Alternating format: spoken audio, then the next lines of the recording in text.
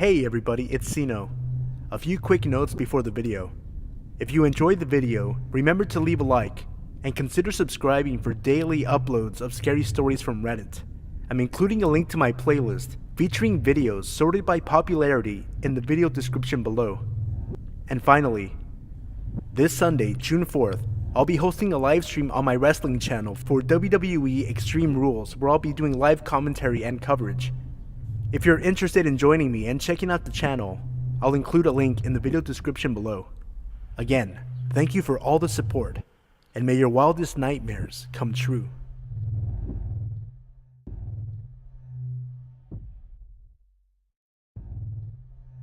Today, I found out from my own mother that her ex-boyfriend, the man I lived with from ages 11 to 20, secretly videotaped my younger sister and myself in our own bedrooms, taking showers and baths, and even going so far as to sit on the roof and watch us through the skylight in our bathroom.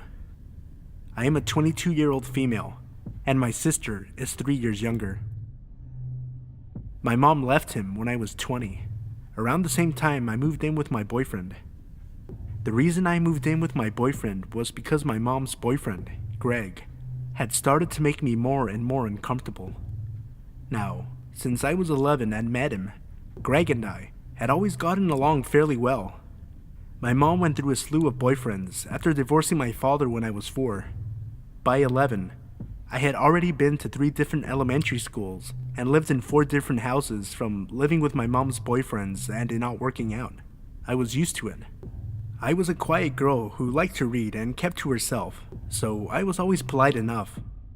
Knowing at some point or another, either him or my mom would go off the deep end and I'd never see him again.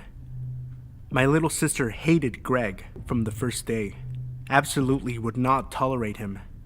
For the 9 years he was in our lives, they'd have screaming matches almost every day.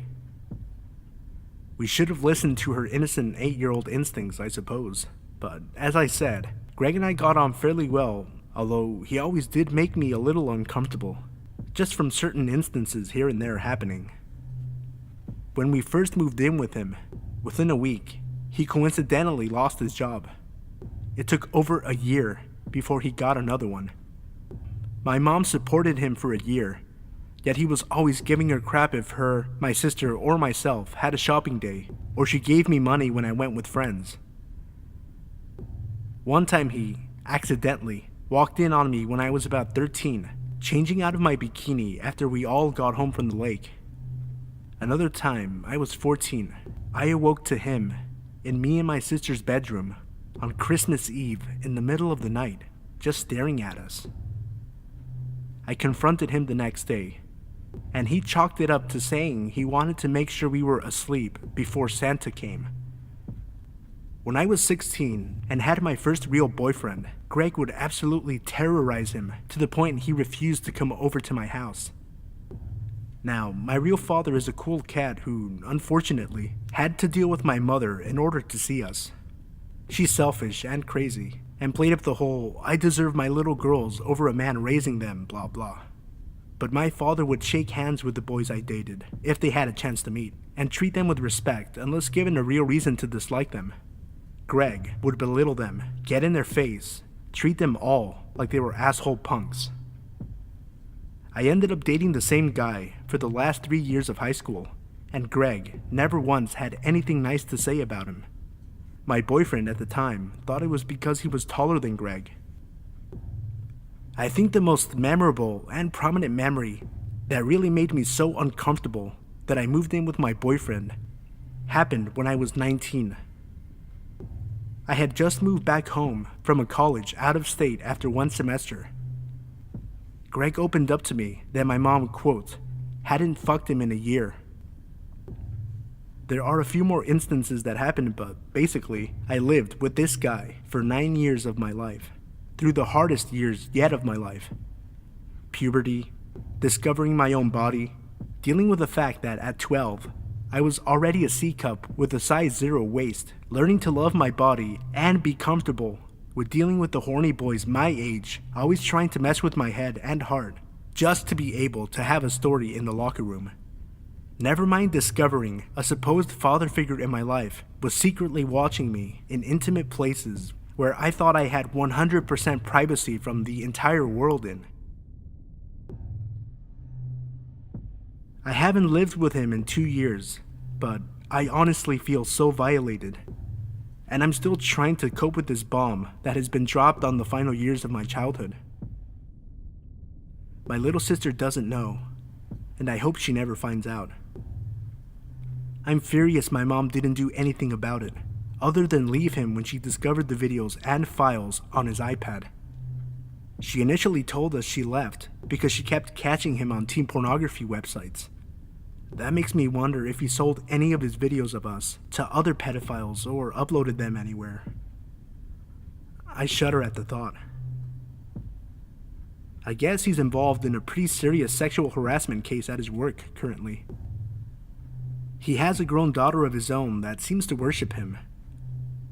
My friends have seen him out downtown at the bars with girls who are clearly old enough to drink but resemble 16-year-olds.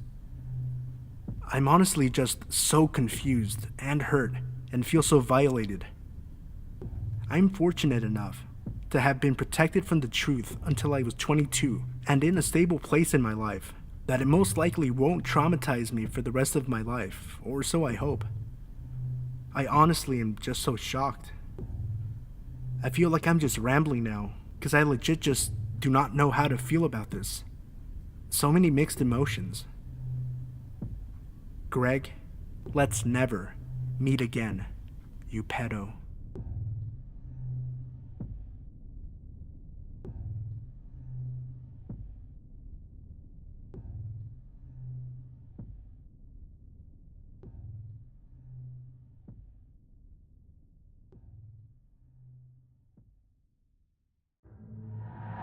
Number 1.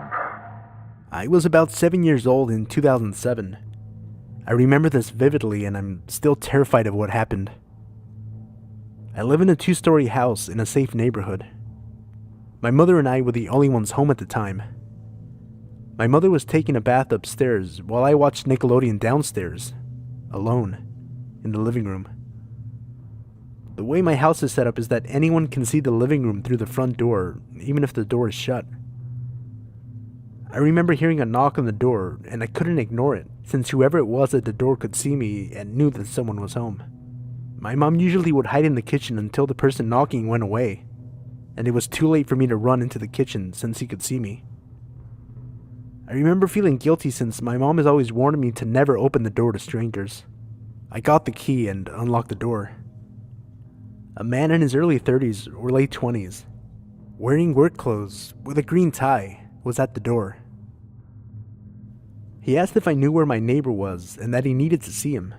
I also noticed that the guy was looking around the inside of my house while he waited for me to answer.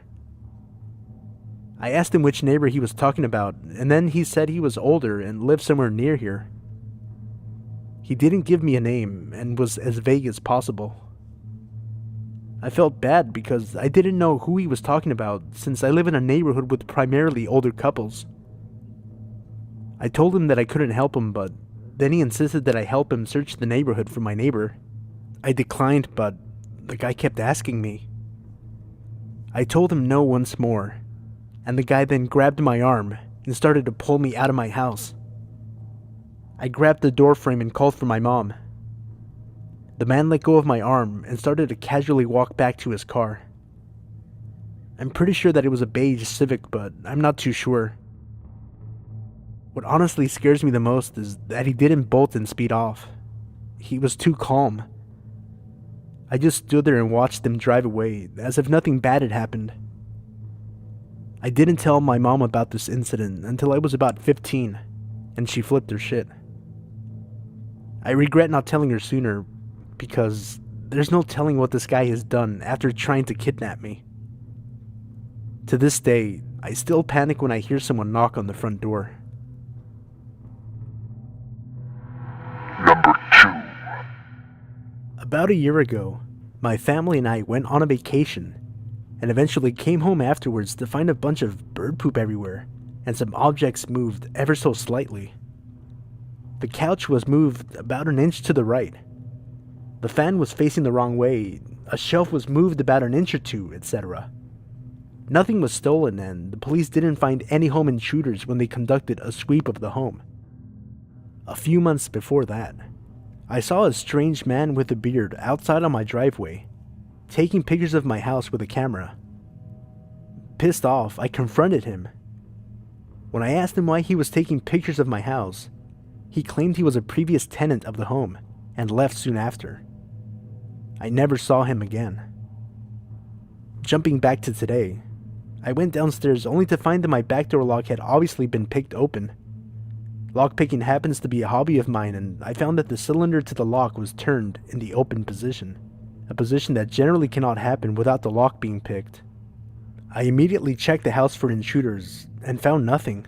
So far, nothing has been stolen at all, and now there is evidence that there was someone inside. I'm quite confused by this and worried.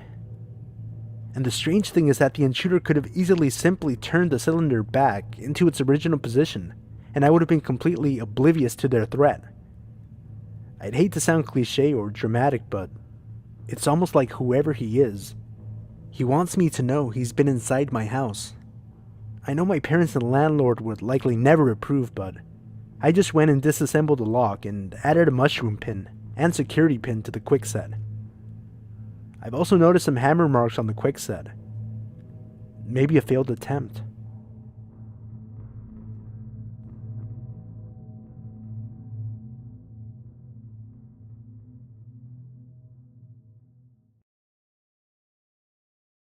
Hey everyone, it's Sino. I wanted to take a quick second and thank everybody for all the support you guys have shown me since I started uploading daily last week. We've gotten 220 new subscribers in a week, after going through a bit of a rough patch the last couple of months on YouTube because of all the changes. It's been an experience recording and editing a video every day and putting it out, and then I'm losing my voice a little bit. I still wanted to get the video out today, so here it is. I want to pick a day to upload one longer video per week, 45 minutes or more. So if there's a certain day of the week that you think would work best, maybe like on the weekend or something, let me know in the comment section down below. Also, I want to do some kind of giveaway, so if you have any ideas of a contest that I could do and what I could give away as a prize, let me know in the comment section down below. I recorded this Friday night and I finally had a little bit of time to catch the first episode of Season 5 of House of Cards. And finally, I'm going to be doing a live stream on my wrestling channel on Sunday. I'll put the link in the video description down below, and that is going to be Sunday, June 4th, 4 p.m. Pacific, 7 Eastern. I'll be doing live commentary for WWE Extreme Rules. So remember, as always, if you enjoyed the video, leave a like, subscribe if you're new for daily uploads, and I hope you enjoyed the video. May your wildest nightmares come true.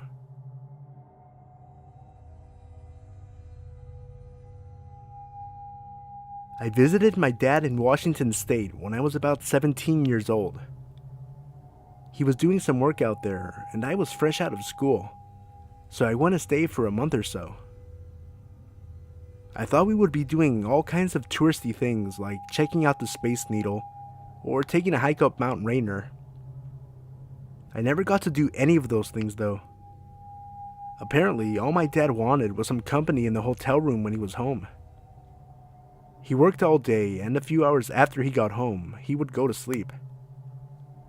Understandably, after a while, I got bored.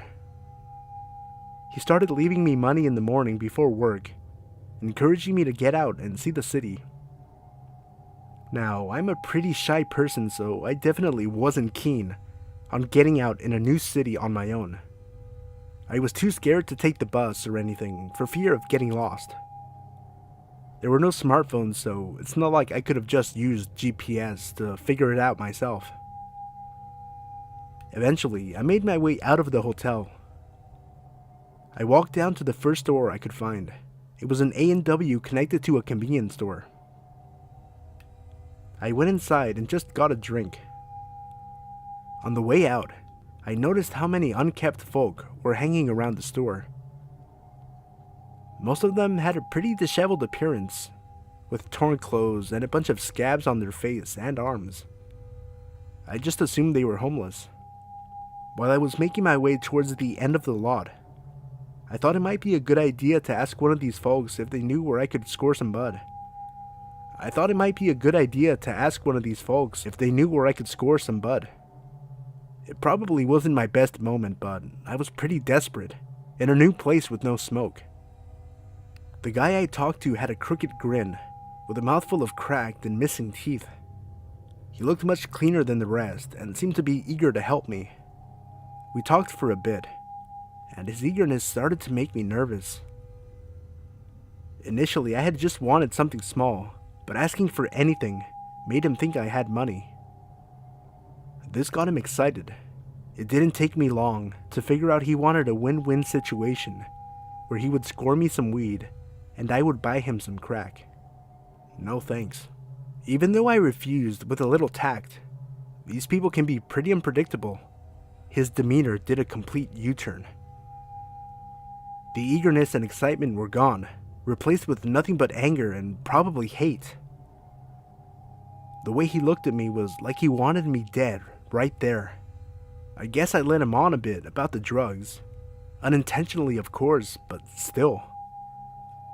I just kind of backed away from him until I was far enough to turn around and walked a bit faster back than I did on the way there.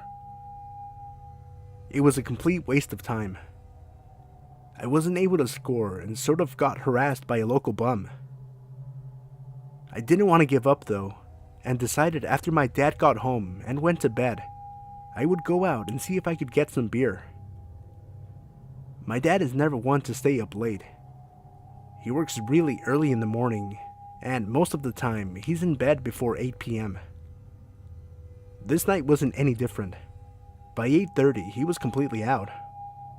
I grabbed his laptop and looked for the closest grocery store. I really didn't want to go back to that A&W. I saw that there was a Safeway maybe 6 blocks away from the hotel. Great. I grabbed my phone and a $20 bill so I had some cash for beer. I was planning to play Hey Mister in front of the store until someone took the bait and bought the beer for me. It wasn't really a long walk, but it was dark. Washington was a lot more, hilly than I'm used to coming from the beach. You couldn't really see too far ahead unless you were walking downhill. While I walked, I thought it was strange that not too many other people were out. I'm not sure what day of the week it was since I was more or less bumming it. Still, it was almost like a ghost town. I got to the Safeway and walked up into the lot. It was situated right next to a pretty big hill with a steep incline. On the side of the building was a flight of concrete steps leading up into the second floor. Directly across from the stairs and up the hill were some sparse woods that had a path straight through. You could tell people used it often as a shortcut to the store. The parking lot was dimly lit. It had plenty of lights, but the bulbs were more or less yellow, so it cast an eerie glow on the asphalt. Since it wasn't too late, I really thought nothing of it and began to look for someone close by about to go inside. It didn't take long before I spotted a guy outside, hanging over near the stairs on the side of the building. Before I could even decide whether or not I wanted to ask him, he waved me over. I thought I might as well. I haven't really seen too many people out, and I really don't want to go home empty-handed again. So, I walk over to this guy and see that he's the same type of character I had met earlier. My dad did warn me that certain parts of Washington are prone to tons of hardcore drug users like crack and heroin, but I didn't think he knew what he was talking about. This guy smelled pretty bad. He had about 6 square yellow teeth that I could see, and was wearing clothes 3 sizes too big. His eyes were strange. One was bigger than the other, like he was popping out of his skull a bit. It creeped me out, but I tried not to let him see he made me nervous. His hair was really long, unkept, and stringy. It just fell limp across his face and down to his chin, all soggy and matted. He asked me for a cigarette, which I didn't have on me. His voice sounded like it was a struggle to talk. It was raspy and had a sort of inflected wheeze to it. The voice shook me more than his eye. I told him that we might be able to help each other if he would do me a favor and get me a six-pack. I offered to buy him some smokes if he got me the beer. He shrugged and held out his hand, so I assumed that meant yes. I gave him my 20 and watched him walk into the store. Since I was underage, I thought it was a good idea to hang out on the stairs around the side of the building. That way, no one saw him bring me the goods. I probably sat on those steps for a good 20 minutes or so before I saw him staggering back. He handed me the beer and $3. I was pissed. Not that I knew how much it costs, but I knew it wasn't $17 for a pack of smokes and a six-pack. I told him I didn't think it cost that much, and he just stared at me with that big eye and a nasty grimace on his face. I just sort of rolled my eyes and grabbed my beer, trying to walk away. I got maybe a few feet before I heard this really weird noise. It sounded like a grunt, but repetitive, like someone was coughing almost, but not trying to be heard. It had a bit of a short, raspy wheeze with really quick breaths. I would almost call it hyperventilating. At first, I thought maybe something was wrong with the guy, so I turned around and just saw him smiling. He wasn't hurt. He wasn't in trouble. He was laughing. It wasn't like any laugh I have ever heard in my life, and it just sent chills down my spine. He was cackling like a raspy, wheezing donkey, and it creeped me the fuck out. Now, I had this bright idea. My hotel was only a few blocks away, and those woods had a pretty quick shortcut. I really didn't want to walk back alone, on the street where this guy could see me or where I could get caught with the beer. I just wanted to get home and drink. I thought about that path through the woods and how I could easily reach it from the steps if I just walked past that nutcase around the side. He was still sitting a foot or two away from the stairs when I started to climb. He didn't turn the corner or even look at me, so I calmed down a bit. When I got to the top, I could see it was a good hop across the gap between the hills and the stairs. I just thought to myself, oh, this bum could never make this jump the way I saw him stumbling earlier. So I thought I was good to go. I jumped over to the path and started to make my way into the woods. Now, when I said the woods were sparse, it was from what I could see on the outside. Once I was about 5 minutes or so down the path, the brush became much thicker and a little harder to navigate. The foliage had grown over the path in certain places, so you couldn't see it unless you knew it was there. I was trying my hardest to follow the dirt spots that shone through the leaves with the light on my phone. After walking a little more, I couldn't shake the feeling that I was being watched. It's normal when you're paranoid like me, walking alone at night in the woods or not. It's just one of those things that makes you nervous. This was different though. My entire body went rigid. I started getting waves of goosebumps. Kind of like hot flashes, I guess, but it's like an immediate rush of goosebumps over your entire body. It goes as quick as it comes, but it keeps happening. Then I heard it. Swish, swish, swish. I couldn't see anything more than a few feet in front of me, even with a crappy light on my phone. It sounded like something was shifting through the dirt somewhere behind me. It didn't sound like footsteps or anything. It sounded like something was being dragged across the dirt really slow. I stopped right there and just listened for who knows how long. My entire body was frozen, trying to listen through the sound of the night for something unnatural. It stopped, and I eventually shrugged it off as just wood noises and kept walking. Then, about 3 or 4 minutes later, I heard it again. Swish, swish, swish. This time it was definitely closer. It was behind me and to my right side a bit, like I could look over my right shoulder and be staring in the assumed direction of the noise. Now, this time, I was sure there was someone or something there. Even if it was a loose branch or something dragging in the ground, I wanted some peace. I turned around and called out, just the typical, "Hello?" I only did it to try to ease my mind a bit. You know, you call out, the noises stop, and no one answers, so you can write it off. But this time, something did answer, and it still gives me nightmares when I think about it. Even when writing this, I'm trying not to shake. My hair is already standing up just thinking about what I heard. At first, I couldn't be sure of what I was hearing. It started as a light whisper, just barely audible. Uh-huh, uh-huh, uh-huh. Then as it grew louder, I was certain about what it was. I recognized it immediately. I will always recognize it. That laugh.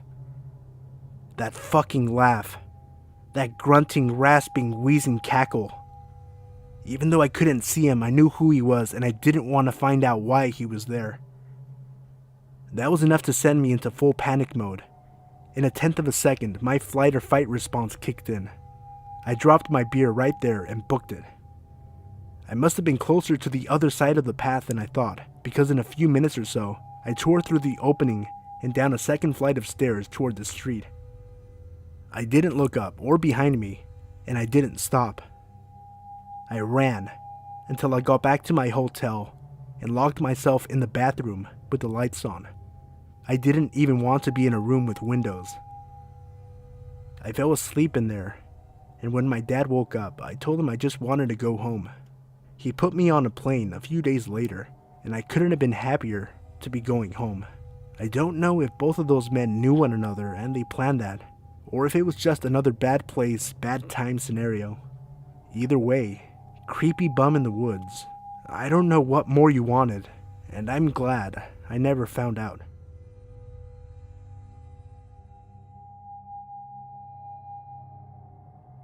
Two nights ago, while walking to my car, an older gentleman named Jeff asked me if I had a cigarette.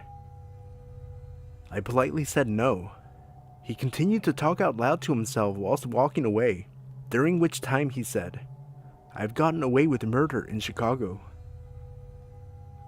We get in the car, and 3 blocks later, we stop at a light, and he's there, leaning against the pole, smoking a cigarette.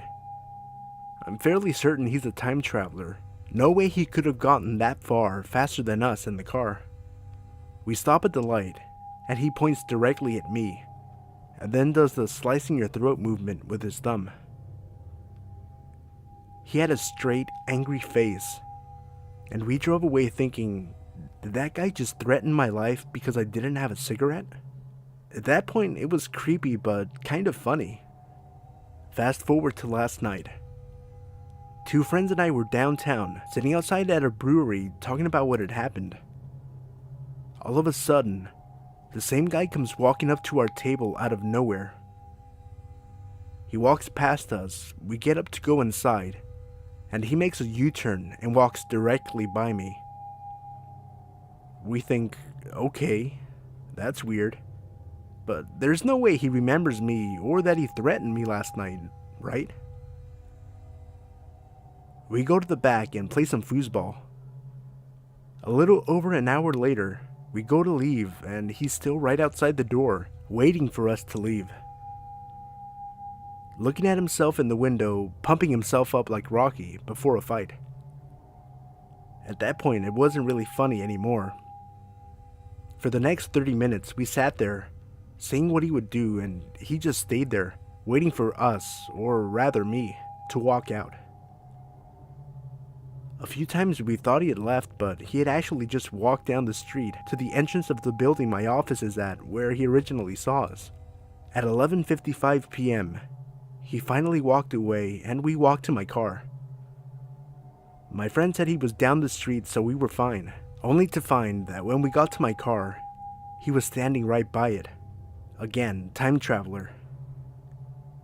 We got in the car and almost immediately a cop car pulled him over. We couldn't make out what they were saying, but it's fairly obvious something is wrong with this man. Either drugs or an extreme mental disability. Regardless, the cops let him go and he walked away. What started out as a joke / kind of funny scenario ended up being kind of creepy and weird. Medium build, mid-40s, baseball cap on, and walks really fast while talking to himself. Has anyone seen this guy or encountered him before?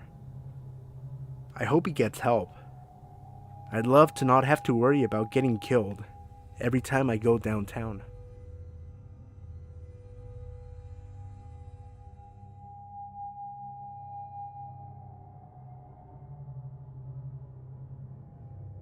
Hey everybody, it's Sino. A few quick notes before the video. If you enjoyed the video, remember to leave a like, and consider subscribing for daily uploads of scary stories from Reddit. I'm including a link to my playlist featuring videos sorted by popularity in the video description below. And finally, this Sunday, June 4th, I'll be hosting a live stream on my wrestling channel for WWE Extreme Rules, where I'll be doing live commentary and coverage. If you're interested in joining me and checking out the channel, I'll include a link in the video description below. Again, thank you for all the support, and may your wildest nightmares come true. When I was 22 years old, I was a stay-at-home mom trapped in a failing marriage. My husband worked as a deckhand on a crew boat in the Gulf of Mexico. The schedule he worked kept him offshore for 3 weeks at a time, and then he would come home for a week. This meant my 1-year-old daughter and I were on our own most of the time, and I was going crazy. I had to get out. Out of the house, out of the marriage, just out. So, despite heavy protest from my husband, I decided to rejoin the workforce. Having no useful skills aside from diaper changing, I started applying for every horrible retail job I could find. A few weeks passed with no success, and I began to get discouraged. My husband was home from work and raising hell at the idea of me working, so I decided to throw in the towel. Then he called me, Mike, the Radio Shack manager. Mike asked me to come in for an interview later that afternoon. I put on my most professional outfit, argued with my husband for a while, and left for the local Radio Shack. I was so nervous. This was my first step towards freedom, away from that house and away from my husband. I had to ace this interview. I walked through the glass door in the tiny strip mall and was greeted by Mike. He was a short, stocky man in his 30s. I followed him to the back room where he asked me the usual questions. Then the questions became a little more personal, about my husband, my child, myself in general. I assumed he was just getting to know me and blew it off. He finished the interview by saying, "I've interviewed a lot of people, some of them have more experience, but you're definitely the best looking. The job is yours, if you want it." I didn't want it anymore, but I needed it, so I accepted. I went home feeling relieved, and before he left for work the next day, I told my husband I wanted to separate. I started my new job the following week. My first couple of days working there went well.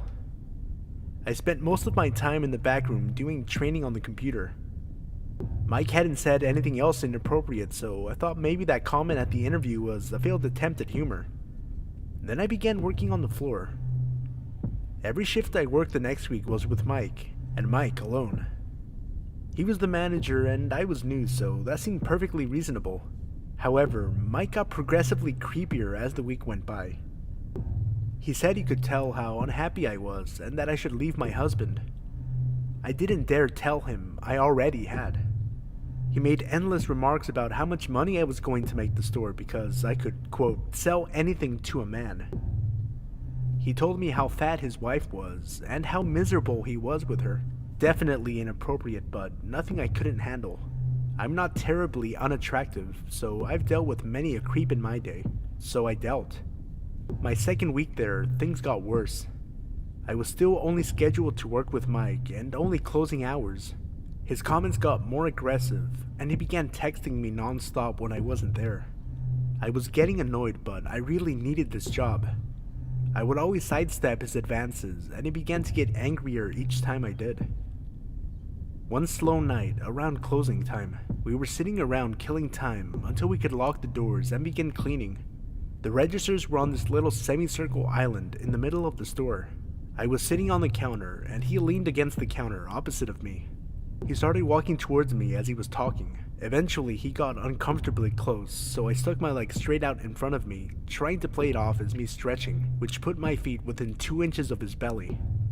He laughed, grabbed my ankle, and slung my leg down. That won't stop me. I turned and noped right off the other side of the counter, locked the door, and began cleaning. He sat on the counter watching me without saying a word the rest of the night. The next night, I closed with Mike again. I dreaded it, but I had no choice. I needed this job. To my surprise, the shift went by without incident. When closing time finally came, I locked the door and began cleaning. Mike sat quietly, perched on the counter, and stared at me again. I cleaned as quickly as I could. He eventually spoke up. "Come here. I need to show you something." He walked through the door and into the hallway that led to the bathrooms and office, and I followed. As soon as the door swung shut behind me, he turned. I pressed myself back against the door as he put his hand against it and leaned down. "You know, this is the only spot in the store with no cameras. I can do whatever I want right here and no one would know. I wish I could tell you I punched him in his ugly, smug face, or that I came back with some equally terrifying threat, but I didn't. I just stood there, pressed against the door." He removed his hand from the door, stood up, and took a step back. I ran. I ran through the store, out of the door, and to my car. I quit. I didn't need the job that badly. I would figure something else out, but at least this nightmare was over. I never had to deal with that man again. Wrong. As I was driving home, trying to process what just happened, my phone buzzed. A text message. From fucking Mike. I threw my phone back in my purse without reading it and went home. In the 5-minute drive from Radio Shack to my house, I got 11 texts from him, and they kept coming.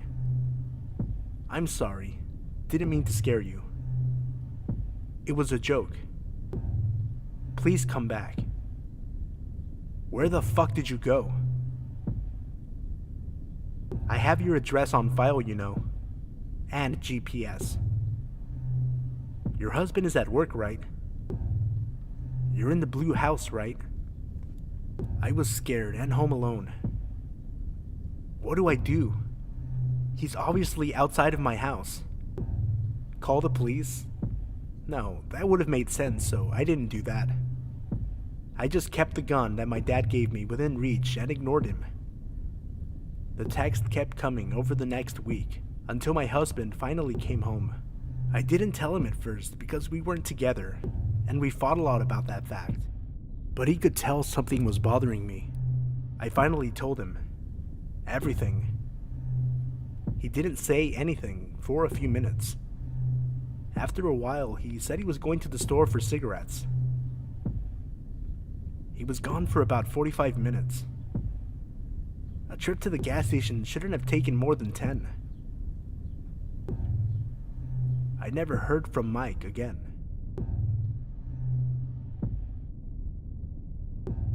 This happened when I was doing nightclub security in the UK. It's actually the main reason I no longer work in the industry, though I tell people it was the hours that made me quit. I was chilling by the front door, and I see a fight happening, with a guy chasing another guy down across the street, and I'm like, oh well, it happens. 99% of the time, they just shout a little bit and try to intimidate one another, and go get a kebab, and puke. Mainly, they just look to make the other person think they are going to fight. Think peacocks shaking feathers at one another.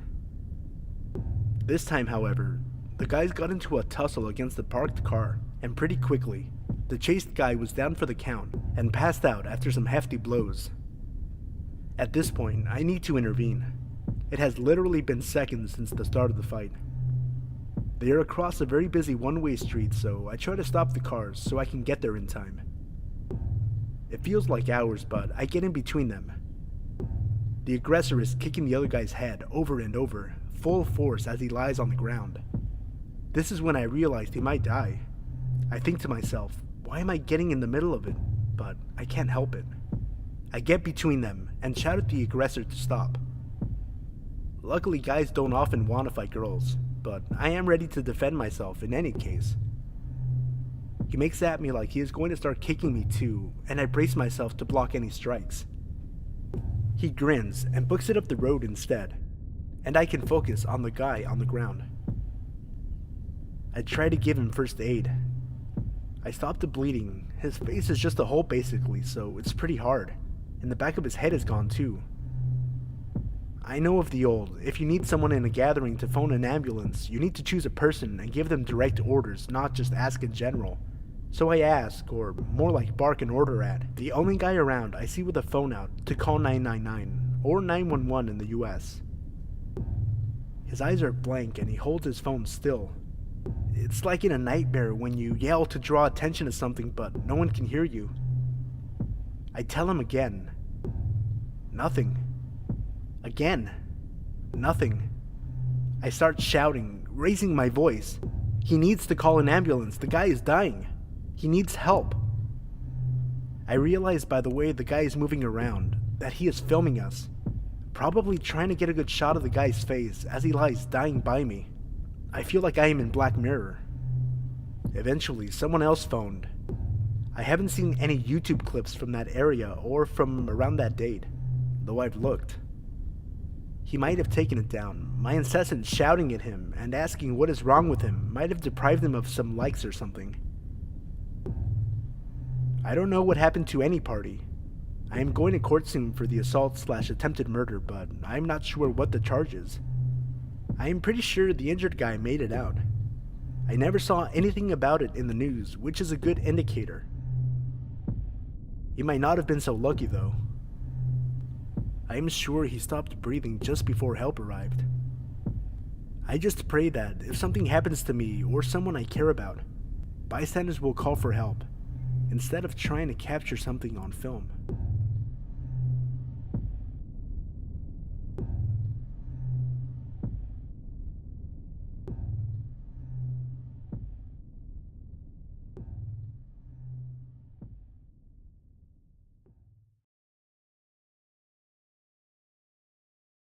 Hey everybody, it's Sino. A few quick notes before the video. If you enjoyed the video, remember to leave a like, and consider subscribing for daily uploads of scary stories from Reddit.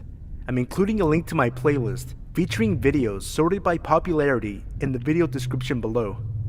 And finally, this Sunday, June 4th, I'll be hosting a live stream on my wrestling channel for WWE Extreme Rules, where I'll be doing live commentary and coverage. If you're interested in joining me and checking out the channel, I'll include a link in the video description below. Again, thank you for all the support, and may your wildest nightmares come true.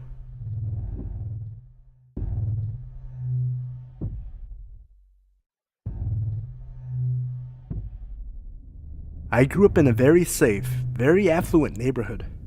It was unheard of for anyone to lock their cars or houses, and when someone new moved to the neighborhood, it was mere moments before they were welcomed with open arms and open doors.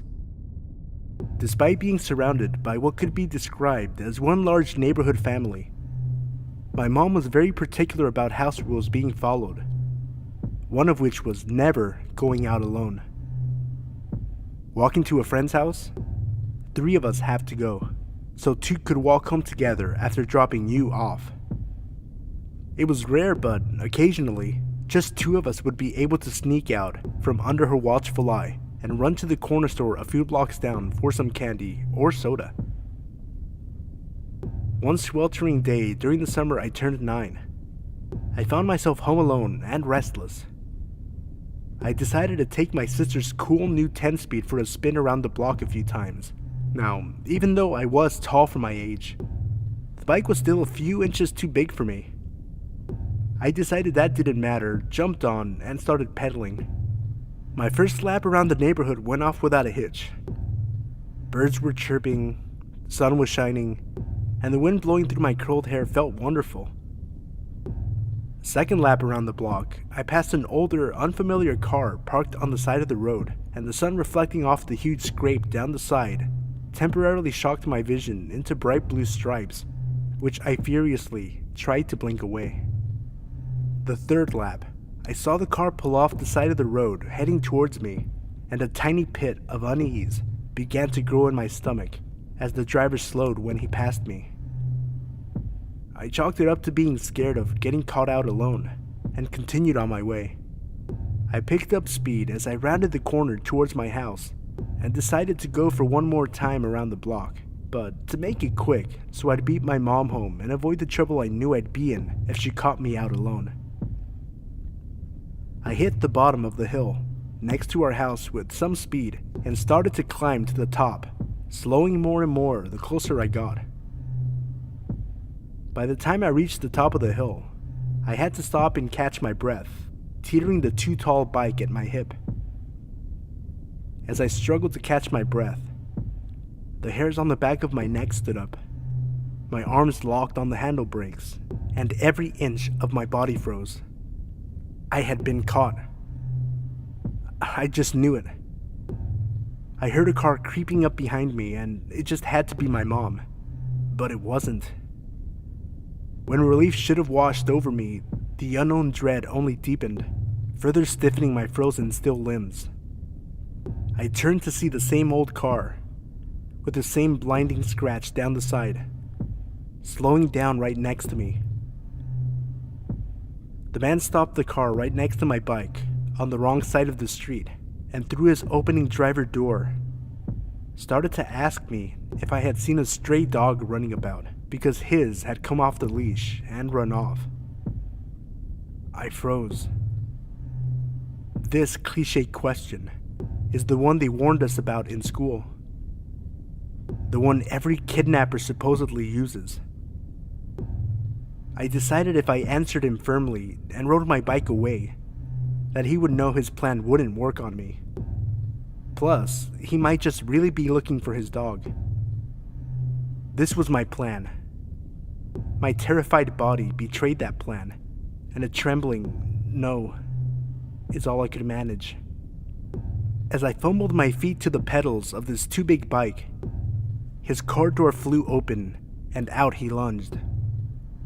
"No!"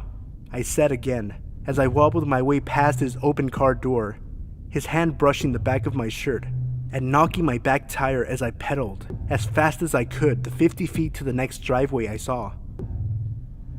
I pedaled, legs burning, up the drive, running my front tire so hard into my neighbor's front step that it bent the wheel. My body catapulted over the handlebars, and I burst through my neighbor's front door. "Edie! Edie! Help!" My neighbor was not home. I ran into the kitchen, still calling in hopes I was wrong. "What are you doing?" A man's voice behind me, and I froze. Hearing my heartbeat in my ears, feeling the blood pumping through my veins, knowing that this was it. I slowly turned around, not knowing what else to do, and there stood my neighbor's son, home from college. I dissolved into tears, gulping out what happened. He tossed the bent bike into the back of his truck and drove me around the corner to the safety of my home. My mom was home and had the look of death in her eyes until she saw my tear-streaked face. The police were called. The neighbors were called. The car had been spotted frantically circling the block the few minutes following our encounter, but he was gone by the time police arrived.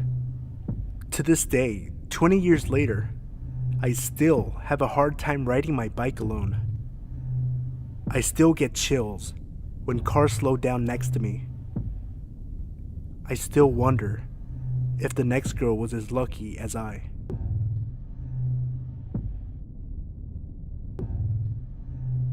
When I was a teen, there was a break-in incident in my dad's neighborhood that triggered my dad telling us about a time when I was a toddler, around 2, talking to the man in the window.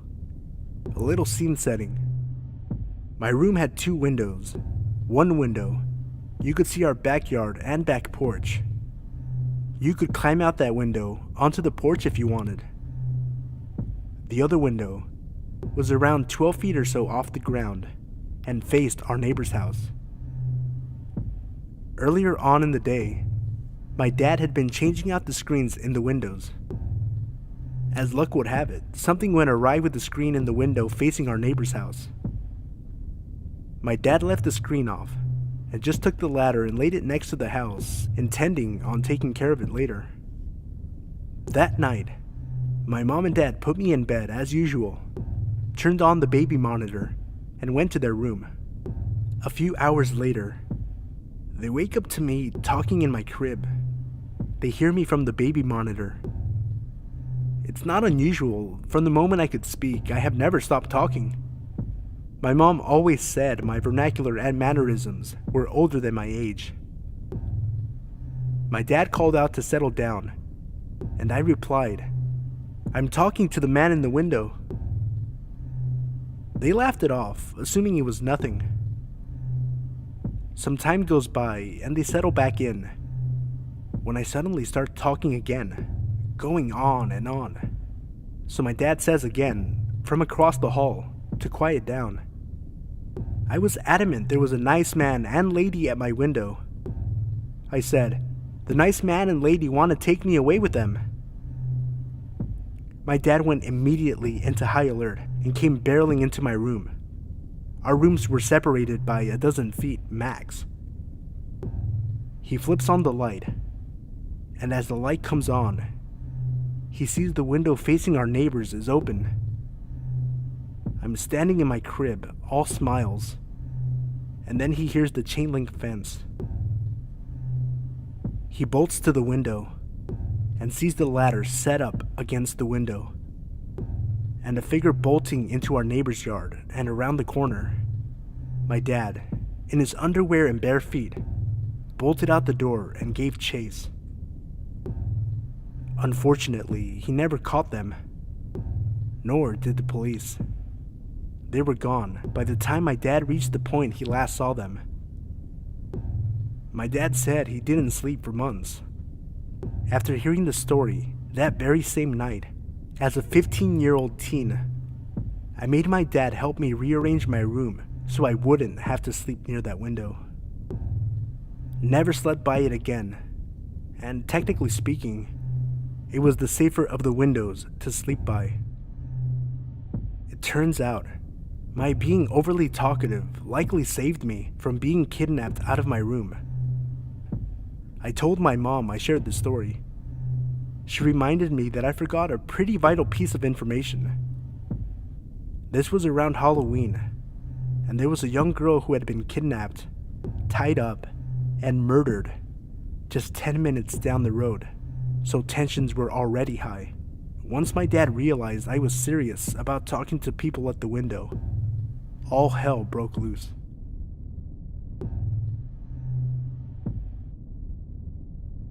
I had quite a bit of interest in my first story, titled, "I Was Almost Kidnapped When I Was 4. So I decided I'd share another fairly creepy story from my childhood. This story also took place at the store my mom worked at, the one I mentioned in my first story. This store is in a national forest and other national forest campgrounds, so it's not too unusual to have some pretty colorful characters come off of the trail or from the campgrounds travel to the store for necessities. Most of the people we would meet were totally harmless and really cool and interesting. Some gave off weird vibes but otherwise didn't bother you, but every once in a while you'd get a real loony, either a hiker or someone staying in the remote campgrounds. This happened when I was probably 8 or 9. It was fall, and there was still a lot of people camping in the area to enjoy the foliage. My mom was working one night when this man walked in, extremely tall and wearing a really nice brown suit. He had glasses and sandy blonde hair. The second he walks in, he puts on the grandiose act, telling everyone in the store how he was from Pennsylvania and was staying at one of the campgrounds in the national forest. He made a point of striking up a conversation with just about everyone in the store, but he especially took interest in women. My mom thought he was pretty weird, him wearing a suit and all while supposedly camping, but she brushed him off as some eccentric out-of-stater. He also kind of gave off a missionary vibe, and in that case, it wouldn't have been too weird for him to wear a suit while camping. That night, he stayed at the store for a good hour and a half, always on the verge of loitering, but every once in a while, he'd slap a cowtail on the corner and buy that. As it got closer to dark, he finally announced that he was going back to the campground. Mom closed up the store and didn't think much about it.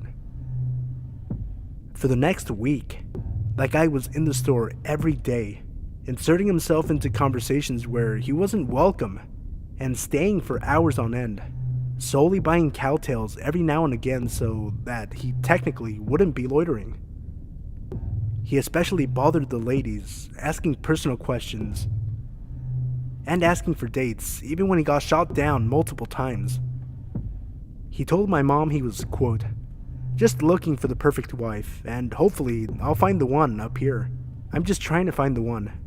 I met him once or twice while hanging out with my mom at the store, and to this day, I don't remember his name, and neither does she, so we just dubbed him Pennsylvania Guy. After that week, everyone had finally had enough, and he was really starting to creep people out. So much so that women who were usually regulars would avoid the store if they saw his car there.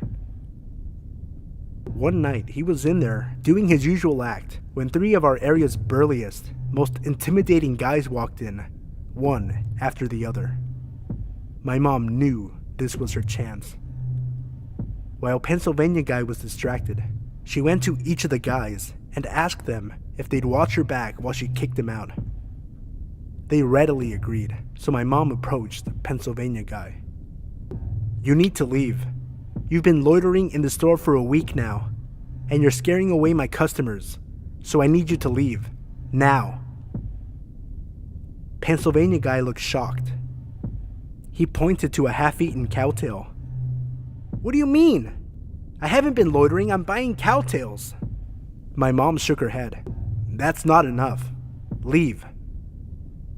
The 3 guys she asked for help were now standing right behind her, giving Pennsylvania Guy a mean look. He got out of there fast after that. My mom had the day off the next day, so she didn't get to experience Pennsylvania Guy's last visit to the store.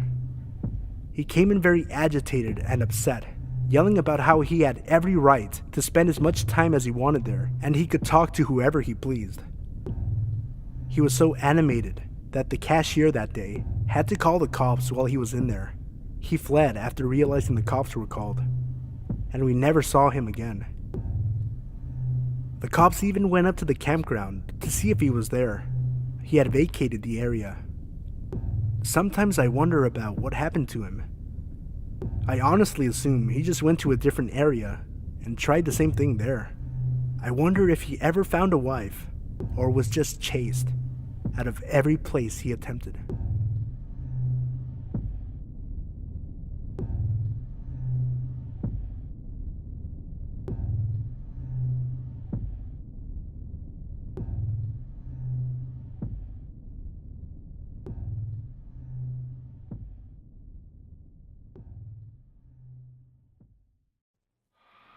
Number 1. When I was 17, I was always in Yahoo chat rooms. I was always chatting with people in the local Seattle rooms. This one guy and I chatted a lot and decided to meet. We met at Herfy's for lunch. When he showed up, it was very obvious the guy lied about everything. His age, what he looked like. The guy even admitted he lied about having a job. And he showed up to Herfy's on the bus. After we eat, I say it was nice and I have to go. And as I walk away, this guy starts following me. I walked to the burger joint because I didn't live very far.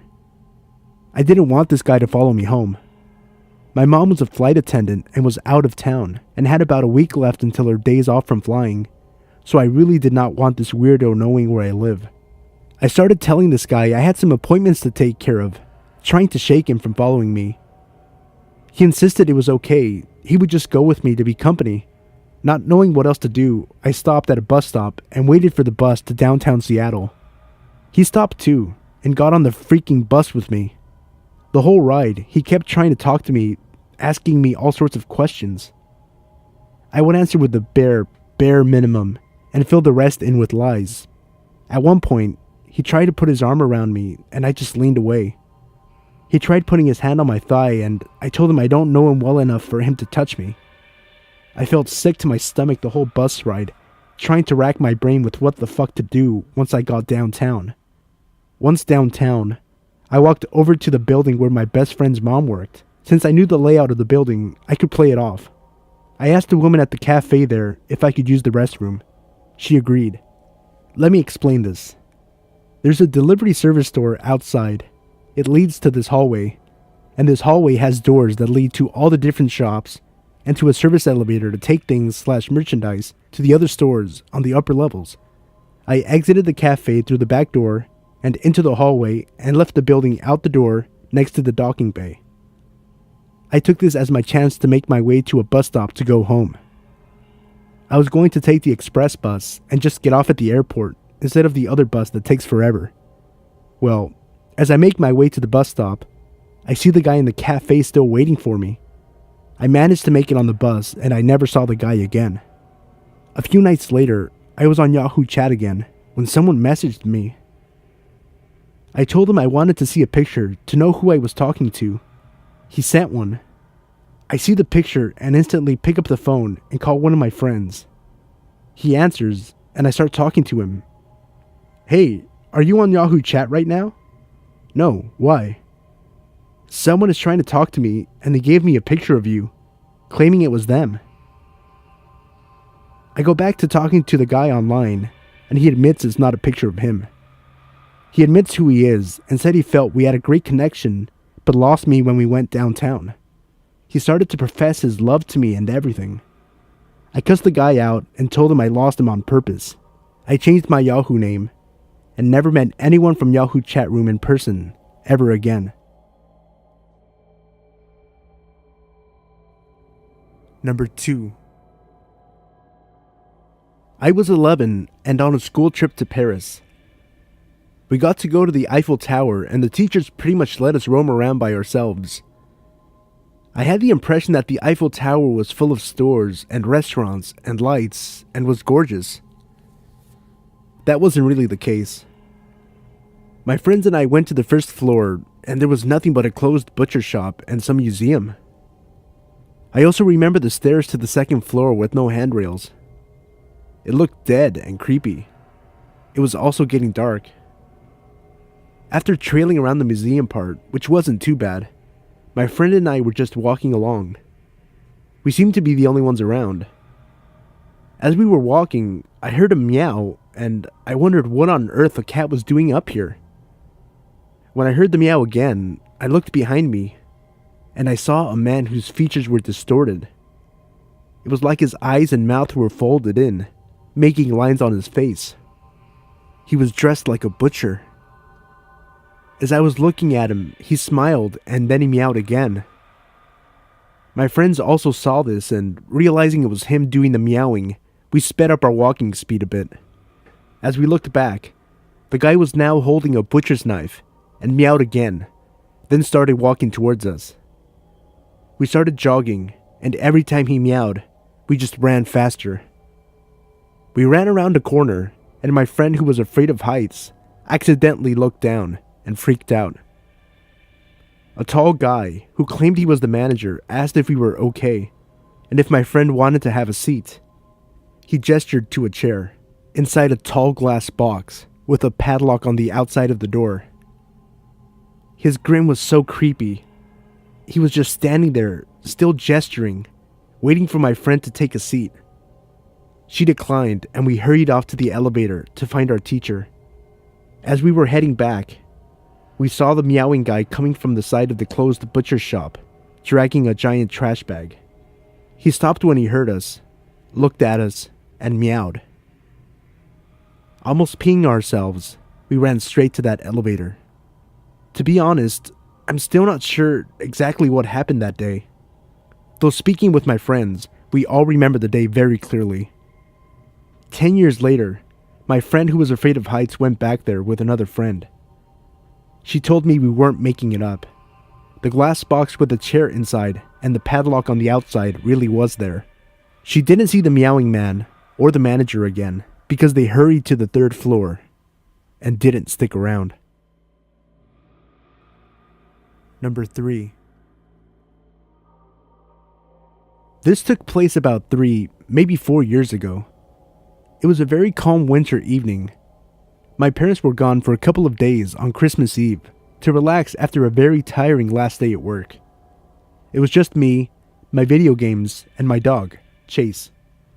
Now, I'm a 14-year-old male, 6'1" at the time, so I was a pretty big dude for my age. I'd taken up MMA, and I started going to the gym for a couple of years by that time, so I could take care of myself if needed to. I was home alone, playing Battlefield on my PS3, all chores taken care of. My dog was fed and lying next to me. I did my usual routine as every other night. Play some PS3 until about 12:30 a.m., brush my teeth, mess around on my phone for a bit, and then go to sleep. It was about 1:20 a.m., and I was on my phone when I heard something like faint footsteps going around my backyard onto the left side of the house where the bathroom window is. To give an insight of how my house is from the inside, it is basically like this. There are 2 floors. The first is where the kitchen, living room, and bathroom are. There is a staircase to the left of the bathroom door, which goes upstairs to the bedrooms. My room is the first door to the right, as soon as you walk up the stairs, and then my parents' room is a few steps to the left. Chase is a very protective dog, so when he hears anything, he stands up and bolts it downstairs to the front door. Only now, he just stood up and went to the start of the staircase, just staring down onto the bathroom door. As soon as I exited my bedroom to check out what was going on, I heard what sounded like the bathroom window shuffling. I froze. Slowly, I made my way onto the bedroom, calling Chase behind me with a hand gesture. I turned off the lights in my room, as they were the only ones on in the house, and I made my way to the staircase again. I don't know why I did that. Dumb move, I know, but I did.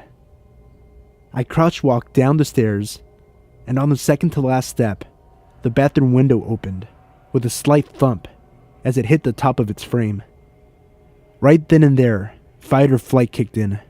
If I made a run for it, there was a very high chance he would see me, and I didn't know if he had a gun on him, so I stood there, unarmed, with my only options being whatever I had learned over the course of 5 years of MMA and my dog. I waited for what seemed like a minute, which in real life couldn't have been more than 10 seconds. And then I saw him, black hood on, black skinny jeans, black all-stars, and long, greasy blonde hair. He hadn't seen me yet, but if he turned around, me and Chase were ready for a fight. He turned around, and as soon as his eyes met mine, my fist had already connected with his bottom jaw. I hit him hard enough to hit his head against the wall, and then he proceeded to lose consciousness, with Chase growling on top of him. After that, I called my mom, then the cops. The police showed up in 10, maybe 15 minutes, and they arrested the dude. My parents arrived the next day, never to leave me home alone again. Number 4. This happened to me when I was around 20 or 21. I lived 3 houses away from the corner on my street, and then there's a side street that leads to a corner store, which is on a busy street. On this particular day, in broad daylight, I was heading to the corner store, which is literally a 1-minute walk. I bought whatever it was I went there for, and I proceeded to walk back down the side street. As I was walking, I could hear a man calling to me. He had just stopped in the middle of the street, and he was waving me over to his car. He kept calling me over, saying, "Come here," and "Get in, I just want to talk to you." Obviously, I completely ignored him and walked faster. I lived on this block my whole life, and I would have recognized this man if he was from around here, but I didn't. He was yelling at me now, and still stopped in the middle of the street. So I looked back, and I saw a line of cars behind him. They were honking at him and he wasn't moving. As soon as I turned onto my street, I walked even faster. I was practically jogging. I walked up the stairs to my door and opened it and put half my body in when I just had this feeling to look around. When I did, I saw the guy driving down the side street from the direction I came. He was driving so slow that it was like he wasn't even pressing the gas pedal, just letting his car creep along. He couldn't see me. My deck was blocking most of me, but I could see him looking left and right, and I realized he was looking for me. I don't even know how he managed to turn around with all of those cars behind him. As soon as he left, I went inside looking for my dad so I could describe the man to my dad. I figured maybe he knew him and could give him a talking to. The man was driving an old red Toyota, and the driver's door was black, like he replaced it and just never got around to painting it. My dad wasn't home. He was at the ice cream shop at the other end of my block. I decided to go talk to him right then because I was so upset. I walked out and stood on my porch, glancing around to see if this guy had come back around. I didn't see him, so I walked as fast as I could to the ice cream shop. When I got there, they were pretty crowded and my dad was waiting in line outside of the open doors. I told him everything that happened, and he didn't believe me. I started arguing with him, telling him it's true, when the guy pulled up across the busy street and parked. He was just sitting there staring at me. He had still been driving around, trying to find me. As soon as I saw him watching me, I raised my arm and pointed and said, "That's him." My dad had just enough time to turn around and see the car before the guy sped off. We didn't go to the cops or anything, and we don't really talk about it much, but it bothers me to this day thinking, what if he grabbed another girl off the streets?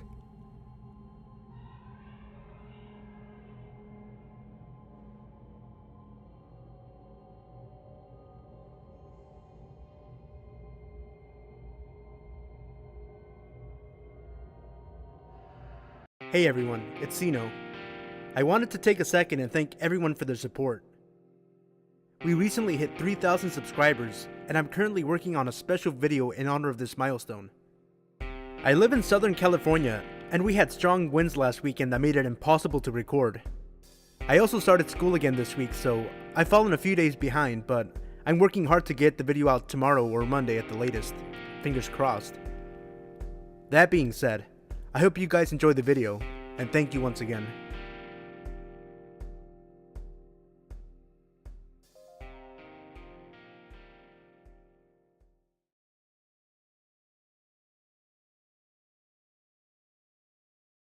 When I was a sophomore in college, I lived in a small but beautiful historic studio apartment in a small East Coast city that had somewhat of a reputation for crime and danger.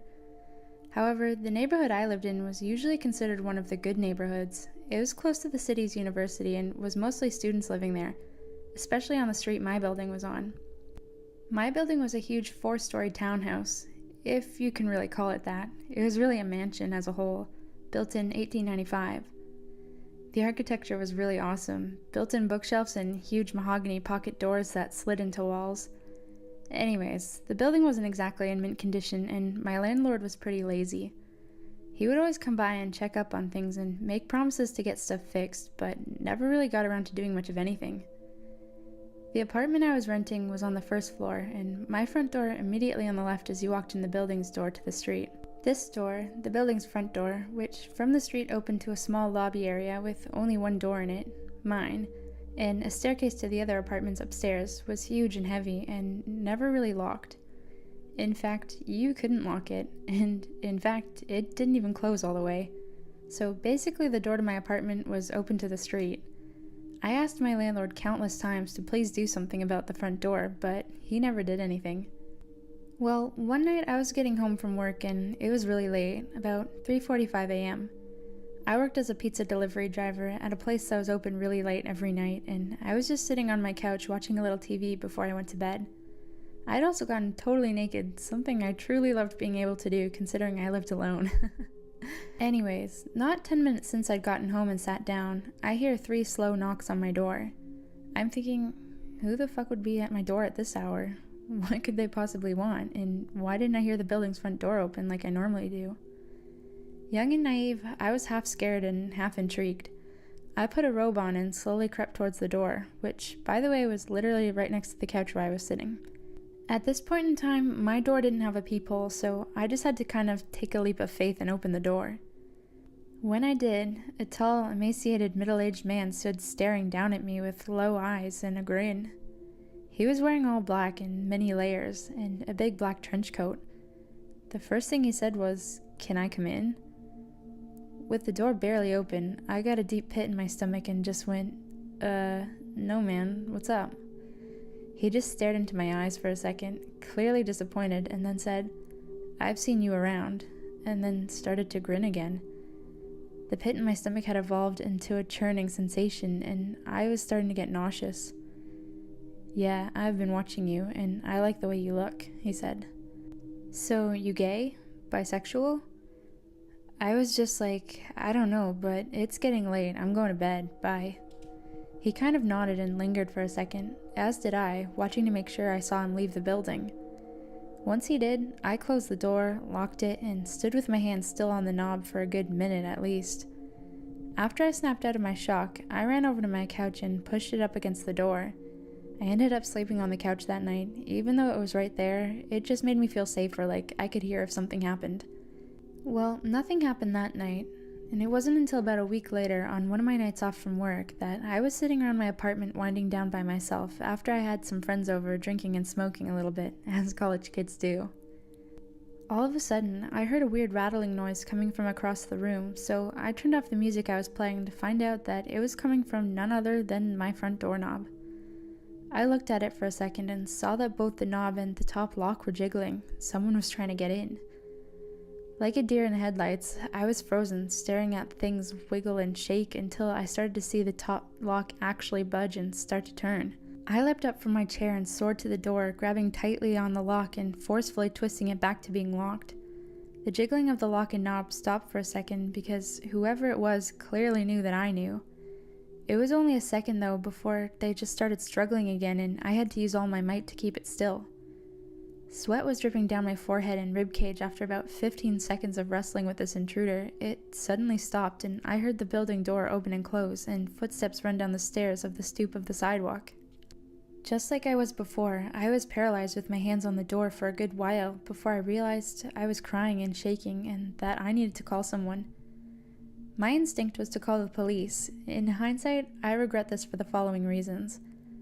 I was having basically a panic attack while I was on the phone with 911 and actually threw up during the call, and I think that's why they decided I was just fucked up or something. When the 2 police got to my apartment, they stood in my doorway as I struggled to recount to them what had happened as I was shaking and crying. I noticed at one point they're both smirking and laughing and say, "What's funny right now?" One of them goes, "It reeks of marijuana." I was just like, okay, and basically argued with them after that. Long story short, they ended up confiscating a bunch of shit from my apartment and basically turning the whole situation into a little mini drug bust. Although they said they weren't going to charge me with anything, just take my shit. Nothing about this attempted break-in besides keep your door locked. I was devastated and felt so helpless. I hate to make this story so long, so I'll try to keep the last part short. Basically the same scenario happened one more time about 2 weeks from the last time, only instead of calling the police, I called my dad, who raced down in an hour, 2-hour drive from his house to this place, with a crowbar up his sleeve. Unfortunately, by the time he got here, whoever it was had already left. They didn't struggle very hard this time. My dad ended up cussing out the landlord and demanding he get the door fixed and install a new lock and peephole on my door. He did make this happen within a reasonable amount of time, and I also got one of those bars you wedge between the doorknob and the floor, as well as an aluminum baseball bat to protect myself with. So I felt a lot better from then on. Needless to say, though, I ended my lease for that apartment a month early and never moved back to that street. I never found out for sure who was trying to pick my locks and if it was the guy who had come to my door the first time, but whoever it was, let's not meet.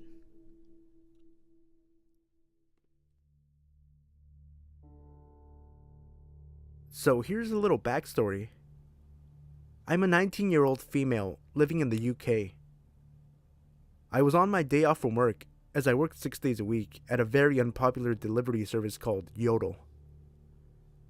My mom was out the night before, staying at my grandmother's house due to her being ill.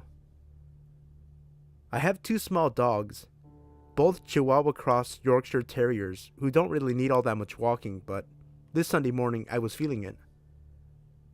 It was around 7:30 in the morning, which means it was still pretty dark out when I put their coats on and left the house. The local park is a 2-minute walk away from my house, which I had no problem getting to. So, cut to about 10 minutes into my walk. I'm halfway around the park when I notice that it's brighter than usual. I turn around to see a parked car in the parking lot, with its lights on full beam, directed straight at me. Now, at this point, I'm starting to feel uneasy as I'm about to start making my way back there, as that is the way that I had entered the park.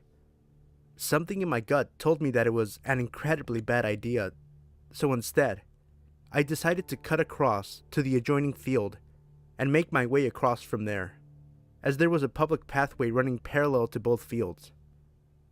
So again, cut to about 15 minutes later, and I'm starting to calm down, feeling like I had overreacted to the whole situation. I get to the end of the public pathway. I've passed a few harmless people, and I'm feeling pretty stupid at that point. What I had forgotten was that the parking lot previously mentioned was just up the road, and the road I had come out at connected to it.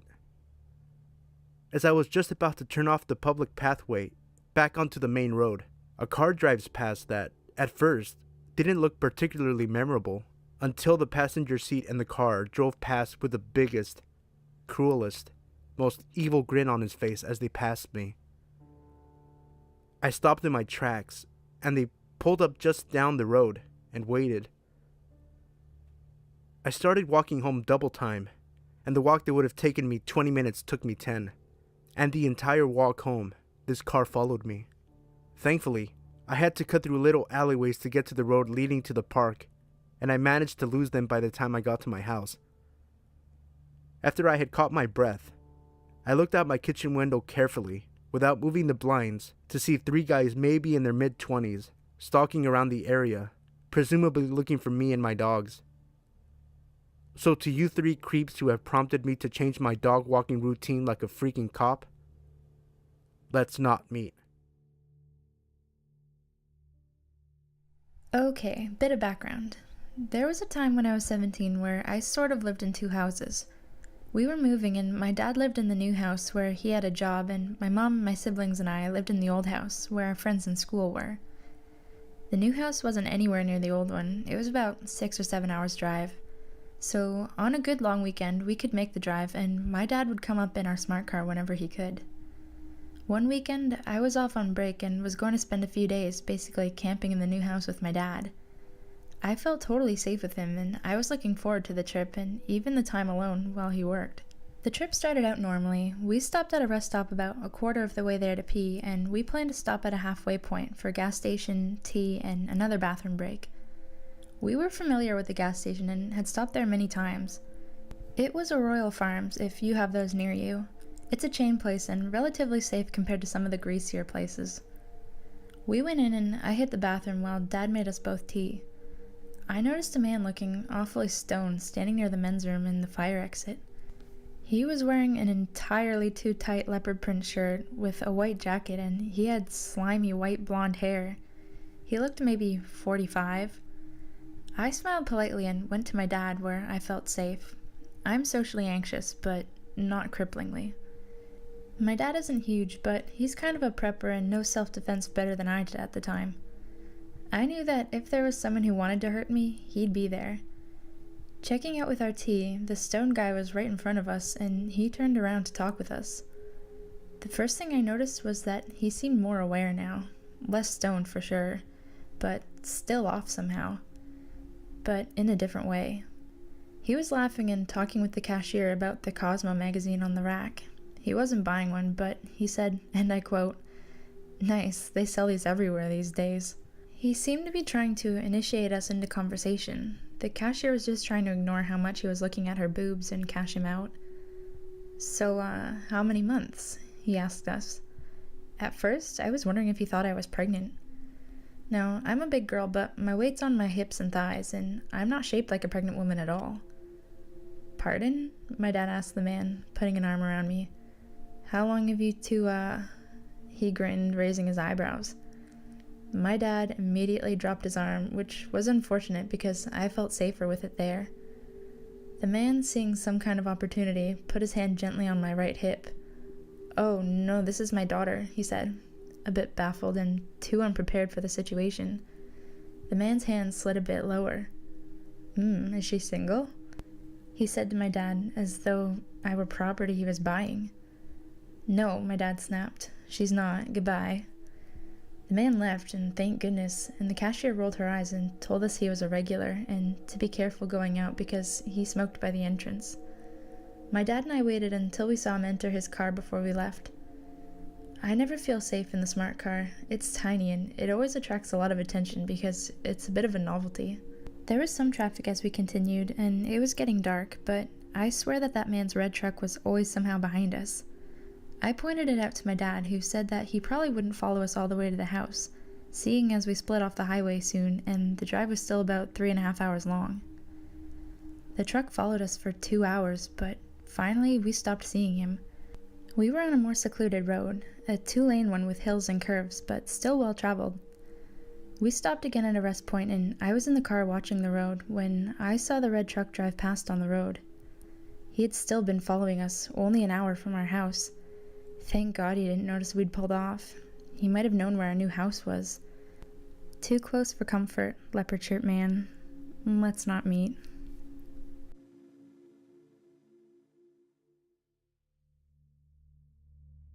I live in a small town in Canada.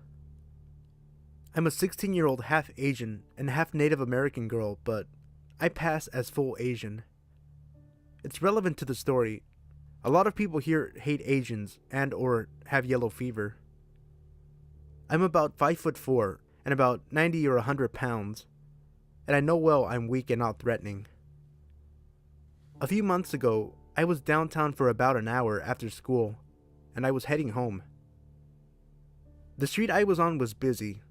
Lots of cars driving or parked on the sides of the street, and a lot of people on the sidewalks. One of the cars slowed down a little, and a woman yelled, "Hey," or something. And I looked over, but I couldn't really see them, so I ignored it and kept walking, thinking they were talking to someone else. Not long after I passed the driveway, I heard a sort of yell that sounded the same. I kept walking, but they pulled out of the driveway and followed me slowly. I tried to ignore it, but I came to an intersection where I had to wait, and they pulled up next to me. In the passenger seat was a woman who I think was in maybe her mid-30s. To be honest, she kind of looked like stereotypical white trash, but that may be too harsh. I could see a man maybe mid or late 40s in the driver's side. Again, the woman said, "Hey." I said hi because I didn't want to be rude, and she asked my name. I almost told her before realizing I probably shouldn't, so I said why, and she responded, "Because you're cute." I awkwardly thanked her, and I think she said you're welcome, but I was starting to cross the street already.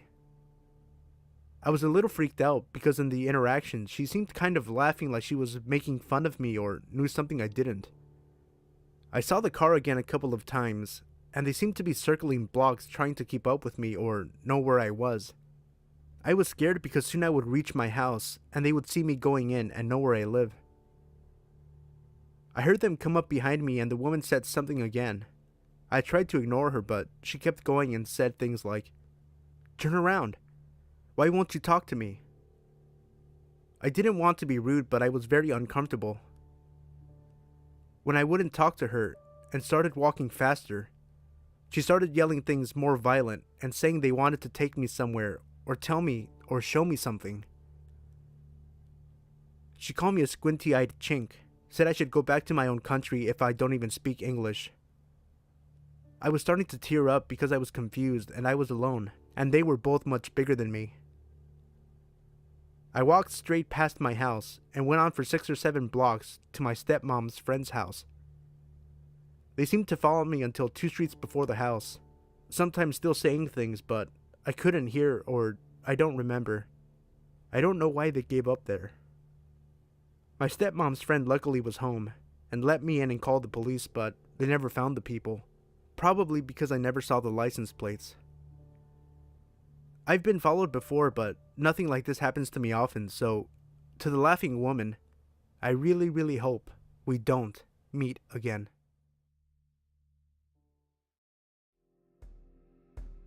Hey guys, thanks again for all the support.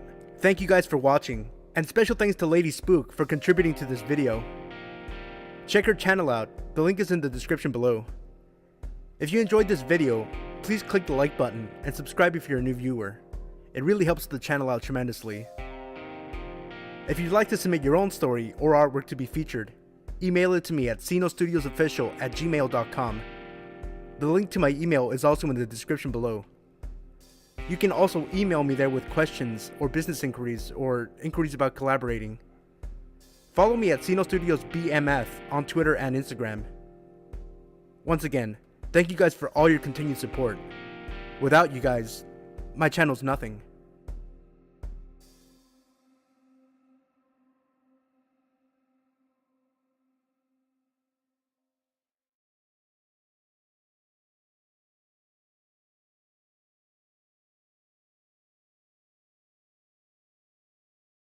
Hey everybody, it's Sino.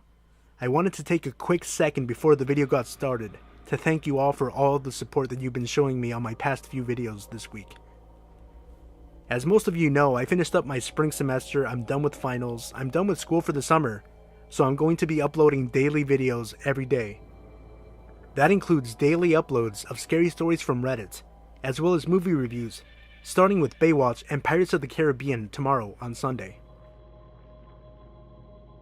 In this video, you will hear 4 true scary stories from Reddit about creepy encounters with kidnappers and abductors. As always, if you enjoyed the video and you like the stories, remember to leave a like and subscribe if you're new. Movie reviews for Pirates of the Caribbean and Baywatch come tomorrow on Sunday. Also, by popular demand, I'll be including a link in the video description for those of you who care to support the channel. Any amount you choose to donate is fine. All donations are taken through PayPal, so you know that you and your money are safe. We all know that YouTubers have been in a bit of a crunch the past few months, so any amount helps, but of course don't feel pressured to donate to this channel or to anyone else. No need to worry, unlike other channels, I won't be holding my content hostage. That being said, I hope you guys enjoyed the video, I hope you guys like the stories, and have fun. Thank you again for all of your support.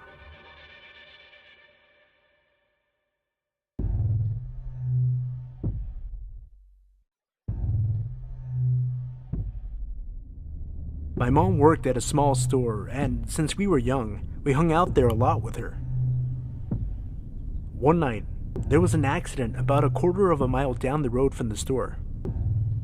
Me and my sister were outside watching all the lights from the cops and ambulances. We lived in a small town, so we really didn't see cops or anything often. A guy from out of state pulls in and notices how interested we are in the accident. Smiling, he approaches and says, "Hey, how are you two? You like those lights over there?" Me and my sister nodded eagerly. "Well, I've got to run into the store real quick, but when I come out, I can drive you over to it so you can get a closer look." Me being 4 at the time, thought this was a great idea, but my sister was a little older, and a red flag popped up in her head. He enters the store, and we follow. My mom is the cashier and sees that he is walking around the store, looking around as much as he can. Not at items, but at other people. He was looking for our mom and didn't assume she was the cashier. He buys like 1 or 2 items, and as he is about to leave, me and my sister are running around to another part of the store, totally forgetting the accident and moving on to something else to keep our attention. He goes, Hey, where are you going? I thought we were gonna go out together." My mom instantly freaks, calls the police, and he flees.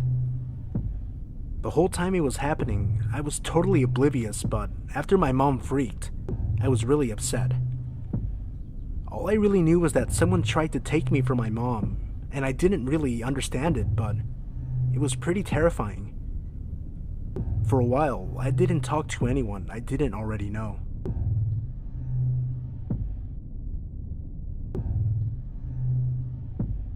This happened when I was about 18 years old. I was big into running back then, and lived in a town that was a suburb, but had big swaths of farmland, as in smallish tomato and strawberry fields, not huge, never-ending wheat fields. I preferred running on the dirt at the edges of these fields because it was a lot easier on my legs than running long distances on concrete or asphalt, and I was usually training for half marathons, 13.1 miles for those who aren't insane enough to think running is fun. This particular day, I was planning to run an easy 6 miles.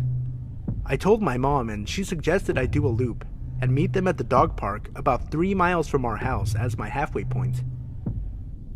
This is pre-cell phone era, when all the craziest shit went down, but being careful, I took a walkie-talkie that my dad always used, and my mom took the other one.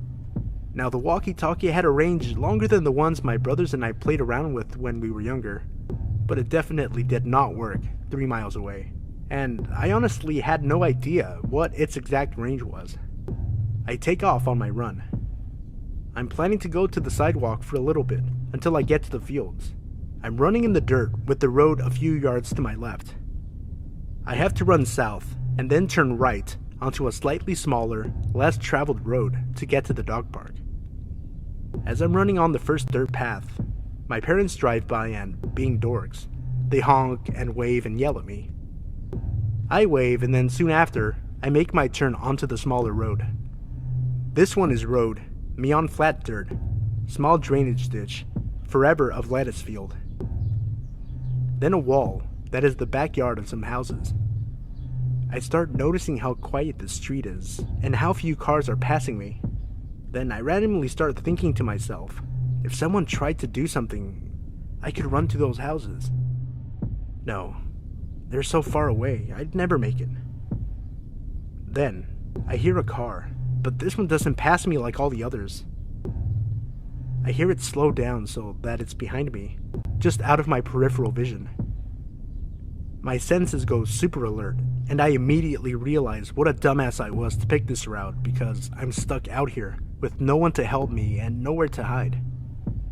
The car starts speeding up enough so that it's next to me. I glance over and I see a man. Middle-aged, white, dark hair. Totally normal looking, but I get a chill down my spine immediately. He sort of leans over into the passenger seat and says in a super sweet voice, "Hi, where are you going? Do you need a ride?" I am scared and I realize this is not good. Admittedly, nothing has happened yet, and he could be totally innocent, just wanting to chat, but my intuition is in overdrive, telling me I'm not safe. I hop over the ditch, thinking at least that will make it harder for his car to follow me if I need to take off across the field to try and make it to those houses in the distance. This pisses him off. He guns it and gets closer to the ditch and in front of where I am, and then he says in a voice I can only describe as bone-chillingly evil, "You know, you shouldn't be out here all alone.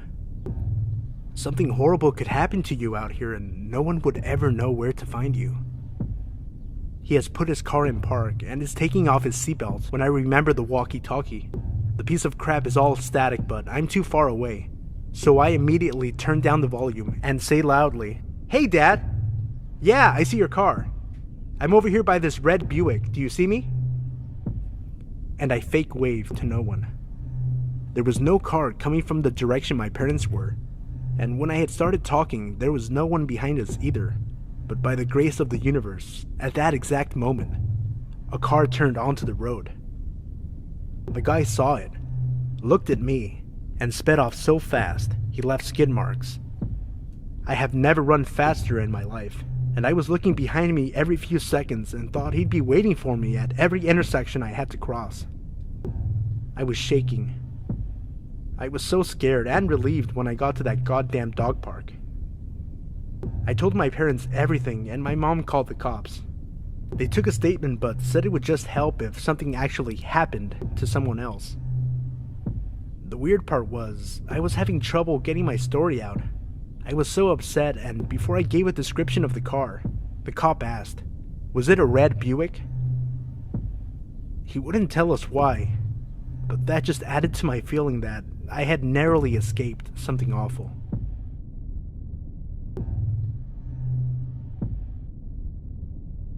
First of all, let me say that I'm a 24-year-old male, and I live in Brazil, and we are kind of in a really bad situation.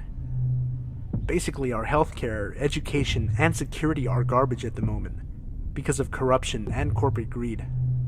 Last month, after I left my workplace, I went to my bus stop. Everything was normal except that my bus was really late, but that's very common. I got another bus that gets me a little further from my home, and I have to walk a little bit to get to it.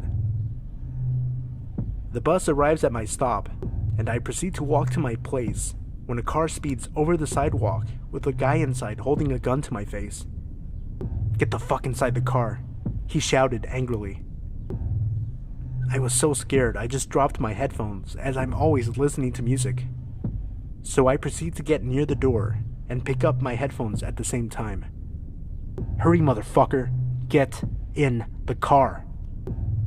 He was getting very impatient. Suddenly, while I'm holding the door and trying to open it, I see a blind spot. He cannot see me clearly, so I run like it's the fucking devil behind me to the opposite direction of the car. I hear screeches and a gunshot. I bolt into the first house yard that I see. Luckily, the gate was open, and when I have nowhere left to run, and I'm just surrounded by walls, I look behind, and I see a man running after me. I fall to the floor, covering my head and eyes with my arms, thinking, this is it. I'm gonna get shot in the head. Nothing happens. I open my eyes, and the guy was just the random dude that was near me in the street who, like me, ran, scared of the car and the gunshot. There were 3 ladies in that house. They helped me get my head back together before I left a couple of minutes later to my place, safe at last. So, whoever you are, and whatever you were going to do to me, please, let's not meet.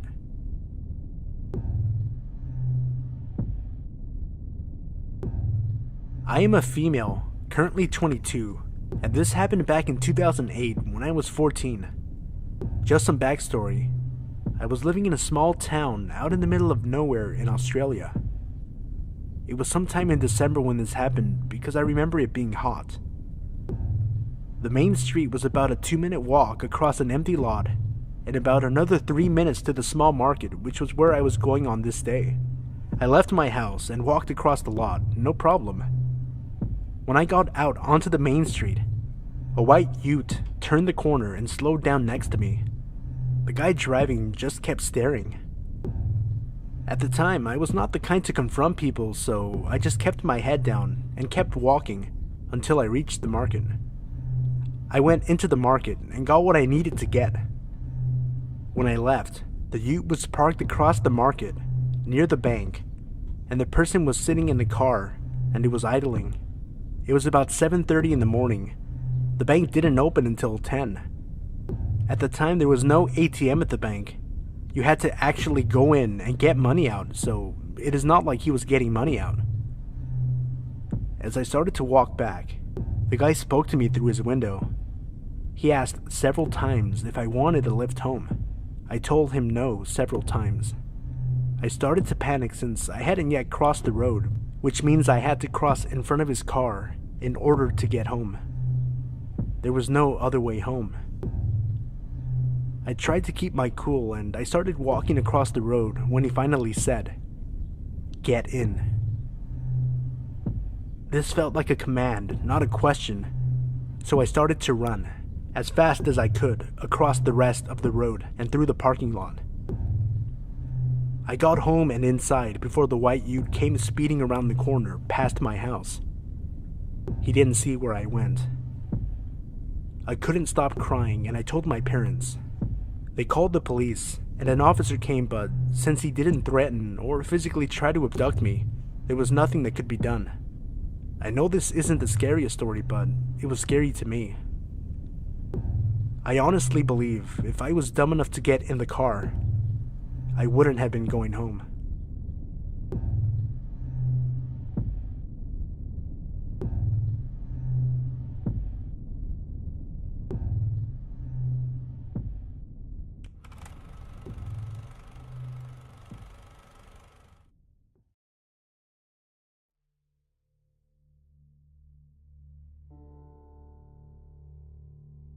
Number 1.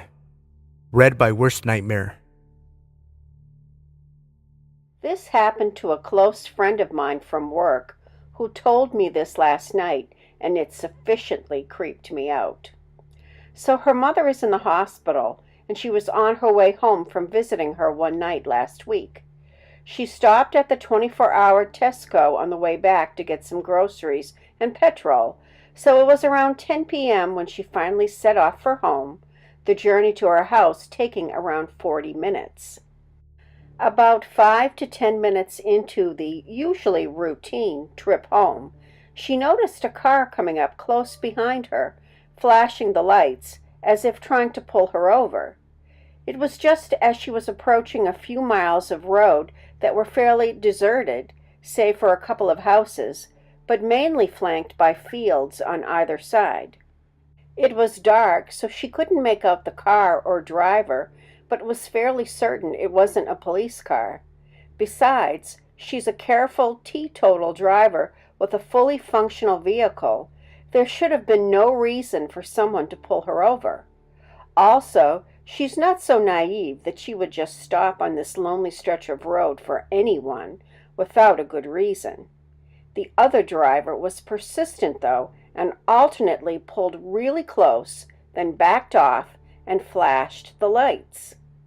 The car continued to follow closely and flash her. It was only as they entered a more populated area and more cars were driving around that the flashing lights and tailgating stopped. Still, right behind her, though. At this point, she was significantly freaked out, but in the panic of the moment, couldn't think what to do, and still wasn't positive she was being followed. But that was just wishful thinking, she said. The small town where she lives has a huge and very busy day and night as truckers use it to get onto the motorway roundabout with many lanes that must be navigated carefully as you approach. It's very easy to take the wrong exit, especially if you're unfamiliar with the area. She waited until the very last second before pulling out just before a truck, hoping that the car stalker would get stuck behind a stream of traffic. She could easily lose the car after that, she thought, as where she lives has so many roundabouts that if you don't know where you're going, you'd be lost without a GPS system. Her heart sank, though, when she heard the honk of a truck horn behind her, and looking in the rearview mirror, realized car stalker had took a chance, pulled out right after her, and was again now right behind her. With absolutely no doubt now that she was being targeted, her mind raced, and all she could think was that she couldn't drive home, or even to her daughter's or sister's house, as she didn't want to lead this person right to her or her family's door. She grew up in the town, though.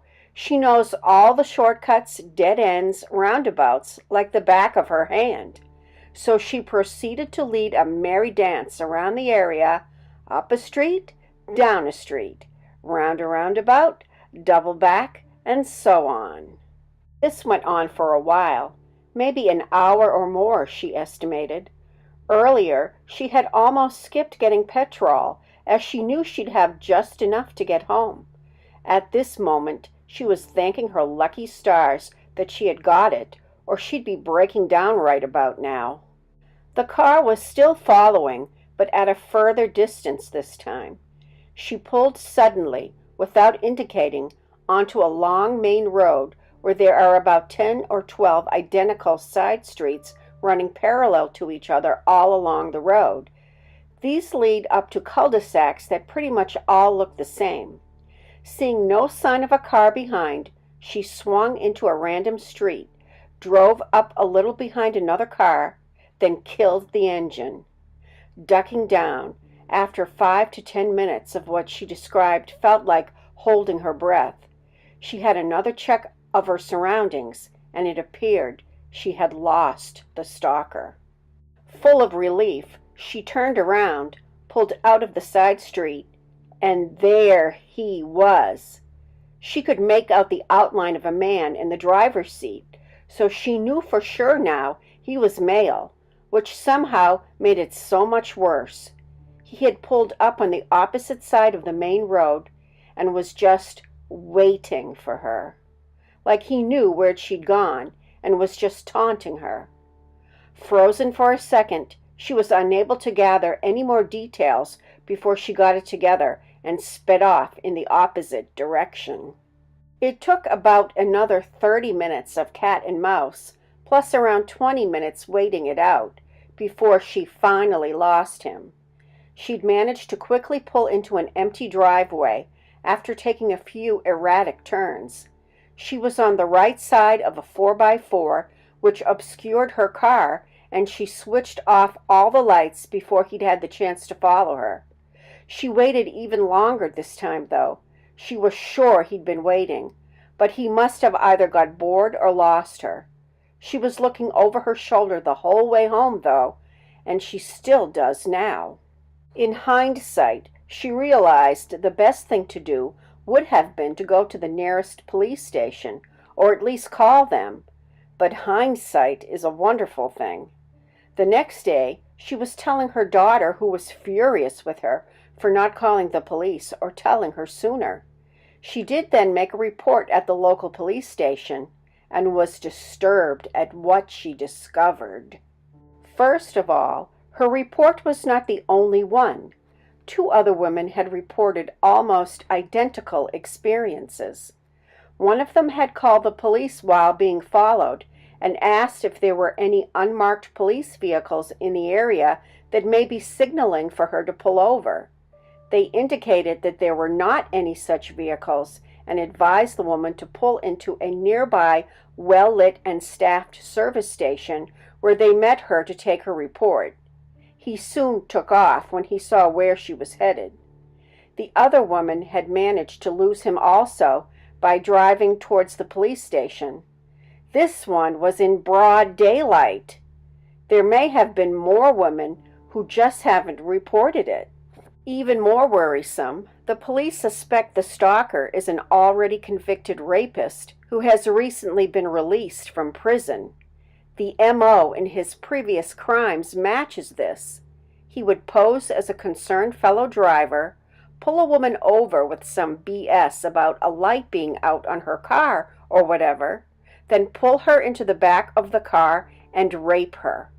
They have been unable to charge him with anything so far, as, fortunately, he has not managed to succeed in his tactics this time.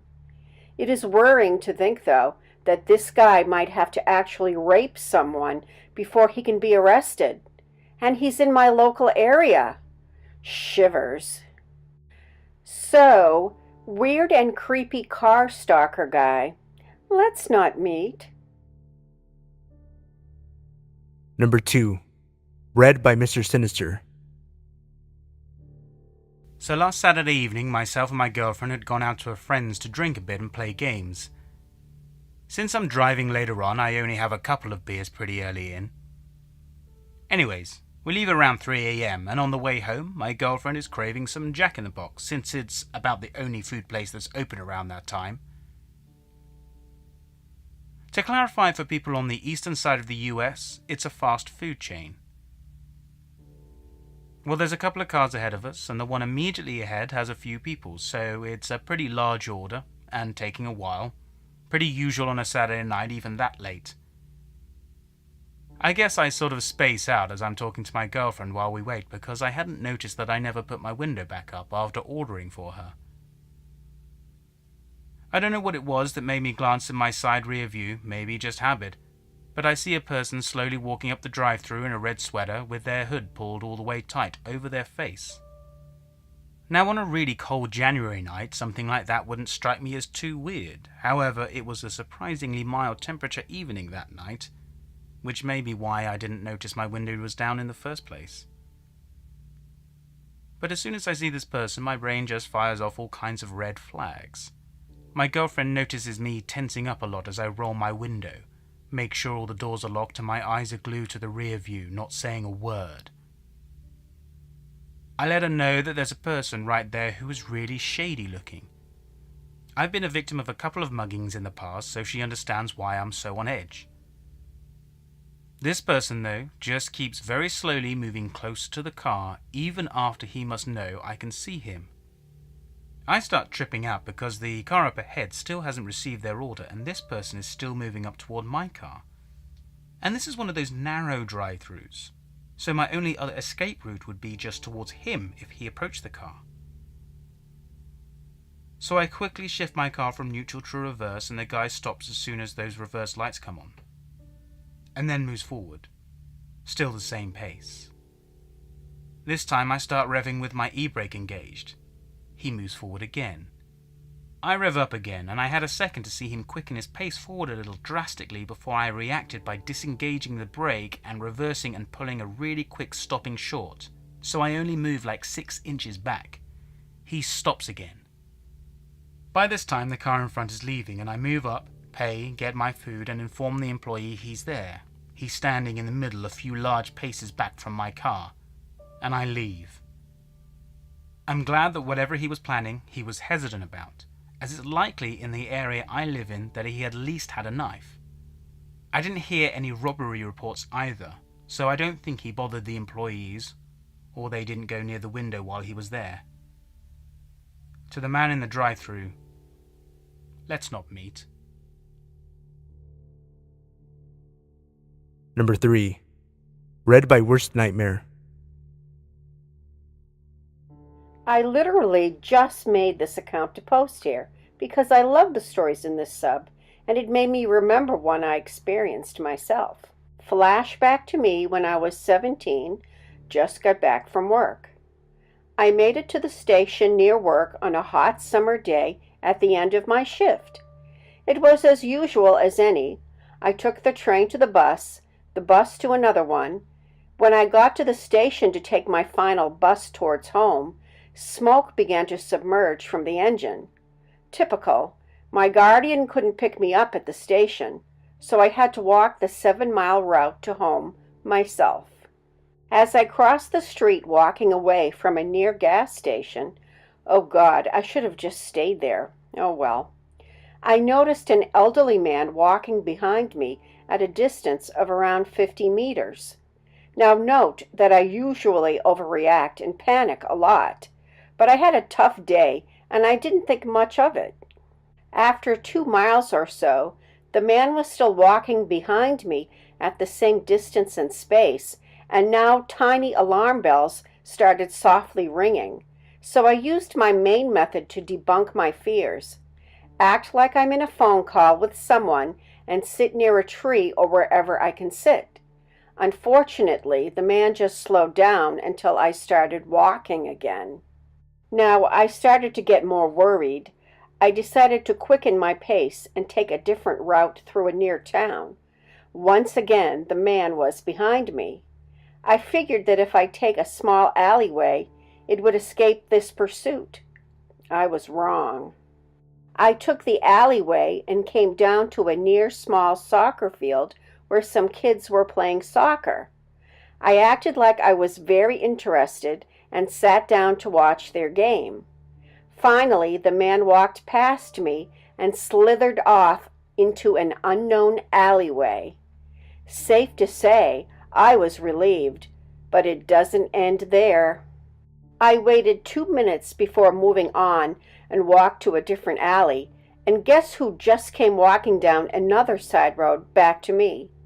Yeah, damn right. Now I started to worry a lot. As a kid who is a bit overweight and has almost zero stamina, I knew I couldn't run. I walked normal towards another alley, and thank God I ran into a mother hanging up her laundry in her yard. I sat down near a trunk and tried to act like I was busy on my phone. Of course, at any given moment, right now was the best time for my phone to be completely drained of battery. I tried to leave when I just saw him walking behind me at a small pace, making eye contact. It was hard for me not to look him in the eyes, and I made sure I acted like I didn't notice him. Thank God, after about what seemed like an eternity, he left, but I knew it wouldn't be for long. He came back. I just knew it. I went to make my way out of the alley. When I was almost out the street, I felt it. I know in my gut. He was lurking at me with those eyes. I just knew it.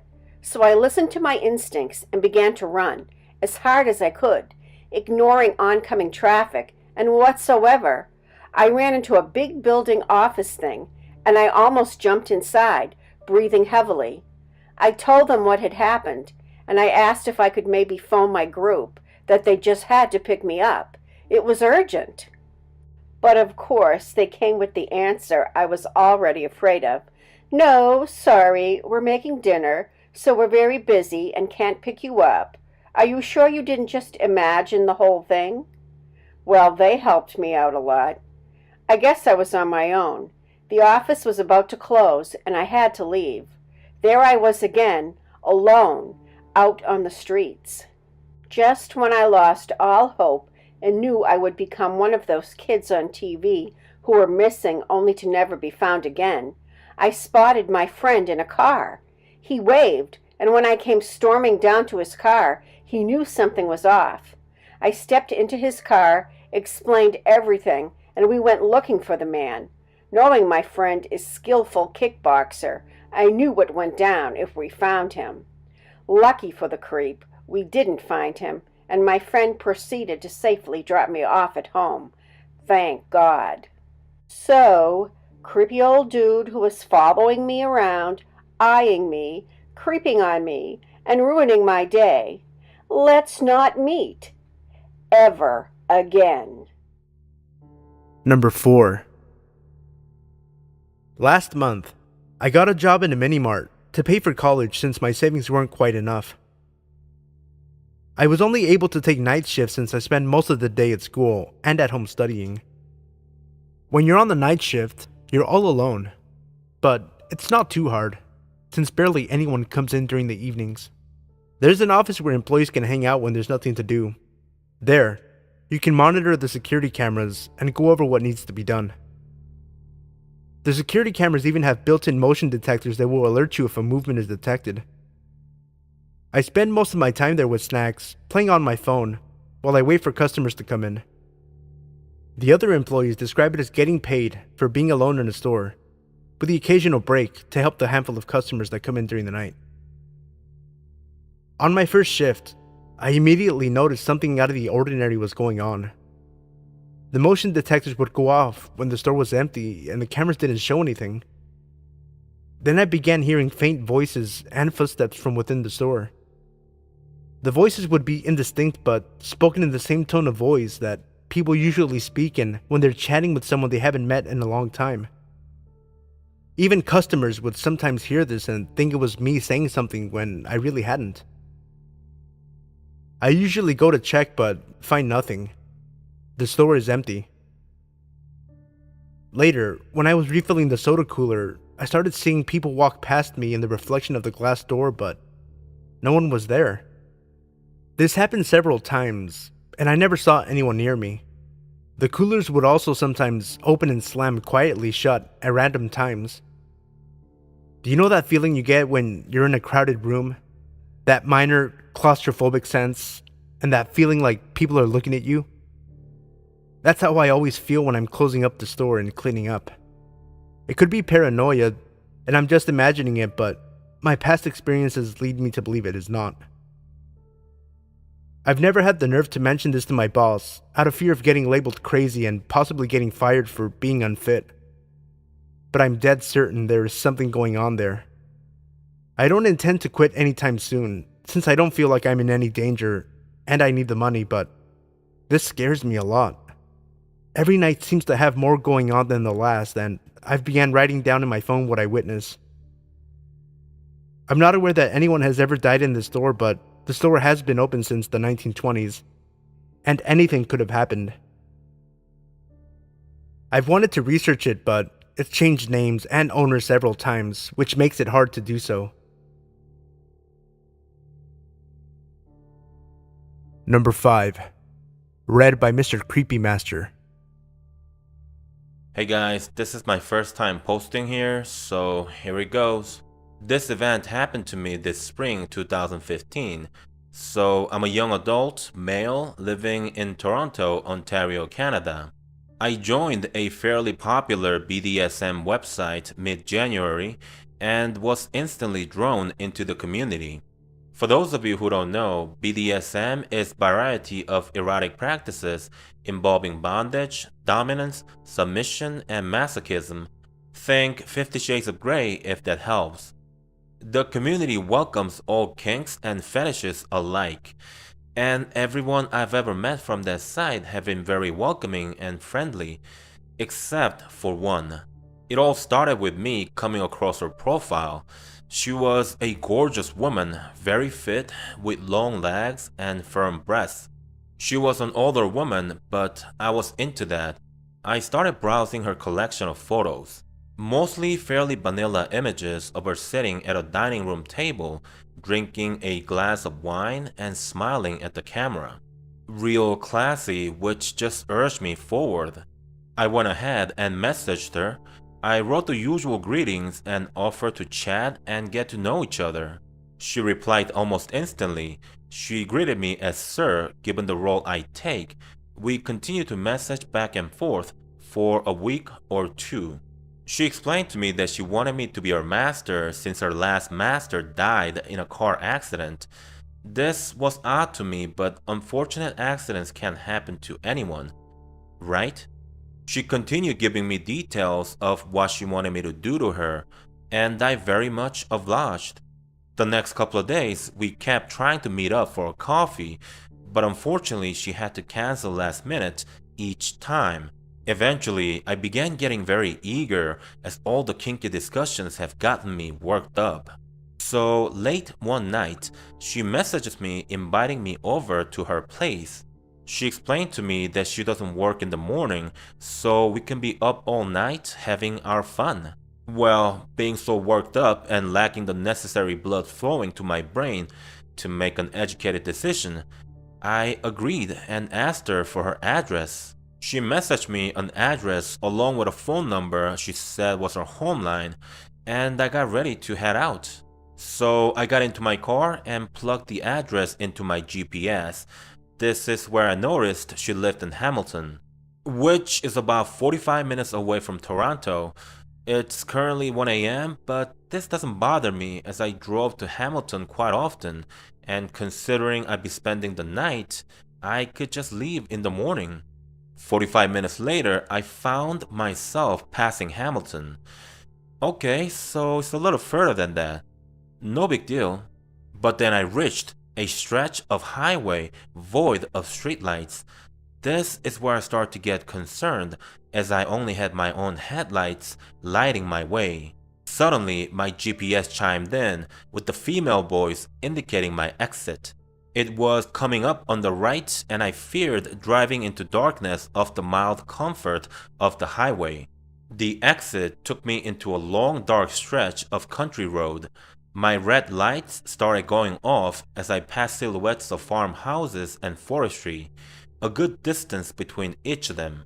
My GPS chimed again, indicating that my destination was coming up on my left, but as I approached the location, it was not even close to what I expected. It was a small church house with one yellow streetlight illuminating the dirt lot in front of it. I pulled into the lot and took a closer look with my vehicle's headlights pointing at the building. The windows and door were boarded up, and definitely not recently as the wood seemed weathered and worn. My blood began to run cold as I made sure my doors were locked and my windows rolled up. The full tank of gas gave me some kind of comfort in the situation. I figured she possibly made an error in typing out her address and called the number she gave me. All I got was, the number you're trying to reach is no longer in service. Okay, at this point, I'm ready to turn and leave until I notice my phone alerting me that I have an email. It was a message from her. Hey, I see you there. It's not the church. My place is the small house behind the church. All I could do is replay all the horror movies I've seen throughout my life, and I just couldn't believe I could possibly be living one out in real life. However, a small jolt of curiosity persuaded me forward, even if just to look at this house. There was a small path beside the church and I slowly pulled up into it. As I crept forward in my car, a small little farmhouse poked itself out of the trees at the top of the hill. At this point, I was certain I'm not going in there. I'd made the decision in my head that my own survival took precedence over my need for sex. I was about to reverse out of there until I saw the upstairs balcony door open. A hooded figure stepped out. I couldn't see their face, but I could tell by the posture and shape that it was a man. Despite the darkness of his facial features, I could feel he was looking directly at me. He stood there for about 30 seconds before he motioned his head in a way I recognized as the universal signal for look behind you. Just then, I felt the metal handle on the outside of my driver door being tugged at. I quickly turned my head in that direction to see the woman from the profile photos hunched over and pressing her face up against the window. My heart leapt out of my chest as I stared at her horrifying smile. The best way I can describe her expression would be any creepy cartoon image of the Joker you've ever seen. It was undoubtedly her behind that insane grin, only much older. She whispered through the glass, "Open the door, baby."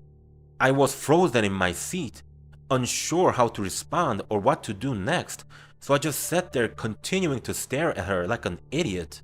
Her face then quickly fell into an angry, malicious expression as she continued to violently jiggle at the door handle. She then yelled at the top of her lungs, "Open the door now!" This knocked me into panic mode and I pressed my foot to the gas.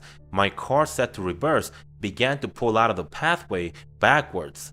The woman tried holding onto the door handle, only to let go shortly after being dragged off her feet. I flew down the dark road back towards the highway, almost tripled the speed limit just in case they had a car themselves and decided to chase me. I called a friend of mine who I also met on the same website. She lived in Hamilton and insisted I come stay the night at her place. When I got there, she poured me a cold glass of Coke Zero as I explained to her what happened. She told me she read an article in the local paper over a week ago regarding an older couple luring a man into their farm. I stopped her right there as I didn't want to be freaked out even more than I currently was. So crazy, potential murderous woman, let's never meet.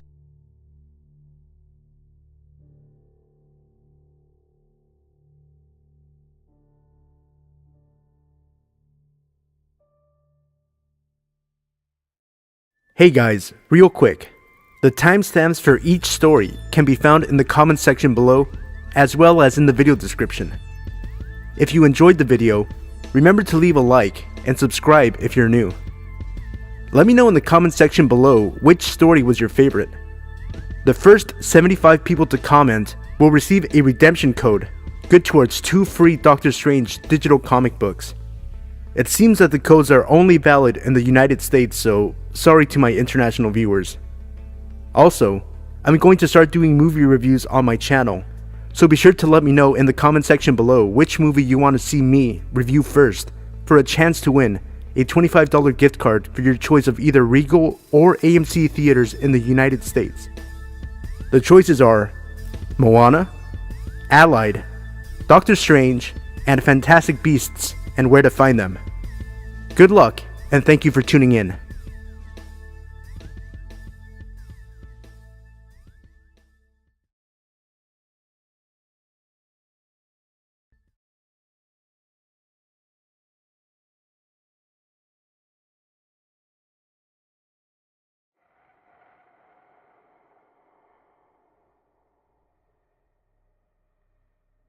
So, before I start, I want to thank the people who are reading/listening to this. It is important to understand that the word colorblind is actually very ignorant and insensitive, especially if no one is saying it to a person of color. It is okay to see color. If you walk in a field of beautiful roses, all ranging different colors, are you going to say, no flower is better than the other, therefore I don't see the colors of the petals? It is okay to see color. Acknowledging the cultures and backgrounds of where people came from is okay. That is what makes us special. No one needs to be subjected to intolerance and racism because of it. Good.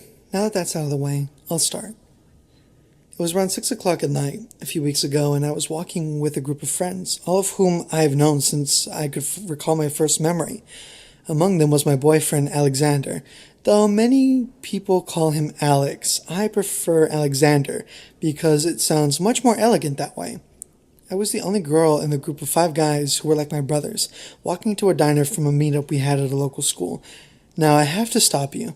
The reason I spoke about race at the start of this story was because the neighborhood we were walking was a majority white.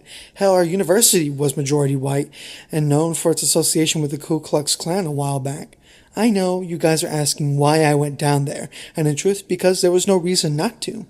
As I said, the Klan Association was a while back, and I had walked down this road before. Plus, I assume people were smart enough to know to be kind to people who don't look like them. As we walked down the street a little faster, as it was getting darker outside, we saw it, dare I say it, white people staring at us like we were from another planet. Granted, our voices were a little loud, and there was a group of boys following a girl down a sidewalk. Sounds like the perfect setting for a rape, but I was fine. In fact, I made it a point, as more and more people were staring at us, to laugh and smile more than needed to express my enjoyment. As we neared the corner, we saw a car drive past us at top speed. The blur of a woman maybe in the driver's seat. I remember looking at Alexander in dismay before he grabbed my arm in such a rough fashion and yanked me back so hard. I thought he was going to rip my arm off. He gave me a look that said, yeah, I just saved my girlfriend's life. What now? I punched him in the arm and laughed. We waited as more cars drove past before we could walk. All of the car drivers looking at my friends as if we robbed a bank. Accusing eyes burrowed into our souls. It was odd, I have to admit. I don't want people to think that a group of young people walking down the street at dusk was an odom of bad times ahead. No, we were just a group of young people walking down the street, laughing and joking. No big deal. We crossed the street and continued on our hike, the breeze picking up now. I remember looking at my friend Adam's profile and saying to him, you have such a strong jawline. He laughed and blushed, hard, and a charmer I was. Then we passed a large, well, not that large, rather than a normal size house that looked large because the darkness emphasized the shape. House that stood idly by the corner where the diner was located. And no, for those who have been asking, this diner was not Denny's. I don't fuck with Denny's, mostly because of the food not being good. The house gave me the chills. Every time I passed it, I would feel the need to cross the street, but this time, even though I still had the feeling, I knew I was safe because I had my boys with me. We walked past the house. This time there was a woman in the yard, doing something with her rose bush at night. Okay. I was cautious to tell the truth. She was turned away from us and in her garden. At night! Like, what the fuck? Who does that? However, no matter how weird the situation was, I was raised by 2 polite people. I came to a halt, my friend Jacob running into me. Again, Alexander caught me before I could fall forward. I called out to the woman, "Hello there!" She turned around and, unlike many of the stories on Reddit or whatever other storytime funtime sites there are on the web, this lady looked relatively normal. Aside from the PJs she was wearing, I'd say this bitch was normal. She looked at us and said nothing. Her arms were just crossed and her face had a stone-cold look on it. I took a step back, bumping into Jacob again. I couldn't just leave now. The lady saw us and therefore coming back would be more awkward than uncomfortable. So I repeated myself. I'm such an idiot. "Hi, ma'am." Again, she made no move to respond, so I looked at Alexander, who was looking at her with his heart, took my hand. As we started walking again, something the lady said made us all turn around. "You heathen niggers." Or something along those lines. Jacob heard clearly, though. Jacob, who was a pretty big guy, not only in height but in weight, he weighed about 250 pounds and was a football player as well as a discus thrower like me. Jacob swung around and he looked at the woman. "Excuse me?" "Jake, don't!" I remember Alexander pulling at Jacob's sleeve. "You niggers need to get off my lawn," the woman yelled. We were so confused. I gave Jacob a look that said, "Did she just call us niggers?" Jacob nodded and looked back at the woman. She couldn't be much older than us, around 25 years old. The woman noticed that we weren't moving. I guess this bitch confused confusion with defiance. Hell, I bet the bitch confused 2016 for 1816. So, out of pure anger, I'm sure the woman said it again. Now I'm pissed. The only black person in the group was Jacob. I know, you guys are asking about my race by now. I'm a chocolate-covered, multiracial, 18-year-old girl. My mom is black and Arab, Israeli, Iranian, and Pakistani, and my father is Italian and black. Yes, I do consider myself black, but I was not expecting her to say nigger, and directed towards me and Jacob, who are hanging with a group of people who aren't even black. I know, you guys are asking me about the races, ethnicities, about my comrades who were with me. Well, Alexander is Indian, Adam is Pakistani and white, Quentin is Israeli and white, and Michael is Latino and Pakistani. In other words, we are all Arab or Arab mixes except for Jacob. I tell her this in less words, and the woman comes running at us with a gun she seemingly pulled out of nowhere. Alexander told me the reason he was staring at her so hard was because he saw the gun on her hip. We started to freak out. Well, I did, even though I came from a military family. My father and grandfather and uncle all served our country, and I knew what a gun looked like.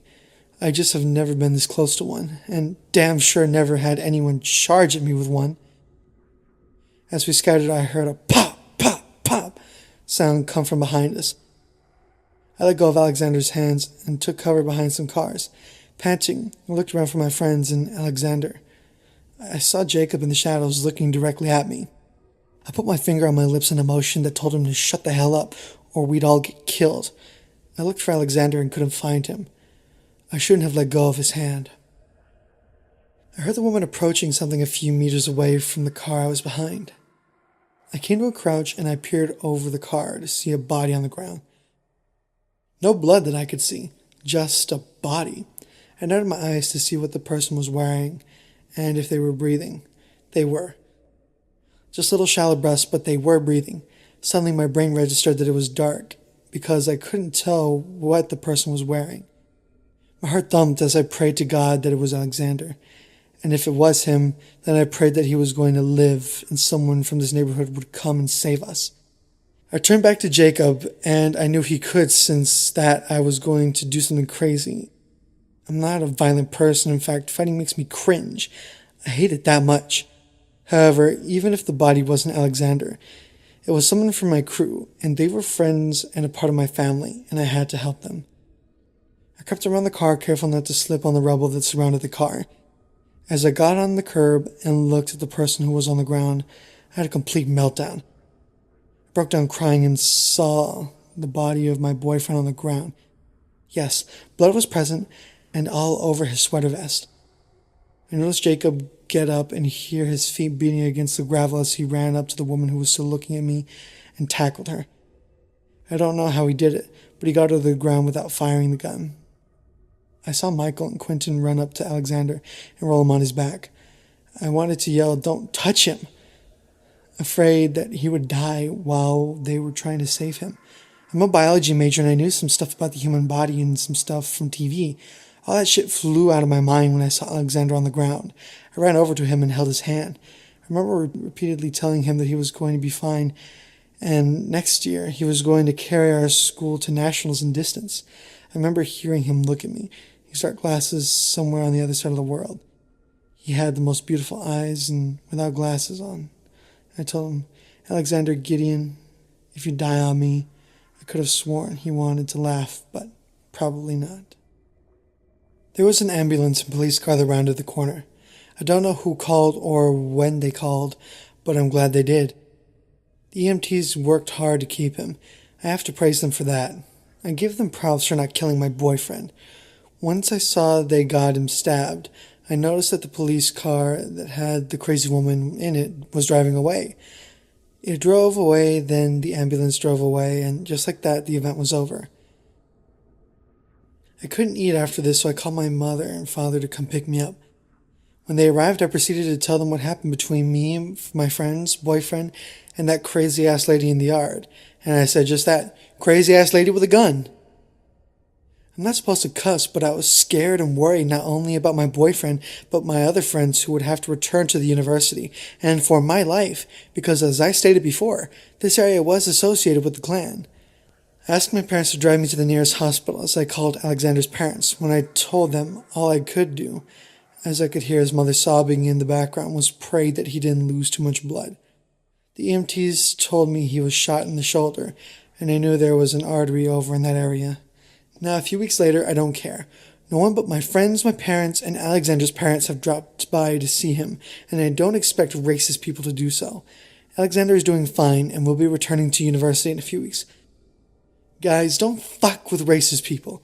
Treat each other with respect and don't walk down a notorious Klan operational neighborhood at night. Not if you're black, not if you're Latino, not if you're Indian, not if you are anyone. Those guys live in their own world and will not hesitate to kill anyone, even a group of student athletes.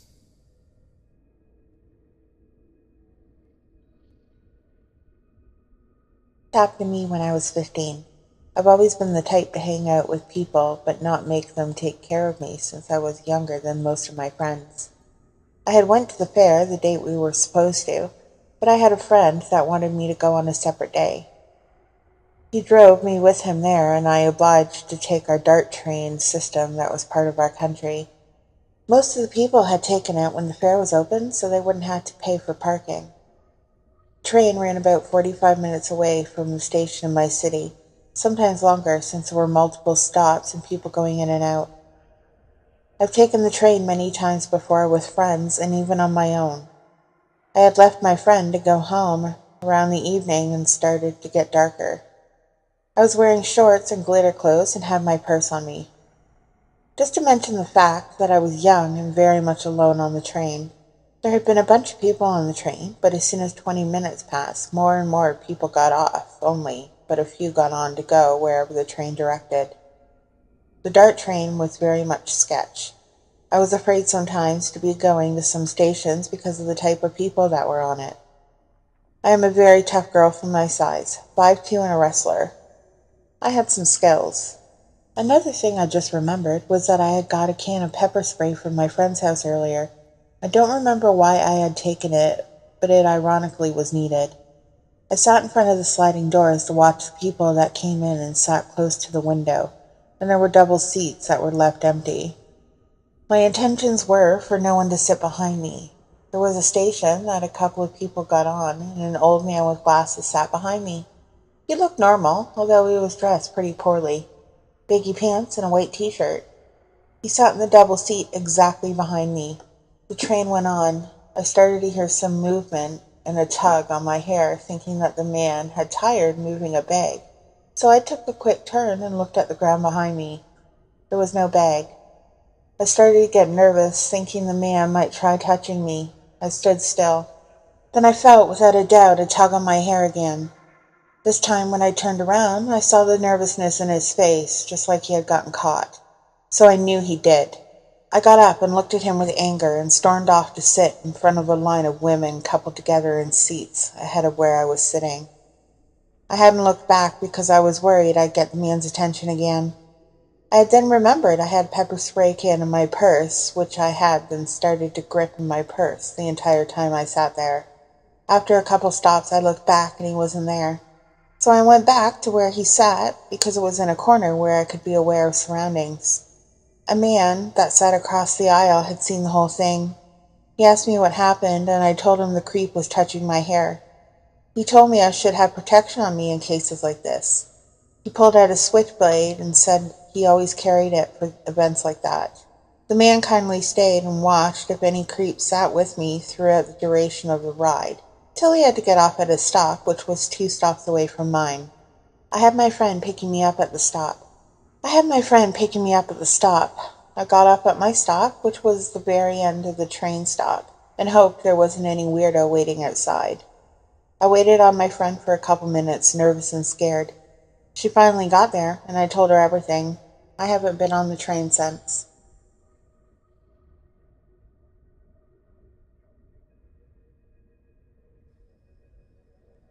My name is Corey. When I was young, around 9 or 10, my friends and I would go to the park by ourselves. It was only a few blocks away, so our parents would let us. One day, we went behind the park and saw a very big sewer pipe. My friends and I went exploring in there all the time, each day deeper and deeper. I remember one time I went to the other side of town, coming across the parking lot of a drugstore. Every pipe would get smaller and smaller. The smallest one I went into was around 2 feet in diameter. After I went into that pipe, I was well ahead of my friends. When they got into the space I was in, we all saw a massive pipe. I would say around 15 to 20 feet in diameter, which was big for a little kid. Every pipe was lit up with natural light, except for this one. It was pitch black. Dimly lit cell phone flash could not do anything. I was the brave one, to say the least, leading the lines. No one else wanted to go in there with me, so I went myself. I couldn't see anything. The pipe reeked a horrendous odor I had never smelled, most likely death. I felt a warm, almost breath. I could feel something touch me. I asked my friends, which was silly to do because they were so far behind. When I walked deeper and deeper into the pipe, it smelled worse and worse and got much larger. I could hear a very loud splash of water, sounding like someone had been sprinting toward me. I ran out of the labyrinth that was the sewers as fast as I could. I told this to my parents, and they never let me go to that park alone ever again. I was terrified. Let's just say I never went in the sewers again.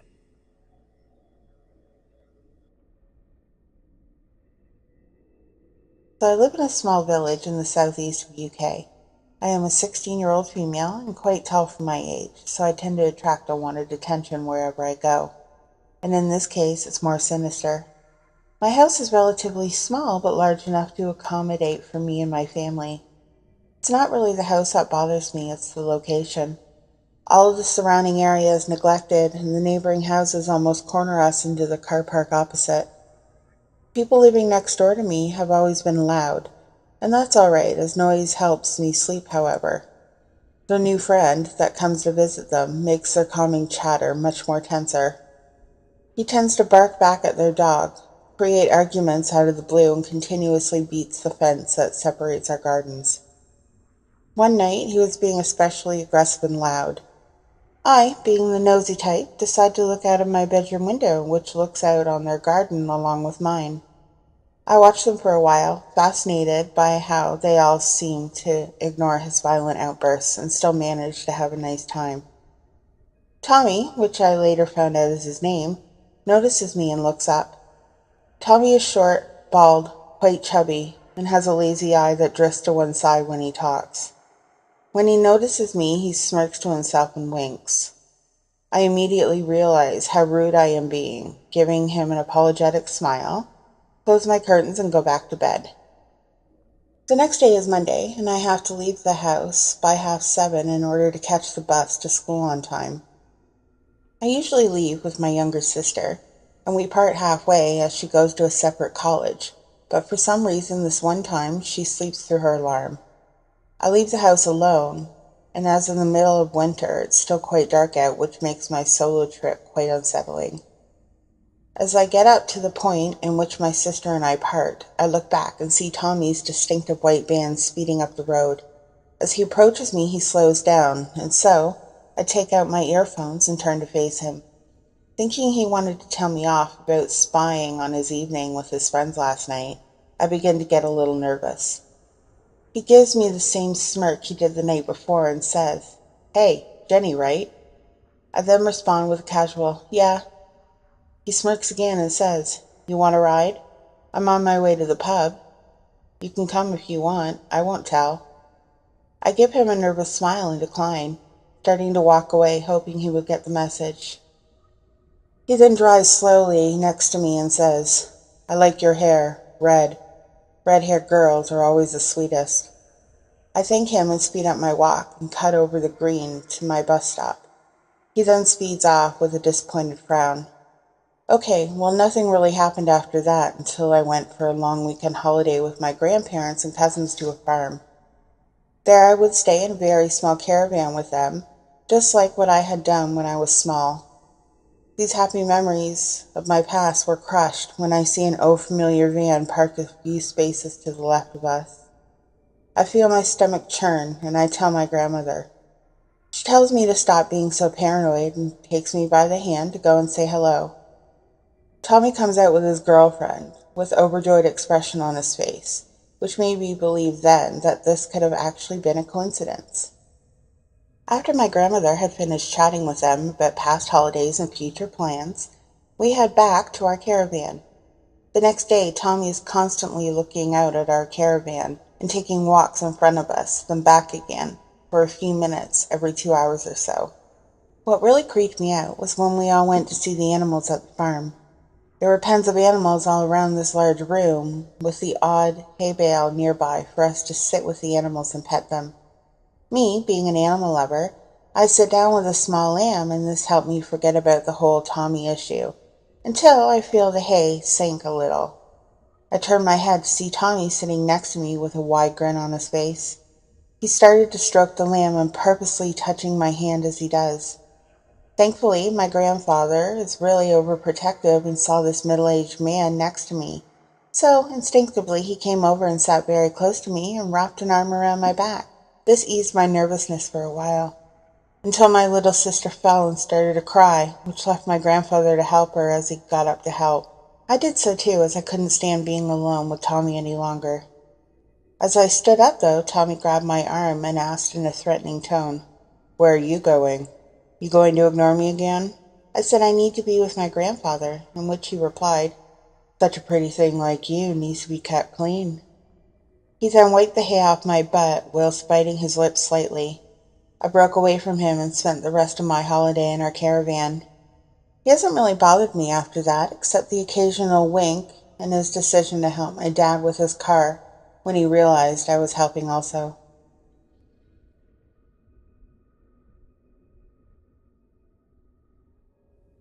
This happened to me on July 4th, 2016. I'm a 14-year-old girl who lives in the United States. I'm 5'5" and I weigh 110 pounds. If this ended any other way, I don't think I'd be writing this at the moment. I was out with my older brother. I'll call him Jason to conceal any private details. We walked out front of our house and down a block, about a 1-minute walk to the park across the lot from our house. We had brought our camera to record the fireworks for our dad, who was overseas. We couldn't make it to the actual fireworks show because our car, a 1998 Durango model, had broken down a couple of days prior. Jason and I wanted to snag some fireworks from people who were lighting them, and so we waited for about 30 minutes in the pitch black before the fireworks actually started. We hit record, and though we could see the fireworks above the tree line, the camera couldn't catch them, so we headed back to our house. My brother led the way, and I followed. We were about 100 feet from our house when we heard more fireworks. Jason hit record and started filming. We were now in front of our neighbor's house, recording the fireworks we could see from behind their roof. All of a sudden, we see flashing lights coming from the neighbor's bedroom window. I thought this was strange, but it was none of my business to begin with. About 30 seconds passed, and a silhouette of a person appeared in front of the window. My brother and I kept recording even though we thought it was stupid. About 4 minutes passed, and we decided to head the rest of the way home. Then, all of a sudden, a light is lit at us. I turn around to see who the person is, but because of the light in my eyes, I couldn't see the person. We started walking faster, and so did the person. Jason walked ahead of me, and I tried to catch up. I turned around again, and the person was about 2 feet away from me, with the light still blinding my every glance. They could have easily grabbed me. I'd never been so afraid for my safety. All of a sudden, I hear my mom yell from the house.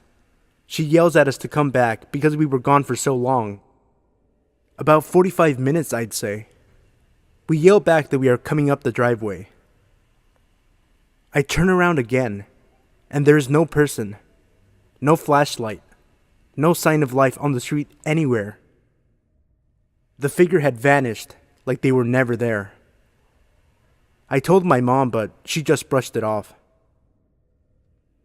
I never found out who was chasing after us, and I hope I never do.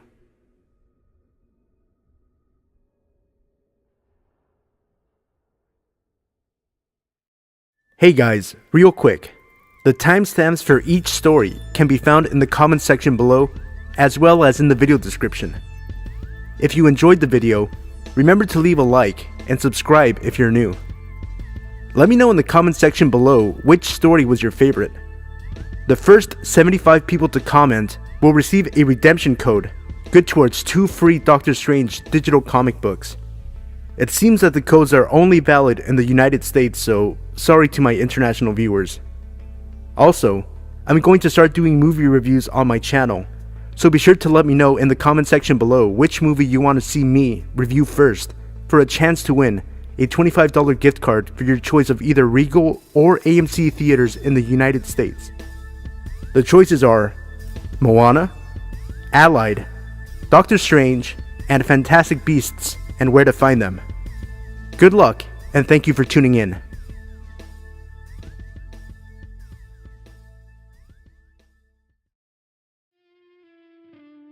Hey everybody, it's Sino. Before the video gets started, I just wanted to thank you all for all of your support. We hit 9,500 subscribers a few days ago, and we have 10,000 right around the corner. So remember that when we do hit 10,000, I'm going to be doing my face reveal on this channel. Let me know what you guys think of the story in the comment section down below, and if you enjoyed the story, remember to leave a like, and if you're new, consider subscribing. Starting this Friday, May 26th, I'm going to start uploading daily videos to this channel featuring scary stories from Reddit. I'll be finishing up finals this Thursday, May 25th, so after Thursday, I'll be free to start uploading daily videos featuring scary stories from Reddit. I hope you guys enjoyed the video, and if you do, remember to leave a like and subscribe for daily videos starting Friday, May 26th. Thank you for all the support, and I hope you enjoyed the video.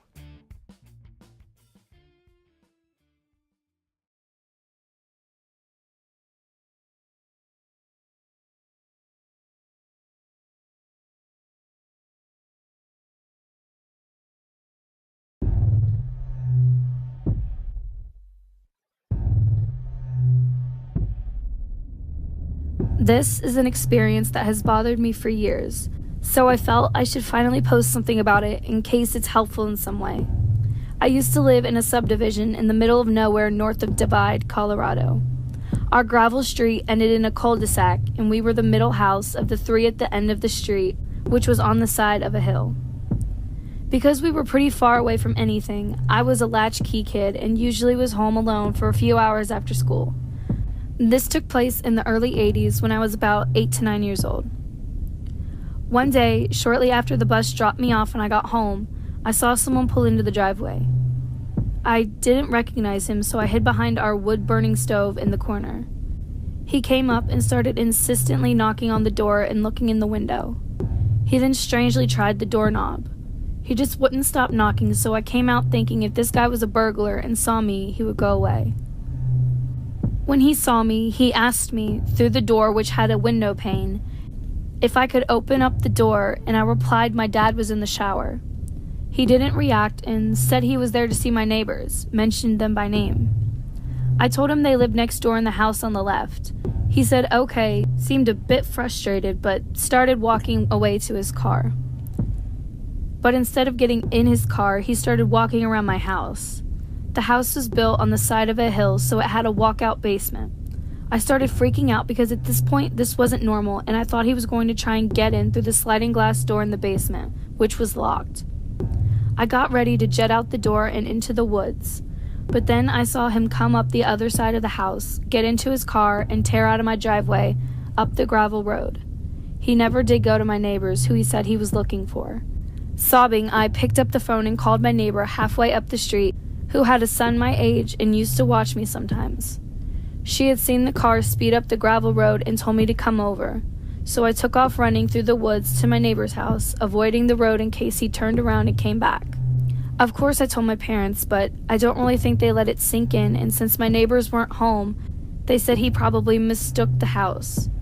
From my standpoint, I'm pretty sure if I opened that door, I would not be here today. No one randomly drives down my street, much less into the subdivision in the middle of the mountains where I lived, and I never saw the guy at my neighbor's house. I vaguely remember one of my parents asking my neighbors if they knew the guy based on the description. Shorter white guy, round glasses, long brown hair slightly balding, and a longish beard. But they didn't know who that might be. I've always felt he knew I was there alone, based on his non-reaction to me saying my dad was in the shower. He knew the layout of the house, which is why he walked down the side of the house to the walkout basement. He preferred not to leave any physical evidence, which is why he didn't break in. Not sure if my parents knew him or not, but because of the remoteness of the location and the fact we often played in the woods, I'm pretty sure if I did get snatched, they would have chalked it up to me getting lost/hurt wandering around. We moved out of state a year or so later. Never heard of any other local kids go missing, but I can't believe that this guy didn't try to make someone else disappear.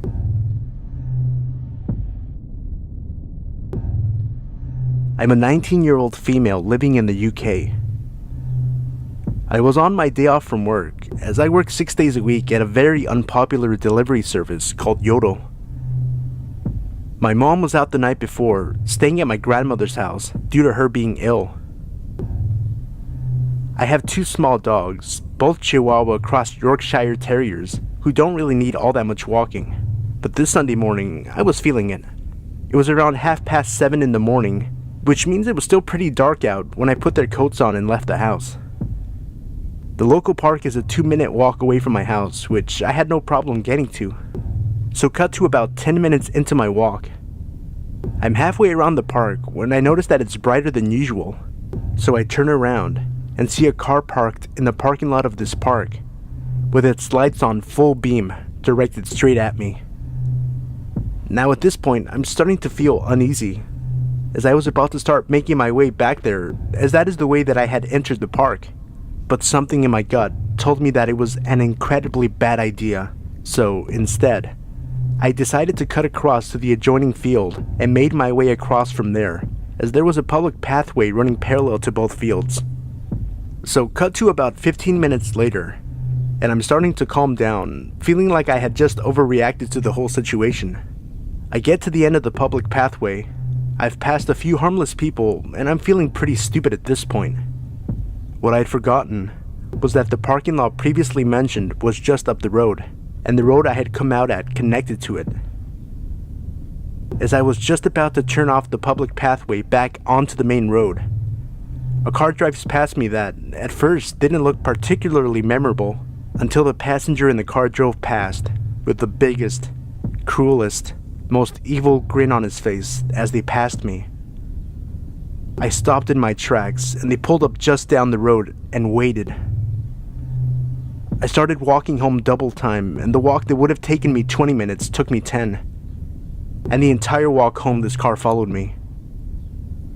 Thankfully, I had to cut through little alleyways to get to the road leading to the park, and I managed to lose them by the time I got to my house.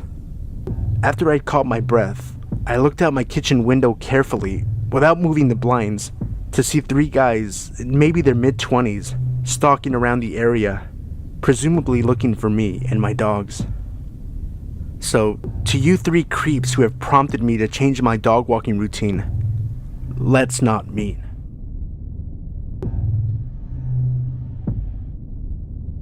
In my lifetime, a lot of weird shit has happened to me. Because of my parents' job, I've practically grown up in a courtroom, and I can say that I've seen some messed up stuff. I can also say that I've almost become desensitized to some of these things. That's some background on this situation. Now to get to the story. I used to go onto Omegle and get the IP addresses of some old creeps that were under the filter children or kids. I would clearly say that I was a minor, and if they continued making lewd comments, trying to get me to do things or trying to expose themselves, I'd get their IP, send it to them, tell them where they lived, and say I was a simulated webcam used by the US government.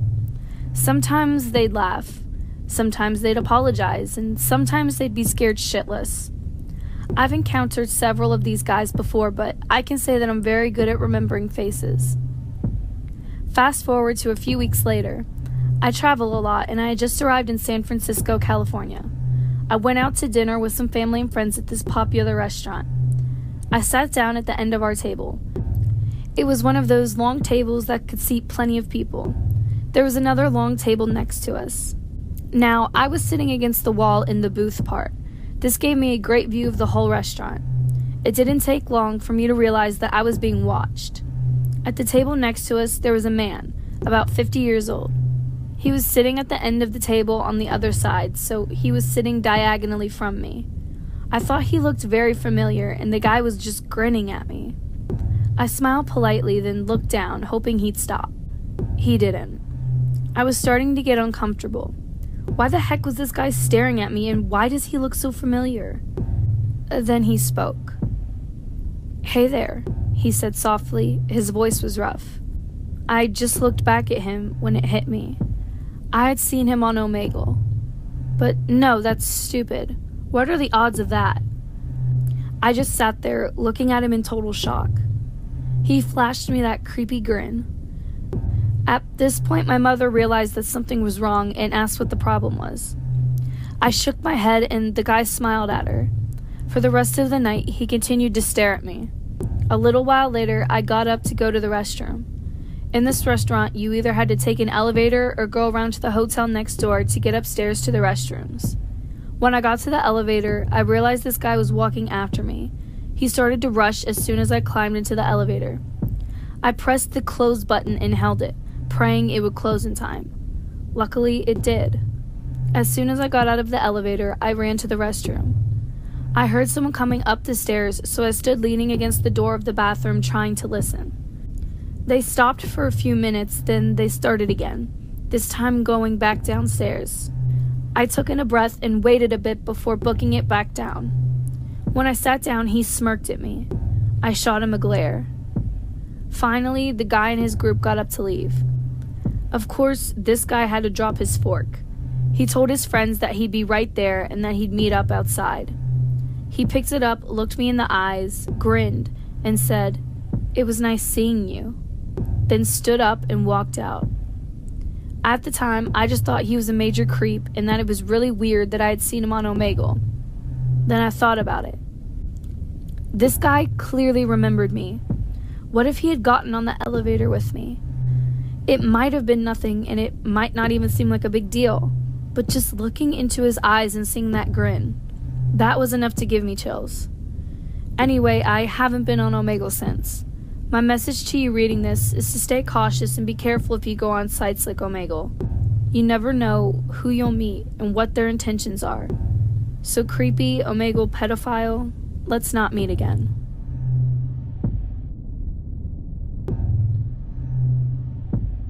I'm a 16-year-old girl, and as many teenagers, music is basically my life.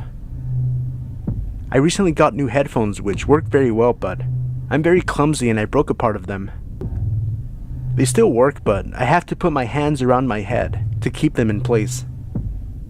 It takes me about 45 minutes to an hour to go home after school, which includes a tramway, a bus, and a bit of walking. I was really pissed about my headphones, so I thought that after taking the bus, I would play my music out loud on the street that leads to my house, knowing that there is usually no one taking the same way home as I do, aside from a girl who I don't know, but goes to the same high school as me. I really hoped that she wasn't taking the bus, so I could play music once I got off, but there she was. I have recently moved into a little village. I didn't know many places or streets to take instead of this one, which my father used to take by car. I thought it would be a bit longer, but I really didn't mind, so I just played my music. I quickly got bored because the sound coming out of my phone wasn't really loud.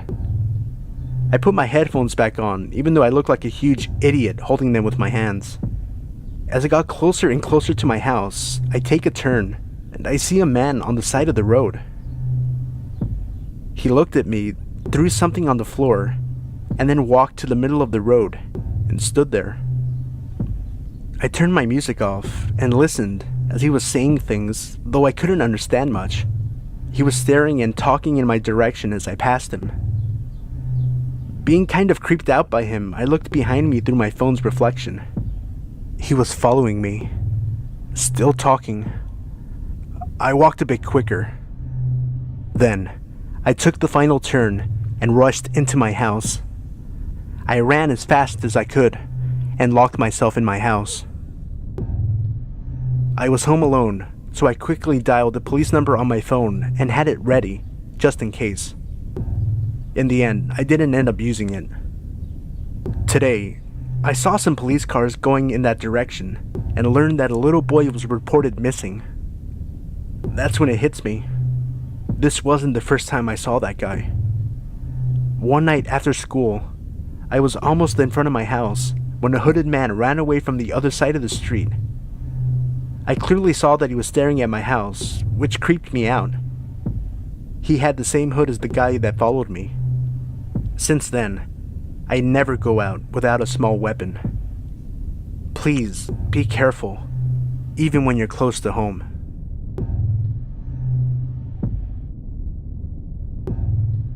This story happened back in the late 90s when I was in 2nd grade. At the time, my uncle, my mom's younger brother, was enlisted in the US Navy. Due to the nature of his job, he constantly traveled to other parts of the world. He was frequently stationed in different countries, sometimes for years at a time. Since he was usually so far away, my family did not get to see him very often. My mother and him were very close, and I had a special relationship with him as well. Every time he visited to a new place, he would send me a gift, a magic lamp from Saudi Arabia, castanets from Spain, rosary beads from Notre Dame, and so on. He was also a lot of fun, and I treasured the time that we spent together. This particular year, he received some time off and informed us he would come stay with us for the holidays. I was beyond thrilled to be seeing one of my favorite relatives. One day, while both my parents were at work, he decided to take my brother and I to a nearby mall. At the time, my brother was 12 and I was 7. We had a good time going to the various stores, getting lunch, and watching skateboarders at an indoor park. Although my uncle loved us dearly, I wouldn't exactly call him the most attentive babysitter. While the three of us were heading out, my brother and my uncle were much farther ahead of me. Both of them walked extremely fast and seemed to be engaged in their conversation. Being a very small girl for my age, combined with having Lyme disease, made it difficult for me to walk at their pace.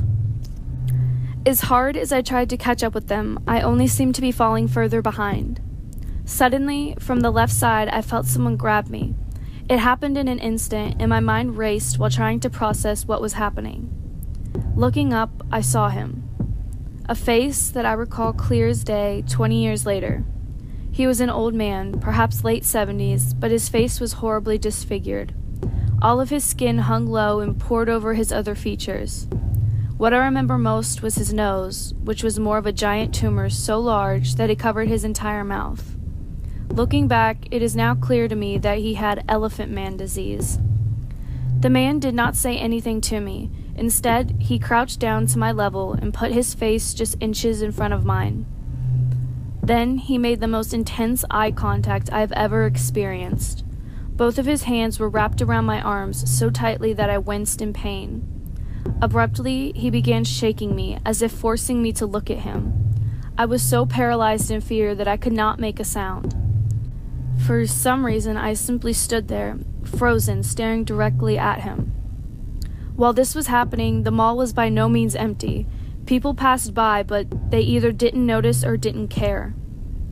After about a minute, which seemed far longer, adrenaline got the better of me, and I violently wriggled from his grip. In tears, I moved as briskly as I could towards my uncle and brother. Luckily, the man did not follow me. By this time, my family members had finally realized that I was gone, and both turned around while I approached them. Their backs were to me during the entire encounter, so they had no idea what just occurred. I didn't say anything to either of them because I was afraid somehow I had done something wrong. When I got home, I had bruises from where the man had grabbed me. I hid them from my mom so I didn't have to explain what had happened. That incident left me so traumatized that the very same night I went vegetarian. In my 7-year-old mind, every time I looked at meat, I would think of that man's face and the way he had stared so intently at me. I would have nightmares that he was coming back for me and was petrified to go back to that mall for many years. Now that I am an adult, I look back and wonder what exactly transpired. Did he want to kidnap me? Was he tired of being ignored by society? Perhaps he had dementia? I will never know. Even though I have empathy and wish him well, I also take solace in the fact that we will probably never meet again. Disclaimer. In no way, shape, or form is my intention to speak ill of individuals who have any type of deformity or condition. This story is simply my recollection of an event that occurred when I was a child. Please keep this in mind in your comments, as I would never judge someone based on physical characteristics that they cannot control.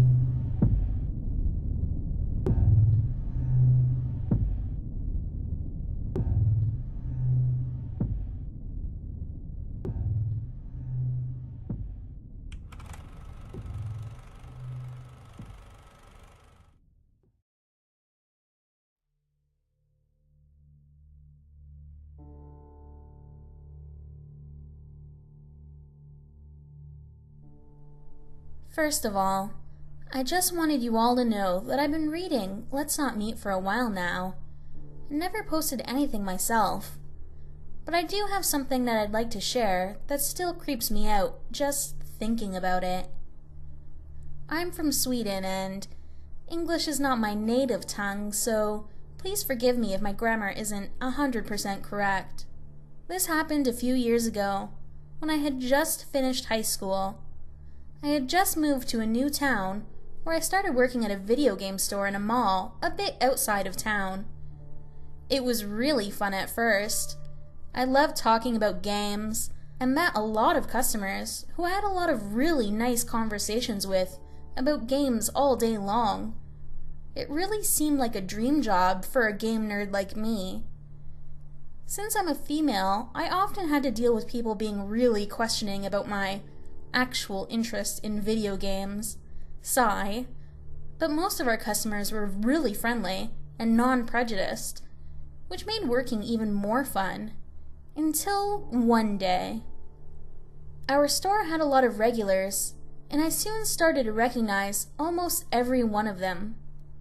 Most of them were just regular people coming in to pre-book some games or have a nice chat for a bit while looking through our new releases, while some of them were a bit more odd. I didn't really pay much attention to the odd ones. They didn't really do anything besides acting a bit weird, asking weird questions and stuff. One of the odd ones usually came in every day to help me sort all games in alphabetical order, which made me glad. I often had to run the store all by myself and had little time to do that kind of work between customers, unpacking boxes, and all the store marketing. He didn't really speak much, but I'm a very social person, and naturally I talked a lot to him and made a lot of jokes, which he seemed to appreciate in his own quiet way. like it was uncommon for him to have someone to talk to him at all.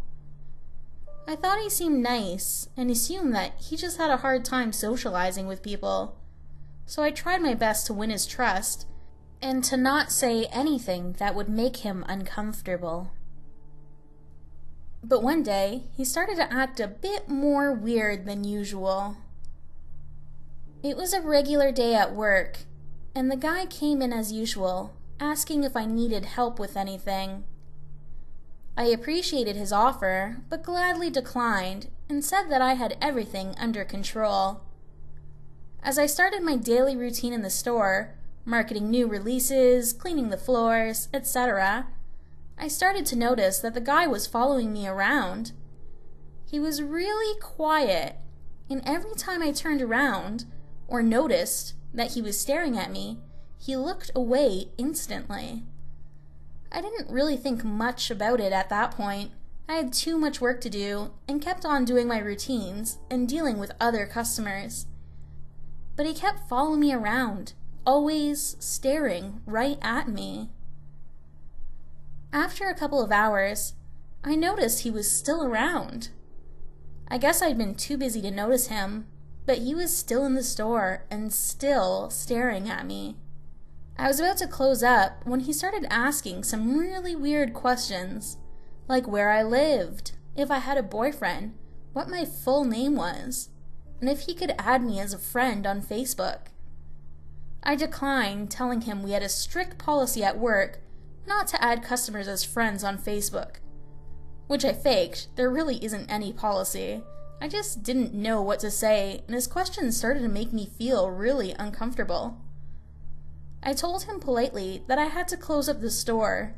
He nodded and started to walk away, slowly, turning around every now and then to see if I was still watching him. I closed up, went home, and didn't really think much about it. I told my current boyfriend at that time about the guy and his strange behavior. He sat quiet for a bit, but after a while, we both agreed that it really wasn't anything weird going on, and we both went to sleep. The next day seemed like any other day at work. I had just started doing my daily routines when the guy showed up again. I said hi, trying to sound as positive as possible, but he didn't answer me. He just quietly started to sort our games in alphabetical order, like he usually does. But I noticed that he was always keeping an eye on me. At this point, I actually started to freak out a bit, but luckily, it was a Saturday and I had a lot of customers, so I was never alone in the store. The day went on really quick, and when it was time to close up, there he was again, right in front of me. This time, he wasn't really as quiet as usual, though. He started to ask for my full name again and demanded that I would add him as a Facebook friend.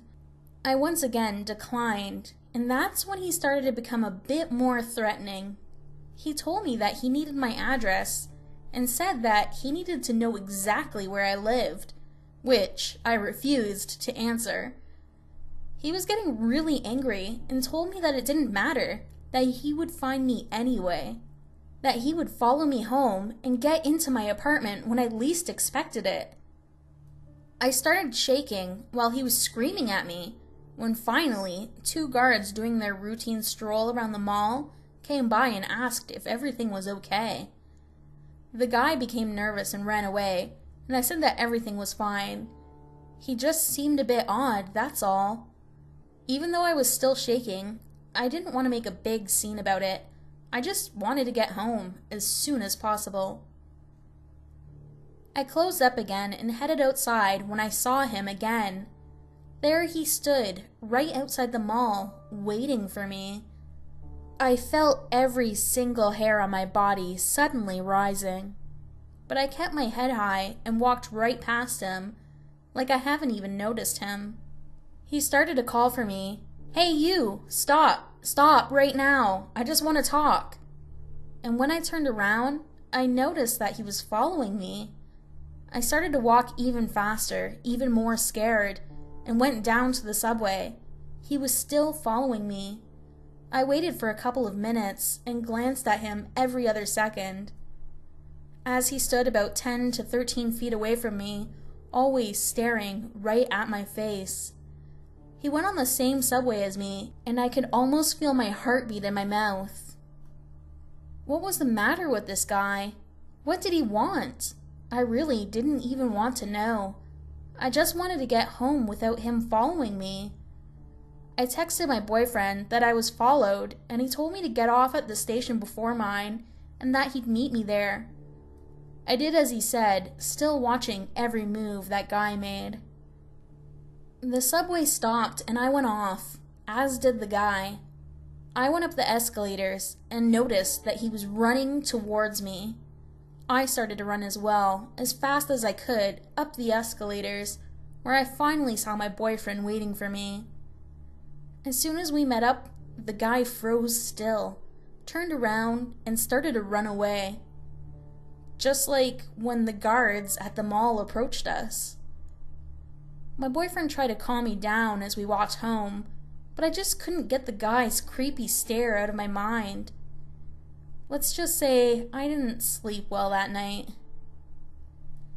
The next day, I called my boss and explained what happened, and he told me to stay home for a couple of days, which I gladly did. My boyfriend was furious with hatred against this guy. Who knows what could have happened if I had walked home alone that night? It gave me shivers just thinking about it, and thinking about getting back to work and seeing him and his eyes staring at me again. I almost couldn't handle it. A couple of days later, my boyfriend sat me down by the kitchen table. His facial expression was totally serious. He held my hand, looked deep into my eyes, and told me that I never, ever had to be afraid to go to work again. I asked him what he meant, but he just shook his head and said that it all was taken care of, and that I didn't have to worry about it. I couldn't get anything out of him, but just as he had said, when I got back to work, the guy wasn't there. Not that day, or the next day, or the day after that. It was almost like he had disappeared. I didn't ask my boyfriend until years later about that guy again, and what he had actually meant when he said that it was all taken care of. He didn't want to tell me at first, but after I'd begged him for a while, he finally cracked. I think it's accurate to mention that my boyfriend had been involved with some kind of gang before meeting me. I don't know much about it. He told me that after I first told him about the first incident at work, he had contacted some of his former friends and asked them to track down this guy, and they had found out that this particular guy had been following and raping women around town for a long time before I even got to know him. The reason he had kept this from me was because he didn't want me to be more scared than I already was. But he assured me that he had been taken care of, and that I never had to be afraid again.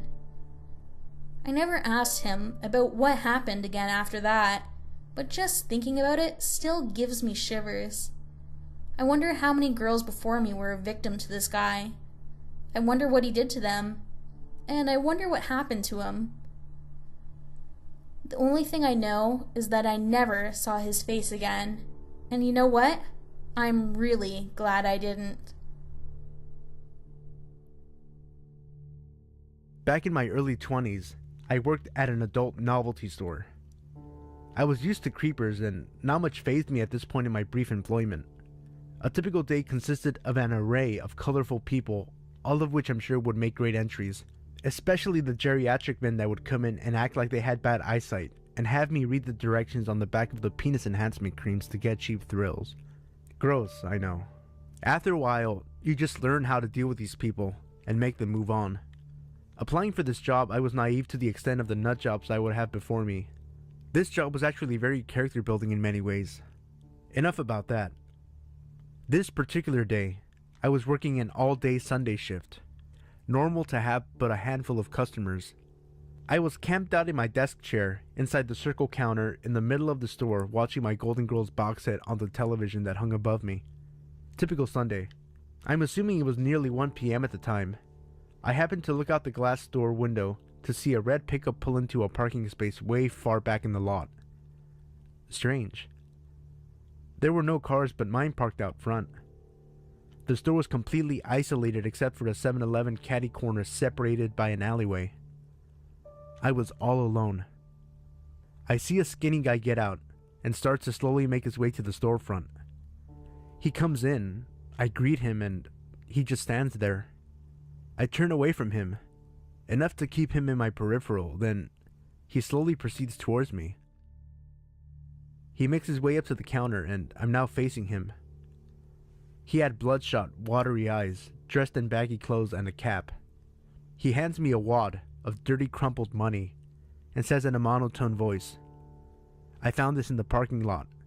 I want to give it to you in case someone wants to reclaim it." I said for him to keep it.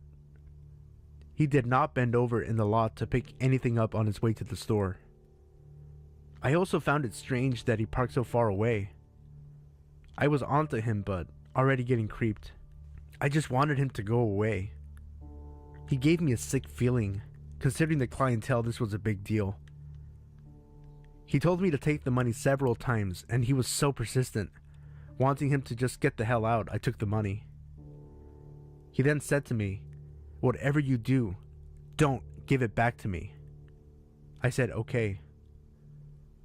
He starts to slowly walk out, and just as he reaches the door, and I'm about to sigh my breath of relief, he turns and inches his way back towards me. "Can I have that money back?" he asks.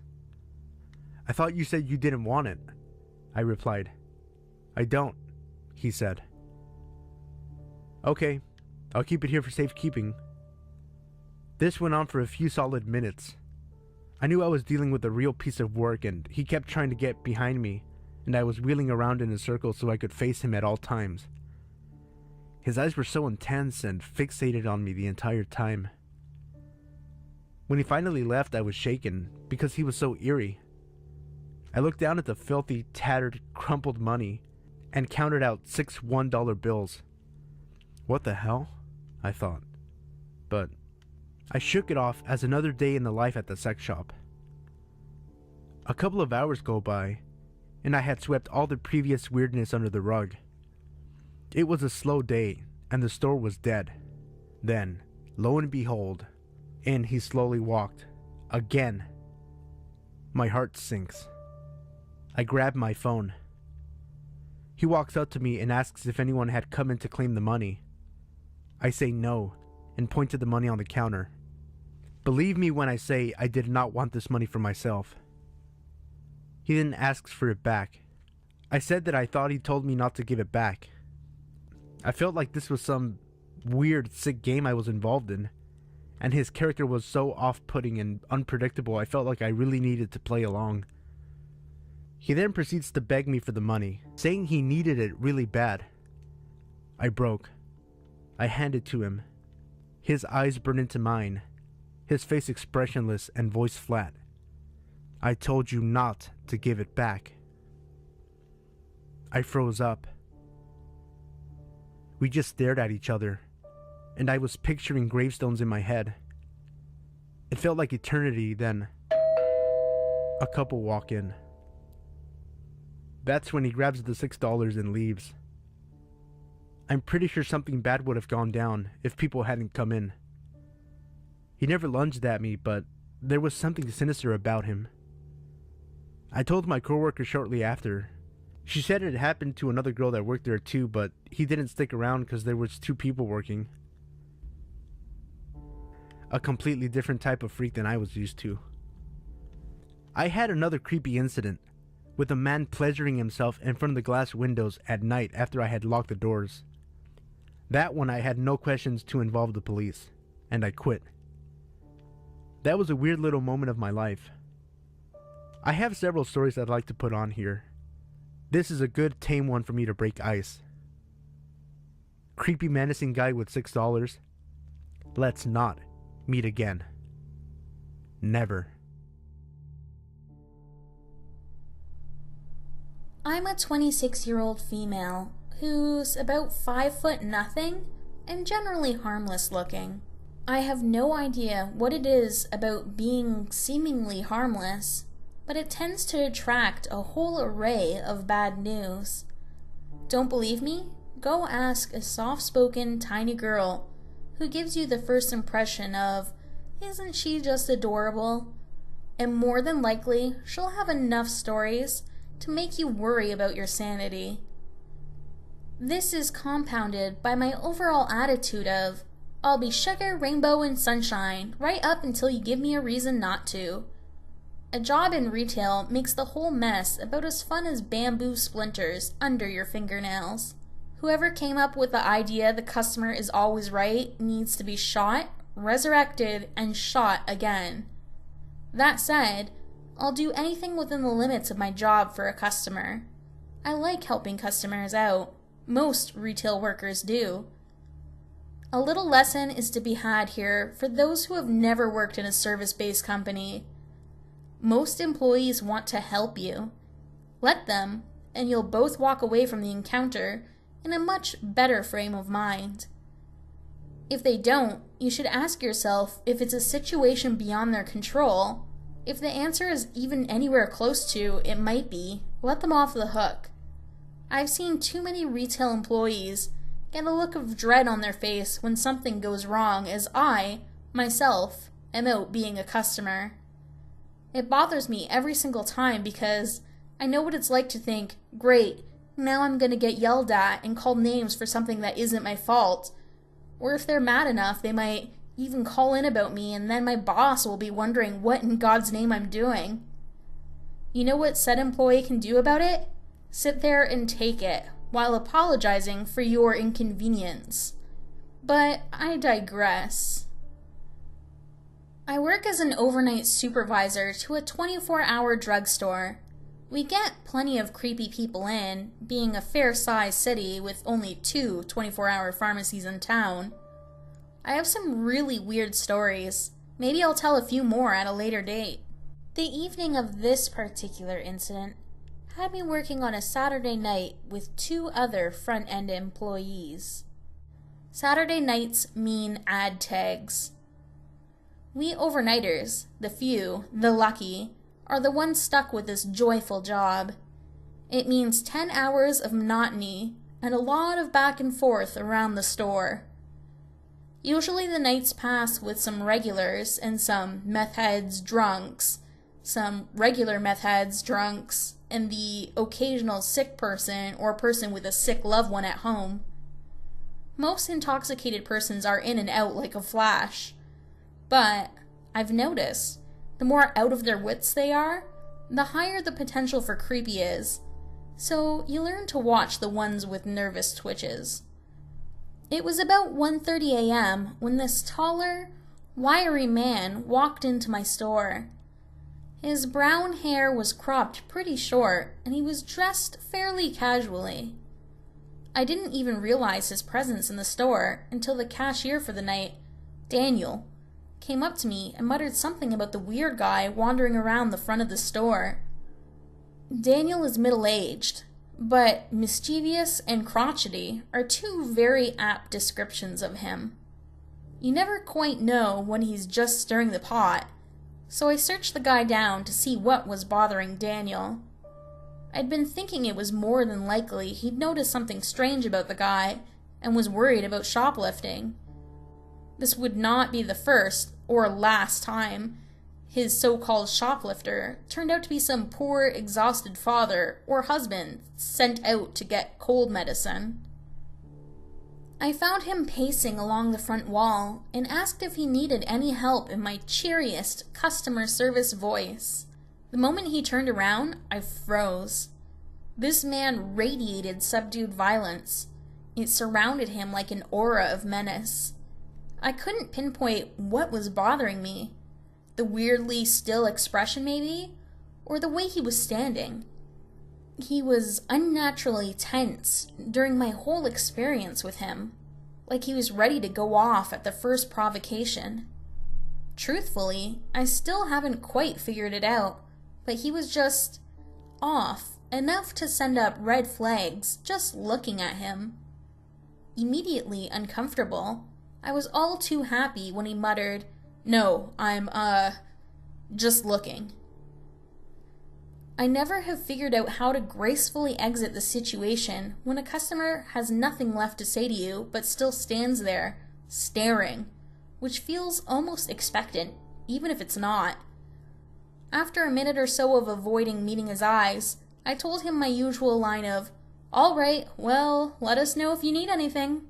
I backed into the aisle I'd emerged from and hurried off to busy myself with more ad tags. Daniel could keep an eye on him if he felt like it. Dude was scary, and I was the only female on shift. No thank you, they don't pay me enough.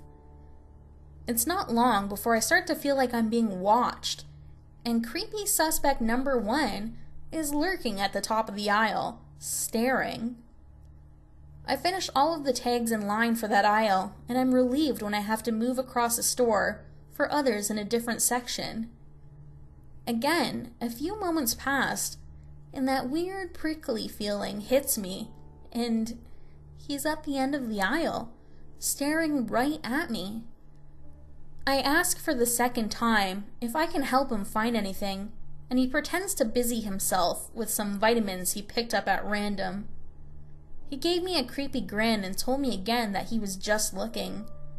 Yeah, sure, I just bet you were. This continues for another half hour or so, until I find myself heading up to the front to ring up a customer. I had no idea where Daniel was, but it didn't matter. I was grateful for the distraction. That was, until I noticed Creeper following me up to the register, still staring.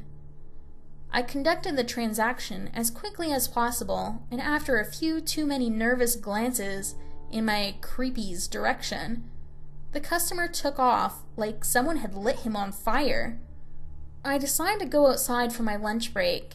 It was cold, and I thought maybe, since Mr. Creeper didn't have a particularly warm-looking coat on, he'd leave me alone. I searched out one of my coworkers and let them know my intentions, clocked out, and stepped outside and into my car. Now, normally, I try to avoid smoking in my car. I've never liked the way it stinks up a car, but desperate times, desperate measures.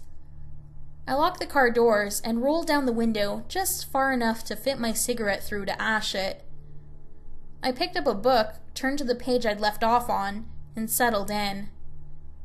A few paragraphs later, I heard someone banging on my window. I jumped and looked up.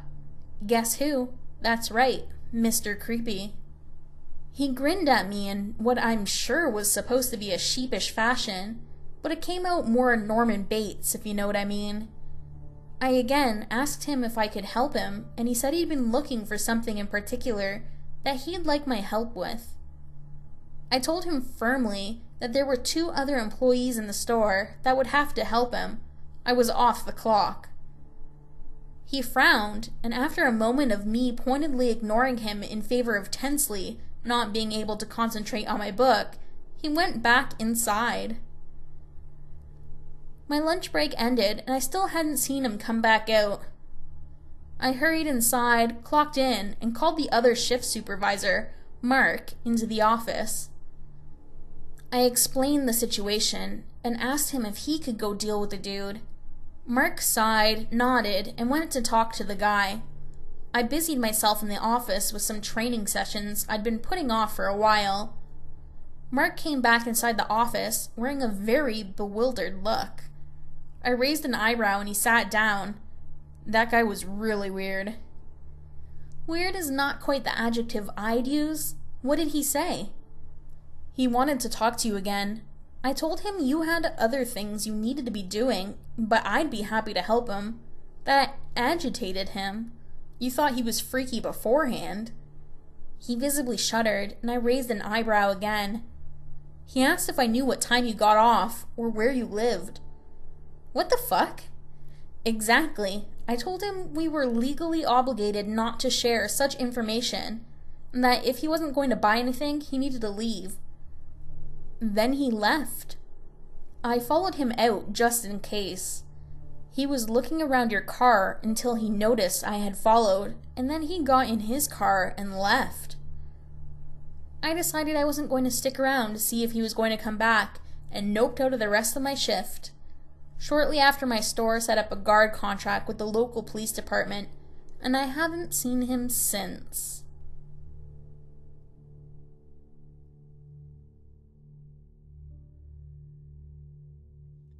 This happened when I was in high school, maybe between my freshman and sophomore years, so 2005-ish. I was on my way home from school. I had about a 1 to 2 hour more ride home on the bus, 2 to 3 buses depending on the day and traffic flow. Sometimes I'd fall asleep and just nearly managed to wake up before my stop. At the time, I lived in the suburbs, about 5 to 10 miles south of Chicago and from my high school.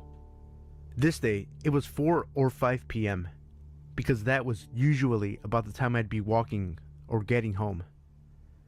I know that it was quite dark and kind of chilly outside, being that the clocks had been set an hour ahead for the fall/winter months.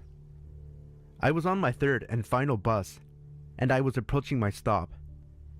I got off, and I started walking home from the bus stop, which was about 2, almost 3 blocks from my building. In the suburbs, the streetlights are spread out a little more than the city, and it's much quieter. There's less traffic on the streets and the sidewalks. On this night, the streetlight closest to my stop was out, unfortunately, so I hated getting off during the fall and winter at this stop, virtually walking almost half of this residential block or more in darkness pretty much. So I'm about half down the first block when this unmarked white van pulled up beside me, still moving, and the passenger opens the side door. I can't remember what he said exactly. It was something along the lines of, "Hey sweetheart, do you need a ride?" I said, "No thank you," and I kept walking, but a little bit faster. I naturally walk fast, so I was damn near about to break into a small jog. I remember a sinking feeling in my stomach because they were not leaving me alone. I continued to walk in an effort to enforce that I wasn't interested in whatever they wanted. They continued to ride slowly beside me with the side door open, speeding up a little as I attempted to do the same thing. I walked ahead a little faster, looking around my surroundings to see if there was someone I could signal to or alert with a scream or something, since this was just before I had a cell phone that was consistently on and available for use. Luckily, for me, I believe a car was turning onto the same block going in the opposite direction, and because this street is residential and two-way, it was fairly narrow, so they were forced to keep driving. I kept looking left to right and behind me to make sure they didn't follow me home, and I proceeded to open my apartment screen door in record timing. Creepy guys in the unmarked white van, let's not meet again. This happened 2 years ago, and I can't believe I still work there after this horrifying experience. Maggie and I, and a few other employees, were folding panties and organizing bras when a couple women in their later 20s strolled in. They had a shady vibe about them that made me nervous. They both were wearing sunglasses, and it was 8 o'clock at night, which seemed off to me. Like they didn't want to be noticed or identified. We work at Victoria's Secret, so we always have to keep an eye out for thieves, since our items are so expensive and valuable. One of the women who walked in looked to be about 8 months pregnant and was browsing through one of our panty tables when it appeared to us that she was stuffing items in her bag. Maggie and I walked closer to her, without looking too obvious, and we watched as she seemed to be sneaking panties in her shirt. That's when I realized she was sticking them up in her belly. She was wearing a strap-on belly and lifting it just enough to stick them in it. It must have been hollowed out. As I went to find a manager, Maggie spoke in the headset that the girl was now going over to one of the bra sections and hiding behind a rack of clothes. That's when I hear it. "Hey bitch, are you talking about me? You think I'm stealing, don't you?" Maggie froze in fear and assured her she wasn't talking about her, The pregnant girl kept yelling about how we were racist against black people and how we always only think black people steal. My manager then walked over to calm the situation while calling security just in case it got violent. Unfortunately, we constantly deal with customers stealing, which is a real nuisance, but we aren't allowed to confront them for safety reasons. We have to call the mall cops, and then they have to call the real cops to come, which can take a while. And since the mall was closing soon, they just made them leave the mall. You might be wondering why they don't search the ladies. Mall cops are different than real officers and are prohibited from searching anyone unless they actually see someone stealing themselves. So, security came and escorted the pregnant lady and her friend to one of the exit doors, and then came back to make sure we were okay. We were fine and thought it was over, but come to find out, we were wrong.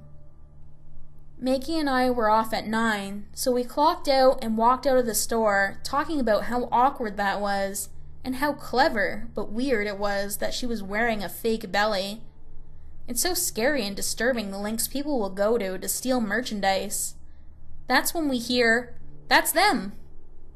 Maggie and I look behind us and see the pregnant girl and her friend with 3 big black guys. One of them is carrying a knife and they start sprinting at us. They yelled a bunch of profanity at us and threatening that we were going to be sorry for what we did. Maggie and I start booking it as fast as we can to our cars, which were parked close to each other, while screaming in fear. Thankfully, they were far enough away that we were able to get to our cars and drive off before they got us. They definitely had a grudge against us for the store incident and they wanted to hurt us. While driving fast, I made sure I was not being followed, since that group of people were extremely mad and crazy for wanting to potentially kill us over stolen underwear. We told security the next day, and our manager and security reviewed the cameras, but could not identify them unfortunately. Now, every time I leave work, I leave with multiple people and check the whole area before walking to my car. I also now own mace.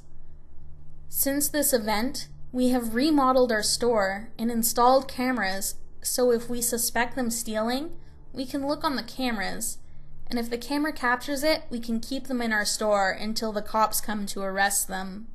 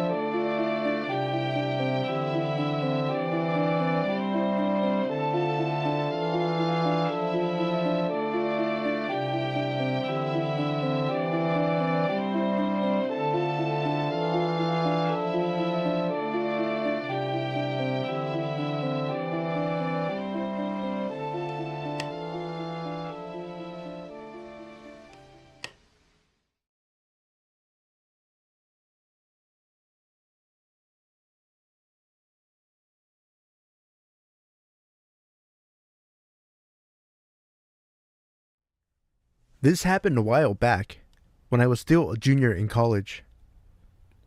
After becoming an upperclassman, students on campus didn't have to live in a dorm room or in a sorority or fraternity house anymore if they didn't want to, because they were given the option to rent an actual apartment at the college. That's exactly what I did the first chance I got. The apartments were nice, swell appliances, my personal favorite being the handy dandy microwave oven. A lot more space in a dorm, and more privacy. The particular apartment assigned to me was 2 stories instead of 1, like some of the others. The ones with only 1 floor were pretty big in diameter, mine was more narrow. It was great, and I kind of felt like more of an adult because I had house keys. Anywho, I had quite a bit of classes, clubs, sports, and other miscellaneous activities during the day, so I wasn't home a lot during the week. But on weekends, I basically had the whole place to myself, unless I had a not very rare cross-country meet or art show 2 states away. My roommate, Sydney, was a total insomniac though, so she'd do her thing during the day, and usually went on walks or out with friends at night. She'd often come back late or early, depends on how you look at it, at like 4 in the morning. I honestly had no freaking clue when she ever slept. Our apartment was usually empty or occupying one sleepy person. We got robbed a lot. Like, a lot. Super often. Probably twice a month. I complained a bunch to the administrators, but they couldn't really do anything, and in the back of my mind, I kind of knew that. The front door's lock wasn't broken, the window had locks, the robberies just happened. They'd pick the lock, or find an open window on a hot day, even if it was on the second story, and steal our crappy 1990s television set, or even our microwave oven. Clearly, they were running out of things to take. We were college students. We didn't have too many valuables. I mainly complained because it wasn't really the ideal situation, but I'd never woken up to see anything stolen, and Sid never woke up because she was always awake, so the majority of the robberies were in broad daylight when I was at class, which was a little strange, or sometimes when I came back from 4-day road trips. It wasn't so unnerving because no one ever broke in when I was sleeping, but it was still annoying. Looking back on it now, it was weird how the robberies took place at really precise times, like when Sid went home for the weekend and I was in Missouri for a fundraiser, or while I was at a night class and my roommates were at a friend's. It was quite clear whoever was breaking in and stealing our shit knew our schedule to some extent because there was never an incident while either of us were there. But even so, I still should have gotten out of there. Sydney was at a concert, and I didn't expect her to be home until the horizon started to brighten. I was going to go to a haunted house with some buddies for Halloween, something the college was putting on to raise money for nicer books and maybe better locks on the doors. Hint, hint, nudge, nudge, wink, wink. But my friend Sarah bailed last minute, presumably to go fuck someone, and her cousin Matt had gotten himself sick, so we rescheduled pretty late into the night. I wasn't feeling so great either though, so I wasn't too bummed, and took to curling up on my sofa and watching Slumdog Millionaire. I ended up falling asleep there on the first floor, and awoke a few hours later when Satan was literally scraping out my uterus with a rusty knife. I retrieved some Tylenol from the bathroom and filled a glass in the kitchen. Downing the pills, I turned to go upstairs to my bedroom when I noticed my roommate standing by the fridge. I was half asleep and in pain, so I tried to say something like, "I thought you'd be home later." But it came out more like, "I thought what?" And I gave up. Sid didn't say anything though. She just stood there, barely moving or breathing. "You okay?" I asked, sounding almost like a regular human being again, but she didn't react in any way. I shrugged and pushed past her to get to the fridge, suddenly very hungry. I took out an apple and munched on it, still chatting with her, asking how the concert was. A few times I thought I saw her nod, but it was dark and I couldn't make out her face. "Okay, well, night I guess."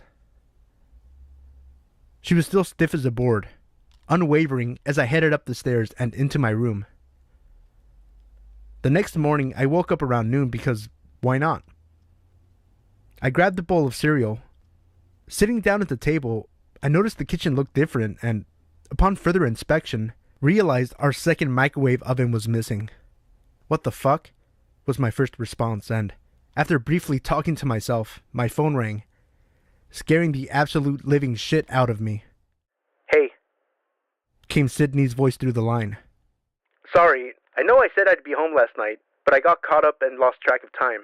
I have class in an hour. Can you come pick me up?" Guys, I talked to my microwave oven thief for like 30 minutes, thinking it was my roommate.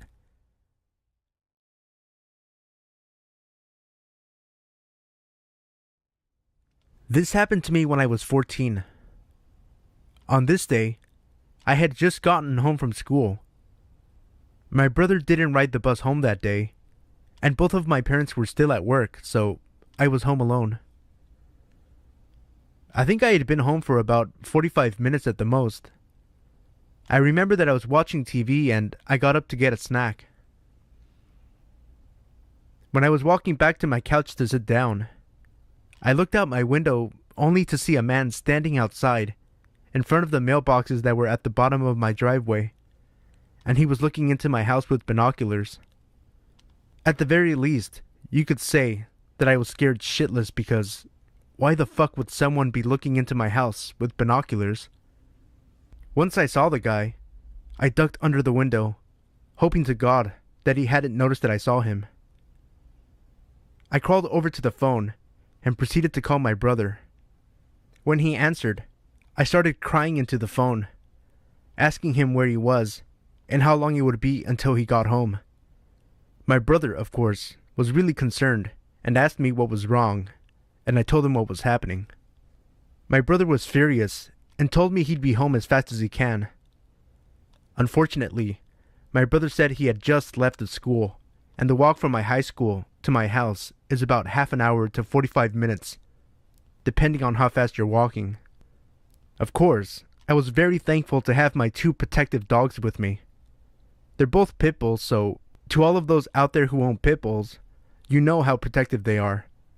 They'll take a life if they need to. After I hung up with my brother, I decided to watch the guy for a good 2 to 3 minutes. Now, you might think, why didn't you call the cops? Well, for the simple fact that this man isn't actually causing any harm to me, so I can't just call up the police station and say that a man is looking into my house with binoculars because they can't do anything. And also, I'm not the type to call the cops unless I feel that my life is actually in danger. Out of some sort of luck or something, the guy didn't actually try to do anything. He just walked off like nothing had happened. Now, some of you might think that this story wasn't actually that scary, but if you were a 14-year-old girl and you were home alone, and some guy was looking into your house with binoculars, you might be a little scared yourself. What made it so scary for me was that I really didn't know what this guy's intentions were. Was he seeing if someone was home? Was he going to try to break in and rob us? I really don't know, and honestly, I don't know why anybody would try to rob our house anyways, because if you knew what my house looked like, it wasn't the type of house that a person would want to rob. Nothing really made any sense. I'm just glad that nothing happened to me and that I haven't seen this man again since.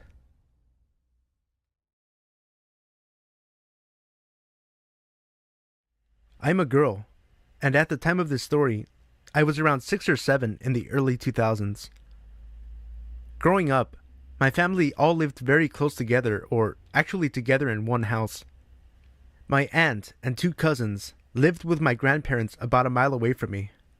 Both my parents worked, so I spent most days there as my aunt also ran a daycare. One of my cousins, Emily, was with me in our game room playing Nintendo, Duck Hunter if I remember correctly. All the other kids had gone home, and my mom was expected to pick me up soon. Some other backstory, our family had a mechanic / handyman, Steve, since before I can remember, and they still use him today. Even though he's a total crook and never completely fixes anything, he's more duct tape than anything. Anyway, while we were playing games, the landline rings, and Emily answers it, as she was the older kid, at 10. She asks who it was, but she didn't tell me what they said. Then, they must have asked who was with her because she said I was, and for some reason gave my age. The man on the line said hello, and I said hi back. He asked if I knew who he was, and I replied, "You sound like Steve." Steve was always hanging around the house just waiting for things to break so he could get paid to fix them. Steve said I was right. He told me to go to the bathroom and lock myself inside. Being a stupid 6-year-old and believing I was talking to an adult I knew, I did it. What comes next is still a bit of a blur. My mom had arrived right when I went into the bathroom and found out what I was doing from Emily. Steve told me to unlock the window that was above the toilet. I saw a shadow through the distorted glass. My mom pounds on the door, yelling, and the shadow disappears, and a trash can under the window outside falls over. I let my mom in and wonder what all the fuss was about. When I remembered this story years later and asked my mom about it, she told me that Steve never called and that there were several kidnappings of little girls in towns around the same time as this incident.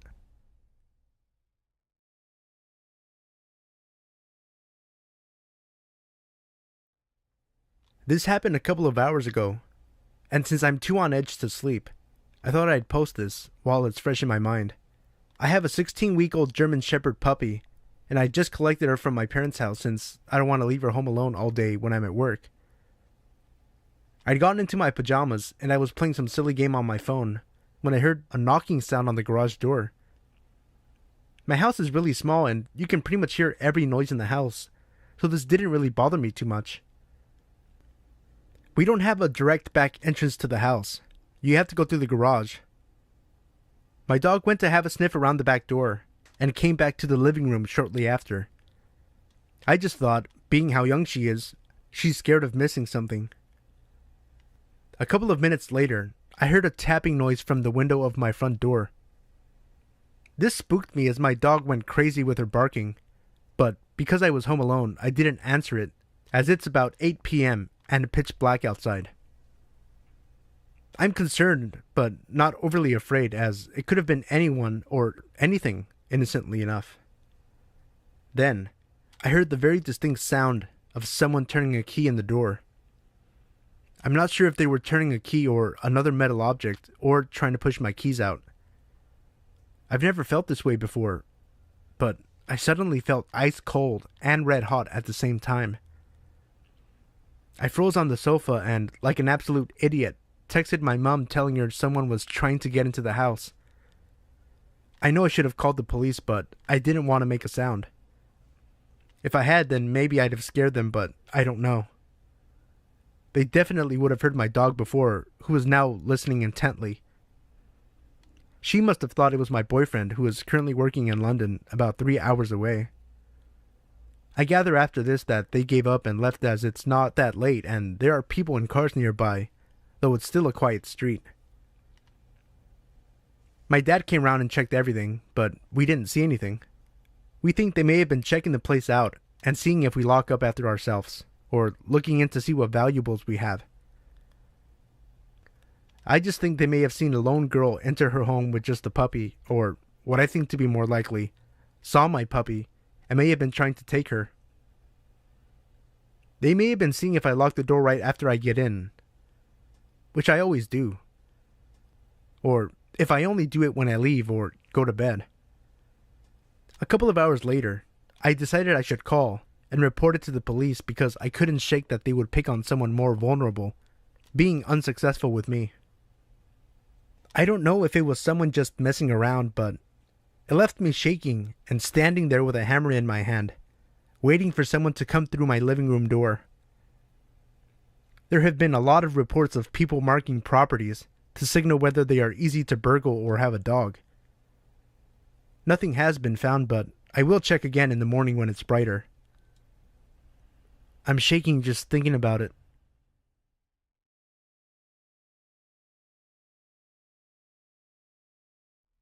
A little bit of background. I'm a 22-year-old female, and I just moved to a small town from a big city with my dad. We moved into our house in early October of 2015, and we were having problems with a leaky shower in the bathroom adjacent to mine, so my dad called the plumber to come take a look. The plumber arrived around 8 a.m. the following day, while I was getting ready for work in my bathroom. My dad let him in, so I hadn't gotten a good look at him. My dad then goes down the street to gas up his car, and then leaves for work, leaving the plumber to do his job in the bathroom. My bathroom is just a toilet and vanity, with a door leading into a shared shower room that has another door leading into my dad's bathroom. So, while I was getting ready, there was only one door between the plumber and I. I guess he figured out that there was a lady in the house due to my hair dryer. Next thing I know, My bedroom door is opening and closing, and there's a very tall, very wide, very terrifying man with more legs than teeth locking my door from the inside behind him. He then walks 5 feet towards me and stops in front of my bathroom door. I freeze. He stands there, staring at me for the longest 30 seconds of my life. He hits me with the widest, untoothiest grin and literally looks me up and down multiple times. I hear the front door open and close, not knowing then that my dad had forgotten his wallet, and the plumber pivots on one foot in a twirly motion and unlocks my door and walks out. My dad runs in my room, asking if that guy had really just been in there, and goes to run after him, but the guy walked right to his truck and left without fixing our shower. My dad immediately calls the company we hired the plumber from and asks them to send someone else, not that guy. He tries to explain what happened to the manager. The manager proceeds to tell my dad it was our fault the man locked himself in the room with me because I didn't lock him out of my room in the first place. Sorry, I didn't know I needed to lock myself away in order to not be creeped on by a supposed professional. Just terrifying to think of what would have happened if my dad didn't forget his wallet.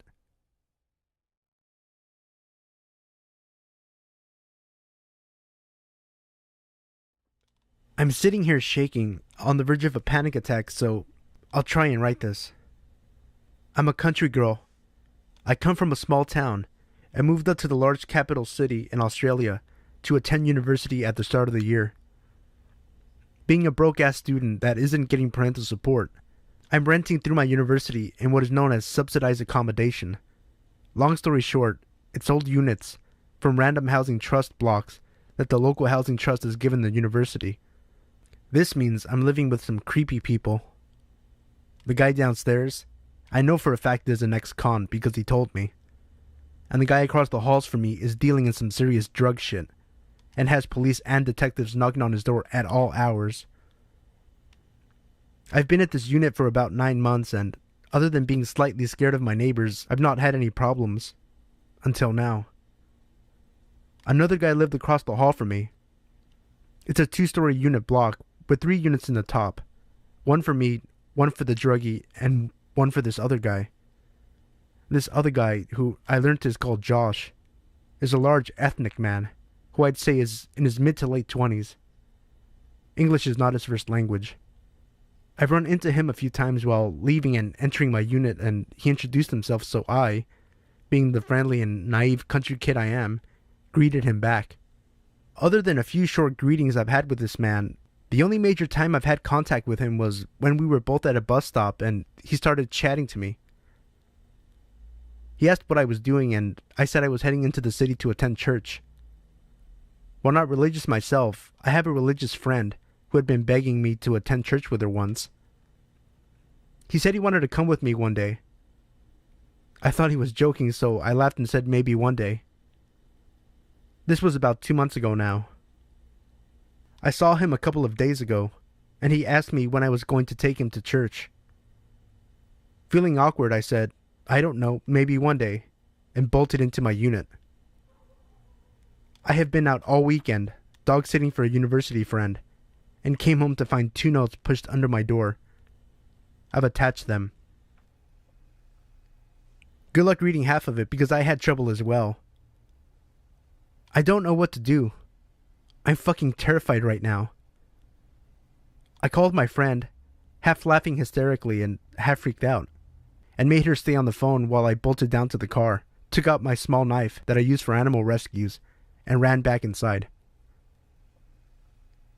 I can't ring my mother because she would freak out and drop everything to make the 5-hour drive up to where I live, and she can't do that right now. She's working 5 days a week and looking after my terminally ill grandfather, and any other adults who I ring will straight away contact my mother. My friend urged me to go to the police, but while the letters are creepy as all hell, aren't actually threatening. Would the police do anything? How about it? Why don't you join me on this terrifying adventure on how to deal with a creeper?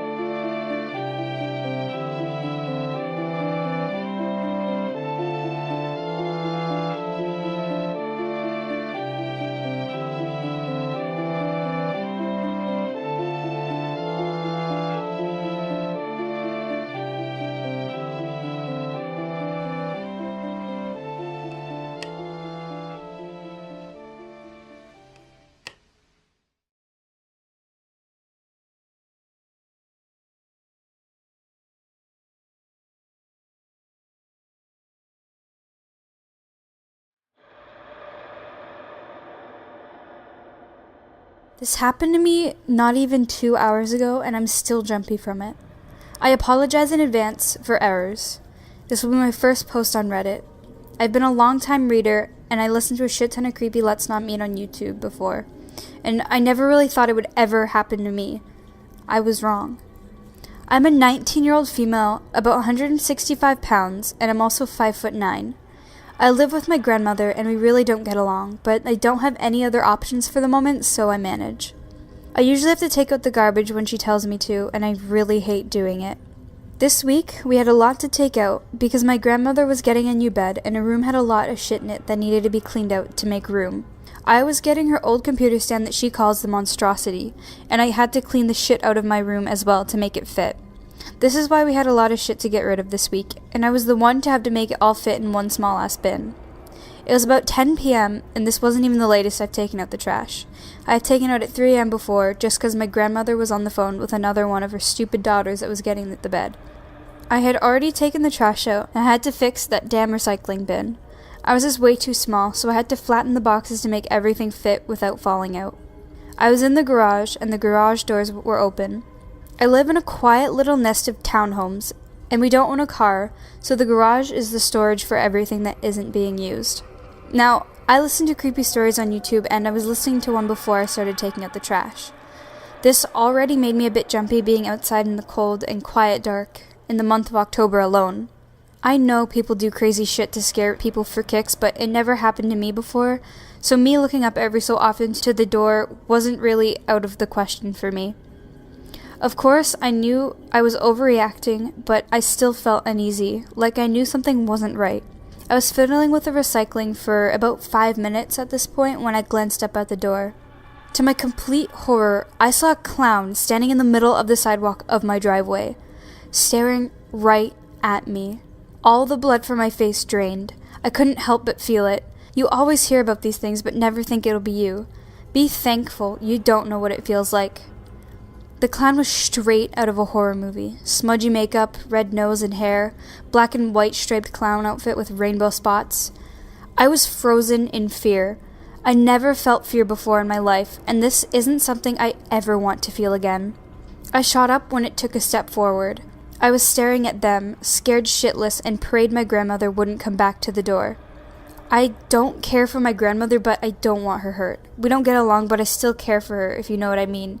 It may sound cold, but whatever. The damn clown took another step forward. It was at this point I noticed it. How had I missed something so important? The clown had a butcher knife. At this point, the clown is about 5 footsteps from the garage door. I knew if I stayed put any longer, I was probably going to die. I really don't know how I did this, and it's really a blur because of the adrenaline that was running through me. All I remember was that fucker grinning and showing his piss yellow teeth running towards me. Somehow I managed to jump backwards inside the thankfully open door and close it using all of my weight to force it shut. Thank God I always make sure the door leading to the garage is locked 24/7 because I'm always afraid of someone breaking in. The clown was banging on the metal door and trying to break it down. At this point, my grandmother came to see what the hell was going on, and I told her to call the cops. She went to grab the phone, as I was still holding myself against the door. I had my shoes on, and I had a strong grip on the floor. This fucker wasn't getting in. The banging got more frantic as the guy was backing up, then banging into the door with his whole body. I placed both my feet on the other door leading to the kitchen. My house has the kitchen and laundry room together, and the laundry room leads to the garage. It's no more than 2 regular doors big, and I'm 5'9", so this was good in my case to hold my upper back against the door with my feet up like this. The banging went on forever, or so it felt like. I heard the cop cars as they were probably coming down my street. One last bang that broke the lock on the door and made the door open an inch before I shoved it closed. Nothing else for about 30 seconds. I heard the cop cars and I knew they were right outside my house, and no more than seconds later, I heard cops saying, "Open up, this is the police's!" I put my feet down, still ready to slam the door closed in case that this was the damn clown. I know this was stupid because I heard cars and radio, but hell, I was scared shitless and on edge. Don't tell me you wouldn't be too. I cracked the door open and to see a cop with his gun drawn in his hand. I opened the door all the way and my knees gave out and I fell on my butt staring at the knife stabbed in the metal door. The cop could easily see the trash that was kicked around from the guy and my very pale look and the fact I was visibly shaking. About 5 or 6 cops showed up and took a look around the outside of my house and took statements and removed the knife from the door. They said we'd get a call back in a couple of days. 2 of the cop cars are still driving past my street about every half hour. I was never scared of clowns. I'm still not, but hell, I don't like them and I don't want to see any clowns for a good while. I messaged one of my friends and told her about it. I think she thought I was joking, so I didn't bother telling her about the knife and I just left it how it was. I never really thought this kind of shit would ever happen in real life, and I wouldn't have this kind of thing happen to me ever, but I was wrong. This can happen to anyone. Never think that it can't. This world is full of crazy fuckers that just want to scare the shit out of you or just plain want to kill you for kicks. Always pay attention to things around you. To the fucker dressed as a clown and trying to kill me and scared the living shit out of me tonight, let's never meet again.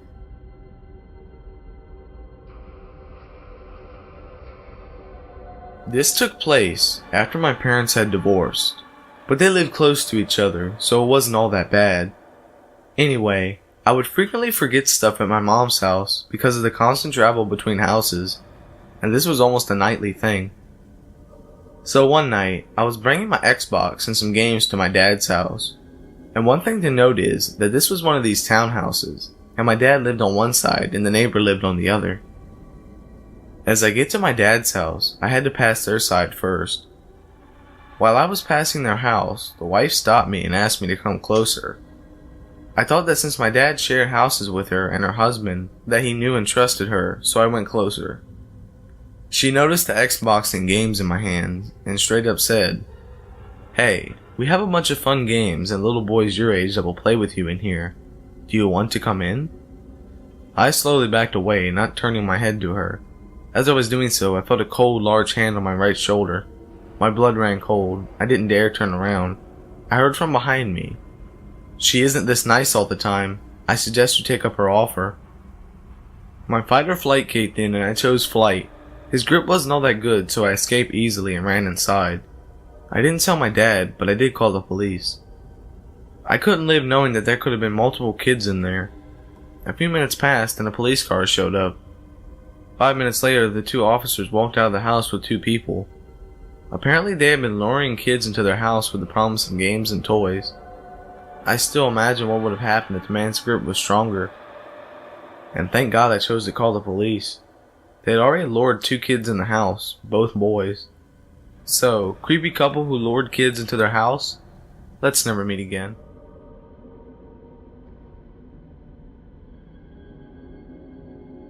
Okay, so this happened this summer, and I still can't take my mind off the whole situation.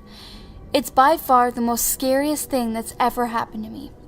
First things first, I am a female and I am 20 years old. I live in a small village in England.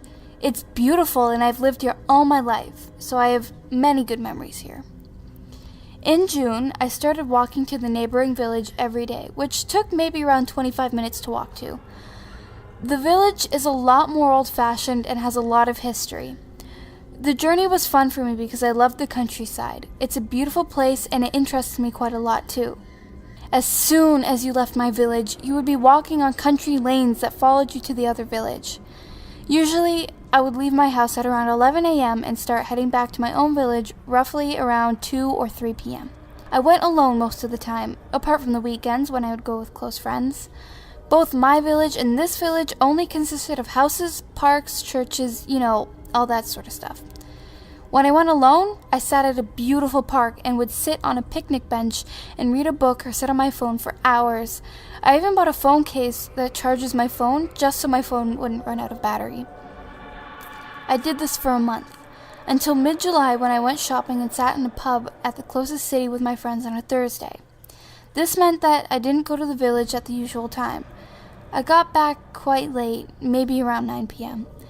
I don't know what the fuck was going through my mind, but I decided that I would go to the village tonight due to the fact that I wasn't tired and I was in a good mood. I left my house at 9:30 and started heading there. It was getting quite dark, so when I left my village and entered the country lanes, I got my flashlight on my phone up. I was walking for about 5 to 10 minutes before I realized that what I was doing was stupid.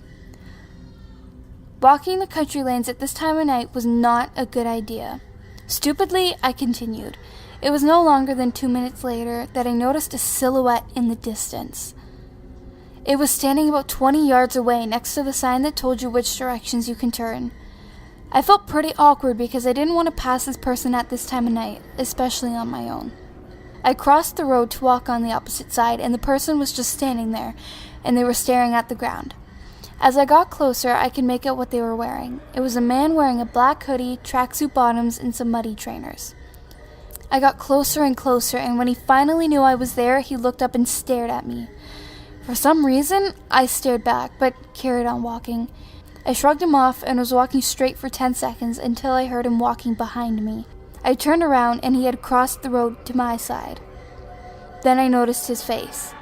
I was terrified and disgusted. He looked like he had been on drugs for most of his life and must have been in his mid-30s. I couldn't turn around now. I was halfway there and knew that for a fact he would follow me home if I did. I didn't know what to do. I still had at least 10 minutes of walking left and was in the middle of nowhere. No people were around, and the closest building was in the village. I had no friends in the area either, so I couldn't go to anybody's house. I started walking faster, but so did he. I was petrified at this point. Things like this don't happen to people like me, or that's what I thought. I started to cry a little, and then I heard him say in the most horrifying and evil tone I've ever heard, "You can't escape me, young lady." I started running and screaming. I don't know how to explain it, but I couldn't control my screaming. It was like I was automatically doing it, if that makes sense. He started running too, and he was much faster than me. Could this whole scenario get any worse? I slowed down, extremely out of breath. I cursed my asthma for this. Tears were streaming down my face, and I felt like I was going to collapse. Then this fucking creep grabs me, and I fall to the floor screaming louder than I've ever screamed before. I didn't know how I could possibly have screamed like this, considering I was out of breath and having a panic attack. He was lying on top of me. He was so fucking heavy and smelled so bad that I could have thrown up. I couldn't see his face as well anymore due to the tears in my eyes.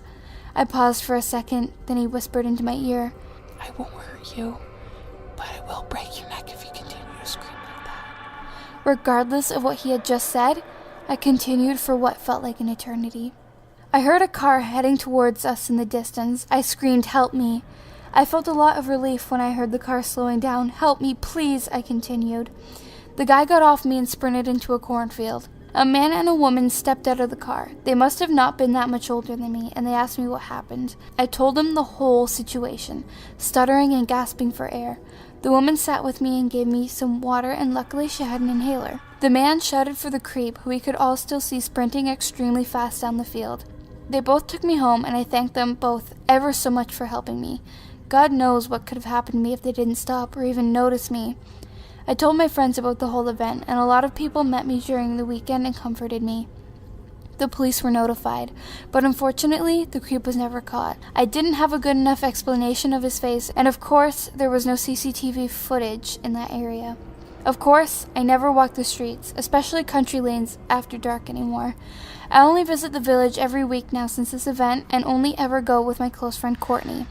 My lesson here is that no matter how safe your area may sound, there will always be bad people around, and you should never walk the streets at this time alone. Creepy, violent, drug-addicted freak, I hope you get caught and get what you deserve. And for the love of God, I hope we never meet again.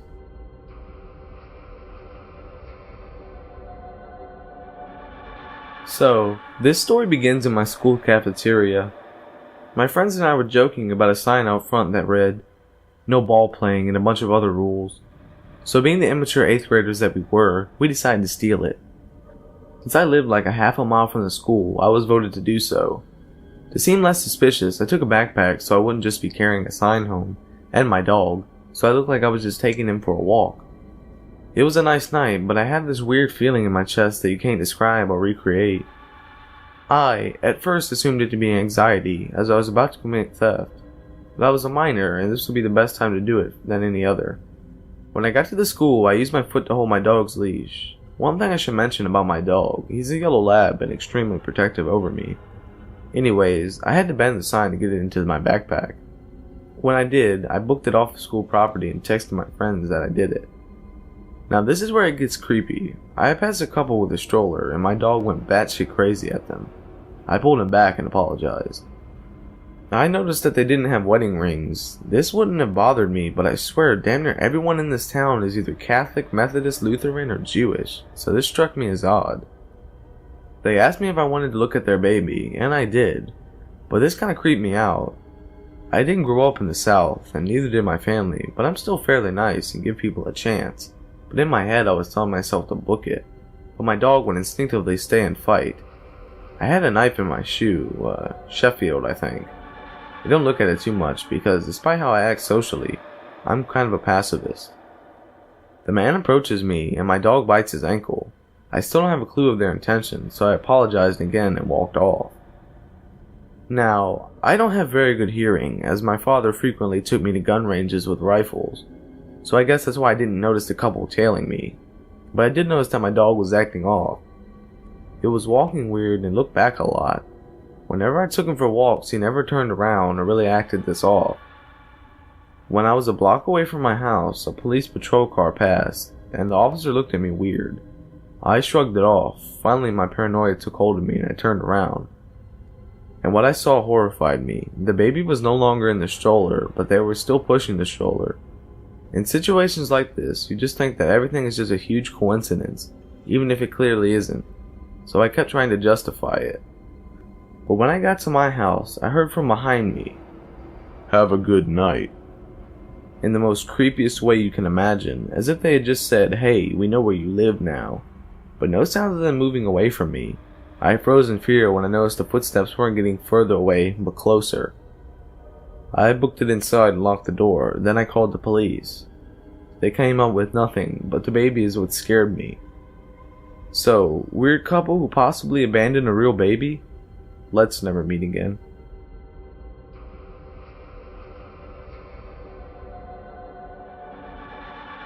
Hey y'all, long-time lurker, first-time poster. You know how it is. I'd actually kind of forgotten about this incident until recently when my memory was jogged by seeing a few other stalker-type stories on here.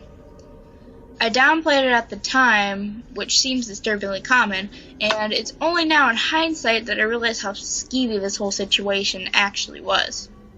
This gets pretty wordy, but bear with me. So this was some years back when I was only 16. For reference, I'm a girl. My family had recently moved cities, so it was a whole new neighborhood, new school, new friends, all that good stuff that comes with a more major move. I had to get used to not being able to walk to school too. I had to take the bus downtown and then walk from there to get to where my school was, which was the first for me, since all my previous schools had been within walking distance. Now, the bus system itself wasn't a problem at all. What became a problem was that apparently someone started watching me at the bus stop. About 3 months or something after the move, I created a Facebook profile for the sake of some competition or other. You know, like this Facebook page for a chance of winning this and that. I had nothing else on this profile at all beyond my name. This was before I was borderline mandatory to be active on Facebook. No picture, no information, hadn't even added any friends. It was a blank save for 1 or 2 like pages. I halfway forgot I even made the profile. But then after a few days, I got an email alert for a message on Facebook. So I went to see what was up. It was from an account that was just as empty as mine, and it simply said, "You're cute." What? I was and still am pretty cute, but nothing out of the ordinary. What puzzled me the most was obviously how whoever this person was would know that, because no, I did not recognize the profile name at all, and of course my profile didn't even have a picture. I replied something like, "Haha, thanks, but how would you even know?" I wasn't really seeing a red flag yet. I was a little curious, a little flattered. I was still a bit naive, I suppose. So, I got back. "I've seen you at the bus stop. And that didn't sit quite right with me. Obviously, at the same time, though, I was still telling myself it wasn't really a big deal, and I didn't feel too worried or anything. This was a very nice neighborhood, and I'll mention that I'm from Sweden, which is generally safe. Still, that didn't explain how he'd know my name, which is what I asked him next, how he recognized me. He said he wouldn't tell me unless I added him on MSN, the chat client predominantly used at the time, and talked to him on there. So after a little back and forth, I gave him in and added him on there, primarily because I wanted to know how he had gotten my name at all. It's a common name, and I was feeling a little angsty about that. Part of the reason we moved was to get away from a few people. I felt I had to know how he found me, so in case any other people did. His text language is pretty flirty and all. He threw in lots of winky smileys, but from the way he typed, I got the impression that he was around my age. He had a year in his username that I assumed was his birth year, and if that was true, he'd actually be a year younger than me, so I still didn't feel too worried. But I got pretty uncomfortable when he told me how he'd worked out what my name was. It was from the school yearbook, which doesn't seem that much of a stretch at first. I know, but the thing that in the city that I moved to, what they do is they compile all schools from the same education level in the city in the same book. So we're talking about 15 schools in that book and a few hundred pages of photographs. And he'd gone through all of them just to find my face and name. I had actually checked when he told me this. I wasn't in any obvious places in this book at all. I had no particular spot dedicated to me or any activity I was in. It was just in this group photo of my class, about 25 students I think, around 2/3 through the book. Plus, if he was really a year younger than me, he himself wouldn't be in that book, or have ready access to it, because he'd be in a different level of education. To any fellow Swedes, I was in my first year of gymnast. At the time, he would have been in high school. This didn't cross my mind at the time, but again, if he was a year younger than me, he'd either have to look through his yearbook first and then move on to a yearbook that wasn't for him, or he's seen me at school too and known to look at the right one for that reason? I didn't really tell him it creeped me out, but he started chatting to me on occasion from then on. Mostly normal stuff, so that was fine, I guess. Always with this flirty tone, though. I replied neutrally, or sometimes played along, trying to get an idea of who he was. He said he was a neighbor, and that's why he'd seen me at the bus stop, but he never told me what he looked like. When I was at the bus stop, no one ever came forward to ask him or signal in any way that they might be. Like I said, I didn't recognize his name, if it was even real. He definitely wasn't from our apartment building, though, and for some reason I didn't quite believe him when he said he was from the neighborhood. So I started to feel pretty uneasy at the bus stop when there were other people there with me, wondering if one of them was him, if he was watching me. But waiting alone at the bus stop didn't really help either, because I started wondering if he was watching me from somewhere else. The stop was situated near a grocery store with a parking lot, so he could have been there. I'm pretty sure he did tell me, "You looked cute today," or something similar at least, once or twice, but I honestly don't remember much of what we talked about anymore when we did chat. I did remember they were never long sessions, though, only 10 minutes to half an hour or so, and I started not really liking seeing him sign on, but for some reason didn't block him. Probably because I still felt I had to work out who he was, and because, well, I didn't feel threatened by him. Just uncomfortable, you know? Until at some point when he told me I figured out where you live. Acting if that wasn't creepy at all. That skeeved me out. I asked him where he thought I lived, which was maybe a stupid move, but yeah. He gave me the right number, and the right floor, and the right apartment.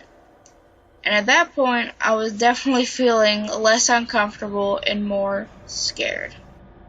He went on to say that he worked this out because a friend of his had lived in our apartment prior to us, and that the timeline for me appearing and his friend moving out made sense. I didn't believe this at all. In that case, he'd have worked out where I lived a lot sooner, and if he had, why was he telling me this now? To mess with me? But if he hadn't found out the way, then what? He'd have followed me or something from the bus stop? I don't remember what I told him, though that scared me big time. A day or so after that, he sent me a message that was something like, maybe I'll come over and say hi. And I don't remember the exact wording, but it was actually read very threatening to me. It read differently than the other fairly normal stuff we had talked about before. And if I had such a spike of fear when I got that message, it didn't matter finding out who he was like. I didn't want him to come over at all. I remember looking out my bedroom window and being relieved that there was nobody outside. And I sent him a message back that I don't want him to come over. Ever. He sort of threatened that he would, and then he signed off. I blocked his email and his empty Facebook profile. Then after I had done that, I was left feeling really anxious and frightened, thinking that maybe now he'd come over anyway once he'd realized I'd cut off all his other options, that maybe he was on his way right now. And then what would he do? I didn't really fear rape or murder. It was a little too abstract to me at the time, but I was really scared. For a little while after that, I was scared of the bus stop too. I was scared walking home from it, in particular after school. But nothing happened after I blocked him. It all just kind of ended there, which in hindsight, I consider myself extremely lucky. I was definitely dumb and naive at the time because I didn't mention any of this to my mom or stepdad. And whoever this guy was hadn't been willing to give up on me or lost interest. Or whatever happened with him, things could have gotten really, really ugly. I was always waiting at the bus stop myself, and I was often home alone if I had a shorter school day. And he did know my name and where I lived, and I'll say it again, I was only 16. It's possible that it was just some socially stupid kid with a distant crush, not knowing how to handle it, but thinking back on it, it seems like it had to be more than that. Either way, I'm glad I never met him.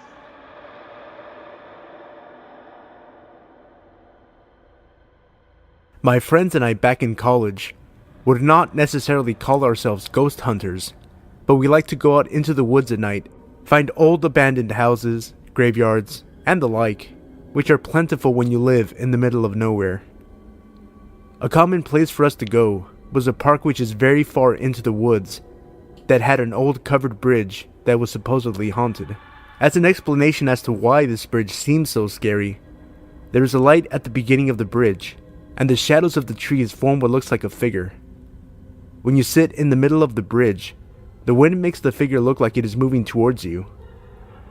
To the unsuspecting visitor, this can be a frightening experience, so we like taking our friends here to freak them out. To set the scene, it was late summer on a Wednesday night, probably around 2 a.m. We were all on summer break and had nothing going on, so we decided to take a couple of people down to the bridge to give them a good scare. This area is not easy to get to. There's lots of steep hills and rocky roads. It's very secluded, so as expected, there were no other cars on the road.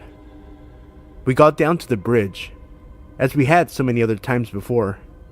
It was tough to see the light at the end, but there were definitely plenty of shadows around, so the scare factor was still pretty high. so as you are supposed to, we parked our car in the middle of the covered bridge and turned our lights off, as well as our engine. Immediately, the people we brought with us saw the shadow figure approaching our car. We obviously tried to play it up and act like we saw it coming towards us as well, to continue to scare them, but something was all wrong this time. The figure seemed a lot more lifelike, not like a tree swaying in the wind. It didn't feel like an illusion at all. I looked over at my friends and could tell they noticed something was different this time too. It was at that point that I noticed that we were no longer looking at the same shadow figure at the end of the bridge. This one had actually moved directly in front of our car. In a panic, I turned on the headlights because it was becoming a bit too real. Once the lights came on, the figure did not disappear, and it did not stop inching toward our car. There, in front of our car, was a person in an all-black hoodie and all-black pants. Hoodie over his head, looking down at the ground. After the lights came on, he kept inching toward the car at a snail's pace. A prank, I thought. Someone saw us come down and was familiar with the story and wanted to mess with us. We opened our windows and yelled, "Hey, you got us, that was pretty good." He had no reaction. Thinking he was just trying to stay in character, we laughed it off and backed out of the bridge and started heading back up the hill. There was a parking lot up at the top of the hill, still pretty deep into the woods, maybe a minute or two drive from the bridge. We decided to head up that way to gather our thoughts and sort of process everything that had just happened, since adrenaline was still running pretty high. We got to the parking lot, which is normally about a quarter full on a busy weekend during midday with hikers, as it's a pretty popular hiking spot in the area, but 2 a.m. on a Wednesday should have this lot totally empty. Upon pulling in, every spot was full. Considering the park closed at dusk, this was a disturbing discovery. We parked in the middle of the lot, trying to figure out what was going on. I grew up just minutes from this area, and the amount of cars in this lot was probably the equivalent of the nearest town's entire population. We sat in the lot for about 5 to 10 minutes, just talking to each other, trying to figure out what was going on, when 2 German shepherds came running down the hill. They stopped at our car briefly, and then continued running off into the woods. The girl that we had brought with us had a look of horror on her face, and told us that we needed to leave. Confused and still a bit concerned, I agreed and left the area quickly. She put everything together. She said that cult activity in the area around us was very high. German shepherds are commonly an animal they use for sacrifices. I don't know where she got this information, but all I know is that it has been about 5 years. I never saw her again, and I never went back to that bridge at night again.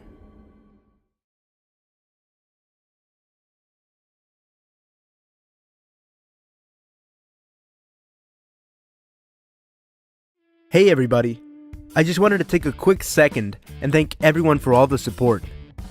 As I record this, we are at 3,982 subscribers, which means we're about to hit 4,000 subscribers.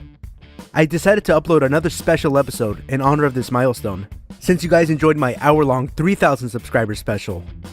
Also, stay tuned at the end of the video for a special preview of my new Q&A podcast, where I answer your questions and discuss music, movies, and more.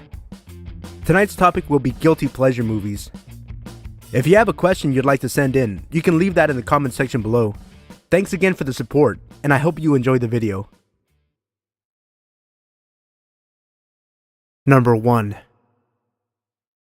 When I was in high school, I lived in a pretty bad neighborhood for a while. There were a few crappy houses, and the area was known for drug use. People lived there because the rent was cheap. We were renting a vacant lot between 2 sad, dumpy houses, and my sister and I lived in an RV, mostly by ourselves. My mom was in a relationship with an abusive guy who kept her at his house all the time, so we were left by ourselves for days. It wasn't much of an issue since we were old enough to take care of ourselves, being high school age and all. Anyways, our lot had a road running in front and back of it, but the entrance was blocked from one road with a log. That was the road I would go jogging on. I would jog from that blocked driveway to the stop sign at the very end. If I made this round trip 10 times, it equaled to about 3 miles, so I would be out there every day after school just burning off energy. I started to notice a middle-aged man that would come out to the road sometimes and try to stop me to talk. I always thought that was weird, being that I was obviously busy and had my headphones in. Sometimes, he would just sit on his back porch and smoke and watch me run. Sometimes he would go out to the road and try to stop me. Knowing the probability that he was probably just an old, methed out crook, I did what I could to avoid him. This continued a few days a week for about 2 weeks, and usually, after I had passed him 2 or 3 times, he would give up trying to get my attention and go back inside his house. But one day, he must have caught me at the end of my run, and so had the opportunity to see where I crossed the log and ran into the lot. That's the only explanation I could have had for what happened.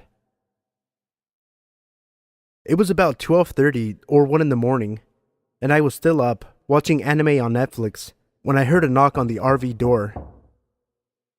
Thinking it was my mom, who had potentially come home from her boyfriend's house for the night, I went to open the door, but something stopped me. I have no clue what made me stop, but I decided it would be better to call her instead, to see if it was her at the door. As I was calling her, there was the knocking again, but not on the door, but on the windows, the walls, everywhere. It was finally loud enough to wake my sister up, who was asleep in the back where the bed was, and I quickly told her to be quiet. My mom answered, and all I whispered into the phone was, "Get over here. Someone's knocking all over the RV." And she hung up the phone and drove over with her boyfriend. I was completely terrified because RVs aren't exactly known for their security, and the lock could have easily been broken. But we just acted like we weren't home for the entire time this person was banging on our RV. When she got there, no one was on the lot, although she was only a few minutes away. There was no knocking after that, and no man. All I can guess was that this guy got spooked enough to not watch me anymore. And that is 100% okay with me. Number 2. It's amazing how things can haunt us and past experiences make us distrust other people. I've been carrying this around, but I've never told anyone the whole story. This all started back in 2004. I can't believe it's been 11 years now. I was 14 back then. I was a pretty good kid. I was very polite, I did very well in school, and I was always home by 6 to eat dinner. I never stayed out late or did anything wrong, such as drugs or alcohol or anything of the sort. I used to be fairly thin but strong. People had always compared me to other girls, and I was never quite as feminine as them. I didn't mind much. In my opinion, climbing trees was far superior to wearing pretty dresses and makeup. I was proud to be masculine and strong, but it didn't exactly make me popular as a result. Finding new friends was always hard. So I started taking up some hobbies, and among those was martial arts. It fit well with me, and we were a small team of 7 to 8 people who got along pretty well. One of these guys, Matt, was a pretty shy and quiet boy. We were all around the age of 14, and I was pretty direct, and I thought that it simply intimidated him a bit. So I tried to make him feel more included with the others. And I spoke, since I had previously known what it felt like to be an outsider in social groups, and we were all a really friendly bunch. We rode our bikes to and from practice, and I noticed we always went quite a bit of the same way down the road. So we naturally started to talk while riding our bikes home. It was fine. He seemed friendly, albeit a little weird. but I was weird too, so who was I to judge? Everything went just like business as usual for the whole first year. We all became friends and I cherished it, as I didn't really have many others. But the year after was my last year at our regular schools, and wanted to do well, and frankly, I had too much on my plate. So I started to skip practice from time to time to do homework. This didn't go over well with Matt, and he started texting me asking me where I was. Weird thing was that I hadn't given him my number, but I didn't know anyone else with that name. I didn't respond a lot since my dad paid for my phone, and he would get angry if I spent too much on anything. So one day I stopped responding at all. This must have prompted him to begin calling me. I didn't like that and didn't pick up at all for a while. I still sometimes came to practice, but this was kind of freaky and I didn't really like where it was going. Whenever he saw me there, he just kind of stood and stared at me, and had reverted back to always being the quiet kid in the background. I stopped trying to get him fitted into our conversations at this point.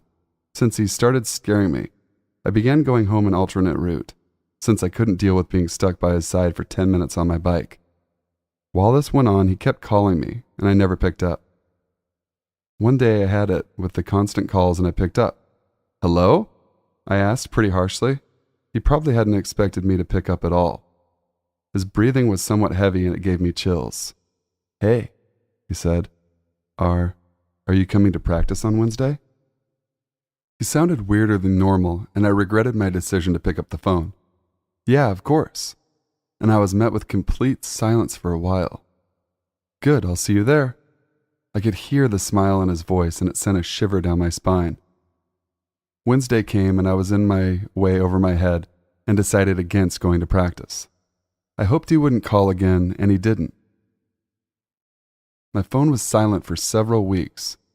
When I felt comfortable, I went back to practice, but he wasn't there. I thought that maybe he had finally gotten the hint and decided to leave me alone. But my curiosity got the best of me, and I asked the only other girl about it. What she told me next was so surreal and chilling. "Oh, Matt? Yeah, it happened a few weeks ago, I think. You weren't here and he barged in the middle of practice and yelled out your name. 'Look at what you've done to me,' he yelled and showed off his arms. They were cut and torn and blood was dripping everywhere. I was shocked, but also very glad I had decided against going on that day. She then told me how our teacher had called for an ambulance and tried to calm Matt down. He had apparently gone ballistic when he realized I wasn't even there. He had then been committed to the psych ward, and as far as I gathered, his phone and other belongings were not available to him until he had undergone complete psychiatric evaluation. I felt so relieved. Now, surely I would be safe. Only I wasn't. The psych ward was in my city, and at one point they must have let him have his phone back, because he began calling me, and this time he left voice messages. He said things like, "You're a horrible person. You ruined me, and no one will ever love you like I could have." I was mostly confused. We had never been romantic in any way whatsoever, and I had never expressed interest in him. I begged my father to change my number so I could be free of the harassment, but my father didn't budge. He was angry that people were calling me, but he couldn't be bothered to remember a new number if I got one, so I was stuck with what I had. After a while, the voicemail stopped. But this was at the time when my rebellious phase began, and I attended protests to keep some historical counterculture buildings in Copenhagen. Somehow he found me there. Every Thursday at the peaceful protest, he was there, staring at me. I was with friends, but I still felt threatened. His scarred arms, sometimes with new cuts, were horrifying. I didn't know what to do, so I always stayed close to my friends. I had hoped my punk phase would deter him, since I dyed my hair green, red, black, whatever, and I wore different clothes. But it seemed that it only made matters worse. He texted me sometimes during the protests, saying how I looked hot, or how he liked me in legs and that skirt. Weird shit like that. I tried to glare at him, but I couldn't look at him for long. He scared me. This went on for several weeks. Then one day, he began sending me mails. I have no idea how he got hold of my email address, since I usually didn't share it with anyone. In the mails, he described how he was feeling, that he was willing to forgive me for what I've done to him, that he had watched me from afar for a while now, and he wanted to be in my life again. He described what I had been wearing that day, and even on days I hadn't been at a protest. One day he messaged me, "You look so peaceful when you sleep." I noped the fuck out at that point, told my dad everything. He was kind of upset, but he didn't yell at me too much. The following month we moved to another town a few hours away. The messages stopped for a while until one day he wrote a chilling text saying, "Why haven't I seen you in your apartment for a while? Did you move? Where are you?" I froze. He had known where I lived? I lived on the ground floor in an apartment, and my room had just been by our small garden. I was chilled to the bone thinking that maybe he actually had stood outside my window and watched me sleep. After this, I heard nothing from him. I got a boyfriend and we moved into an apartment together in a different town when we were 18. I forgot about Matt and didn't think about him anymore. One day while we were out shopping for groceries, I saw him again. He hadn't seen me, it would seem, and I ducked behind my boyfriend and told him, "Please, let's just hide. I don't want him to see me." We stayed behind him for a while, but I was extremely nervous that he would notice me. He didn't. He just bought some stuff and went out. I hoped he was just visiting someone in the area and that I wouldn't see him again. A few weeks later, I went to the town square to draw in the sun. I sat down, music in my ears, and started drawing. A few hours went by and suddenly someone sat down beside me. It was Matt, of course. I took off my headphones a little terrified, but we were in a fairly busy public place, so I didn't feel that threatened. He began talking to me as if we were old friends, telling me how he looked up to Kurt Cobain, how he had learned to play the guitar, how many girls he had fucked, shit like that. I listened and politely replied with, "Oh, uh-huh, and really?" He started complimenting me and I felt increasingly awkward. He then mentioned that I was welcome to visit him whenever I wanted. I've always been a bit curious, so I asked where he lived and he pointed at an apartment. It turned out he lived right across the fucking street from me. I made up an excuse and said I had to go. He seemed annoyed but accepted it. I went to the library and made sure to watch out for him, in case he was following me. But after a few minutes, I decided he had lost interest. I haven't heard from him since, but the fact that he suddenly lived across from me freaked me out for quite a while. So Matt, I hope we never meet again. Number 3. So this happened to me earlier today, and although nothing really bad became of it, I still feel the need to share this here. As a bit of a background and to set the scene, I am a 20-year-old female living in a small town in the state of Kansas. I am 5'6" and weigh in at around 170 pounds, obviously making me overweight. The area in which this took place is what the townsfolk would call the Bottoms. It's basically a long stretch of gravel road starting at one end of town, leading out and around until you reach a highway where you can choose to get on it or continue following the dirt road to who knows where. And is called such because the area is noticeably lower and more rough in terrain than the area surrounding it. The only thing lower than it is the river that runs near our town, which residents dubbed the Core. There isn't much out there except for a few scarce houses and places for crops. Even domesticated animals such as horses and dogs are a rare sight. Most of the area is covered in farmland. However, there is one portion of it near where you head out of town that was turned into somewhat of a park area. Although the 3 acres of land is somewhat barren, aside from a set of swings and a jungle gym with a slide in one corner, a long sidewalk that circles back around on itself meant for vendors, a stone slab used for concerts, and a house city workers use as a sort of station, as well as a grassy area surrounded by a gravel road right alongside the road running through the bottoms where people can park. There are several picnic tables here and there as well, and it should be noted that you can see the river from this area, as well as the fact that the play area is blocked from the road by a large grove of trees. Aside from the events such as the 4th of July or concerts, this area is generally empty, aside from a few people here and there looking to have a good time outside. On this day, around 11 in the morning, I decided that I would take my black German Shepherd Odin there to throw a ball around after a walk. We had got there to find only one other person, an older man walking the gravel road surrounding the parking area. He was wearing headsets and didn't seem to notice us, and being the respectful dog owner I am, I kept Odin close as we headed to the play area where I could let him run and chase the ball. Mind you, Odin is generally a sweet dog who wouldn't hurt a fly, but considering that even at 15 months of age he weighs in at roughly 125 and reaches roughly 28 inches at the shoulder, he is overall built like a brick house and can appear menacing at times. As such, I didn't want to startle the man or make him uncomfortable if he didn't like dogs. But I digress. When we made it to the play area, I let him off his leash and began throwing the ball around. As fetching is the greatest thing in the world to him, he chased the ball around enthusiastically and brought it back continuously without hesitation. This went on for about 10 minutes, I myself sitting on one of the swings as I threw the ball around. It was around this time that the encounter occurred.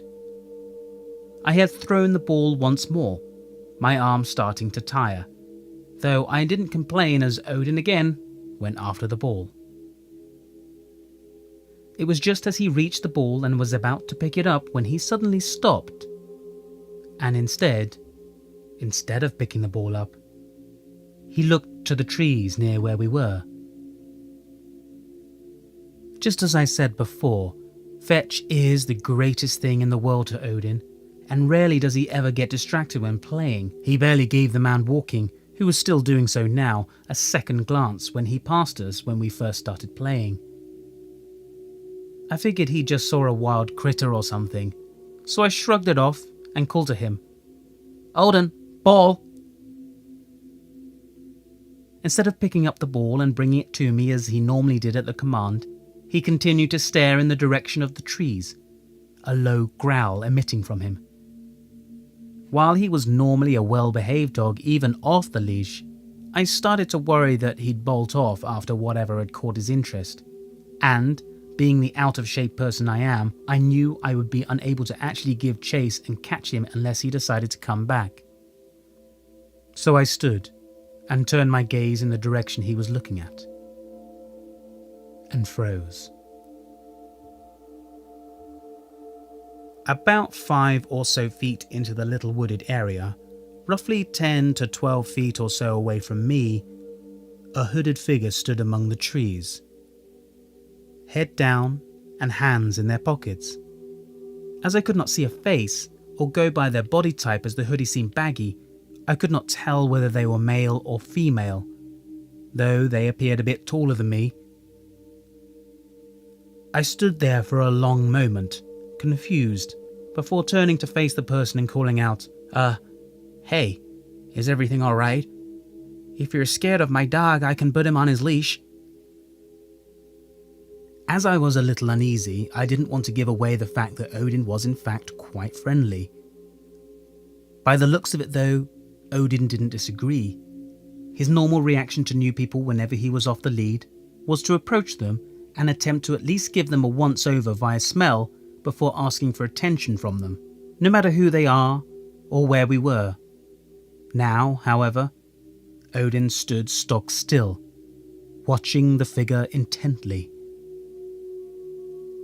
I could also make out that the hairs on his neck were ever so slowly standing on end.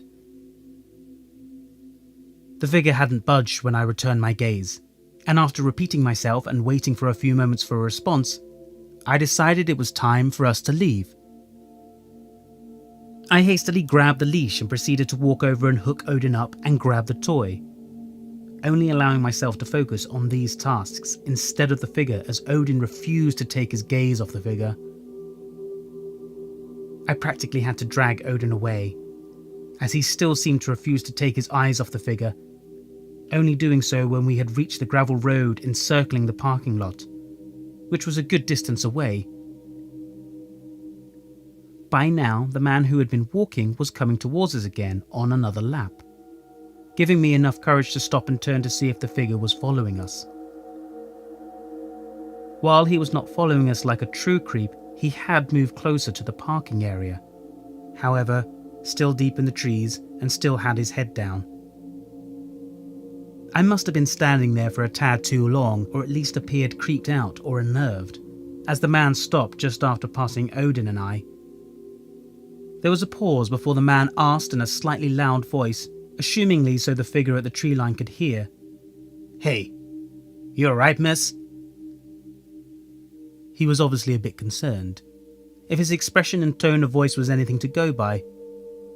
I replied that Odin and I had been playing the ball when we spotted the person just standing there in the trees, not responding to anything I was saying, and had moved when I walked to the gravel road. The man glanced at the figure before assuring me that he would be walking for a bit longer, and would say something to the person if they appeared to be following me. While I was not wholly scared at the thought of the person following me, as I figured, or at least hoped, Odin would protect me if the person did anything, and both Odin and I would have backup in the form of his 95-pound brother, littermate, if the person followed us on a short walk to home. I thanked him and quickly made my way back home. We got home with no further incidences, and I made sure to take a few detours on the way. But, as I said before, I live in a small town. As in, I could literally give anyone in the town either my parents' name, and most would automatically know who they are, and by default, many people knew me as well.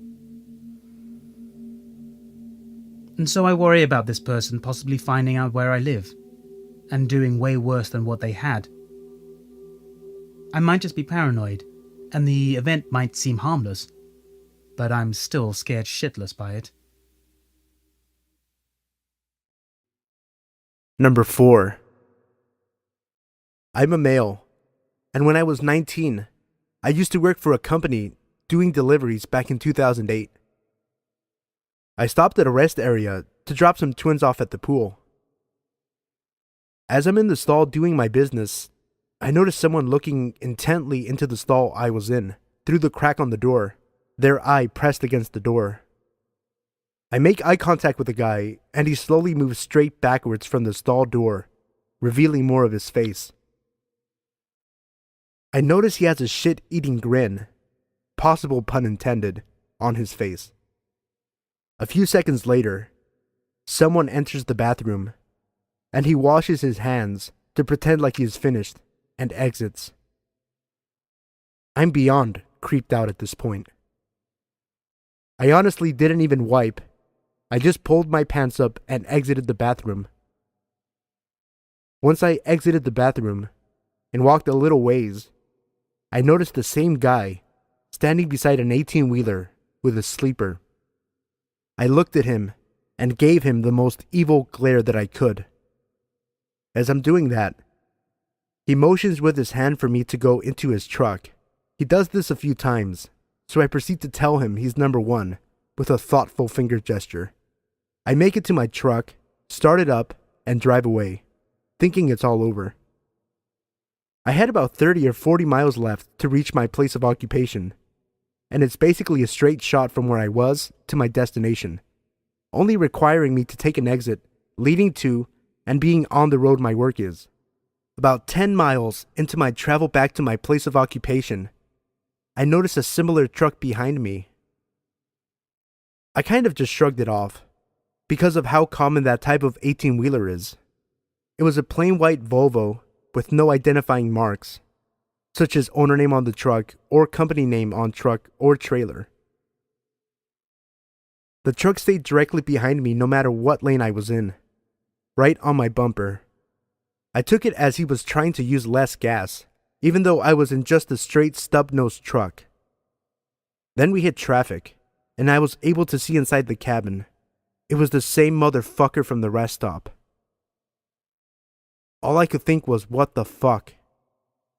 I think I made it clear I wanted nothing to do with him. So I take down his license plate while stopped in traffic, and I do the smartest thing I can think of. I go to the nearest police station and report it. It turned out the plates were reported stolen about a day before from a personal rig of the same make. I never heard anything more though. Number 5. So I live on a not-so-quiet neighborhood, which is filled with derelicts such as methamphetamine users and undomesticated alcohol tasters. And this is an issue, but I have lived here most of my life, so I'm not fazed as to walk late at night, which I'm required to do because of my working conditions, cleaner at a local mall without a car. I'm walking back from the mall after finishing up work, and everything has been fine for the most part today. I got to even take some nearing expiration date food back with me, and nobody has been hassling me today.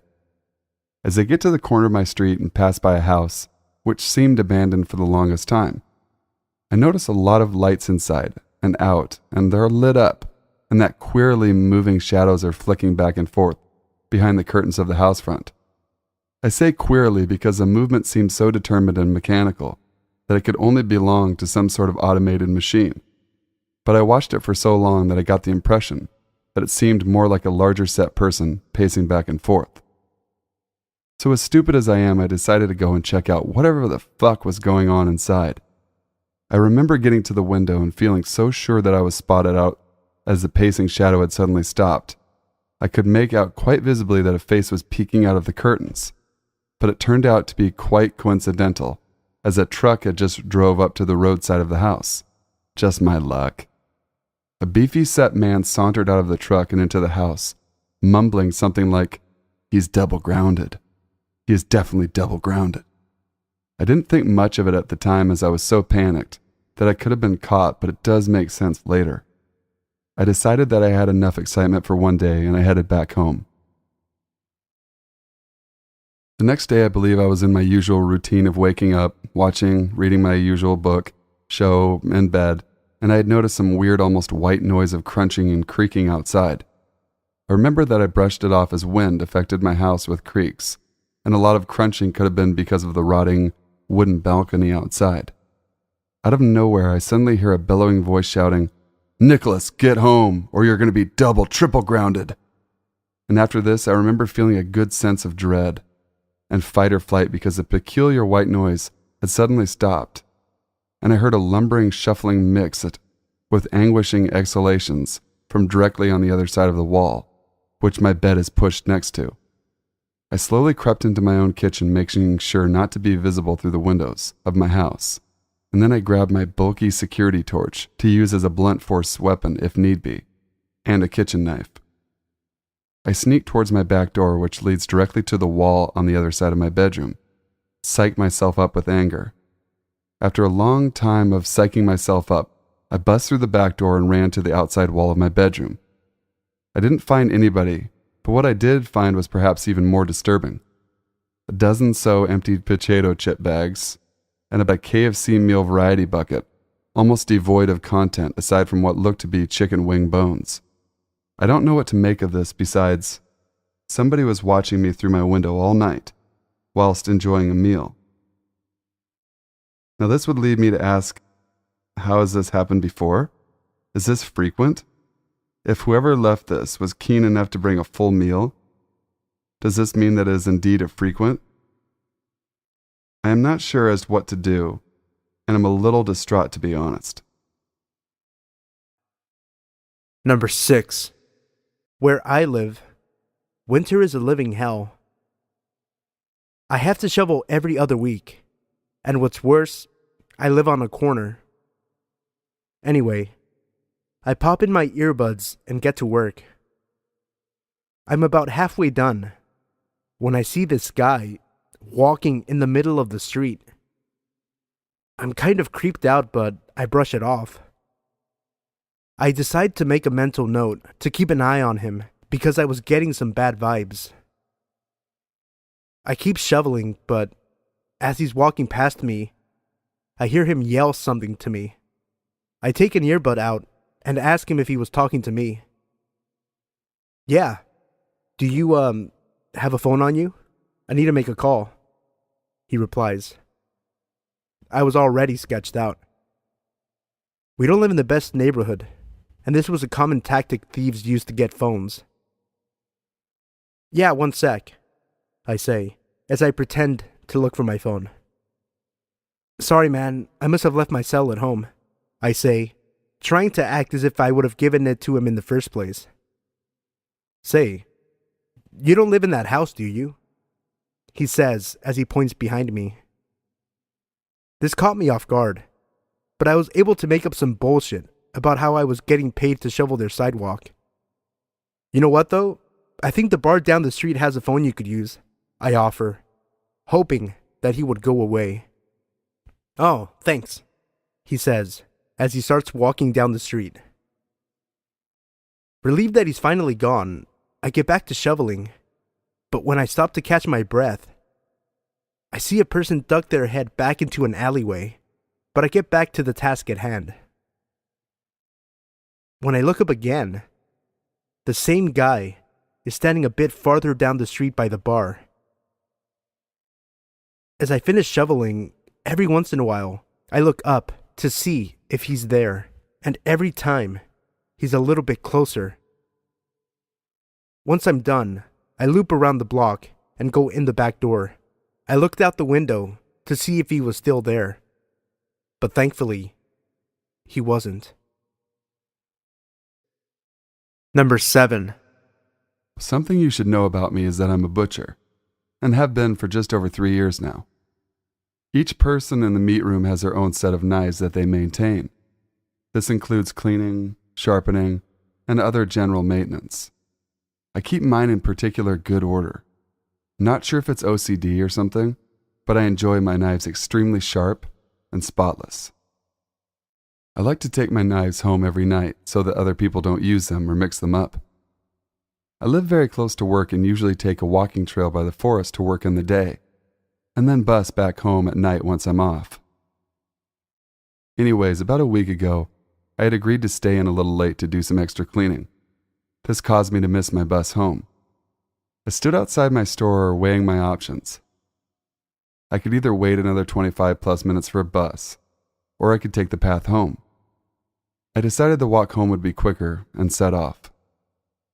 As I began my walk, a large man with a beard turned the corner from behind the store and began walking behind me.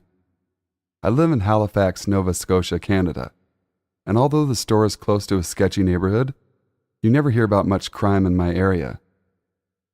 So as he followed me up the sidewalk and eventually onto the path, I stupidly didn't pay much attention.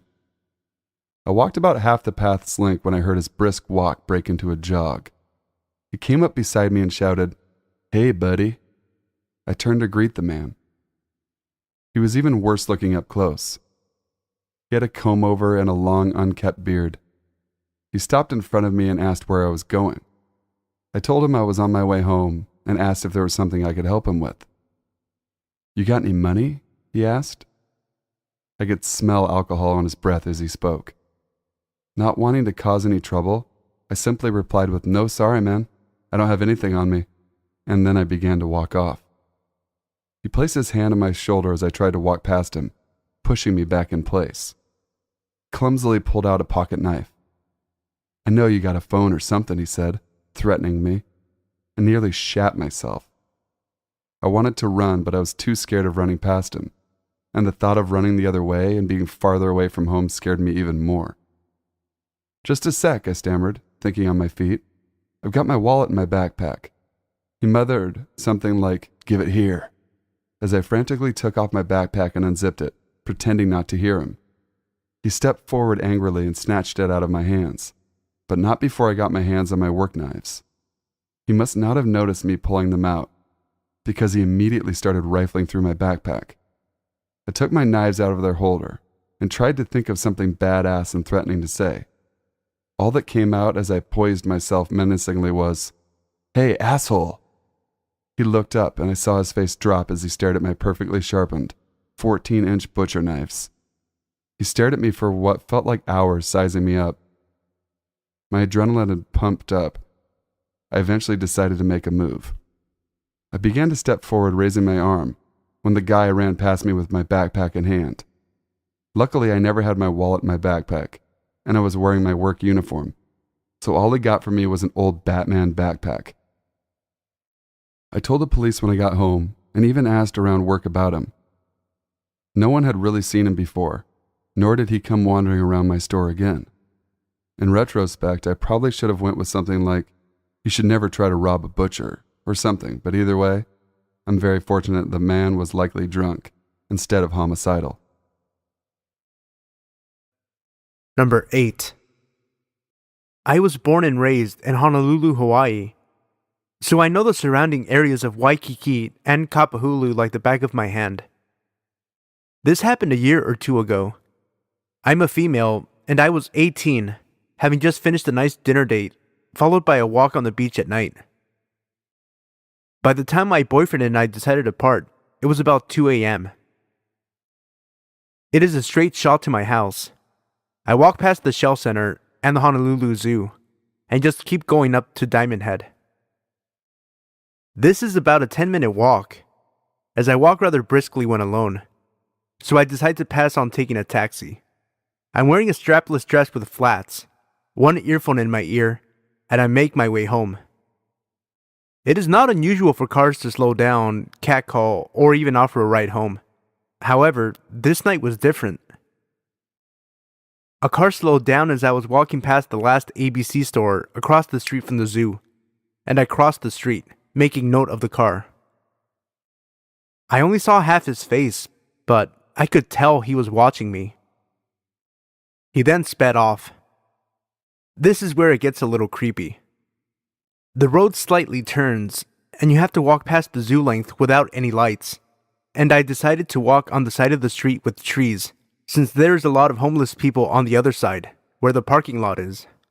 I begin to worry, for the first time ever, wondering if I should have walked the long way home or not, when I saw the car parked on my side of the street just a little further ahead.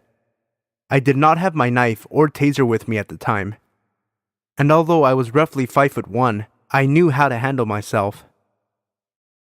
I take out both of my earphones, readying myself to seem confident. The guy who had slowed down in the car earlier steps out from behind one of the trees, only a few paces ahead of me, and holds his hands up as if to say, "Don't worry." Hell no. I couldn't help but scream, because what I hadn't seen before was now obvious. He had an eye patch on, with a long scar on the right side of his face. Big, fat, fucking nope. "You remind me of my little sister," he says, trying to calm me down. "And I'd just like to give you a ride home." He takes a step towards me. 2 seconds later, I find myself screaming and sprinting across the street, back towards Waikiki, where I could find a cab. Every time I looked back until I couldn't see him, he was just standing there, staring with a grin on his face. Let's not meet again, pirate butt fuck.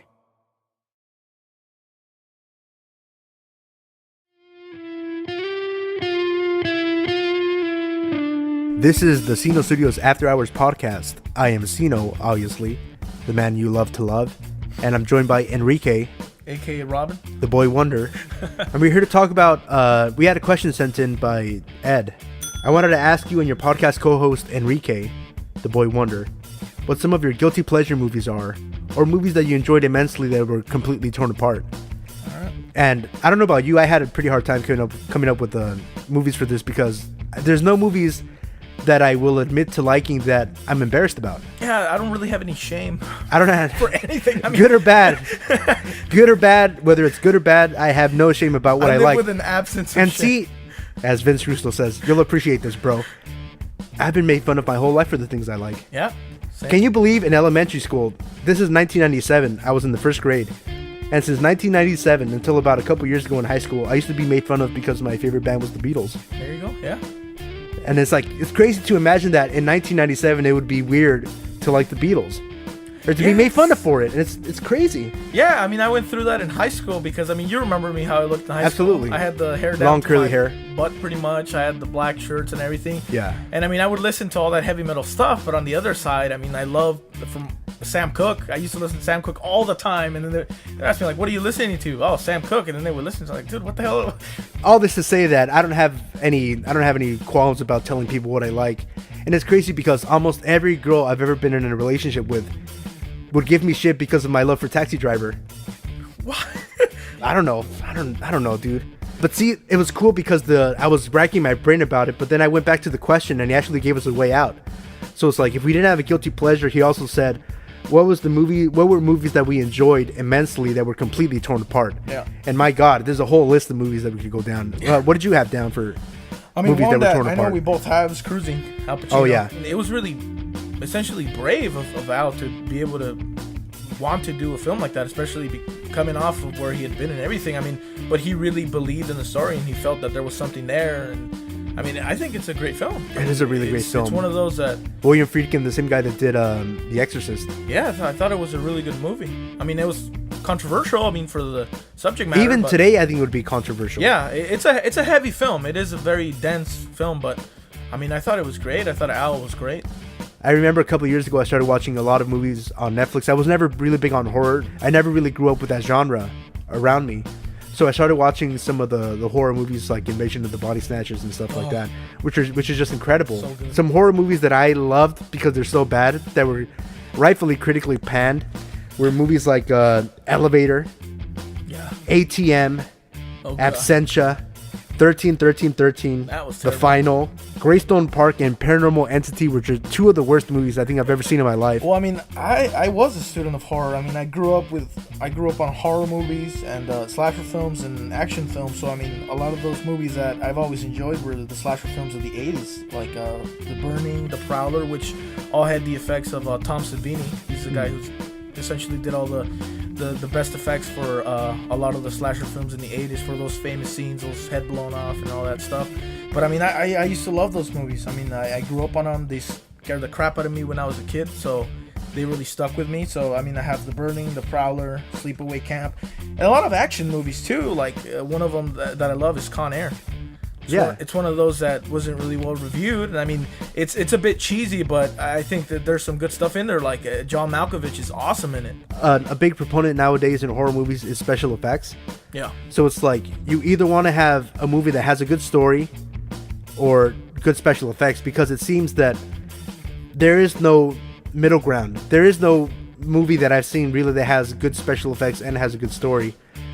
That's, because when people use special effects, it's easy to go overboard, and they often do. Yeah. So it's like you either want to have a good movie that has a good story, that like The Babadook, where people are going to be a little apprehensive about it or kind of standoffish and be like, it'll take a couple of watches to get acclimated to it and understand what it's really about and see the details in it. Or you're going to have something where it's just straight out, exactly what it is, and it's special effects and it's this, that, and the other, and explosions, and and it's going to be one of those kind of movies where you're not looking for a story, but it's just you're going there to be entertained by the sheer awesomeness of what's going on the screen, and not look for too much beyond that. But I really would love for more films like The Babadook to use those special effects and because like we always say, less is more. Yeah. And do more of the storytelling, because my final movie in this segment was Scarface. It was so controversial at the time, the chainsaw scene. And Brian De Palma specifically went to film it in a way that was different because Texas Chainsaw Massacre had come out a little bit before Scarface, and he didn't want to be compared to that movie. And the way he filmed it, you really don't see anything, but it's really Hitchcock in the way that it's just all in the cuts and the sound of it that paints the picture in your head. And a lot of people walked out after that scene in disgust, but you really didn't see anything. It's just a trick in your mind because of how the film was cut, but you really didn't see anything. And I think that's more effective than to show a chainsaw slicing a guy's face off. If we moved away a little bit from the goriness and showing everything with special effects and more about the performance of the reaction of the actors and the cuts, you can make it better by using less special effects. What your mind can make up can be worse than what's on the screen. Yeah, and I mean, I think a perfect example of that, and the reason why the movie Halloween is set apart from all those slasher films in the 80s and late 70s, is that you think about Halloween and it's a violent movie, but you rarely see any blood. There's no gore. And yet you think about it, you're like, man, that's a bloody movie because there's so many killings, but there's no gore. And it's one of those things where like less is more. You don't see it. It's more of what you don't see that scares you or works better. and it's more of a story. And the reason why Halloween was the better of that genre was because it had a better story, and it had Donald Pleasance, which he was great. He was a great performance there. But it's more of the story, and it works better. And like you're saying now, it's either you rely on the special effects or you go on the story, which is one thing I always think about is E.T. I mean, at the time, there were good special effects, but it was actually somebody in the suit. And you think about if they would have made E.T. today, if somebody else would have made E.T. today, like they probably would have made them all digital and everything, and it wouldn't have worked the same way. It just would have. Same thing with Star Wars. And unfortunately, that ends up being the trade-off. Like you said, it's either a story or you go for the effects. And a lot of those movies, that's why a lot of those movies still stand today, like Jaws. It was a mechanical shark. I mean, you could make it today. You could probably make a better shark using technology and have other scenes, but it wouldn't have worked the same. It's just because it was the story, it was everything. It was like E.T., Star Wars, the same thing. I mean, Star Wars today uses many more effects, and the effects are way better, but it doesn't stand alongside the other ones. It doesn't. And a lot of those movies that had Jurassic Park is another example. Absolutely. Jurassic Park still stands today. I mean, the effects were great and everything. And yeah, the newer ones have better effects and everything, but it's not the same. It's just not the same. And on that note, we're going to sign off. Let us know in the comments below what your favorite guilty pleasure movies are, or movies that you love that got critically destroyed in reviews. Send us your questions about what you want us to talk about in the comments below, or tweet me at Sino Studios BMF. Cheap plug, cheap pop. Until next time, I am Sino, and I'm here with Enrique the Boy Wonder, and we are signing off.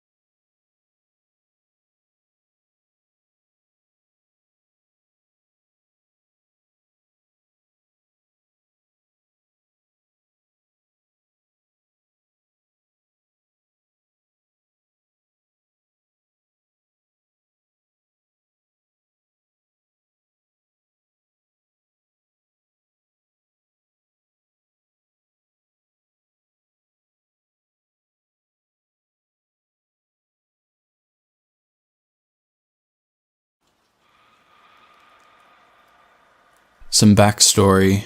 I'm a female in my early 20s, and I moved to Belfast from Sweden a few years ago. The taxi prices here are so much better than the ones where I'm from, and for a good year and a half I relied on taxis getting me pretty much everywhere, including to and from work. I usually tell this story to friends and family as a funny story, whenever I have a few drinks in me, or someone brings it up, but to be honest with you, I was completely horrified when it happened. So, about a year and a half ago, I was out for drinks with a friend of mine, and her friend that was visiting from abroad, and was staying at my house since I had a spare room. For some reason, they went home before me, and I was left by myself at the bar, which I know is a really dumb thing to do. After an hour or so, a few drinks, and a failed attempt at picking someone up, I decided it was time to call it a night. I usually book taxis as there are a few handy apps, but with it being a pay weekend, there was no way I'd be able to get a car, so I walk outside, hoping for the best. The moment I get outside, I'm approached by an older man, white hair and on the heavier side, asking if I need a taxi, so I cheerfully accept, thanking my lucky stars that I'll be home very soon. The taxi I was in didn't belong to a taxi company, which admittedly is a bit strange, but I've taken those before with friends without issue. Right off the bat, the driver starts asking the usual questions, like where I'm from and how long I've been in town, if I'm studying or if I'm working, what brings me here, and so on. Then he asks if I've ever been on a black taxi tour.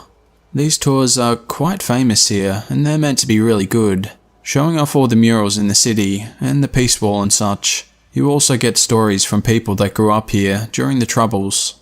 I say that no, I haven't had the opportunity yet, but I'll definitely get to it as soon as I can. He then suggests when we get to my house that he'll give me a tour. As I mentioned before, I'm not in a black taxi. He then tells me he'll do it for free. Right now, in the middle of the night. Being the way too nice idiot I am, I hear myself saying, "Yeah, sure, that would be nice," when what I really meant was, "Hell nah, dude." So he starts driving out of town, down countryside roads and not at all in the direction of any murals, and on the other side of town from the Peace Wall. His questions get more personal, asking if I have a boyfriend and if I have family around, if I live by myself and if I have many friends. He then says, "We can be friends. You'd like that, wouldn't you?" He has this creepy laugh going, while repeating the phrase over and over and nudging my side with his arm. He keeps driving in the middle of nowhere, talking about how this footpath was this and that, connecting to another footpath and so on, while dropping the "we can be friends" thing in between. At this point, we're about 20 minutes outside of town, and the streetlights stop. It's pitch black. I'm clutching my phone, ready to call the police, and looking at the dashboard GPS to see nearby location names, and getting ready to tuck and roll out of the car, completely freaked out by him. I'm finally able to stutter out that I'm getting a bit tired, and it's time for bed. He agrees to take me home, and turns around. We pull up outside my house again, and I feel a wave of relief washing over me, like I can finally breathe again. I pay him for the taxi ride, and get ready to get out of the car.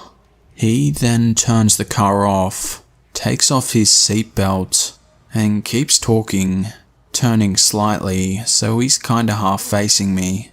After a few minutes of talking, him still talking about being friends, I say that I need to use the bathroom, and thank him for the tour. He tells me to hurry back outside so we can continue the conversation. I bolt inside, lock the door and keep the hall light turned off. I look out through the peephole, and I can see that he's still sitting there in his car. After about 15 minutes, he finally drives away, and I sort of just collapse on the floor, beating myself up for being so stupid. Needless to say, I've never taken a taxi. I haven't booked since. I just found this sub, and I wanted to share my own experience. It happened when I was 13, and it's something I've never forgotten. We had just moved into a brand new house in a brand new housing development. A lot of the houses around us were either unfinished or had families that had just moved in. And behind our house was a lot of field, mostly for future homes. We lived in a fairly safe, small city, and the housing development was very quiet so far. And at least for the first few years that we lived there, we never bothered to lock the doors. Even at night most of the time, it just wasn't something we thought about. My parents had just put in hardwood floor, so the house was a pretty echoey single story. One night I was laying in bed, trying to fall asleep. I thought I heard the back sliding glass door open. I was up late on the internet, but everyone else was asleep in the house, so it was pretty quiet. I had my door slightly open, so my cat could come and go, and so I knew that I was definitely hearing something. I froze, hoping it wasn't the door, but a moment later I heard it slide shut. Then I began to hear what sounded like heavy shoes walking across the hardwood floor. It was a very specific sound, and suddenly I couldn't breathe. The footsteps were slow and quiet, like they were trying to make as little noise as possible, but because the floor was wood and our house had high ceilings, the steps echoed down the hallway and into my room. Then I heard them stop, the sound of the hallway closet being opened, and then the door quietly clicking shut. They turned the knob and pulled the closet door, and then released the knob once it was in place. It was silent after that. My heart was beating so fast, I began to cry. The only way to my parents' room was up the hallway, and their door was about only 20 feet away from where that hallway closet was. I was frozen, and I honestly thought I'd pee my pants. I was so scared. However, it was silent for long enough that I knew I had to get my dad. So I stood up and walked sock-footed to my door.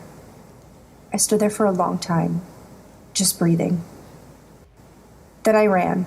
It's not a long hallway, but I went as fast as I could. I got inside the room and tried to wake up my dad. Dad! Dad! I was frantically whispering. Huh? He was half asleep. Dad! Huh? What? Dad, I think there's someone inside the house. What? Get up! I think there's someone inside the house. There's no one in here. Go back to sleep. Yes, there is!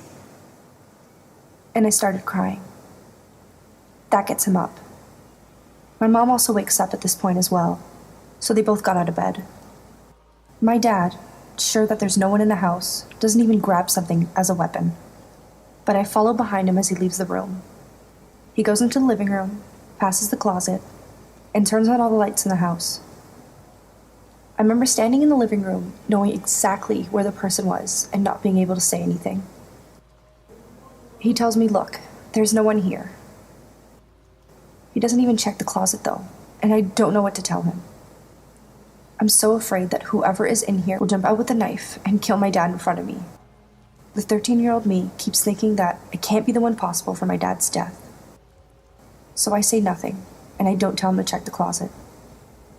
I don't know why he didn't, because if I were a dad, I would have. He locks the front door and tells me to go back to bed. They wait until I'm back in my room before they close their own bedroom door and go back to sleep. Again, the house is silent, and I'm laying there afraid because that person is still here in the one place that he didn't look. Suddenly I hear the closet door open, just as slowly and as quietly as before. Then the footsteps again. I could hear them so clearly, walking towards the kitchen where the back door was, and then they stop. It's followed by the sound of the back door being slid open again, and then quietly being pushed closed. I hear the back door click into place, and then the house is silent. I'm laying there crying and breathing, but hearing them leave the house, I felt instant relief, though I was still shaking with fear. I give it a few minutes, hoping they wouldn't come back, and they don't. So after a bit, I sneak out there. My one and only thought is to lock the back door, which I managed to do, but the scariest part was that when I looked in the hall closet, the door wasn't closed anymore. It was cracked because they hadn't bothered to close it, even after they left, though I know it was definitely closed when my dad was out there with me. I tried bringing it up to them years later, and they still didn't believe me. But that's not just something you hear. This story took place when I was 20 years old and living in New Hampshire at my parents' house. I had been back home for a little over a month now, after a defunct experience at a college in Boston that wasn't the right fit for me. In the meantime, I was taking classes at a local community college. Anyway, going from living in Boston for a semester and having total independence, as well as almost endless opportunities for fun with other cute gay guys like myself, to back with my parents in rural New Hampshire was a huge knockback, and I was seeking thrills in the meantime to numb the pain.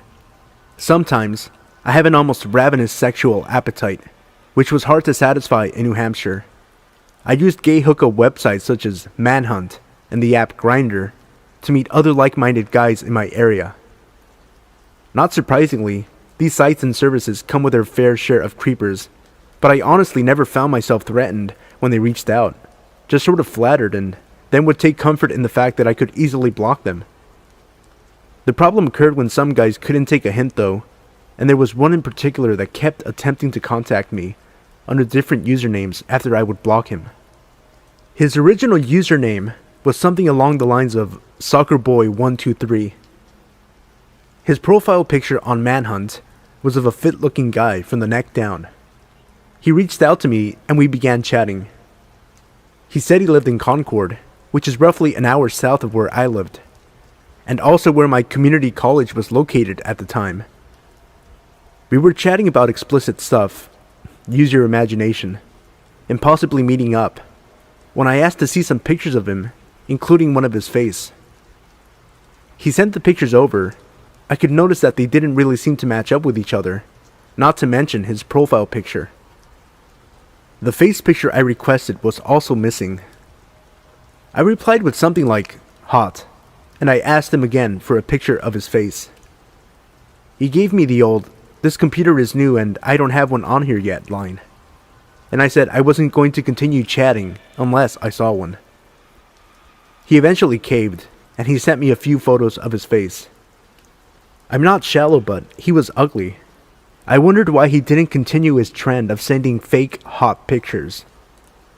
The thing about him I found most unattractive was a huge mouth full of really crooked, very messed up teeth that kind of protruded out in a freakish sort of way, even with his mouth closed. I think I blocked him right away, being kind of weirded out by the whole thing, and I went along with my business.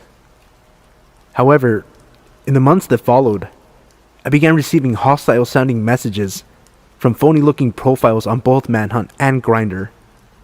Most of them were blank and contained little to no information about the user. The messages were tinged with a strange, bitter tone, and the sender acted like he knew me. He'd say things like, "You're a shallow little prick," "You're fucking ugly inside," and "Someone's gonna teach you a lesson someday."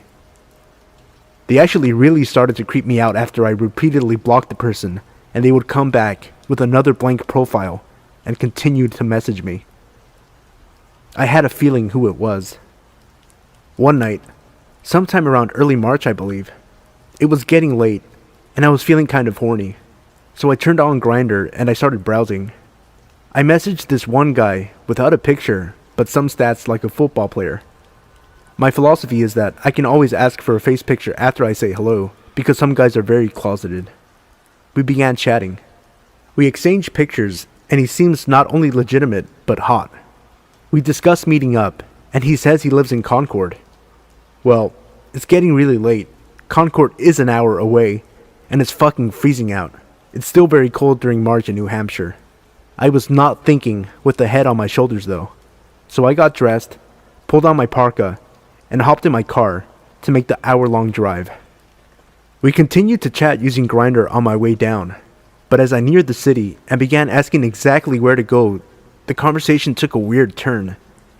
He gave me an address, but said that he wanted me to wait outside because his parents were asleep, and that he was going to sneak downstairs to unlock the door. Then, he would go back in his room and text me when it's unlocked, so that I could walk in and up to his room on the right. This was the strangest set of instructions I had ever received. But what was even more strange was that he didn't want me to turn on a single light as I walked into his house, up the stairs, and then into his room for fear of waking up his parents. At this point, I've already parked the car on the populated yet entirely dead street, and I began counting the ascending numbers to the house. I find myself in front of a large, blue Victorian house that needs a little taking care of, with no light coming from any of the windows. Now I am creeped out. I message him and let him know that I'm outside, and I wait for some sort of light to come on. He tells me to wait, because his dad just got up to get a drink or something, but no lights come on in the house. I am getting seriously creeped out and impatient while waiting, and decide to tell him I'm leaving. I start walking, and all of a sudden, he reveals to me that he gave me the wrong address, and that I should be at X number on X street instead. I'm feeling beyond weirded out, and actually kind of pissed off. I was just standing outside of this random house for 10 minutes in the cold and dark night, only to find out he deliberately gave me the wrong address. I honestly want to go home now, But my other head is really banking on the possibility of this being good. And I just drove a fucking hour, so I pull out my iPhone and mapped it out. It didn't take me long to realize the new address was in my line of vision and sat across the street at a small intersection that led to more houses. I moved towards the house. This one, a large white colonial house with green shutters and an orange street lamp that shined down upon it. I let him know that I'm outside, although no lights are showing through the windows. This time, he says the door is unlocked. He wants me to come upstairs in the dark and enter his room. Then, feel for a mattress and get down on it. He says he wants me to just feel what's happening instead of seeing it, and assures me it will be so hot. Fuck no, I think, beginning to give in to the impending fear taking hold of me. But in a last-ditch effort from my other head, I give him an ultimatum. Either come down here, open the door, and let me in with the lights on, or I'm leaving. He says he'll comply, and I wait, now excited for this hot, straight football player to come and open the door. I stare with a shaky, adrenaline-fueled gaze at the door for what seems like forever when I sense movement. Yes, he's actually coming down. The door pushes slowly outward, and that's when I saw, emerging from the darkness, his face, his teeth, washed in the orange light from the street lamp. This was not who I thought I was meeting. An icy, stabbing chill washed over me as we made eye contact, and he gestured for me to come inside. I knew who this was. This was the man who has been contacting me. I looked at him and yelled, "No! Fuck no!" And I started half running, half walking away from the house, and back to my car. I looked back after a few seconds, and he was watching me from the door. I got to my car, and quickly got in, locked the doors, and sped home.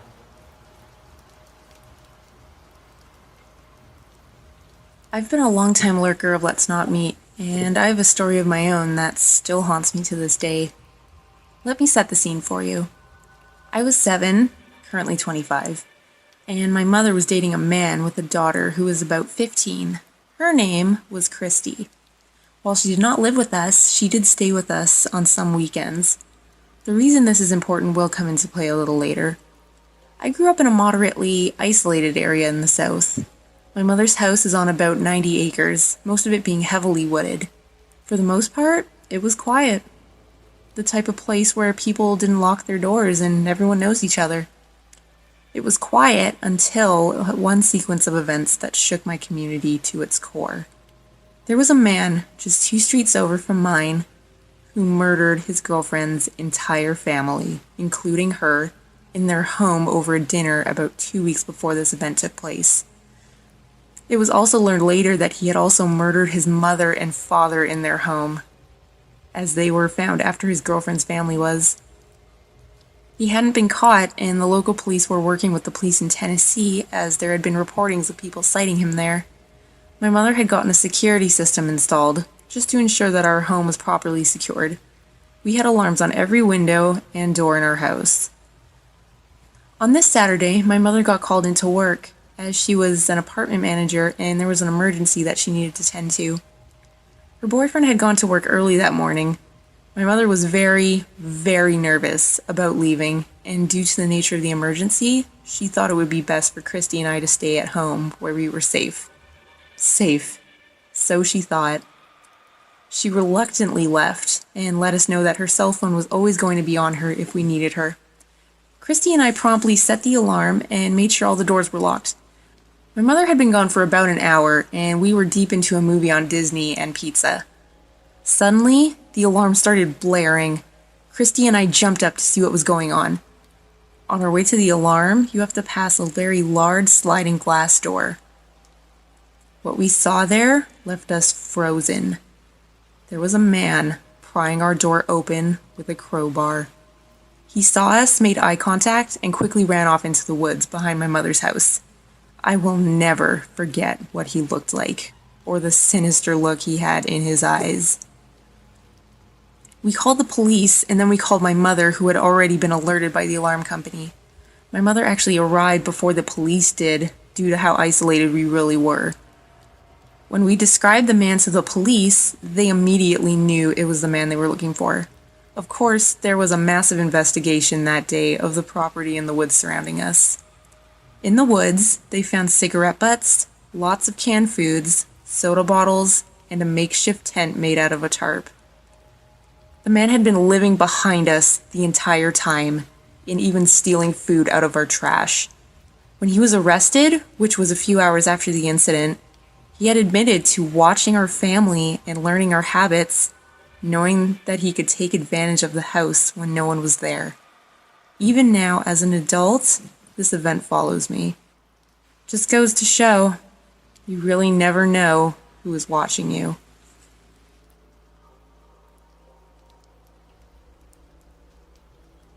It all started on St. Patrick's Day, in a small town when I met a lanky guy that seemed like fun company.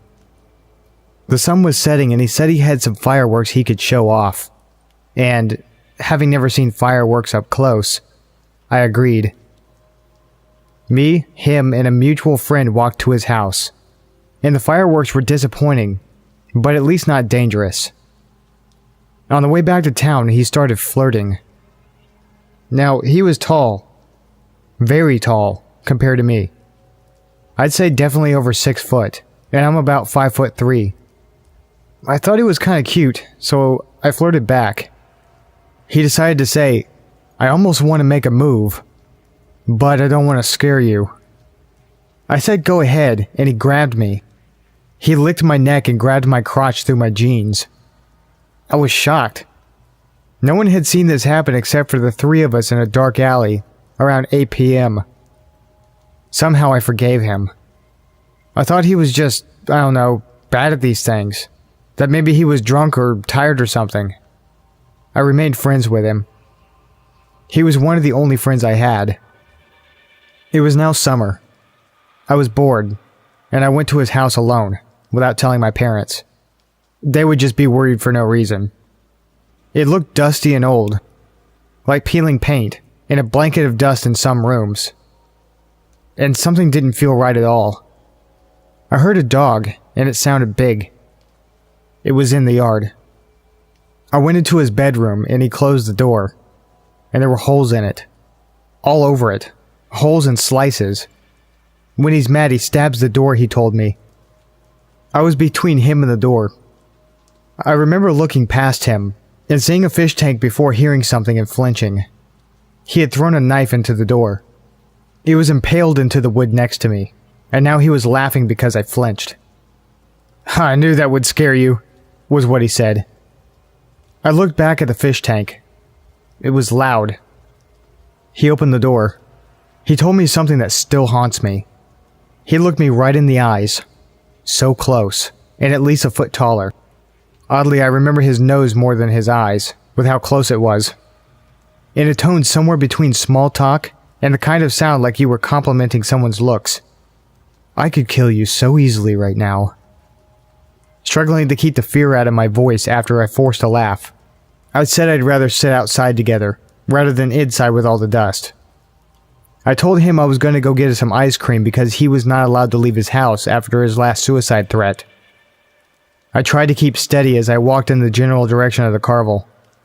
I made sure I was out of his sight. I called my mom and asked to be picked up.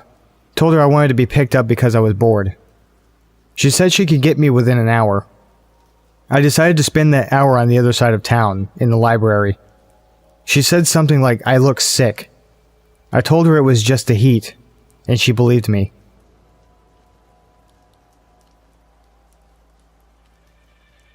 I started working at my current summer/part-time job last spring. I'm situated in a large old building that used to be a country club, but it fell into disrepair about 10 years ago. Although there's nothing paranormal about my story, it's just maybe worth mentioning that the former manager committed suicide in the main office upstairs when they went out of business. It adds to the unsettling quality of this place. Along with that, so do the seemingly never-ending hallways and passages, innumerable hidey holes and half-empty pools, and other strange, unused parts of the building, like a secret shower room, sauna, and a tunnel of storage areas that connect the men's and women's bathrooms. There are also a lot of doors to the outside of this place. But currently, we only use one small room for the golf course check-in, the kitchen, and one dining room for the restaurant upstairs. And then one small cafe for early morning golfers to get their tea and beer. The cafe area is where I work. In the summer, we clock in to open the cafe before 6 a.m. This is often before the sun comes up. The golf course people come in pretty shortly after, but I would be the first person in the building every morning. I would unlock the front door, disarm the alarm, walk downstairs in the dark, unlock this cage that's there to keep the drunks from the bar upstairs from coming down and wandering. I'd then crawl along the long, dark hallway with no windows just to get to the light switch at the end of the hall. This always creeps me out, and I end up holding my keys between my fingers like brass knuckles. Mind you, I'm a woman in my mid-20s, and I lived in plenty of bad neighborhoods. I'd ninja slide down the walls on the opposite side of whatever doorway is coming, just because it's pitch black, and I'm a scaredy bear. By the time I get to the end of the hall and flip on the light, my heart is always pounding out of my chest as I struggle to find the right key to let me into the cafe. The whole situation started when Tim, a golf course employee, mentioned that he kept shutting the door between the men's locker room and the storage area that leads to the women's, and every time he would go back in there, it would be open again. This, along with some strange noises, was fodder for the bar regulars upstairs to claim this place was haunted by the old manager and whomever else they say died within these halls. Travis, a co-worker in the cafe, also mentioned that a few minutes after he opened, he went into the men's locker room and noticed that it was steamy and smelled like soap. So he went into the shower room to investigate, and everything was soaking wet and still hot. He was the only person who was supposed to be there at that time of day, but didn't see anyone, so he just let it go.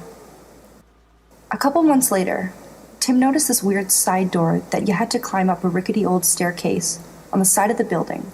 He saw that it wasn't shutting correctly, so he fixed it and locked it. He just didn't think anything more of it. Shortly after, someone from the golf course came over to tell me that they had found someone's entire life packed away into one of their hundreds of lockers that no one used. They thought that someone was living in the storage room between the men's and the women's bathrooms. He must have been coming in before the golf course people set the alarms when they left in the evenings, and leaving after the cafe person would come in and turn off the alarm in the morning. So that means every morning, as I was blindingly shuffled my way down that long, dark hallway alone, one of those pitch-black doorways actually did have someone hiding behind it. A few days later, a red-faced, angry, bald man in Vietnam-era Army-issued glasses came into the cafe and started screaming, puffing and flailing his arms around, yelling about his stuff getting thrown out. He went over to berate one of the golf course people, so they asked him about the contents of the locker. His answers about specific items led them to realize that this is the man who was secretly living in one of the buildings in the many dark hallways. I never found out much about him, but watching him scream about his stuff made it clear that he wasn't 100% rational. I still work there and do a darkness shuffle down the hall every morning when I work. And although they say everything is on the up and up with the alarms and the doors locking, it still creeps me the hell out. There have been some other creepy things that have happened in this place recently to make me think that this isn't all over with, which I'll post separately if anyone's interested. This happened about a year ago. I'm a 30-year-old white male, and this is in the Deep South. I had relocated to Georgia from Texas about 6 months prior to take a higher paying position within my company. I had managed to make a few good friends in the short time I'd lived there. It was the first Friday of the month in November, which was a pretty big deal in this city. All the bars downtown had drink specials, live music, and events scheduled for First Friday. Downtown was relatively crowded considering how cold it was out. I met a couple of friends at a local punk bar, and we started drinking. One of my friends, Adam, was going through a separation and inevitable divorce, and was pretty upset about it. After a few hours of heavy drinking, I decided to part ways with my friends and head a few blocks down the main street to a different bar. It was a little after midnight, and there were still quite a few people roaming the streets. As I was entering the next bar, I ran into Adam's wife, Becca. She was out with a couple of girlfriends, and she told me she was heading to the bar I had just left. As soon as she left, I immediately called Adam to give him a heads up. I had a few more drinks and talked to some people I knew casually. Before long, the lights came on and I closed my tab and started preparing for the walk back. I decided to call my friends and try to get a ride, as I felt like I was just a little too drunk to drive home safely. They told me to meet them in front of the first bar and they would drive me home. On first Fridays in this city, you could take your drinks out of the bar and onto the street as long as you pour them into a solo cup. Most of the bars had a stack at the door before you exited. I poured the rest of my beer into a cup and headed out the door. I was about halfway back to the first bar when I ran into Becca again. She was very drunk and had obviously been crying. She started asking me questions about Adam. Did he say anything about me? Do you think he still loves me? Etc. I tried to calm her down without getting too involved when a man walked out of the shadows and stood about a foot from us like he was part of the conversation. This guy was obviously drunk. He was holding a blue Solo cup, so I figured he must have just left the bar too. He was tall, about 6'2", and relatively clean cut. His eyes were a little crazy, to the point that I believed he may have been on some other drugs as well. We tried to ignore him, and for about a minute, he says nothing. Finally, he asked what I was drinking. I was still holding the Solo cup I got when I left the bar. I told him I was drinking beer. He raised his cup, and we drank. I shrugged him off as just being an annoying drunk. But then he started getting into our conversation. "Is this your boyfriend?" he asked Becca. "Yes," I said, sensing that she was feeling uneasy. He had been inching closer to her. Adam's wife was very attractive and dressed for a night out. Although annoying, I didn't think it was particularly odd that some drunk asshole was trying to talk to her. We again tried to carry on our conversation, hoping this guy would get the hint and leave when out of the blue, he said, "You can do better." That was about all I could take. I said, "Fuck you," and started taking my jacket off. I was pissed. This guy takes off running down the street and I follow. Becca is trailing behind me, telling me to stop, and it's not worth it. She was right. All of a sudden, out of nowhere, a taxi cab pulled up to the curb, right in front of this guy, and he hops in with me still running after him. I grabbed the open door and told him to get out. He started yelling at the confused taxi driver, "Go!" Becca catches up and grabs my arm and tells me again to stop. I turn around, and for the split second it takes to look at her, this guy leans out of the car and throws his drink in Becca's face. Now furious, she starts punching him wildly as I grab the door and jam and kick this guy in the face. The taxi driver peels out and leaves Adam's wife and I standing in the dust. She is soaking wet and very pissed. I gathered up my jacket and put it on when she screamed. I turned around and she said, "It's piss. It's fucking piss." The drink he had thrown in her face that was covering her clothes, face, and dripping from her hair was urine. This guy had given me cheers with that cup, and I watched him drink a mouthful of it. Crazy drunk, piss-drinking guy. Let's not meet.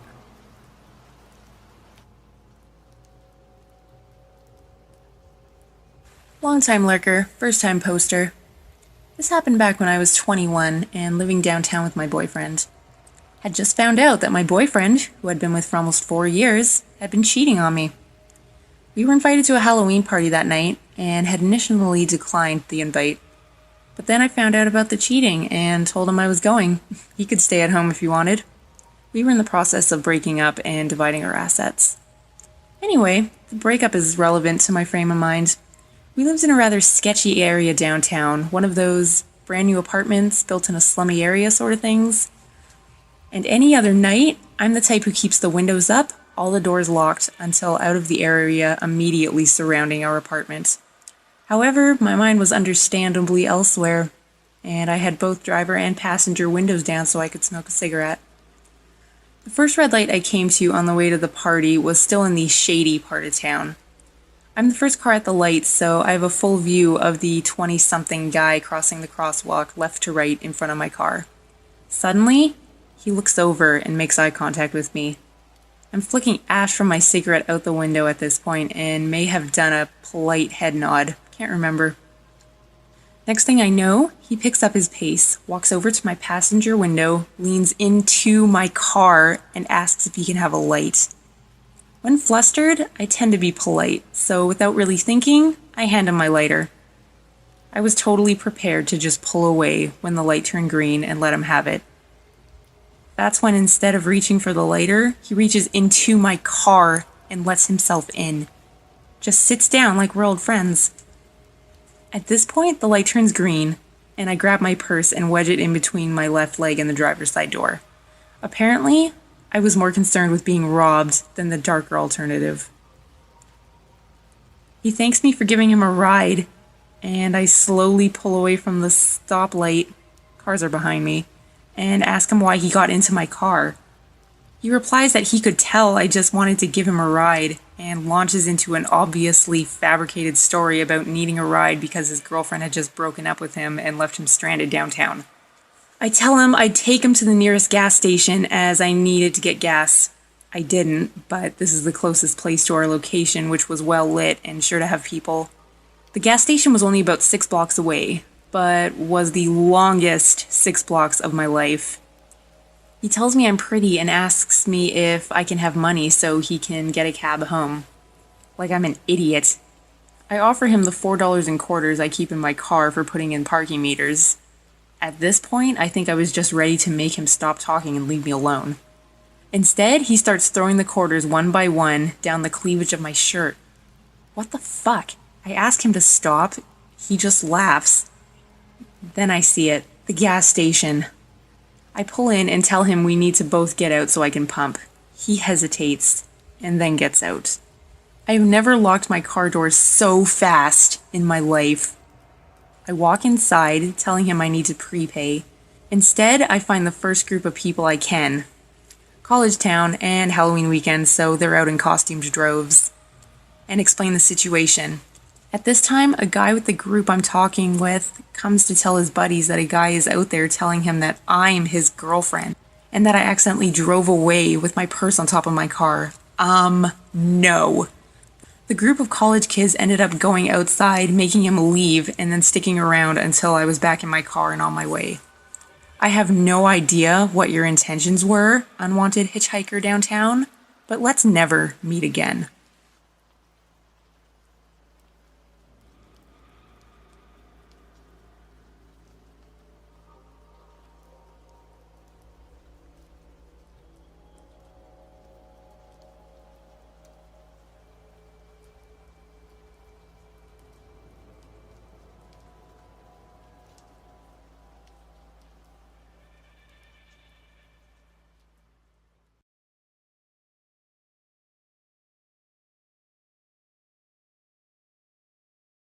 Number 1.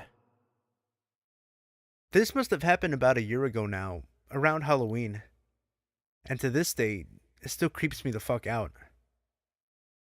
Me and my twin sister, Lauren, both 20 now, had moved into our first flat 3 months before this happened.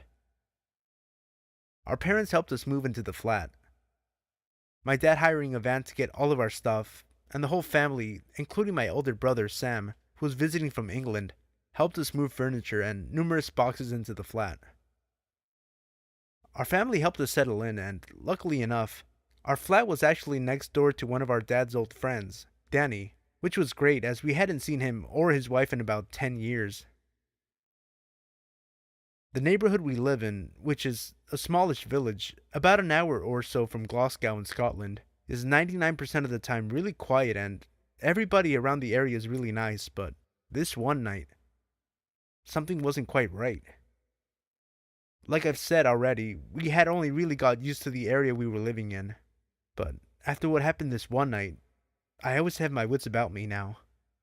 It was a dark winter's night in late October/early November, a Thursday I think.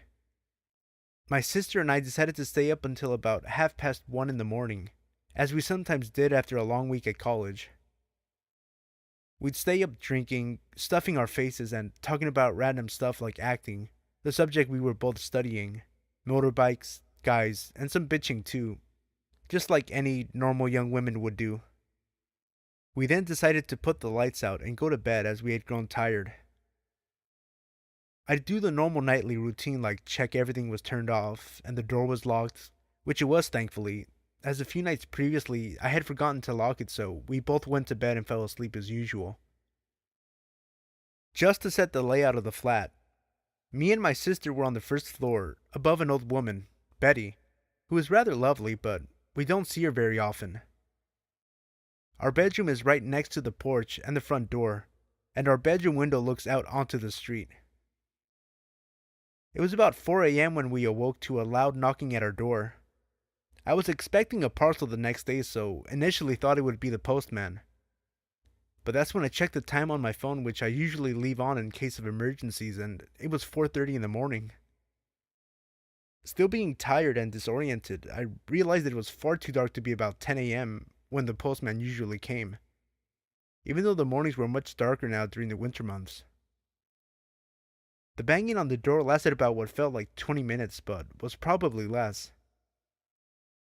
Me and my sister were too scared to move from our beds, only whispering quietly to each other to just ignore the banging on the door. Neither of us were very comfortable about answering the door to a stranger knocking at an ungodly hour.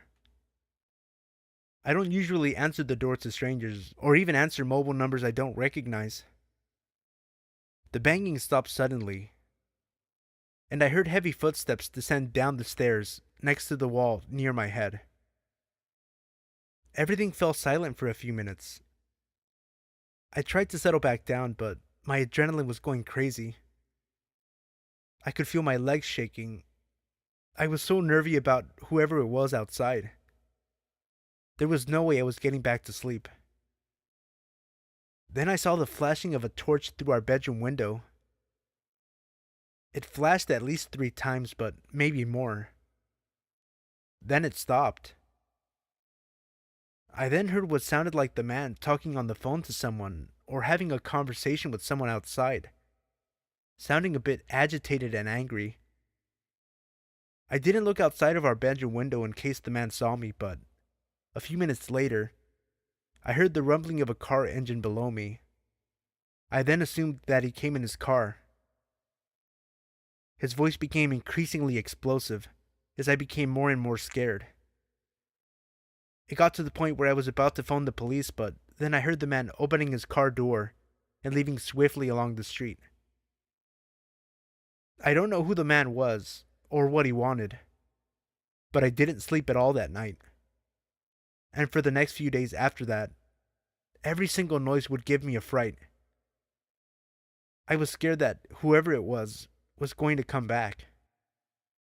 In the end, I thought that it was someone with the wrong address or maybe just a drunk guy, but about a week later, we got a knock at about 6:30 in the evening, which was unusual for such a quiet area, and neither me or my sister were expecting any mail packages or shopping to be delivered, so I decided to open the door to whoever had knocked.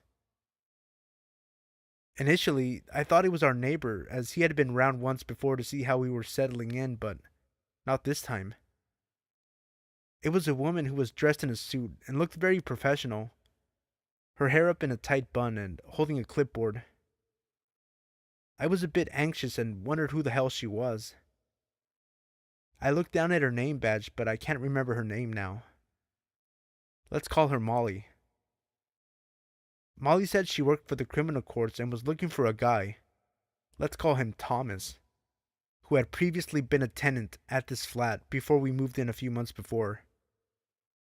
Molly mentioned something to do with money, but the visit was so vague, I don't really remember what she said. She asked if the man lived here. I said no, just me and my sister. She asked when we moved in and what letting agency we were with, but I think it was just to confirm that we did live there.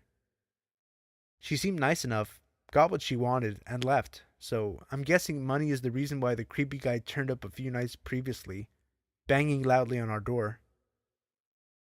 I'm so glad I didn't answer the door that night, and that I made sure it was locked. Fuck knows what would have happened if he thought that we were the man he and the courts were looking for. I am happy to say, since then, we have had no further disturbances at our flat, but it still gives me the chills just thinking about it. I just hope this creep never comes back. Number 2. So this just happened to me today, and I'm still traumatized over it. I'm a female in my early 20s and was on my way to a job interview. I live in the capital of my country, and the interview was in the city center. I don't drive, so I have to use public transport. To get to my interview, I had to walk through some shady parts of the inner city center, which is unpleasant on any given day, but as it gets dark by 5 p.m., it's even worse. Anyway, I got to the street my interview was at, but I couldn't find the building it was in.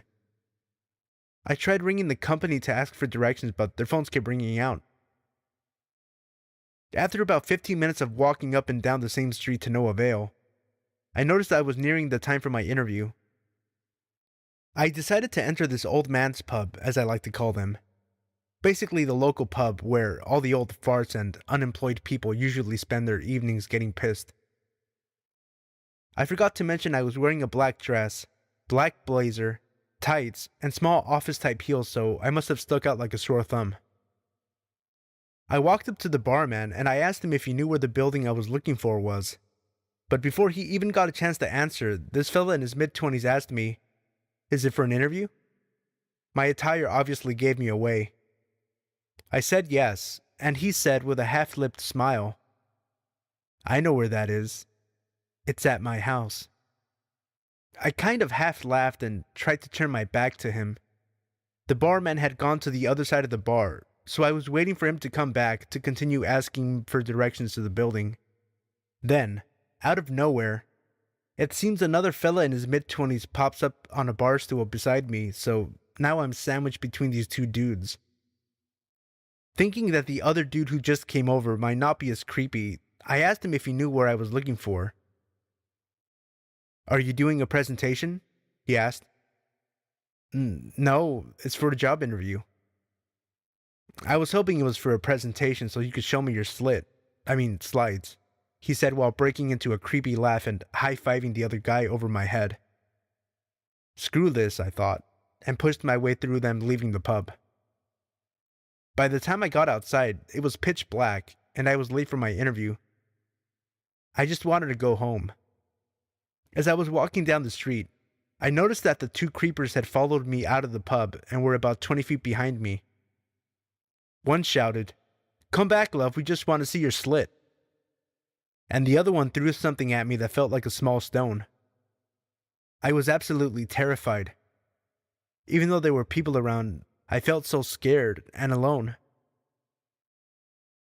As I was crossing by a set of traffic lights, they caught up to me and both stood on either side of me. One of them said, "Let's go for a walk, then go back to my place." So nonchalantly, he then linked his arm into mine and was pulling me across the road, while the other one kept laughing and rubbing my back. I was thinking, what the fuck? How is this happening on a populated street in front of tons of people?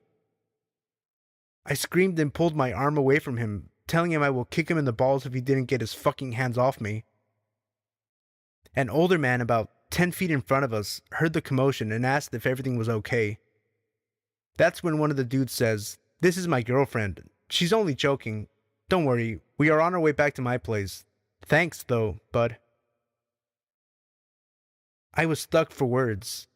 I couldn't believe this fuck had the balls to try and abduct me in a populated area in the middle of the evening. The old man must have seen the fear in my eyes because he didn't buy it. "I don't think so, pal. Leave her alone, or I'll break your neck." The dude closest to me pushed me, and the two of them took off running. I thanked the man profusely for what he did. He wanted me to call the police, but I just wanted to go home, so he walked me to a nearby taxi rank and offered to pay my fare home. Of course I refused. I was already so grateful to him I couldn't take his money as well. The whole ride home I could not stop shaking, and I'm still very upset and shaken up as I write this.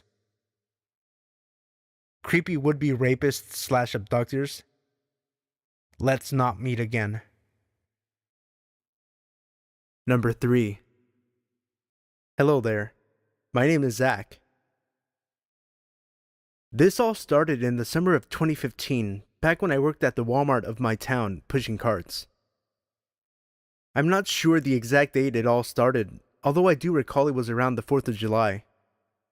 It all started with a simple call over my radio with a request to help someone load their items into their car. Glad to get out of the hot summer heat, if only for a few moments, I responded quickly, saying I'd be right over it and hurried in. I walked over to the register where the customer had requested assistance. The customer was a heavy-set, middle-aged man who had purchased a 52-inch flat screen. I greeted the man with a warm hello and a smile, which he returned. The man stood at about 6'8" and spoke with a deep southern accent. He offered his hand for me to shake, which I did before he led me to his van. On the way, he made small talk with me, asking how my day was, how old I was, if I liked my job, etc. I answered all his questions honestly, saying that my day was going fine so far, that I was 19, and I could have a worse job than this. We got to his gray van and worked together to load his TV into the back. Before parting ways, he asked me where I lived and if I lived alone. Now this wasn't unusual, as a few other customers had asked me this before in the past. I simply said no. I stayed with my grandparents, having been too poor to afford to live by myself at the time, and I lived a mile or two out of town. I took the man's cart, wished him a good day, and walked off. It was a few days after that I realized, whenever I worked, that gray van would be in the parking lot. I didn't think too much of it, as it wasn't unusual for people to shop at Walmart every single day, so I would just go about my work. That was until a week afterwards when, after noticing the same gray van, I turned to a fellow cart pusher named Joe and said, "That gray van is always here." Joe nodded in agreement. "Yeah, I know, dude. Although it's strange, I've only ever seen that van here when you're working." Confused, I asked what he meant. He responded, "I've only ever seen that van here during your shift. It leaves shortly after you do when you clock out." I found that to be a little strange, but I blew it off as a coincidence. One day, I noticed that gray van would follow me everywhere I went. I don't own a car, so I walk everywhere I go. I don't really mind as I enjoy walking. Again, I would just chalk up the van always following me as a coincidence. Pretty sure the van was just heading in the same direction. Although I always found it odd that the van never drove past me as I walked, but always hung back, not caring if it was holding up traffic. Red flags didn't start going off until I spotted that gray van trailing me on a Wednesday night as I was walking back home from my youth group meeting at church. At first I just brushed it off as usual, until it followed me out of town. Normally it would turn away when I left city limits, but this time, it continued to follow me. I started to feel as though something wasn't right about this, and I began to wish I had my pocket knife on me, just in case.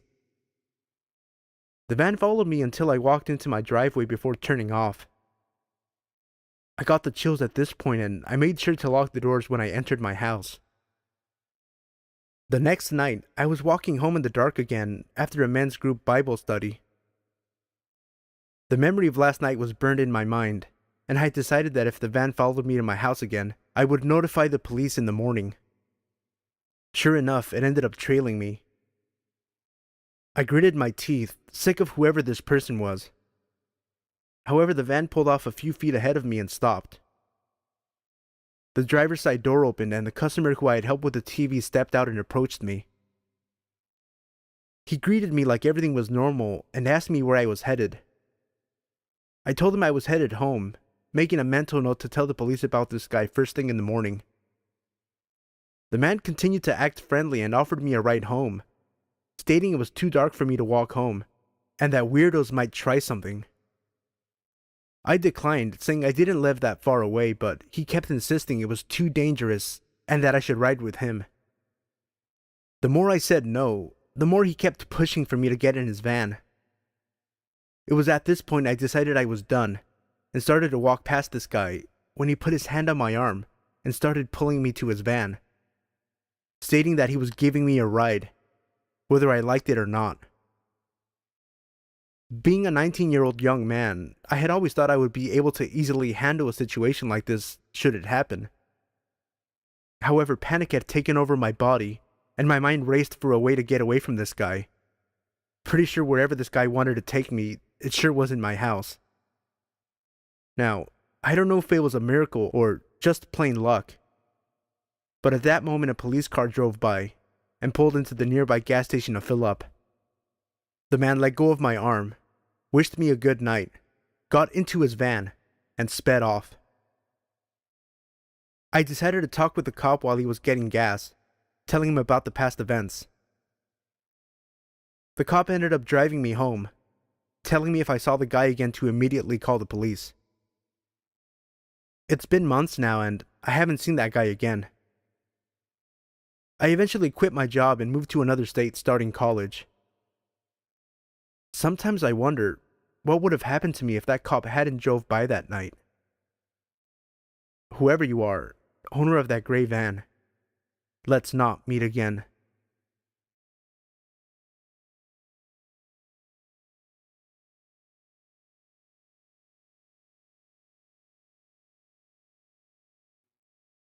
Number 4. This story still creeps me out, but I'm happy to share it with you. I like to go for walks in the dark. I'm not sure if this is strange or if everyone does it, but it just makes everything really creepy. I live in a well-civilized area with a lot of friends who live extremely close to me. Around 2 kilometers from my house is a heavily wooded area. I like to follow a 4-wheel drive track when I go for my walks.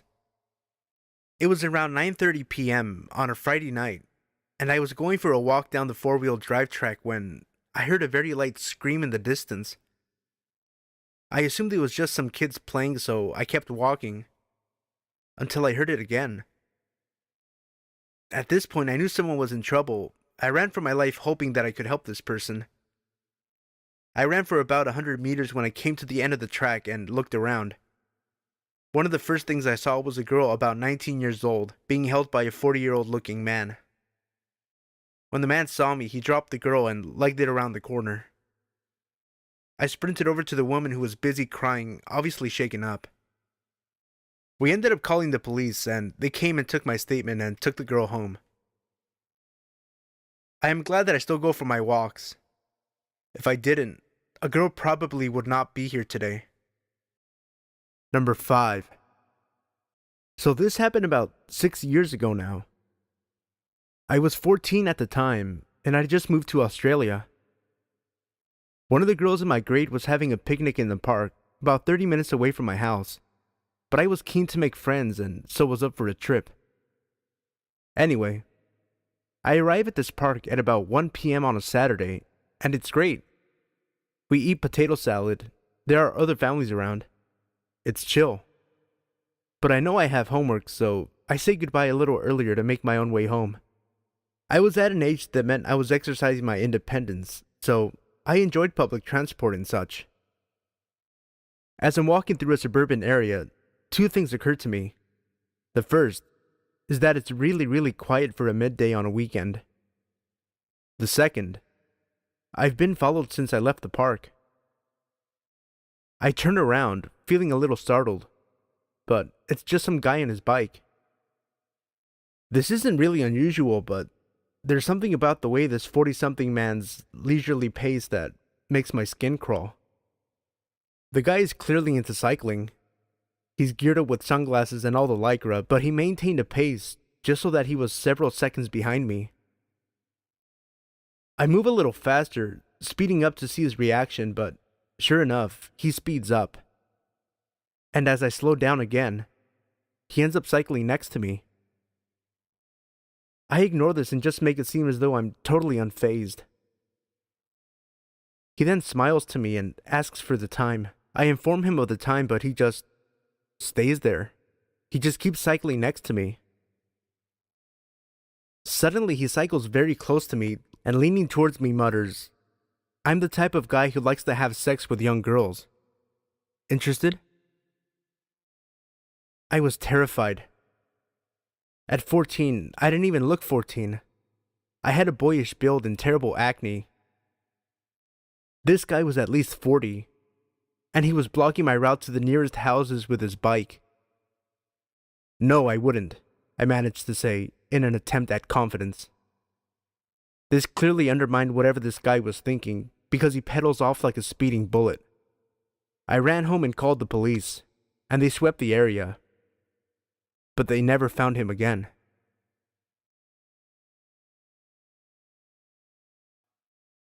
Number 6. I've been lurking on the sub for a while and wanted to share my story. It's Thanksgiving 2011, and I was celebrating at my grandparents' farm in the little town of Seville, Florida. I had had way too much to eat that holiday and was about to leave for the drive back to school in Tallahassee. I stopped at one little gas station in town to fill up before getting on the highway. I had just finished filling up when a lady walked up to me. She was really ratty looking with crazy blonde dyed hair, but this was the backwoods of Florida, so no judgment. They were really kind people who looked like that in those parts.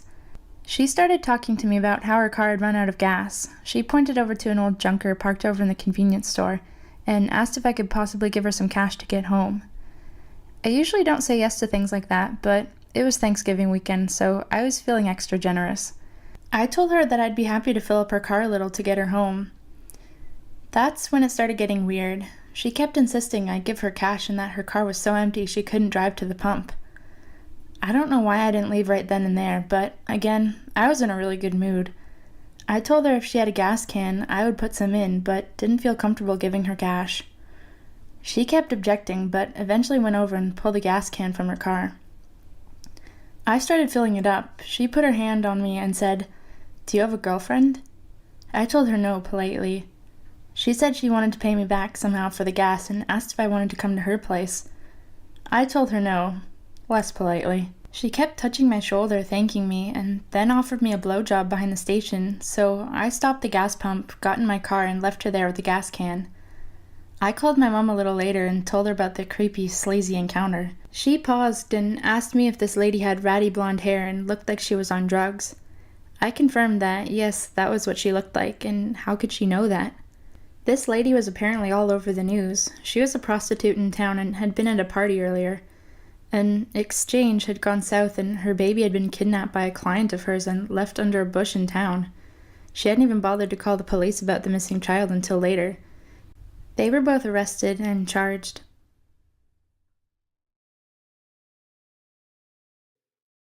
Number 7. Okay, so I'm a long-time lurker and a first-time poster, but this is a story my mom told me that took place when I was about 2 or 3 years old. It takes place in Glasgow, a city in Scotland. I've lived there since I was born, and it's generally not too bad a place for creepiness. However, this was scary. So my mom was taking my dog for a walk and carrying me. We were walking in the park, which was very big and had a big statue in the middle of it. Since we didn't have a car then, it was the closest place to walk the dog. Everything was pretty normal, until suddenly this big black car starts coming towards us. My mom says it looked very suspicious, windows tinted and stuff. There was a tall blonde woman apparently in the front, with no one else supposedly with her. The fact that a car was coming up out of the park was very strange, because it was quite late, so no one would frequent the park then. My mom was getting warning signals because the car itself and the person driving it, but she slowed down. The woman drew up beside us and gave my mom a huge, very strange smile, as if they had been best friends. Now, this is Scotland, so a lot of people know each other, but my mom had no idea who this person was. Then, the woman gave her a big wave and rolled down the window, saying, "Hello, you look like you need a lift. Would you like a lift with us?" This was creepy because there was no one else in the car that we could see. My mom also said that the woman was staring at me in particular. My mom smiled back, trying to be friendly, and politely declined. However, the woman seemed put out by this and said, "I think your dog is getting hungry. How about we give him a few treats?" My mom was definitely creeped out now, and my dog was definitely not hungry. He had eaten before we left. So she just said, "Oh, no thanks, he'll be fine." Suddenly the woman went from smiley to angry. My mom said she looked almost furious. Then she revved up the engine and took off out of the park. To this day, me and my mom still think there was someone in the back of the car, because the windows were tinted heavily. Whether or not the woman meant harm, though, is undecided. But we never went to that park again. Number 8. I'm a 17-year-old girl and I live in a rural area. My house is almost entirely visible from the road. I'm typing this almost exactly 30 minutes after it happened and I'm still shaking. 30 minutes ago at 5 a.m., I was sleeping deeply and someone slowly opened my bedroom window. My bed is literally right next to the window so I can open and close it.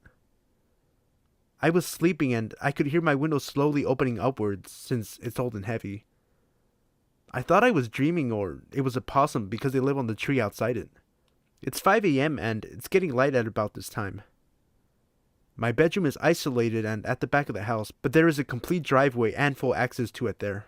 And holy shit, I realize it's a person opening the window. I look through my makeshift curtain and I say, what the fuck? There's a figure outside my window. They slam the window down quickly, right next to my face, when they realize there's a person less than a meter from them. I could see the figure because there is still some light, but nothing else. I start yelling, I go to my parents, etc. They check the area, but they can't see any cars or people as it's covered in trees. All in the meanwhile, I think I'm crazy. How could that have happened? Was I dreaming? But my curtain is tucked under the window, and my cat is going crazy, and I know what happened. It was terrifying. I'm sure that they were a thief. We've had some dodgy people around my area before, but I swear, when it happened, I thought it was a ghost or something. I was terrified because I've been reading a lot of this subreddit, and the subreddit No Sleep. Now I have to get ready for school. My parents are going to put a lock on my window. Update. I don't understand why someone would try to rob a house at 5 a.m. My dad's awake every morning before 5 and there is light still in the sky. If it was earlier in the night, it probably would have been way scarier. A policewoman came. She explained about crimes in the area.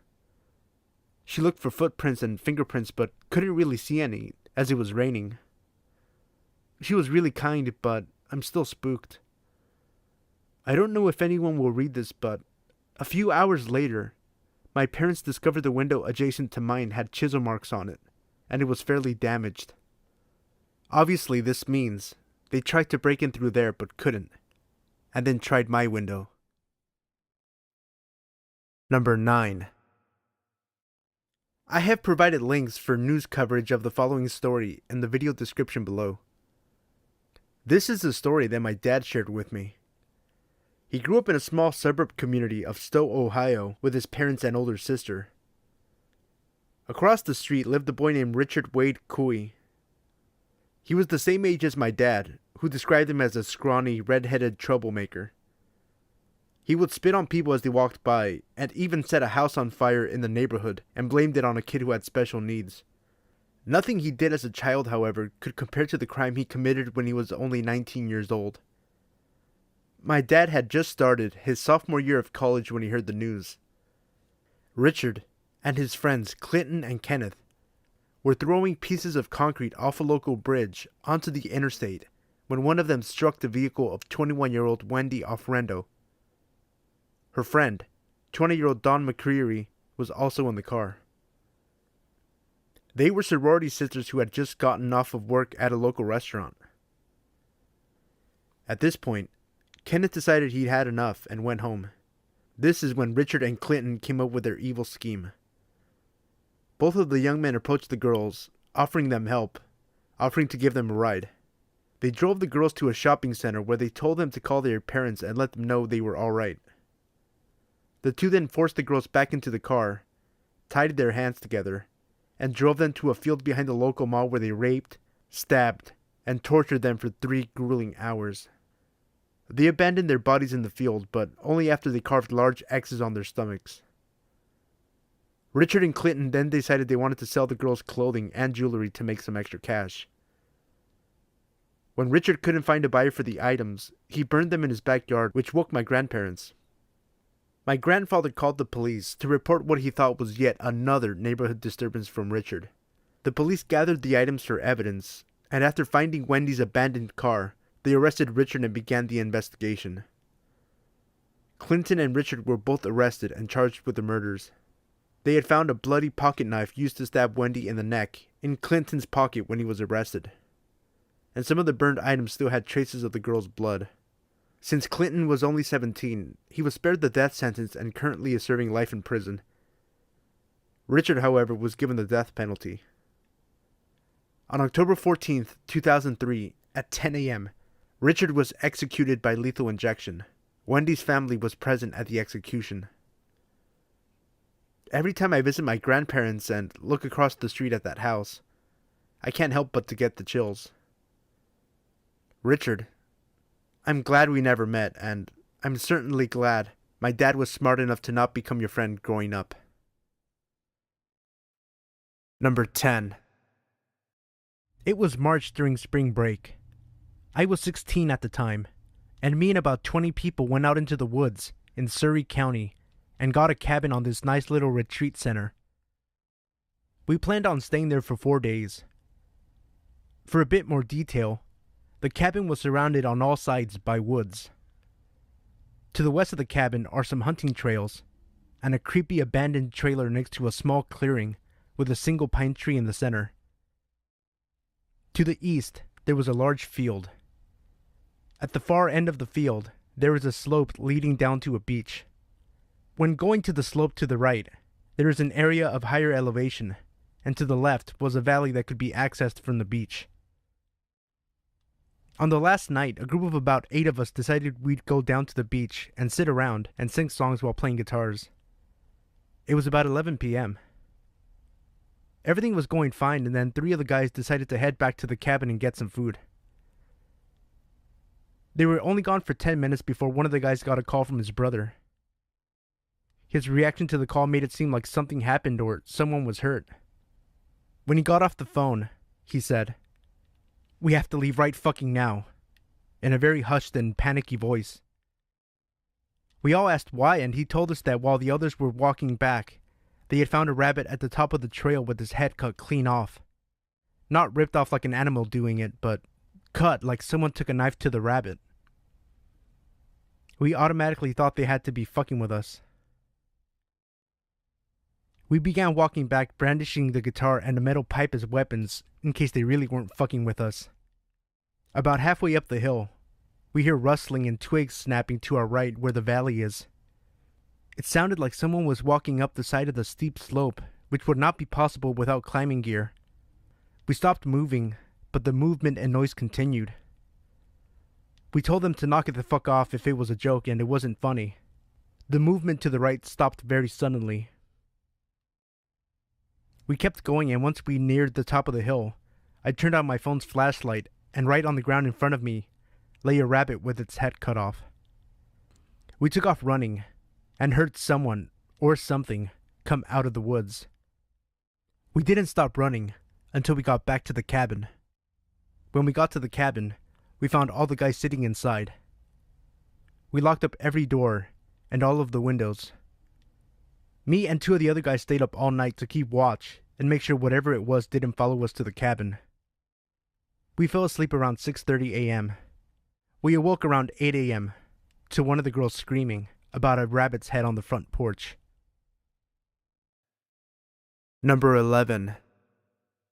I'm a 5'3" female, presently gender fluid 17-year-old. When I was 16, me and my girlfriend, who's about 5'7" and easily stronger than me, went to the mall because we both had the same stuff we needed to pick up. As a bit of backstory, my ex, who is still my friend to this day, is a total fucking badass, and not in the way where she looks cool. I mean, she does, but that's not the point. She's badass in the way where she knows how to throw knives, was a master archer at like age 10, and held her own in a fight because her parents ran a bounty hunting service at the time. Anyway, we were leaving a store, holding hands the whole time because we were fucking adorable, and she turned to kiss my cheek. And right before she turned to face ahead again, she whispered in my ear, "We're being followed." Giggle when I turn forward, and don't turn around. My blood ran cold, and I stared at her for a second before she smiled at me. I forced a laugh and squeezed her hand out of nervousness. We live in Texas, so radical homophobes aren't exactly uncommon. I personally know a few LGBT friends who've gotten jumped or almost raped by people like this, so I was very scared. I began to focus into what they're saying, and, as I thought, they were talking about the fucking dykes in front of them. Thanks. I lean over to tell her what I heard, and she squeezed my hand, silently telling me that she knows and she's listening. My hearing's never been the best, and the mall was fairly busy, so I couldn't easily decipher what they were saying after that. I guess she heard something though, because her grip tightened, and when I looked at her, she actually looked nervous, which obviously isn't a look I'd seen on her before. She always carries a pocket knife on her, and now was no exception. We headed to the bathroom at this time, a very desolate part of the mall, so as soon as we were clear of everyone's eyes, except who we were being followed by, she took it as an opportunity to show them who exactly they were dealing with. She pulled out her knife and put it in her back pocket to show them she had it.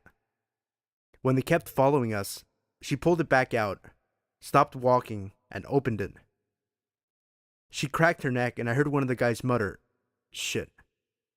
They walked past us, glancing back when they were about 10 feet ahead. I'm just lucky my ex-girlfriend was fucking awesome.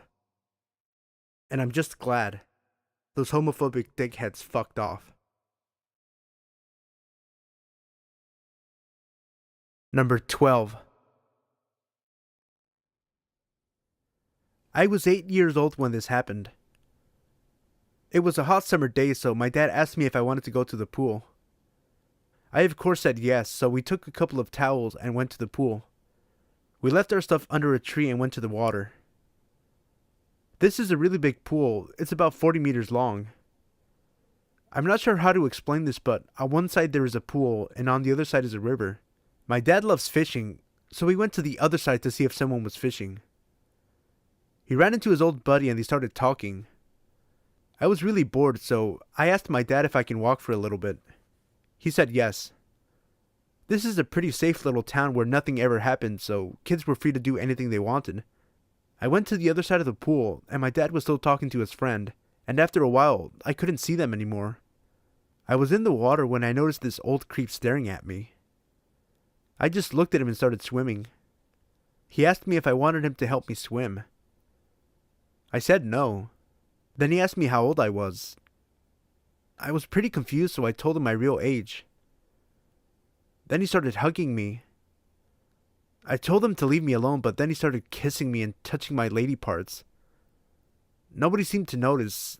I was trying to scream, but his hand was on my mouth. When he took me out of the water, I bit his finger and kicked him in the balls. I started running as fast as I could, and he started chasing me. Luckily, I was faster than him. He stopped at the middle of the pool and went back. I ran to my dad and I asked him if we could go home. He asked me why, but I just started to scream that I wanted to go home, so we took our stuff and went home. I never told him. I never told anybody. Creep from the pool? I hope I never see you again. Number 13. This happened when I was around 12 or 13. My parents and I were going on a trip for a couple days, and while they were getting our stuff inside the house, they told me to stay outside and watch the car. It was daylight, and this is a safe neighborhood. I'm outside for a couple minutes, sitting down on the lawn, and I see a pickup truck pull across the street, and this old-looking man gets out of the truck and comes towards me. I get up, and he starts telling me he sells homemade chairs and that he has one in the back of his truck that he can show me. He seemed off to me, so I told him I was going to ask my parents. So I'm rushing to the door and start knocking. Our outside door locks automatically. My mom comes out and I tell her what the man told me, but he interrupts me and tells her I called him over or that I needed help or something like that, which my mom knew was a lie. My mom told him she was going to call the cops and then he left. My dad had to calm her down since she was freaking out and thinking that the guy was going to take me, and after she was calm, we continued putting things in the car. So, the weird part of this was when the man's car was following us a while later. My dad was so pissed off that he braked the car and pulled over to the side and actually tried to follow the man's car and get his license plate. The man sped away, so we lost him by then, and it left us pretty scared for a few months since he knew where we lived. Even though it's been a few years, I still don't like being outside alone anymore. Number 14. Hi there. This is my first post, so I apologize if I make any mistakes. But after looking for a while, I just had to share this story told to me by one of my coworkers. So one summer, a few years ago, she and her then boyfriend and now husband decided to go to Ontario to visit friends and family. While there, they made the decision to camp out over the weekend by one of the many lakes scattered throughout the province. One campground they had been directed to by friends was beautiful but absolutely packed with holiday goers, and if you're anything like them or myself, you find the more solitude provided by a campground, the better. So they chose instead to head down the road a little further, where they had seen signs for another campground. The new site was breathtaking, she said. Absolutely stunning, with huge maple trees and a sandy beach, with the waves gently lapping against the shore. However, it was dead empty. Not a single camper or tent in the entire place. But they just couldn't understand why people were choosing to shove themselves into a packed campground while another perfectly acceptable location was just a few kilometers down the road. They didn't think much more of it after that and simply paid for the night and set up a tent while going about their evening business, hanging out around the fire and taking in the lovely surroundings. She told me they went to bed roughly around 11:30 p.m., just after it got dark. My coworker awoke in the middle of the night to a strange feeling. She knew something was wrong, but couldn't put her finger on it immediately in her sleepy haze. She lay there in the pitch black for a while, and rather than drifting back to sleep, her feeling of unease grew as she pulled further awake. Suddenly, she realized what was wrong.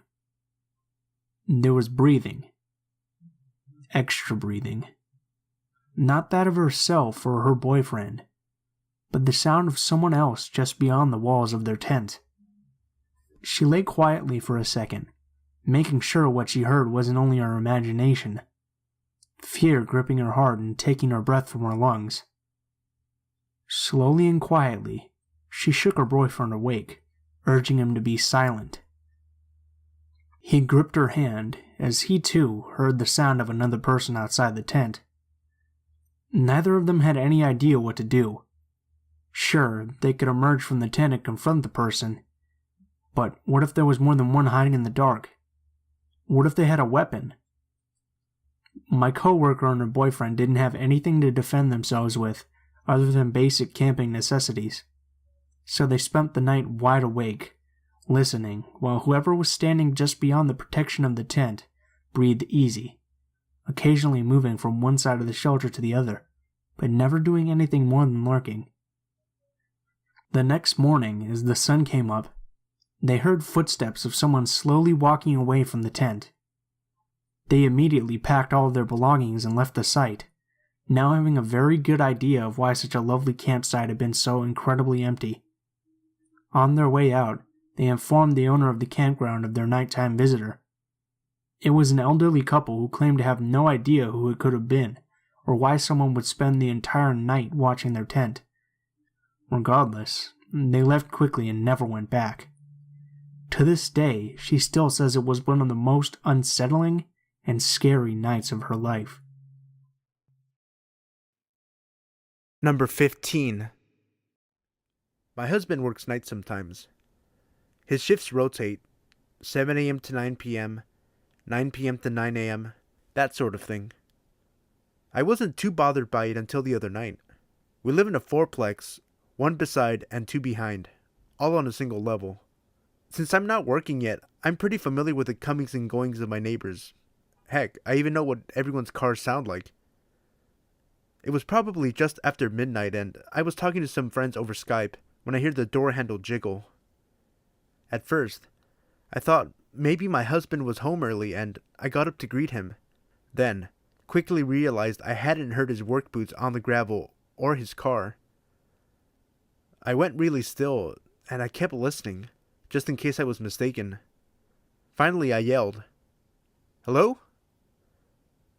Just silence. Then I heard something in the lock. My husband likes me to be protected, so he bought us a couple of guns. I grabbed the shotgun and pumped it once. It's loud enough without actually putting ammo in that you know what it is. Then I yelled, "I have a gun and I know how to use it. Get lost before I call the police." Big, heavy footsteps ran off across our graveled lot, and I stayed up the remainder of the night until the sun came up. Then I finally fell asleep. My husband came home later that morning and was worried when he found me in bed at 11 a.m., but let me sleep a little longer once I explained what happened.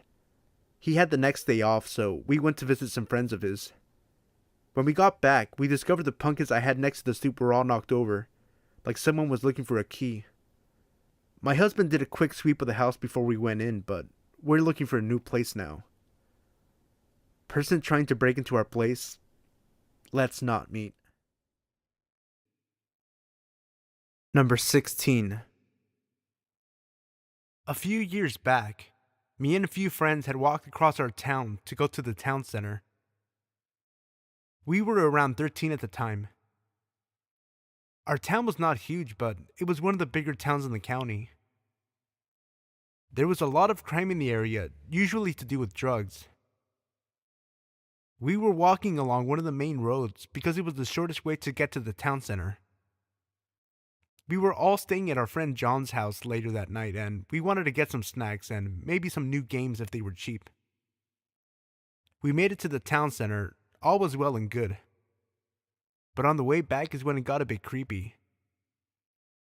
About halfway between John's house, which is on the really bad side of town, and the town center, while walking down the main road, we noticed a man in a dark jacket walking behind us. It was around 5 p.m. and it was February, so it was getting a bit darker.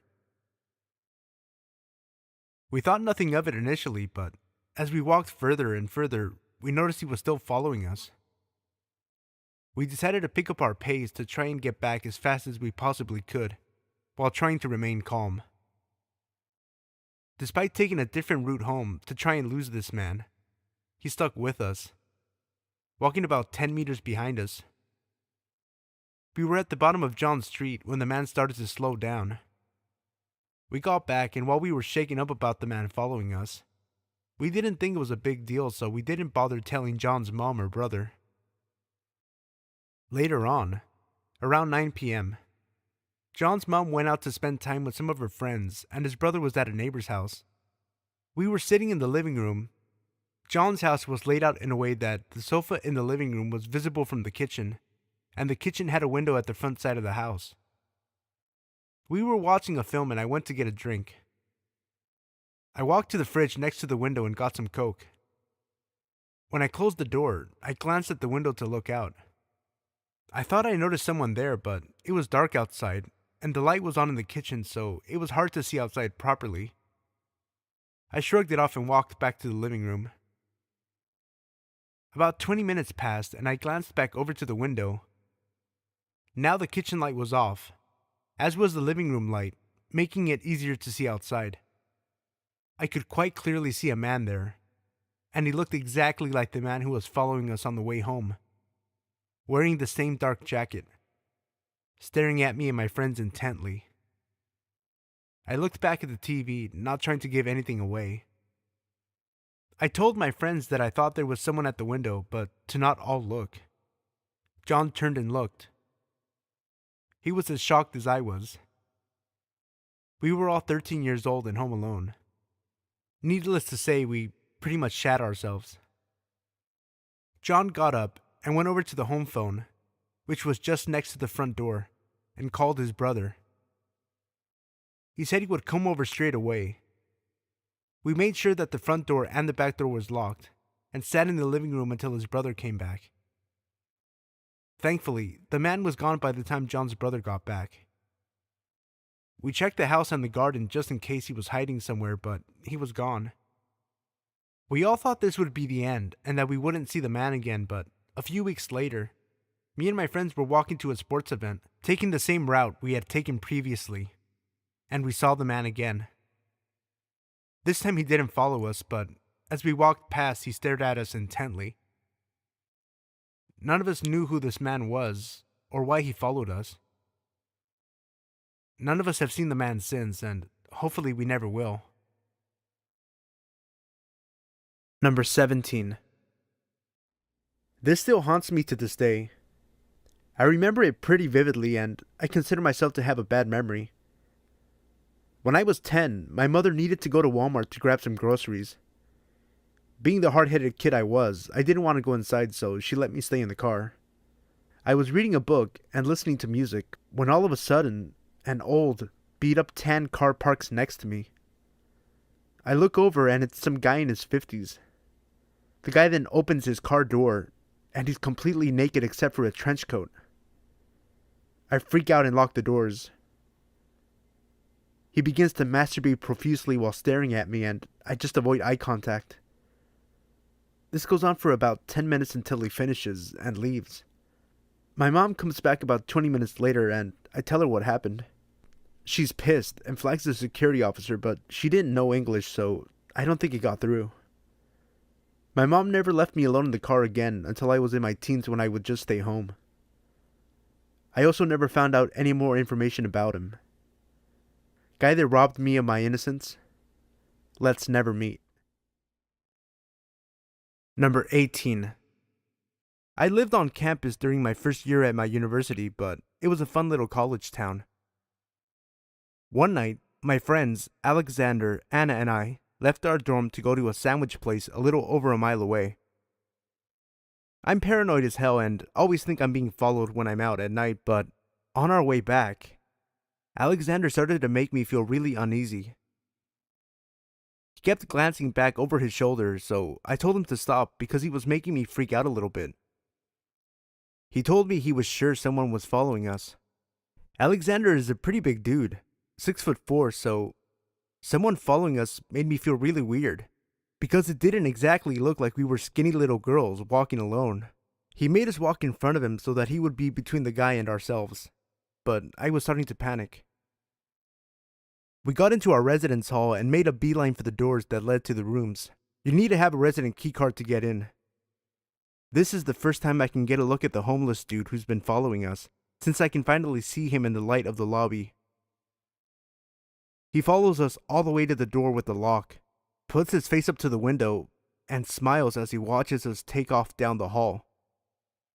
On the stairs, we heard the door open, and Anna and I almost screamed and sprinted to her room. Alexander went back to either confront him or report him. We talked to the police about it, and the next day, they did a follow-up with us. Apparently, that night, the same guy had gone into another resident hall on campus and found a door that had been propped open. He raped a girl in the bathroom. Number 19. So, a little backstory to start. I live in a flat with only one neighbor above me. I have a son who is from a previous relationship that also lives along with me and my wife. So this started a few years back in 2013 when we first moved into the flat.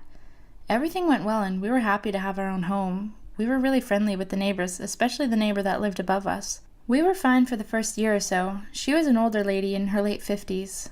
As a young couple, aged in our early 20s, it was nice to have someone who was so nice when we first moved in. We were approached within the first few weeks by our other neighbors, explaining how she was a little weird. Stories including vandalizing the previous tenant's car and throwing paint on the door. These even went as far as giving full bottles of vodka to an alcoholic that lived on our street because whenever he drank he got violent. This creeped us out a little, but she seemed so opposite of what we heard of her. We'd been alright with each other for months. That's when things took a turn. We got a knock on the door from the police stating that we had been abusing my son. I was shocked. He was around 2 at this age and was happy as can be. I remember letting the police officer in, and he came in, saw my son playing with his blocks in the living room. Then the police officer rolled his eyes, apologized to me, and left. We spoke to the neighbor upstairs about it, and she seemed to suggest it was another neighbor as she overheard them speaking about it. Thinking it was no good to dwell on it, we left it and nothing happened for a few weeks. A few weeks later, my son's mother came around and was rather distressed. She showed me some messages she got on Facebook from someone called John Smith. They explained that they worked at the nursery that my son attended and was concerned about my son, going into a lot of detail about how we would shout at him and abuse him.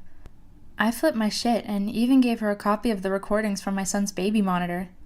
See, since the last time we were accused of anything, we installed a baby monitor that stored the last 7 days onto a server I have. This is linked to my mobile, perhaps due to paranoia after hearing of all the kidnappings that can happen.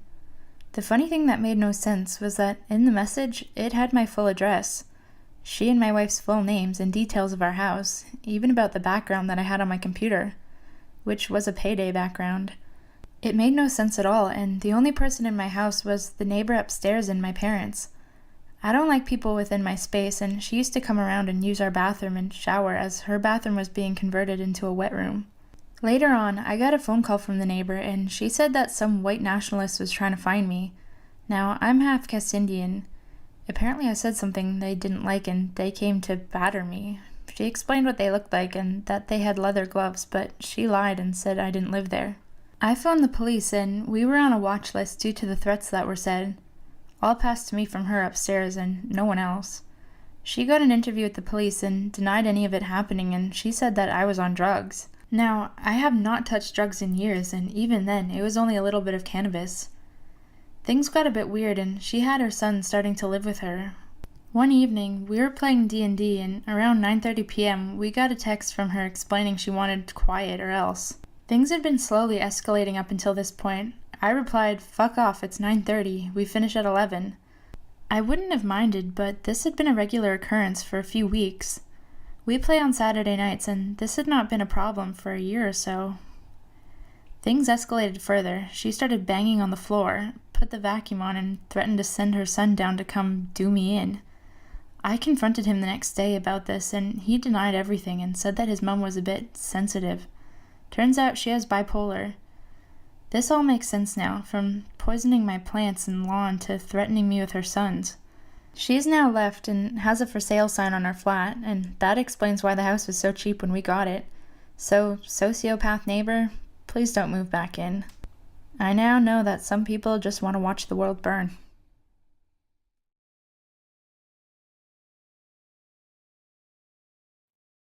Number 20. This happened last year on Halloween. A lot of creepy stuff happens on Halloween, and this is no exception. I'm 5 feet tall and 105 pounds. Not a very intimidating figure. I'm transgender, and I look a little more on the feminine side of things. I was out on Halloween with my girlfriend at the time. We'd gone into the city. We're from a college out in a small town. To go to a haunted house. And we were walking back to the train station from the haunted house at about 12:30 a.m. to go home. We were both dressed up like witches, both wearing high heels, and I had my purse with me. My girlfriend's hands were cold, so I was holding her hand and walking very close to her. Yes, these are all very important details. The city was almost like a ghost town as we were walking back. We saw almost nobody else. We were walking along a main road, just going under an overpass, when a car full of 20-somethings drove by us, going the opposite way, and a guy hung out the window and shouted, "Ugliest lesbian couple ever!" Of course, both of us were offended, but we just kept walking, and the car drove up off the street. We were about 2, maybe 3 blocks from the train station, and this train station is in the heart of the city, with a lot of elevated highways and railways and overpasses surrounding it, so it tends to be very shadowed, especially at night. We heard the sound of a car engine off to our right, across the street, and at this point, my girlfriend whispered to me, "It's the same car." I glanced over, and it was the same car from earlier. The people had gotten out of the car and were kind of milling about it, but I could tell they were looking at us. I was very nervous at this point because being both queer and transgender, you face a lot of potential violence and hate crimes. All of the stories about trans people and lesbians and gays getting beaten to death were flashing through my head. I was terrified. About a year ago, my dad had told me I had to carry something for self-defense, but instead of mace or something, he gave me a flashlight. It's about 8 inches and very sturdy, made of steel and incredibly bright. This thing will temporarily blind you for a good minute, and it has a raised, beveled edge that would likely hurt like a bitch if you were hit with it. I reached into my purse and pulled out the flashlight, gripping it tight in my free hand. There was the sound of breaking glass behind us, and both of us looked over our shoulders to see the group of people crossing the street towards us. There was broken glass in the street, and from what I could make out in the streetlights, one of the people was holding a broken beer bottle. I said to my girlfriend, "We need to get out of here now." We ran the remaining 2 blocks to the train station, but not very quickly because we were in high heels. And the entire time, we could hear the group running after us. Heavy steps, shouting slurs, maybe 50 feet behind us the whole way. When we got to the train station, we immediately bolted for the brightest area with the most people around, and looked around for the group. But they didn't come to the station. It hit me really hard right then, how close we'd come to being statistics.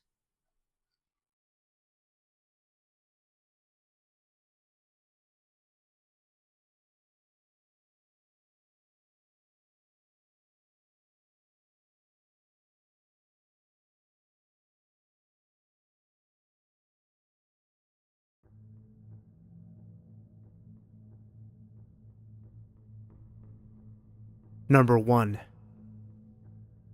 This must have happened about a year ago now, around Halloween. And to this day, it still creeps me the fuck out. Me and my twin sister, Lauren, both 20 now, had moved into our first flat 3 months before this happened. Our parents helped us move into the flat.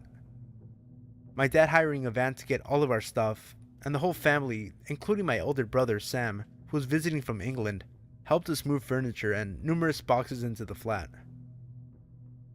Our family helped us settle in, and luckily enough, our flat was actually next door to one of our dad's old friends, Danny, which was great as we hadn't seen him or his wife in about 10 years. The neighborhood we live in, which is a smallish village, about an hour or so from Glasgow in Scotland, is 99% of the time really quiet, and everybody around the area is really nice, but this one night, something wasn't quite right. Like I've said already, we had only really got used to the area we were living in, but after what happened this one night, I always have my wits about me now. It was a dark winter's night in late October/early November, a Thursday I think. My sister and I decided to stay up until about 1:30 in the morning, as we sometimes did after a long week at college. We'd stay up drinking, stuffing our faces, and talking about random stuff like acting, the subject we were both studying, motorbikes, guys, and some bitching too, just like any normal young women would do. We then decided to put the lights out and go to bed as we had grown tired. I'd do the normal nightly routine like check everything was turned off and the door was locked, which it was thankfully, as a few nights previously I had forgotten to lock it, so we both went to bed and fell asleep as usual. Just to set the layout of the flat, me and my sister were on the first floor, above an old woman, Betty, who is rather lovely, but we don't see her very often. Our bedroom is right next to the porch and the front door, and our bedroom window looks out onto the street. It was about 4 a.m. when we awoke to a loud knocking at our door. I was expecting a parcel the next day, so initially thought it would be the postman. But that's when I checked the time on my phone, which I usually leave on in case of emergencies, and it was 4:30 in the morning. Still being tired and disoriented, I realized that it was far too dark to be about 10 a.m. when the postman usually came, even though the mornings were much darker now during the winter months. The banging on the door lasted about what felt like 20 minutes, but was probably less. Me and my sister were too scared to move from our beds, only whispering quietly to each other to just ignore the banging on the door. Neither of us were very comfortable about answering the door to a stranger knocking at an ungodly hour. I don't usually answer the door to strangers, or even answer mobile numbers I don't recognize. The banging stopped suddenly, and I heard heavy footsteps descend down the stairs next to the wall near my head. Everything fell silent for a few minutes. I tried to settle back down, but my adrenaline was going crazy. I could feel my legs shaking. I was so nervy about whoever it was outside. There was no way I was getting back to sleep. Then I saw the flashing of a torch through our bedroom window. It flashed at least 3 times, but maybe more. Then it stopped. I then heard what sounded like the man talking on the phone to someone, or having a conversation with someone outside, sounding a bit agitated and angry. I didn't look outside of our bedroom window in case the man saw me, but a few minutes later, I heard the rumbling of a car engine below me. I then assumed that he came in his car. His voice became increasingly explosive as I became more and more scared.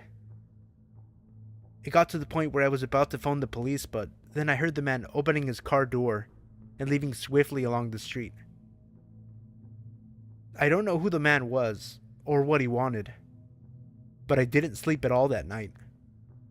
And for the next few days after that, every single noise would give me a fright. I was scared that whoever it was going to come back. In the end, I thought that it was someone with the wrong address or maybe just a drunk guy, but about a week later, we got a knock at about 6:30 in the evening, which was unusual for such a quiet area, and neither me or my sister were expecting any mail packages or shopping to be delivered, so I decided to open the door to whoever had knocked. Initially, I thought it was our neighbor, as he had been round once before to see how we were settling in, but not this time. It was a woman who was dressed in a suit and looked very professional, her hair up in a tight bun and holding a clipboard. I was a bit anxious and wondered who the hell she was. I looked down at her name badge, but I can't remember her name now. Let's call her Molly. Molly said she worked for the criminal courts and was looking for a guy, let's call him Thomas, who had previously been a tenant at this flat before we moved in a few months before. Molly mentioned something to do with money, but the visit was so vague, I don't really remember what she said. She asked if the man lived here. I said no, just me and my sister. She asked when we moved in and what letting agency we were with, but I think it was just to confirm that we did live there. She seemed nice enough, got what she wanted, and left, so I'm guessing money is the reason why the creepy guy turned up a few nights previously, banging loudly on our door. I'm so glad I didn't answer the door that night, and that I made sure it was locked. Fuck knows what would have happened if he thought that we were the man he and the courts were looking for.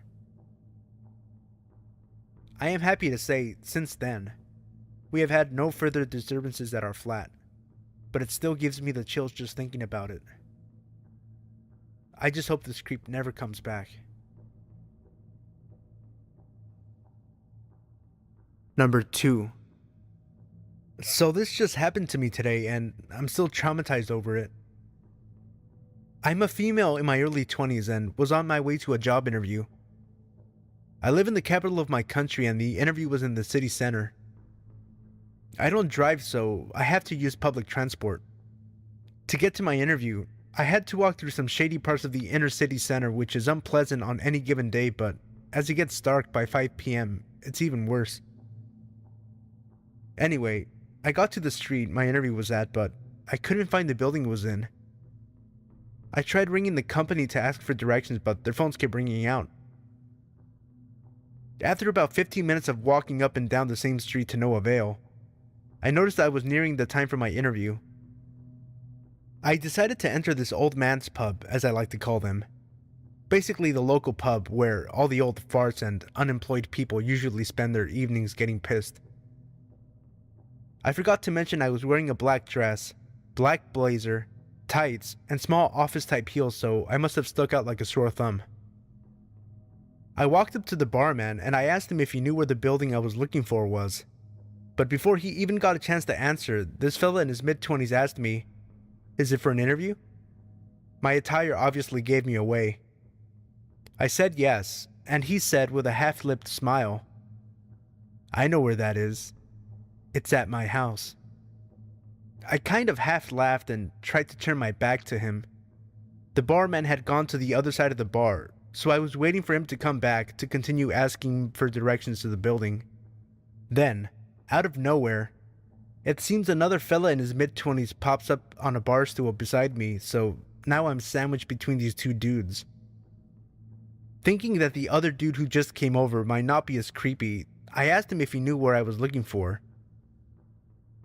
"Are you doing a presentation?" he asked. "No, it's for a job interview."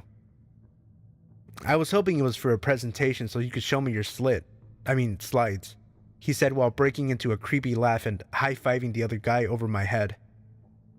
Screw this, I thought, and pushed my way through them leaving the pub. By the time I got outside, it was pitch black and I was late for my interview. I just wanted to go home.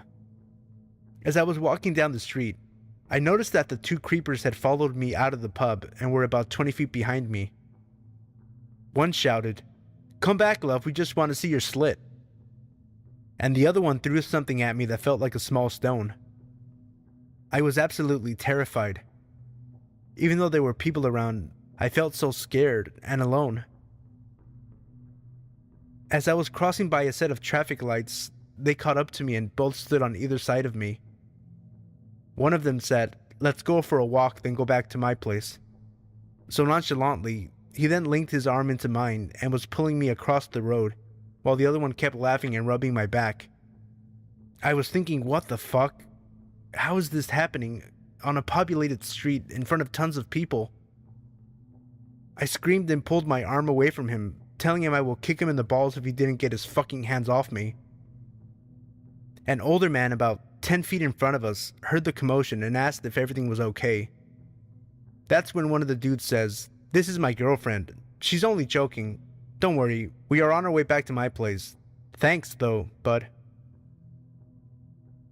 I was stuck for words. I couldn't believe this fuck had the balls to try and abduct me in a populated area in the middle of the evening. The old man must have seen the fear in my eyes because he didn't buy it. "I don't think so, pal. Leave her alone or I'll break your neck."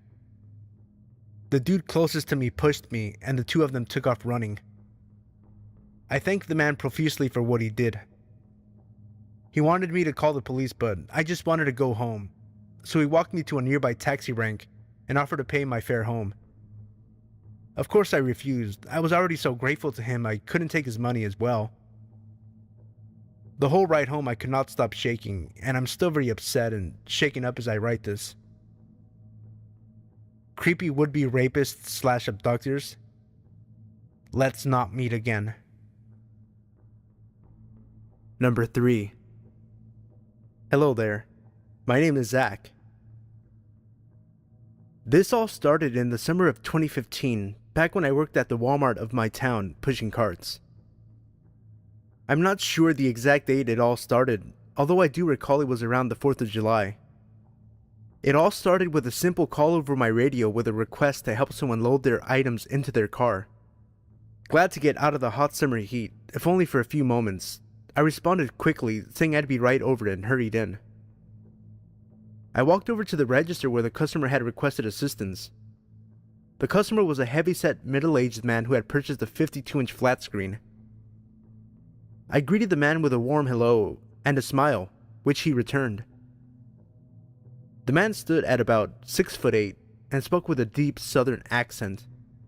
He offered his hand for me to shake, which I did before he led me to his van. On the way, he made small talk with me, asking how my day was, how old I was, if I liked my job, etc. I answered all his questions honestly, saying that my day was going fine so far, that I was 19, and I could have a worse job than this.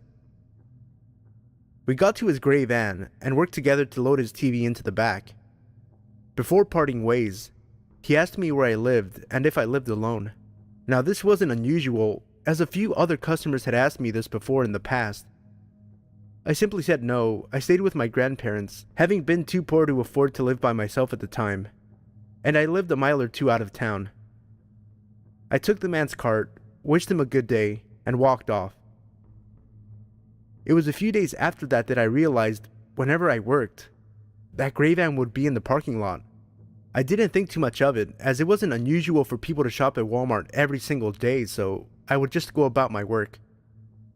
That was until a week afterwards when, after noticing the same gray van, I turned to a fellow cart pusher named Joe and said, "That gray van is always here." Joe nodded in agreement. "Yeah, I know, dude. Although it's strange, I've only ever seen that van here when you're working." Confused, I asked what he meant. He responded, "I've only ever seen that van here during your shift. It leaves shortly after you do when you clock out." I found that to be a little strange, but I blew it off as a coincidence. One day, I noticed that gray van would follow me everywhere I went. I don't own a car, so I walk everywhere I go. I don't really mind as I enjoy walking. Again, I would just chalk up the van always following me as a coincidence. Pretty sure the van was just heading in the same direction, although I always found it odd that the van never drove past me as I walked but always hung back, not caring if it was holding up traffic. Red flags didn't start going off until I spotted that gray van trailing me on a Wednesday night as I was walking back home from my youth group meeting at church. At first I just brushed it off as usual, until it followed me out of town. Normally it would turn away when I left city limits, but this time, it continued to follow me. I started to feel as though something wasn't right about this, and I began to wish I had my pocket knife on me, just in case. The van followed me until I walked into my driveway before turning off. I got the chills at this point, and I made sure to lock the doors when I entered my house. The next night, I was walking home in the dark again after a men's group Bible study. The memory of last night was burned in my mind, and I decided that if the van followed me to my house again, I would notify the police in the morning. Sure enough, it ended up trailing me. I gritted my teeth, sick of whoever this person was. However, the van pulled off a few feet ahead of me and stopped. The driver's side door opened and the customer who I had helped with the TV stepped out and approached me. He greeted me like everything was normal and asked me where I was headed. I told him I was headed home, making a mental note to tell the police about this guy first thing in the morning.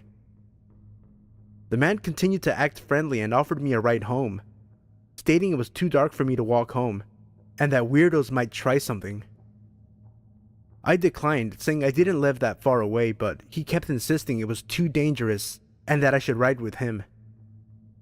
The more I said no, the more he kept pushing for me to get in his van.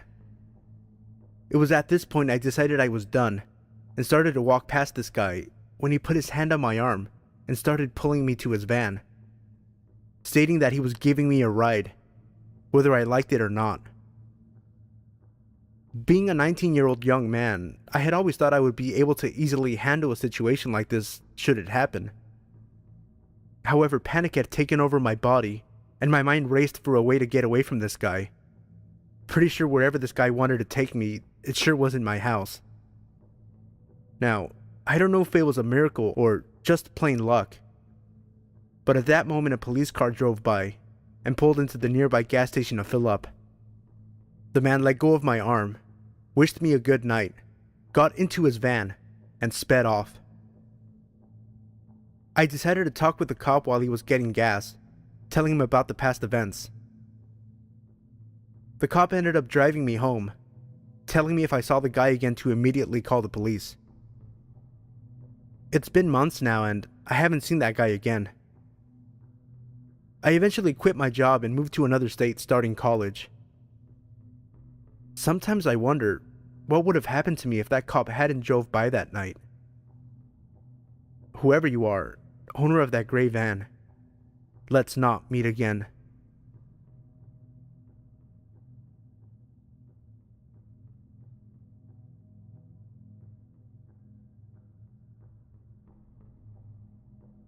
Number 4. This story still creeps me out, but I'm happy to share it with you. I like to go for walks in the dark. I'm not sure if this is strange or if everyone does it, but it just makes everything really creepy. I live in a well-civilized area with a lot of friends who live extremely close to me. Around 2 kilometers from my house is a heavily wooded area. I like to follow a 4-wheel drive track when I go for my walks. It was around 9:30 p.m. on a Friday night, and I was going for a walk down the 4-wheel drive track when I heard a very light scream in the distance.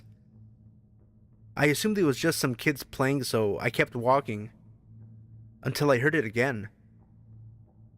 At this point, I knew someone was in trouble. I ran for my life hoping that I could help this person. I ran for about 100 meters when I came to the end of the track and looked around. One of the first things I saw was a girl about 19 years old being held by a 40-year-old looking man. When the man saw me, he dropped the girl and legged it around the corner. I sprinted over to the woman who was busy crying, obviously shaken up. We ended up calling the police and they came and took my statement and took the girl home. I am glad that I still go for my walks. If I didn't, a girl probably would not be here today. Number 5.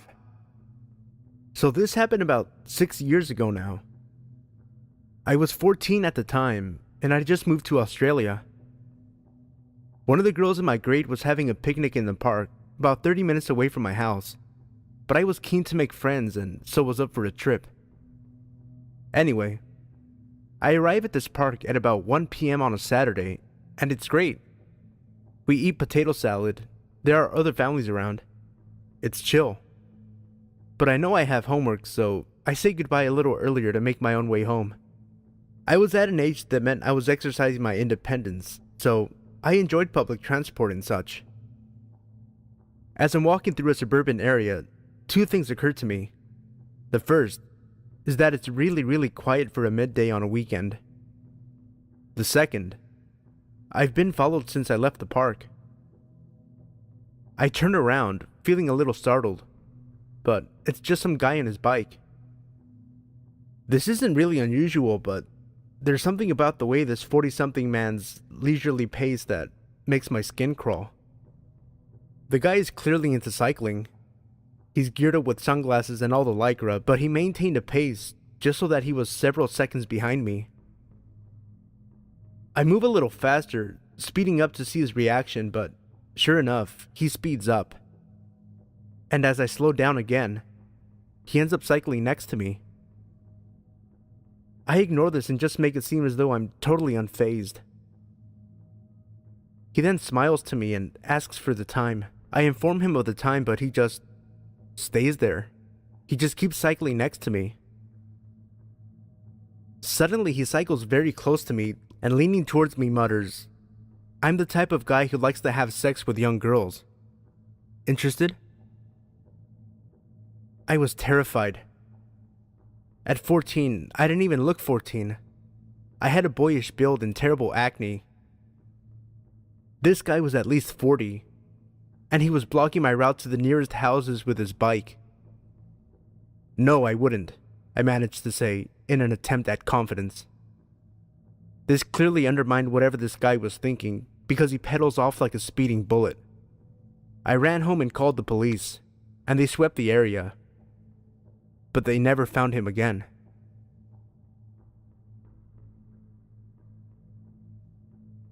Number 6.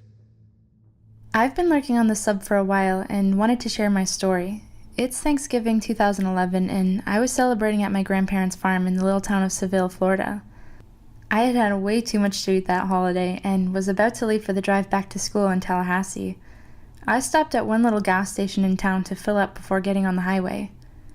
I had just finished filling up when a lady walked up to me. She was really ratty looking with crazy blonde dyed hair, but this was the backwoods of Florida, so no judgment. They were really kind people who looked like that in those parts. She started talking to me about how her car had run out of gas. She pointed over to an old junker parked over in the convenience store and asked if I could possibly give her some cash to get home. I usually don't say yes to things like that, but it was Thanksgiving weekend, so I was feeling extra generous. I told her that I'd be happy to fill up her car a little to get her home. That's when it started getting weird. She kept insisting I give her cash and that her car was so empty she couldn't drive to the pump. I don't know why I didn't leave right then and there, but again, I was in a really good mood. I told her if she had a gas can, I would put some in, but didn't feel comfortable giving her cash. She kept objecting, but eventually went over and pulled a gas can from her car. I started filling it up. She put her hand on me and said, "Do you have a girlfriend?" I told her no politely. She said she wanted to pay me back somehow for the gas and asked if I wanted to come to her place. I told her no, less politely. She kept touching my shoulder, thanking me, and then offered me a blowjob behind the station, so I stopped the gas pump, got in my car, and left her there with the gas can. I called my mom a little later and told her about the creepy, sleazy encounter. She paused and asked me if this lady had ratty blonde hair and looked like she was on drugs. I confirmed that, yes, that was what she looked like, and how could she know that? This lady was apparently all over the news. She was a prostitute in town and had been at a party earlier. An exchange had gone south and her baby had been kidnapped by a client of hers and left under a bush in town. She hadn't even bothered to call the police about the missing child until later. They were both arrested and charged.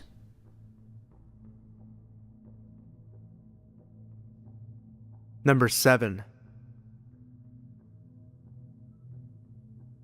Okay, so I'm a long-time lurker and a first-time poster, but this is a story my mom told me that took place when I was about 2 or 3 years old.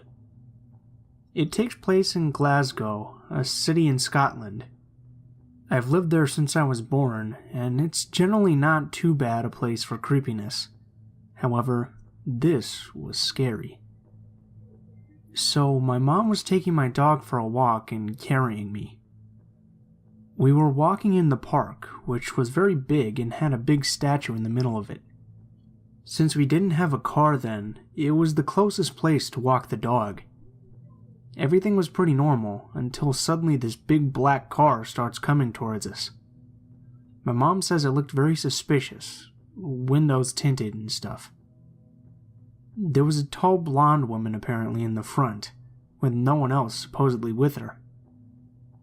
The fact that a car was coming up out of the park was very strange, because it was quite late, so no one would frequent the park then.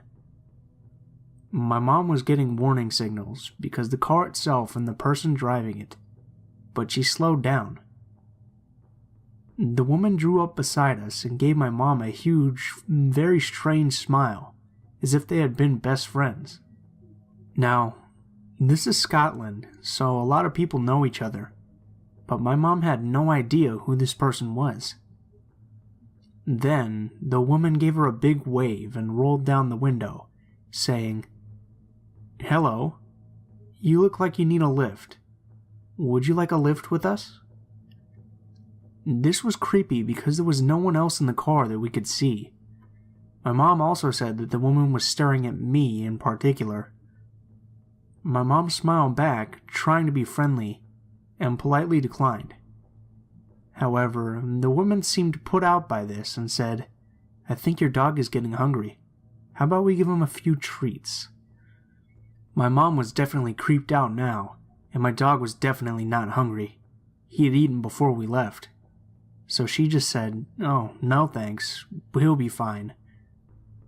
Suddenly, the woman went from smiley to angry. My mom said she looked almost furious. Then she revved up the engine and took off out of the park. To this day, me and my mom still think there was someone in the back of the car, because the windows were tinted heavily. Whether or not the woman meant harm, though, is undecided. But we never went to that park again. Number 8. I'm a 17-year-old girl and I live in a rural area. My house is almost entirely visible from the road. I'm typing this almost exactly 30 minutes after it happened and I'm still shaking. 30 minutes ago at 5 a.m., I was sleeping deeply and someone slowly opened my bedroom window. My bed is literally right next to the window so I can open and close it. I was sleeping and I could hear my window slowly opening upwards since it's old and heavy. I thought I was dreaming or it was a possum because they live on the tree outside it. It's 5 a.m. and it's getting light at about this time. My bedroom is isolated and at the back of the house, but there is a complete driveway and full access to it there. And holy shit, I realize it's a person opening the window. I look through my makeshift curtain and I say, what the fuck?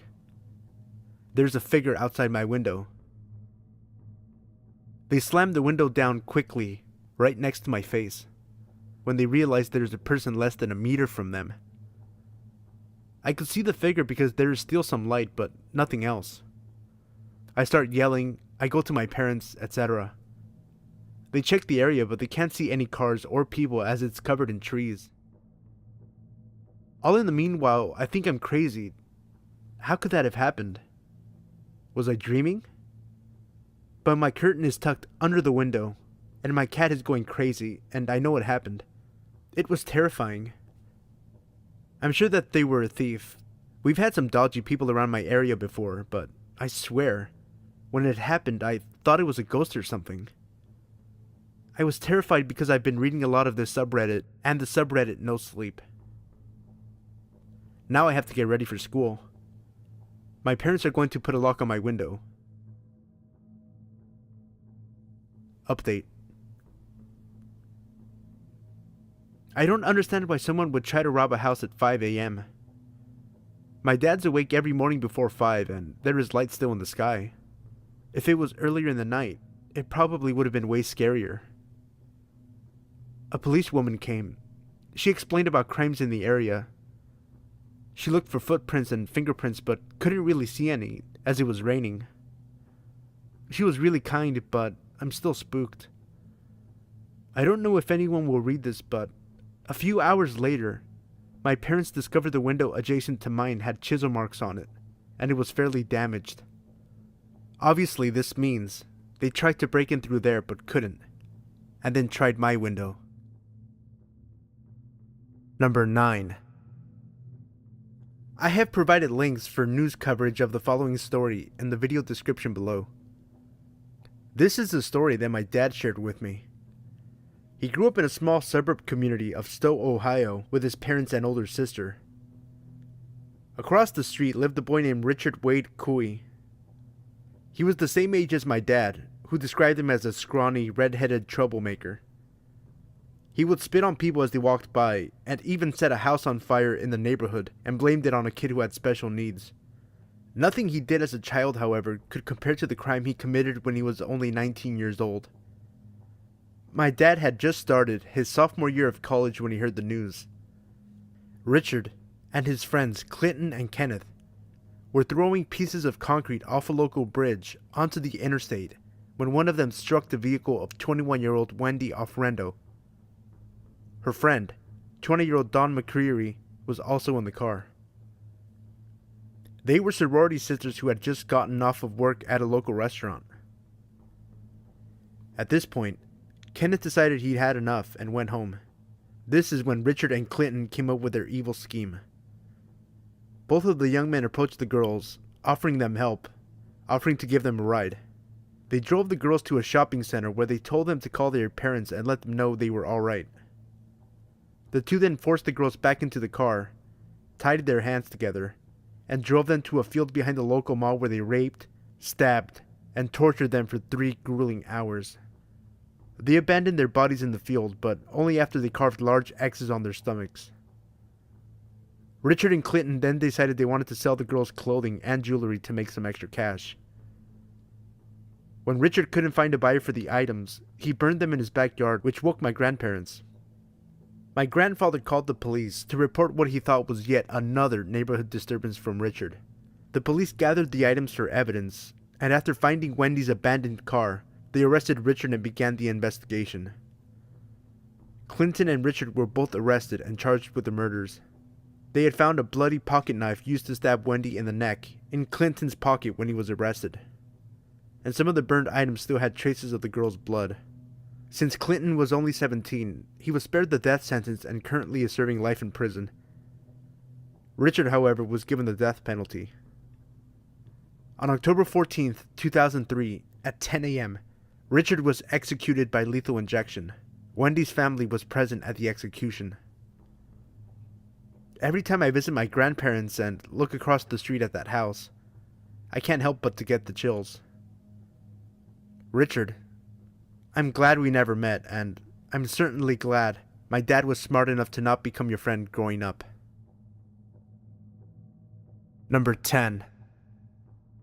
It was March during spring break. I was 16 at the time, and me and about 20 people went out into the woods in Surrey County and got a cabin on this nice little retreat center. We planned on staying there for 4 days. For a bit more detail, the cabin was surrounded on all sides by woods. To the west of the cabin are some hunting trails, and a creepy abandoned trailer next to a small clearing with a single pine tree in the center. To the east, there was a large field. At the far end of the field, there is a slope leading down to a beach.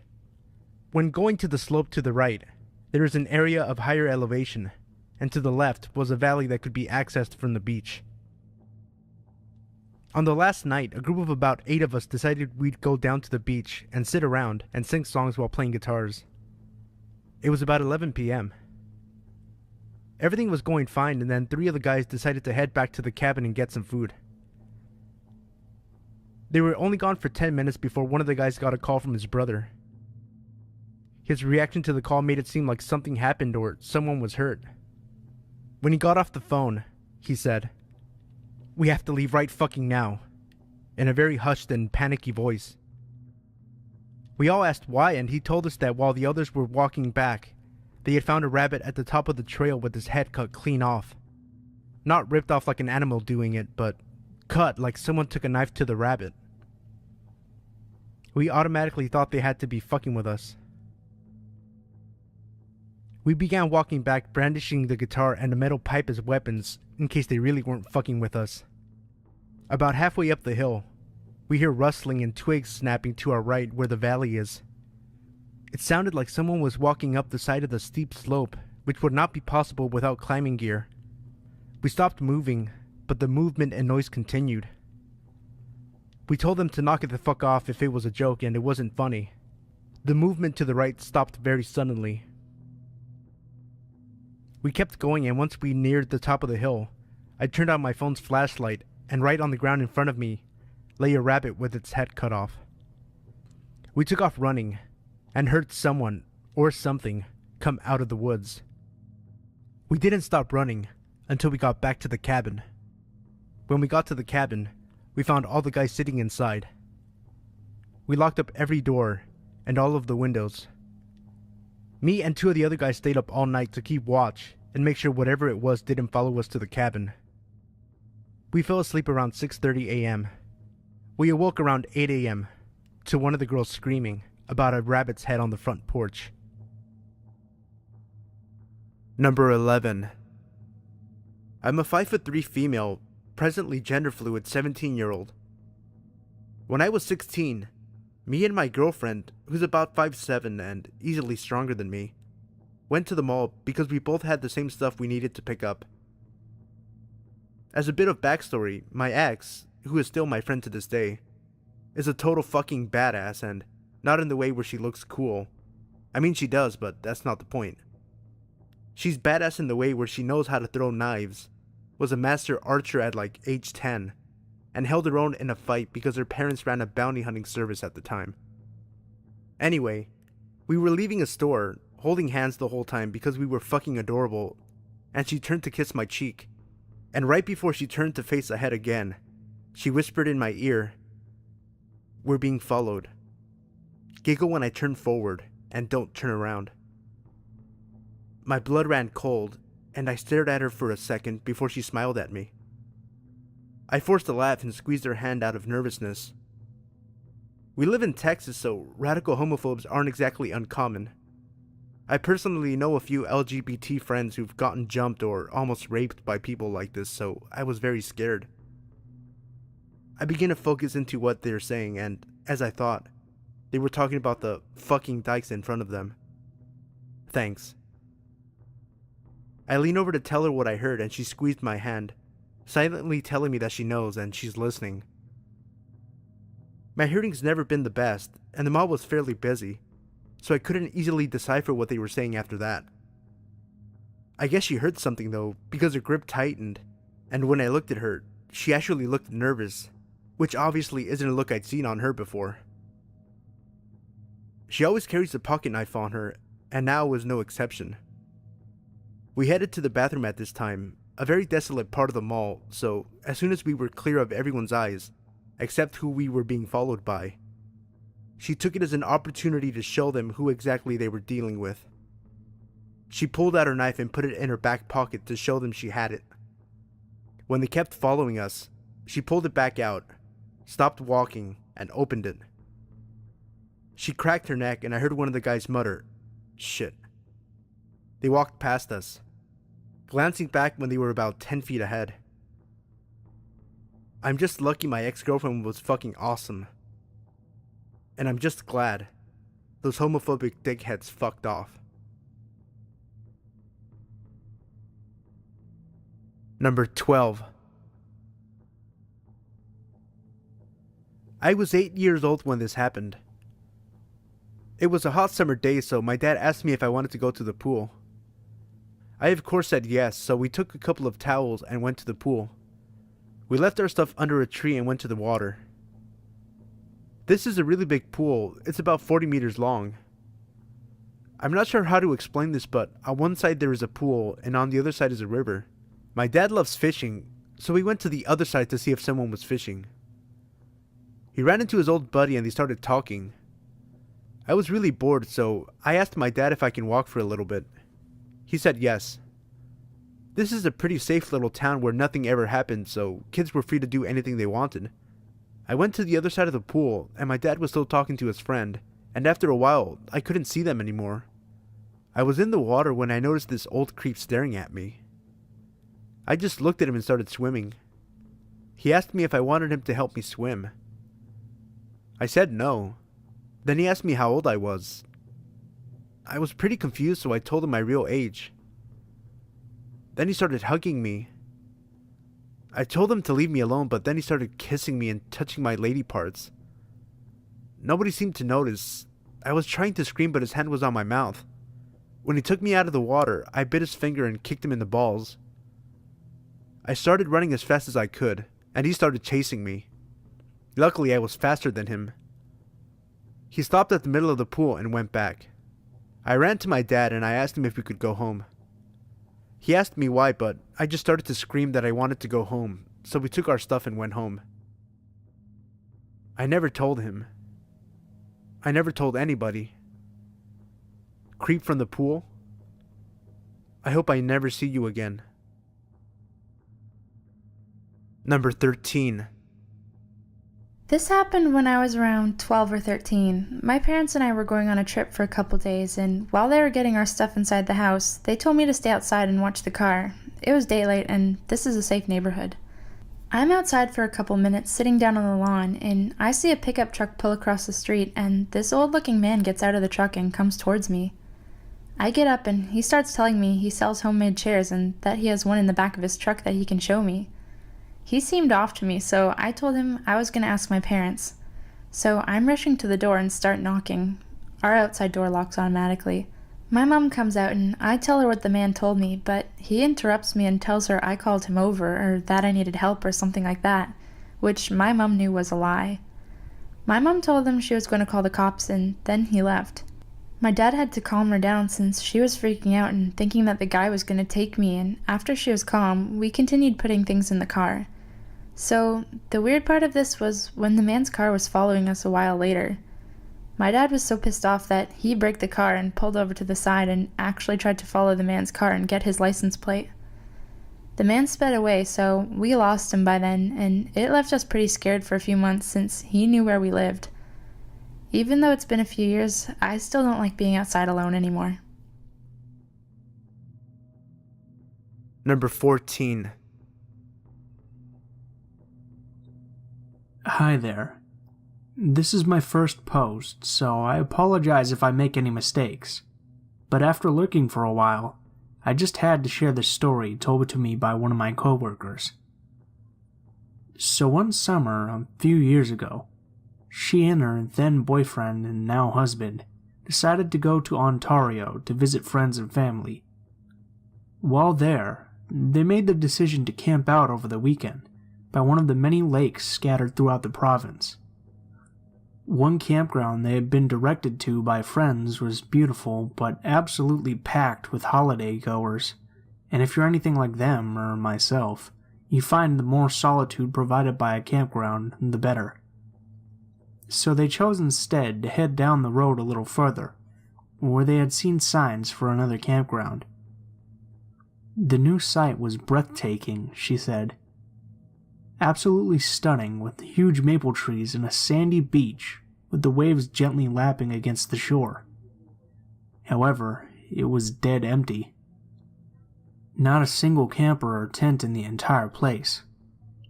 But they just couldn't understand why people were choosing to shove themselves into a packed campground while another perfectly acceptable location was just a few kilometers down the road. They didn't think much more of it after that and simply paid for the night and set up a tent while going about their evening business, hanging out around the fire and taking in the lovely surroundings.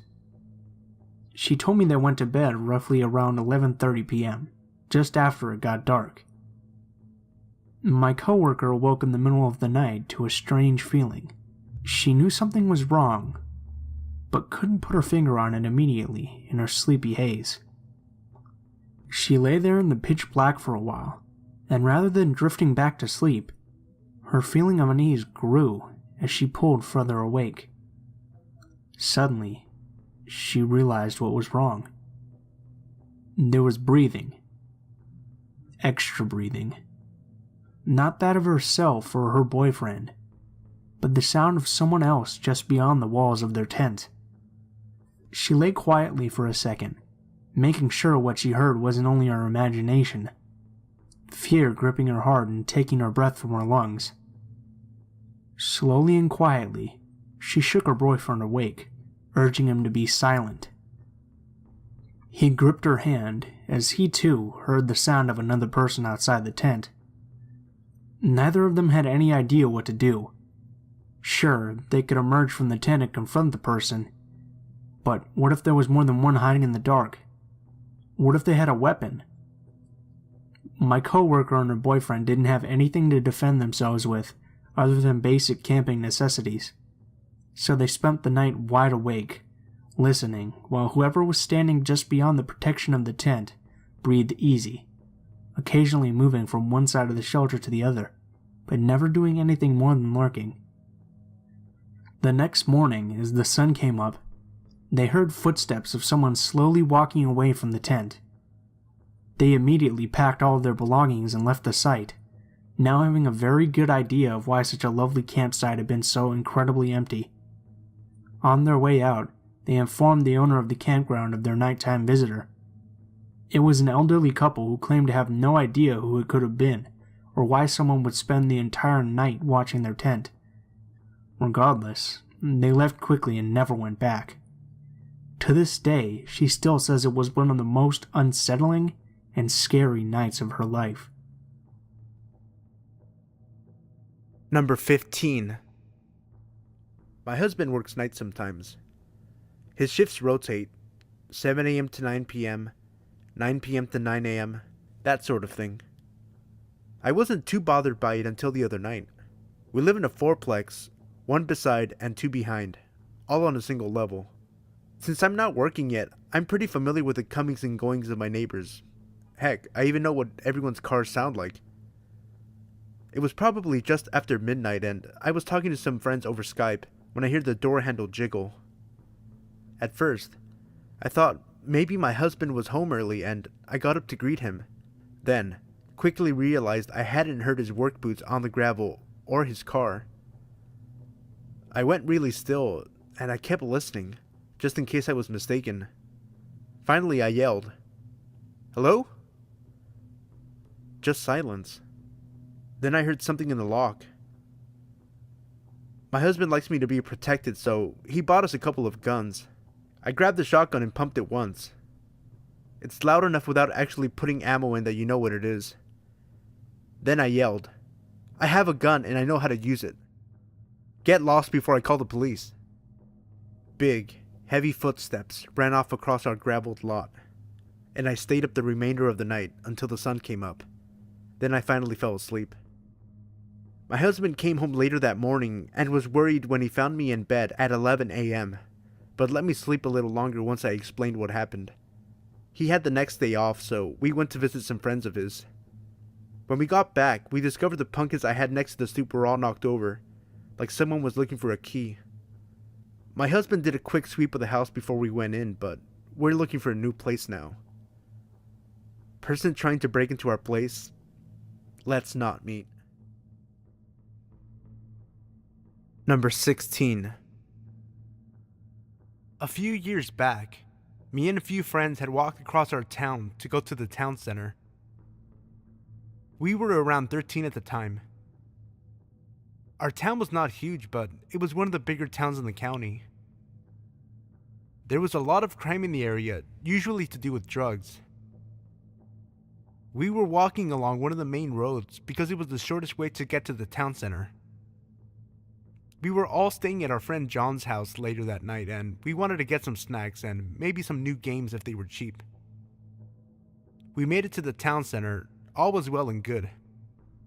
But on the way back is when it got a bit creepy. About halfway between John's house, which is on the really bad side of town, and the town center, while walking down the main road, we noticed a man in a dark jacket walking behind us. It was around 5 p.m. and it was February, so it was getting a bit darker. We thought nothing of it initially, but as we walked further and further, we noticed he was still following us. We decided to pick up our pace to try and get back as fast as we possibly could, while trying to remain calm. Despite taking a different route home to try and lose this man, he stuck with us, walking about 10 meters behind us. We were at the bottom of John Street when the man started to slow down. We got back, and while we were shaken up about the man following us, we didn't think it was a big deal, so we didn't bother telling John's mom or brother.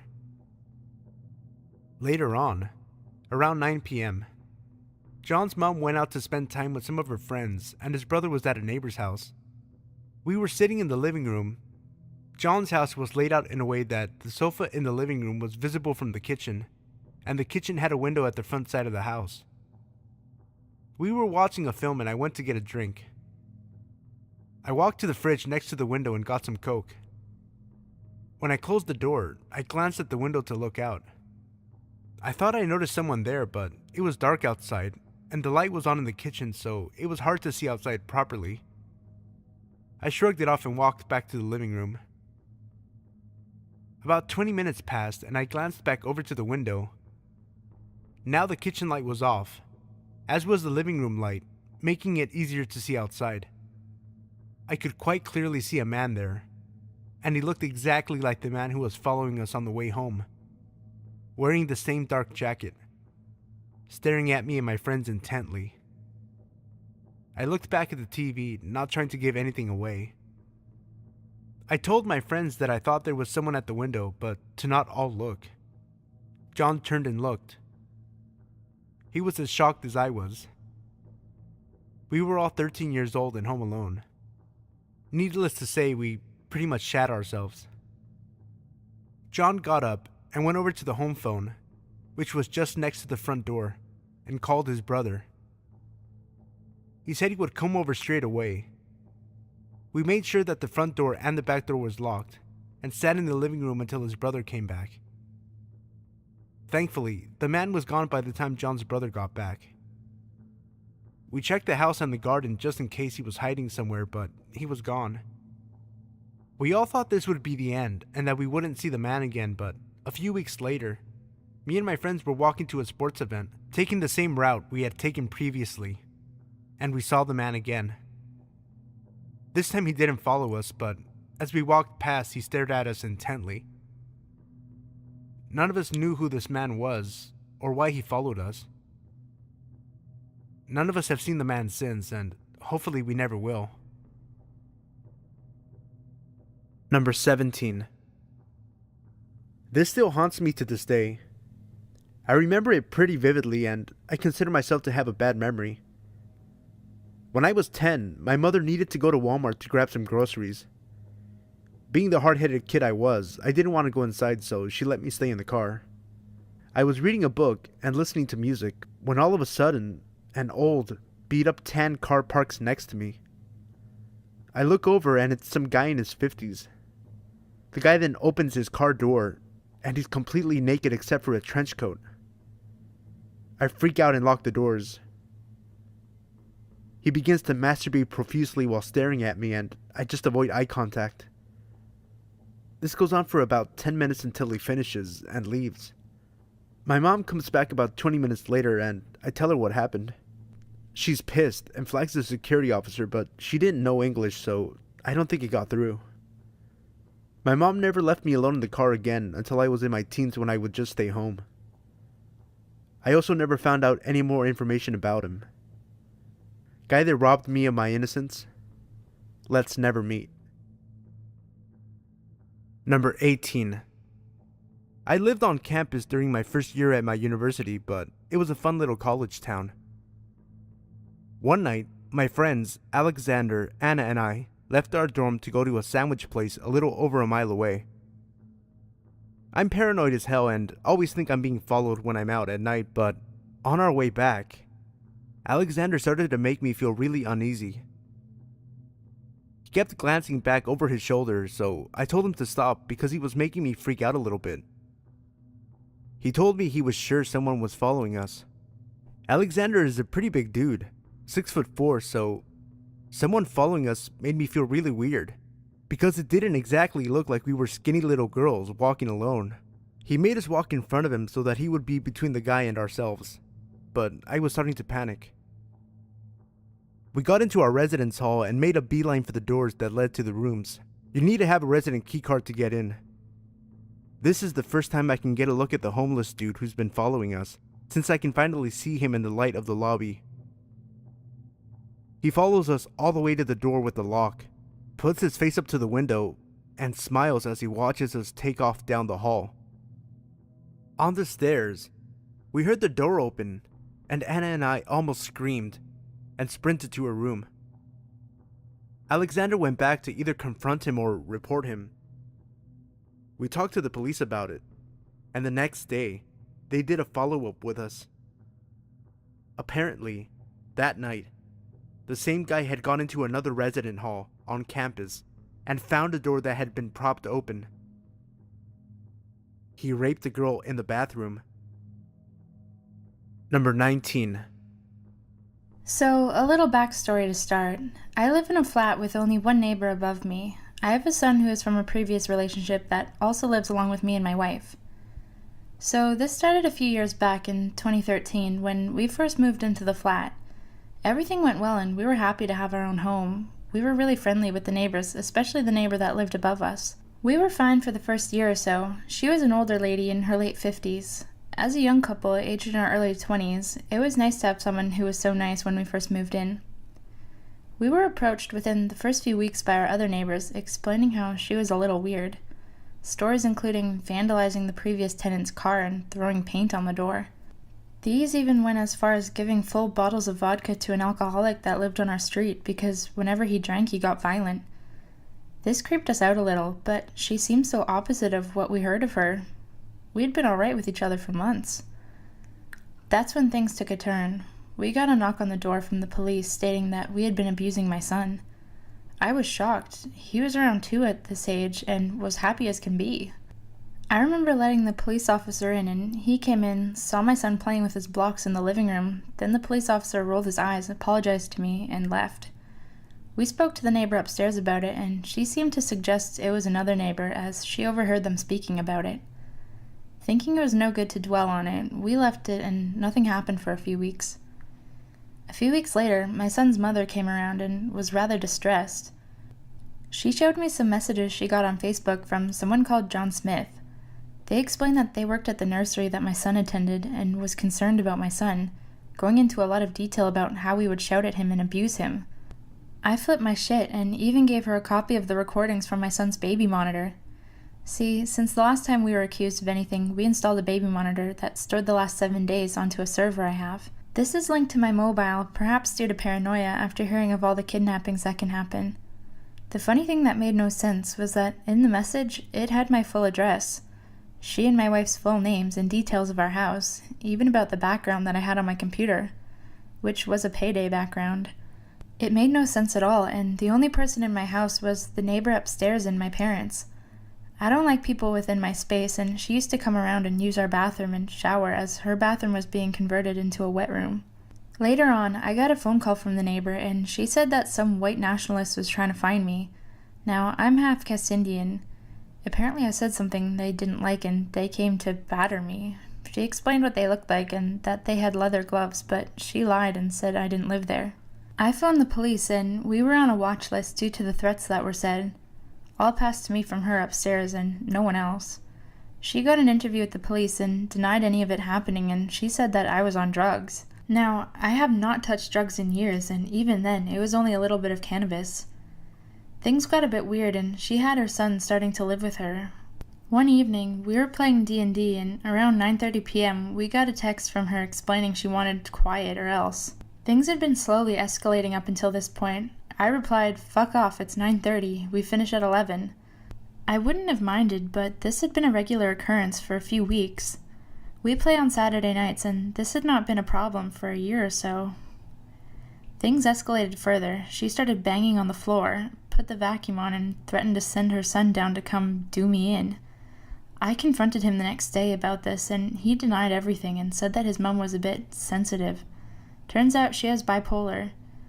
This all makes sense now, from poisoning my plants and lawn to threatening me with her sons.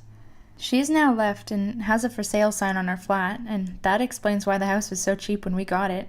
So, sociopath neighbor, please don't move back in. I now know that some people just want to watch the world burn."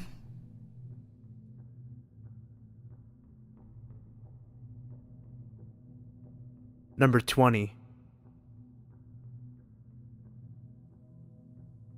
This happened last year on Halloween. A lot of creepy stuff happens on Halloween, and this is no exception. I'm 5 feet tall and 105 pounds. Not a very intimidating figure. I'm transgender, and I look a little more on the feminine side of things. I was out on Halloween with my girlfriend at the time. We'd gone into the city. We're from a college out in a small town, to go to a haunted house, and we were walking back to the train station from the haunted house at about 12:30 a.m. to go home. We were both dressed up like witches, both wearing high heels, and I had my purse with me. My girlfriend's hands were cold, so I was holding her hand and walking very close to her. Yes, these are all very important details. The city was almost like a ghost town as we were walking back. We saw almost nobody else. We were walking along a main road, just going under an overpass, when a car full of 20-somethings drove by us, going the opposite way, and a guy hung out the window and shouted, "Ugliest lesbian couple ever!" Of course, both of us were offended, but we just kept walking, and the car drove up off the street. We were about 2, maybe 3 blocks from the train station, and this train station is in the heart of the city, with a lot of elevated highways and railways and overpasses surrounding it. so it tends to be very shadowed, especially at night. We heard the sound of a car engine off to our right, across the street, and at this point, my girlfriend whispered to me, "It's the same car." I glanced over, and it was the same car from earlier. The people had gotten out of the car and were kind of milling about it, but I could tell they were looking at us.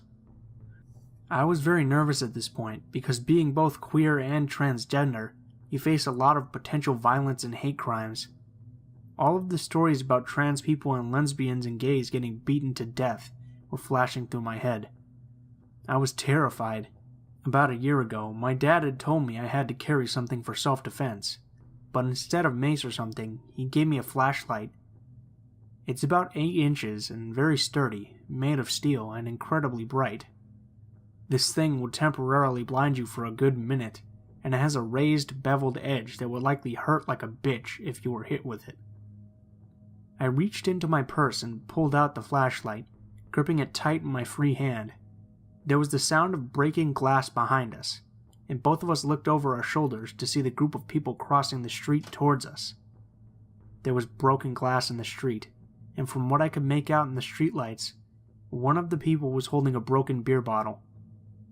I said to my girlfriend, "We need to get out of here now." We ran the remaining 2 blocks to the train station, but not very quickly because we were in high heels. And the entire time, we could hear the group running after us. Heavy steps, shouting slurs, maybe 50 feet behind us the whole way. When we got to the train station, we immediately bolted for the brightest area with the most people around, and looked around for the group. But they didn't come to the station. It hit me really hard right then, how close we'd come to being statistics.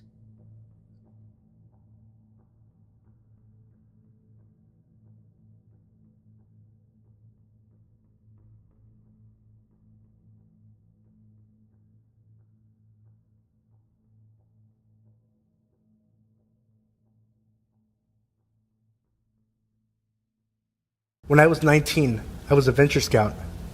It's sort of like Boy Scouts, only for older kids, and it's gender mixed. I decided to go to this week-long mixed scouting crew camping trip with a friend of mine.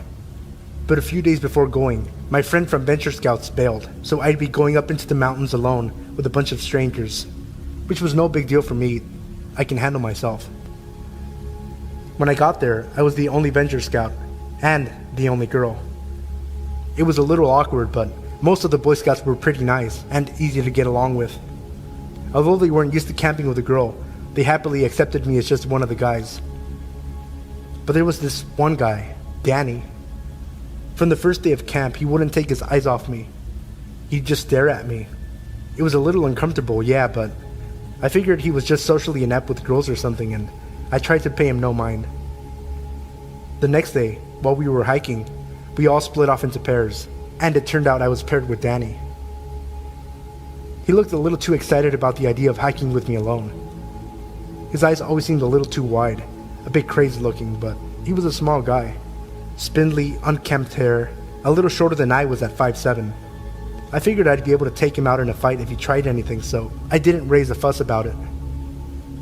Before settling out to the hike, he kept asking me if I needed help putting on my sunscreen. Even though I kept declining, he kept pushing the question and tried to put sunscreen on me until one of the guys told him to cut it out. While we were hiking together, he kept probing me. "How old are you?" he'd ask. 19, almost 20, I'd reply. Don't lie. You must be 14 or something. You're so innocent. Young, innocent girls are always the cutest. He kept asking innocent enough questions, like where I lived, if I had siblings, what my favorite color was, but he then started asking me if I'd ever heard of BDSM. I was taken aback by this and was more than a little uncomfortable, so I'd pretend to not know what he was talking about, all the while trying to give as many cues as possible for him to drop the subject. But he then started going on about what BDSM was, about tying girls up, about hitting them and burning them. At this point, I was freaking out a little bit, but keeping my cool. I didn't want to show him my distress, any chinks in my armor, because I knew he'd probably get off on making me squirm. The only thought I had was, what the fuck? Seriously, what the fuck? Then, he started complimenting my skin. You don't see a lot of girls with pale skin. Do you use moisturizer? He'd ask, attempting to touch my hand, but I kept my arms close to me, held fast to my backpack. I was incredibly tense, and every muscle in my body was screaming. I sorely regretted wearing a tank top as I could feel his eyes on me. He started telling me how pale skin is beautiful, since you can see the rope burns and the bruises better. The way he said it sent chills down my spine, and the anxious knots forming in my stomach grew tighter. He asked if I was a virgin. Then he asked me if I fantasized about rape, and if I'd like to try out rape play. Wide-eyed in disbelief, I turned my gaze away from the dirt path and looked at him. He was smiling. A creepy, childish sort of smile that was just chilling. I kept silent and quickened my pace. He felt too close, far too close. I wanted to run. He could probably see the fear in me at this point. There was no hiding it. But then, I saw that another pair of scouts were ahead of us. I ran to them, telling them that the four of us should group up and go together. At first they declined, saying that we're supposed to be going in groups of 2, but upon seeing how panicked and distressed I was, the 2 guys changed their minds, looking confusedly at Danny, who was silently glaring at them. I was just glad that someone else other than Danny was there.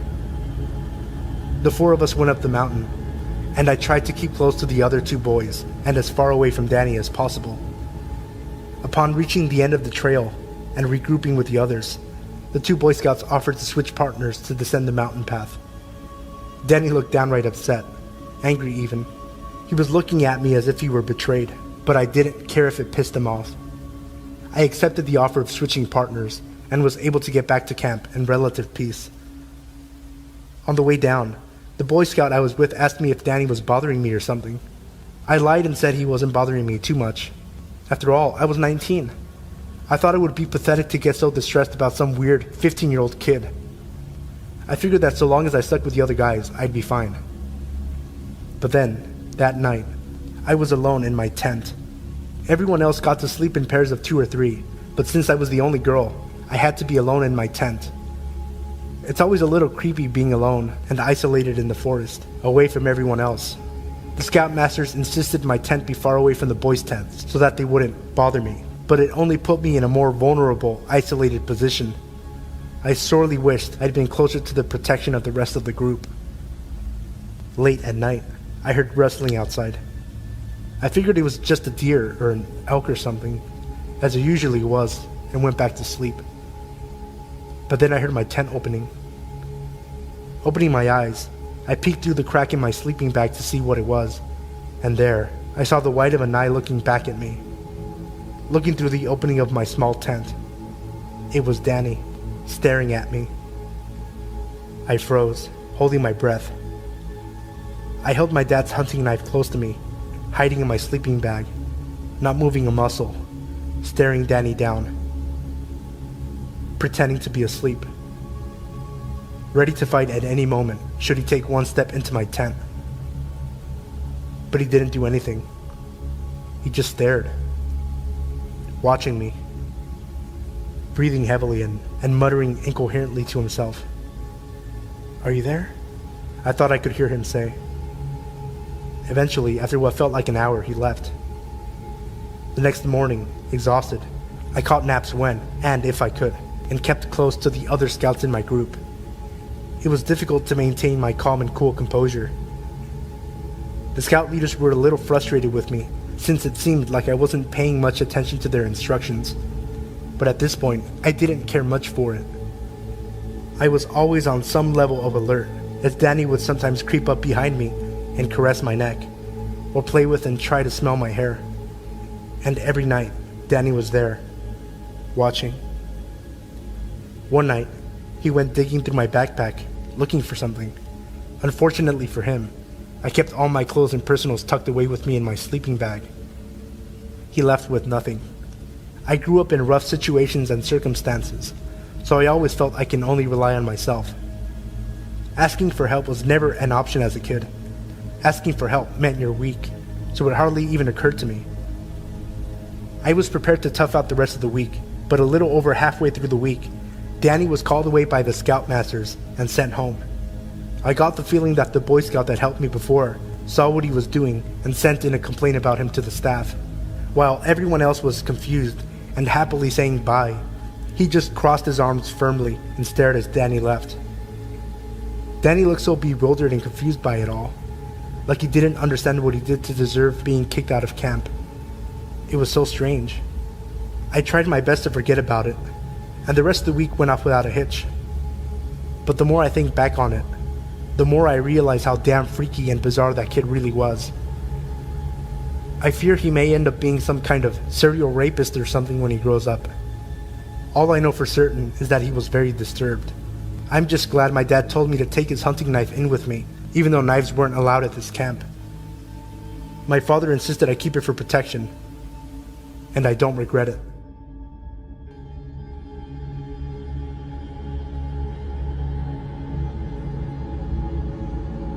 This happened to me a few months ago. I was at the store with my mom. She had to return some things. I can't remember what or why. I was a few feet away from her, looking at the books they had on clearance. A man, who could not have been much older than 50, also began looking at the books on the shelf next to me. Ironically, I'm a really paranoid person, but I didn't worry too much because my mom, and about 20 other people, were only a few feet away from me. I picked up one of the books. I think it was The Maze Runner, but I'm not too sure. And the man proceeded to pluck the book out of my hand. Then he asked me, "Are you buying this for college? Do you go to the university in town?" I told him no, and tried not to look at him. I figured he'd get bored and walk away, but he didn't.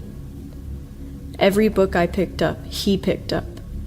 I even tried to walk to the other side of the shelves, but he followed me. I dropped all my books and walked over to the customer service station where my mom was.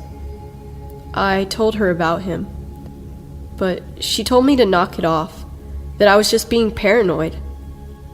I finally let it go when I saw him walk off toward the clothing sections. While we waited, my mom asked if I could go grab a bottle of aspirin. By now, I figured the guy must have left and went over to the medicine aisle. I walked over to the little 20 items or less register. There was a woman in front of me. Someone had walked up behind me, but I was just trying to focus on buying the aspirin and going back to the service station with my mom. The person behind me began to whistle, so I turned around, and it was the guy from the book aisle. I tried to keep my cool, but my body began to shake, and I broke out into a cold sweat. I kept looking back at him, and he kept smiling at me.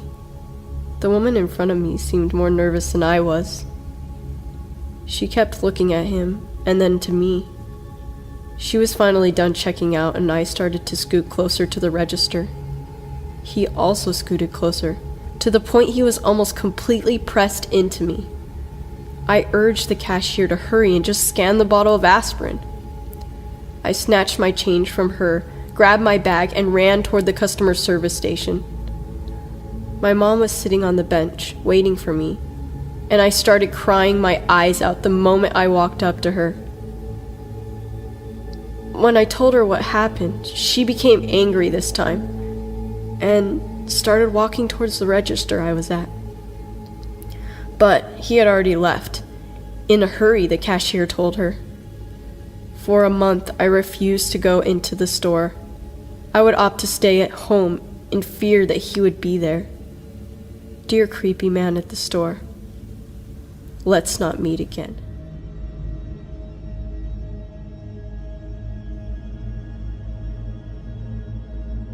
So I used to work in a public library. I absolutely loved my job and all the interesting people who came through. As with any job in public though, you do occasionally get some creeps. One night I was working a close with one other coworker, and this older gentleman comes in. He's probably pushing 60, skinny with stringy hair. He had come from one of our other locations, as we were open later than other branches, to use the computer. I set him up on one, and within minutes he was at the desk, asking to exchange the headphones he'd purchased earlier that day. I obliged without thinking anything of it. As I handed them to him, he grabbed my hand to introduce himself. He told me his name and told me how beautiful he thought I was, and that he'd love to take me out and show me a good time. Mind you, I'm 25 at the time. I politely declined, and he storms back to his computer till closing time, whereupon leaving, he mumbled some very choice words under his breath.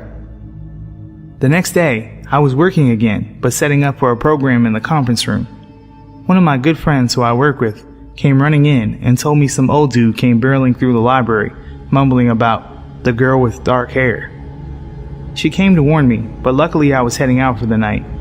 She called me after I'd gotten home to inform me that some dude, turned out to be Creepface, called and asked if and when I was working again. At this point, I was becoming legitimately concerned and contacted my supervisor about how to handle this. She told me to contact security and do what I felt best. The next day, I was at work and I was on edge constantly. I had my husband on standby and a good friend of mine who happened to be off that day to hang around the library for the last leg of my shift. And lo and behold, Creepface is making a beeline for me. I run to the back office, locked with a security code, to hide. He followed me the whole way, then waited outside the door, preventing me from coming back out front for almost an hour. The maintenance guy comes to the back to check on me, where I start hyperventilating when I heard someone touch the door. I told him the scenario, and he told the dude off and never to come back. I had a friend and family follow me home for weeks to be safe, and I always took a different route home. One of the more terrifying experiences of my life. So creepy old dude, let's not meet again.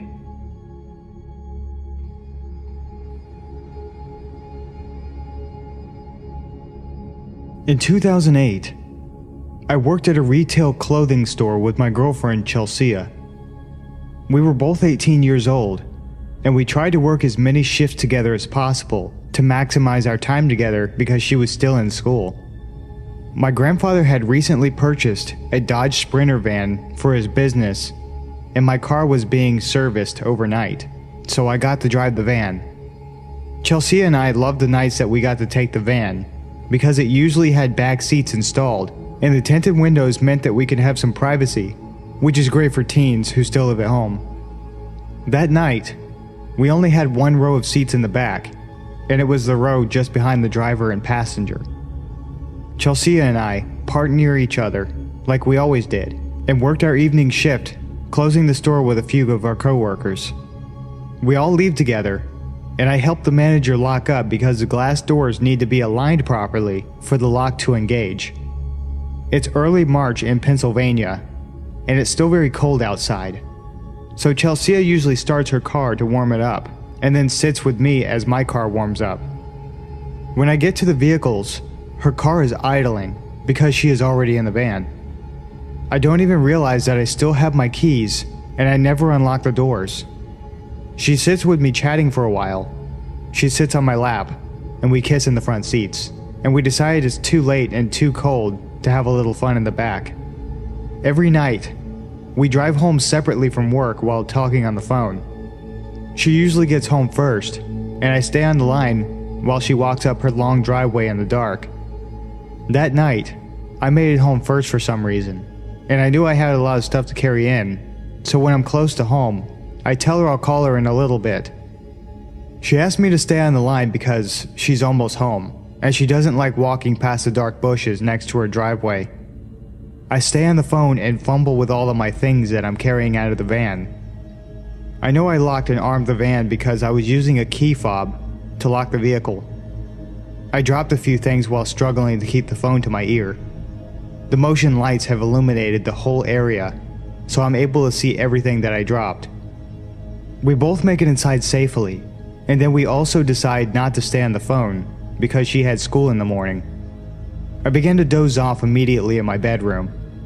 I lived with my grandparents who built a house to accommodate my grandfather's aging parents suffering from Alzheimer's, my great-grandparents, so they didn't have to go in a home. The driveway runs parallel to a daylight basement that has 2 garage doors. an entrance door, and the French doors to my bedroom. I'm falling asleep as all of the motion lights finally turn off, and now my room is completely dark. It wasn't 20 minutes later when I'm jarred awake by the alarm sirens of the van. All the motion lights are on, and the flashing lights of the van alarm are filling my room. I left the key fob upstairs in the main part of the house, so I ran upstairs to silence the alarm. In the kitchen, as I'm grabbing the fob, my grandfather in his boxers, my great-grandmother in her nightgown, and I in my boxer briefs all meet in the dark. My grandfather grunts as he sees me grabbing the key fob, but what my granny said sent shivers down my spine. "What in the Sam Hill are you doing running outside at this time of night, darling?" I wasn't outside. I explained that I was sleeping, and she insisted that I was outside making the van alarm.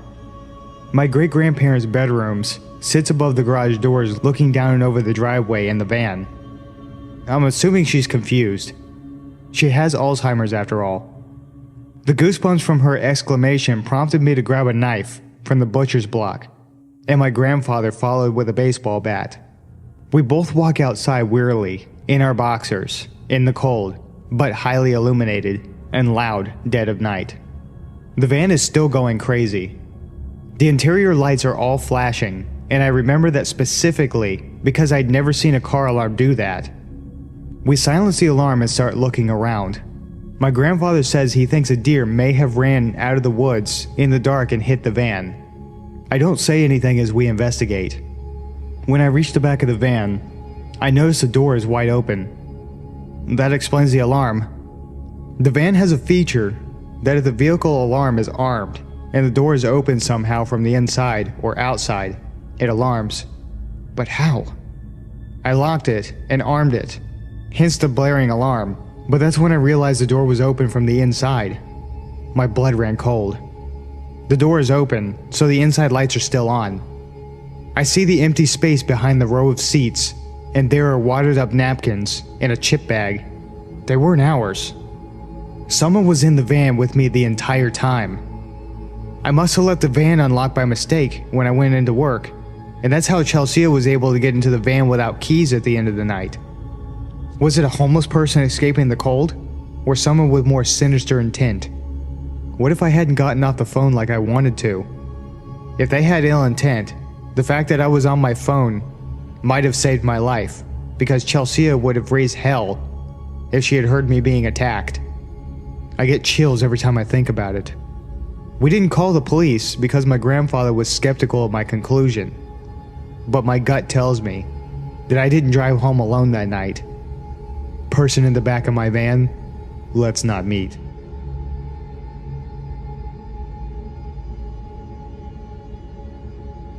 Just the other night, there was a windstorm that blew through my town. The wind was accompanied by a downpour of rain. Having grown up on the coast of Oregon, I'd fallen in love with the sound of rain, especially when it's hitting the cement patio outside my bedroom window. So I had my window open, so I could hear the rain better, and settled into bed, curling up in my blankets and trying to fall asleep. Not long after settling in, I heard what sounded like nails, or claws, scratching at the cement.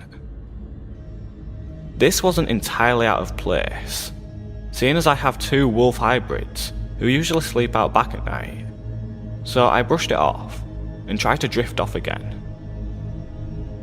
Not much later, I hear it again.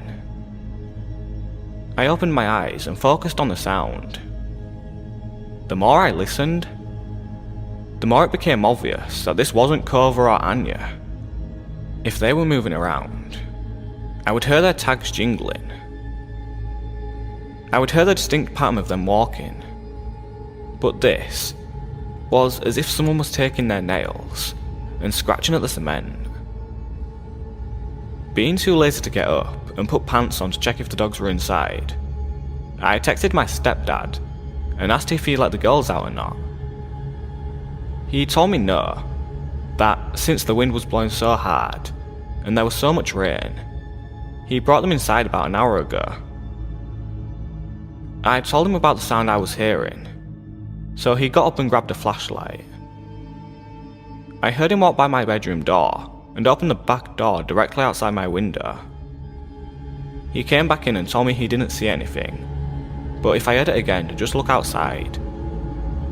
So he went back to bed, and I stayed there, listening.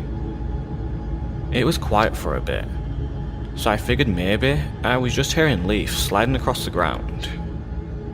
I had finally begun to fall asleep when I heard a hard thud on the outside of my bedroom wall. It startled me and I got up, peeking out of the window to see what the hell it was. There was no way it could have been a raccoon, because since we got our dogs, they haven't bothered coming into our yard. I see something small and black bolt across the yard. That was honestly the last thing I expected to see. I decided to just sit and listen. I wrapped myself up in my blanket and got my phone, texting my friend Justin to tell him about the sound. There's something outside my window, and it just ran into the side of the house. It didn't take long for him to reply, since he had just gotten off work. It's probably just a raccoon or something. No, they don't come to our yard anymore. Not since we got Clover. And it's too small to be a raccoon, unless it's a baby. Well, if you're unsettled by it, I can stay up and talk with you if you want. Yeah, I'd like that. For the next half hour, I was hearing fast skittering, tapping, thumping, and hissing coming from outside my window, until it stopped suddenly. I thought that would be the end of it, until I heard what sounded like claws scraping the wall. Pressing my ear to the wall, it sounded as if something was slowly crawling up the side of the house. Justin! Shit, it sounds like it's climbing up the wall. Dude, it's under my window.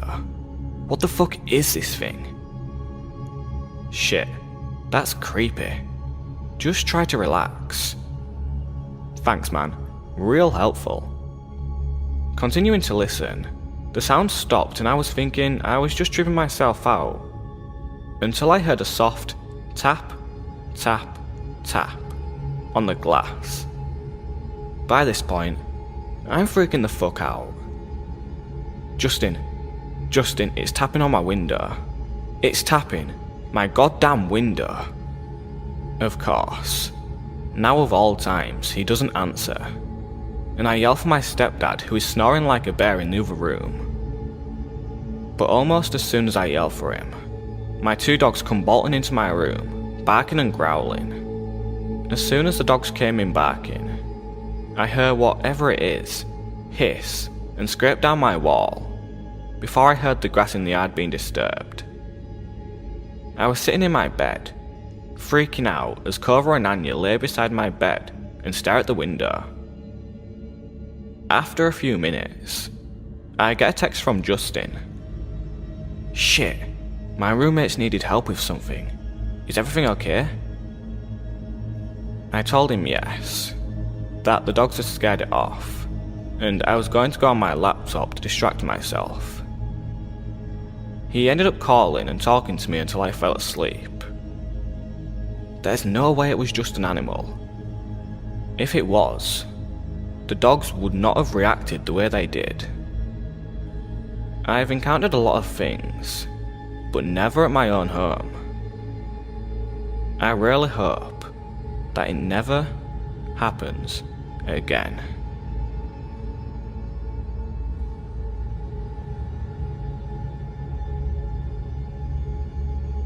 When I was a sophomore in college, I lived in a small but beautiful historic studio apartment in a small East Coast city that had somewhat of a reputation for crime/danger. However, the neighborhood I lived in was usually considered one of the good neighborhoods. It was close to the city's university and was mostly students living there, especially on the street my building was on. My building was a huge 4-story townhouse, if you can really call it that. It was really a mansion as a whole, built in 1895. The architecture was really awesome, built-in bookshelves and huge mahogany pocket doors that slid into the walls. Anyway, the building wasn't exactly in mint condition, and my landlord was pretty lazy. He would always come by and check up on things and make promises to get the place fixed up a bit, but never really did. The apartment I was renting was on the first floor, my front door immediately on the left as you walked into the building's door on the street. This door, the building's front door, which from the street opened to a small lobby area with one door in it, mine, and a staircase to the other apartments upstairs, was huge and heavy and was never locked. In fact, you couldn't lock it.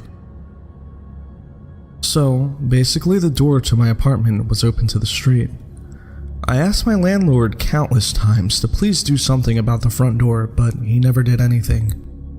Well, one night, I was getting home from work and it was very late, about 3:45 a.m. I worked as a pizza delivery driver at a place that was really open late at night, and I was just sitting on my couch watching a little TV before I went to bed. I had also gotten totally naked, something I truly loved being able to do, considering I lived alone. Anyway, not 10 minutes since I'd gotten home and sat down, I hear 3 slow knocks at my door. I'm thinking, who the fuck would be at my door at this hour? What could they possibly want? Why didn't I hear the building's front door open like I normally do? Young and naive, I was half scared and half intrigued. I put a robe on and slowly crept toward the door, which, by the way, was literally right next to the couch where I was sitting. At this point in time, my door didn't have a peephole, so I kinda had to take a leap of faith and open the door. When I did, a tall, emaciated, middle-aged man stood staring me down with low eyes and a grin. He was wearing all black, many layers, and a big black trench coat. The first thing he said was, "Can I come in?" With the door barely open, I had a deep pit in my stomach and just went, no man, what's up?" He just kind of stared into my eyes for a second and clearly disappointed, and then said, "I've seen you around," and started to grin again. The pit in my stomach had evolved into a churning sensation, and I was starting to get nauseous. "Yeah, I've been watching you, and I like the way you look," he said. "So, you gay? Bisexual?" I was just like, "I don't know, but it's late and I'm going to bed. Bye." He kinda nodded and lingered for a second, as did I, watching to make sure I saw him leave the building. Once he did, I closed the door, locked it, and stood with my hand still on the knob for a good minute at least. After I snapped out of my shock, I ran over to my couch and pushed it up against the door. I ended up sleeping on the couch that night even though it was right there. It just made me feel safer, like I could hear something if it happened. Well, nothing happened that night. It wasn't about until a week later, on one of my nights off from work, that I was sitting around my apartment, winding down by myself after I had some friends over drinking and smoking a little bit, as college kids will do. All of a sudden, I hear a weird rattling noise coming from across the room, so I turned off the music I was playing to find out what it was, coming from none other than my front doorknob. I looked at it for a second and saw that both the knob and the top lock were jiggling. Someone was trying to get in. Like a deer in headlights, I was frozen, staring at the things wiggle and shake until I started to see the top lock actually budge and start to turn. I leapt up from my chair and soared to the door, grabbing tightly on the lock and forcefully twisting it back to being locked. The jiggling of the lock and knob stopped for a second because whoever it was clearly knew now that I knew. It was only a second, though, before they just started struggling again, and I had to use all my might to keep it still. Sweat was dripping down my forehead and my ribcage, and after about 15 seconds of wrestling with the intruder, it suddenly stopped, and I heard the building door open and close, and footsteps run down the stairs of the stoop to the sidewalk. Just like I was before, I was paralyzed with my hands at the door for a good while before I realized I was crying and shaking and that I needed to call someone. My instinct was to call the police, but in hindsight, I regret doing this for the following reasons. I was having basically a panic attack while I was on the phone with 911, and I actually threw up during the call, and I think that's when they decided I was just fucked up or something. When the two police got to my apartment, they stood in my doorway as I struggled to recount to them what had happened as I'm shaking and crying. I noticed at one point that they're both smirking and laughing, and I say, What's funny right now? One of them goes, "It reeks of marijuana." I was just like, okay, and basically argued with them after that. Long story short, they ended up confiscating a bunch of shit from my apartment and basically turning the whole situation into a little mini drug bust. Although they said they weren't going to charge me with anything, just take my shit. Nothing about this attempted break-in besides keep your door locked. I hate to make this story so long, so I'll try to keep the last part short. Basically, this same scenario happened one more time about 2 weeks from the last time. Only instead of calling the police, I called my dad, who raced down in an 2-hour drive from his house to this place, with a crowbar up his sleeve. Unfortunately, by the time he had gotten there, whoever it was had already left. My dad ended up cussing out my landlord and demanding he get the door fixed and install a new lock and a peephole on my door. He did make this happen within a reasonable amount of time, and I also got one of those bars you wedge between the doorknob and the floor, as well as an aluminum baseball bat to protect myself, so I felt a lot better from then now on. Needless to say though, I ended my lease for that apartment a month early and never moved back to that street. I never found out for sure who was trying to pick my locks and if it was that guy who had come to my door the first time, but whoever it was, let's not meet.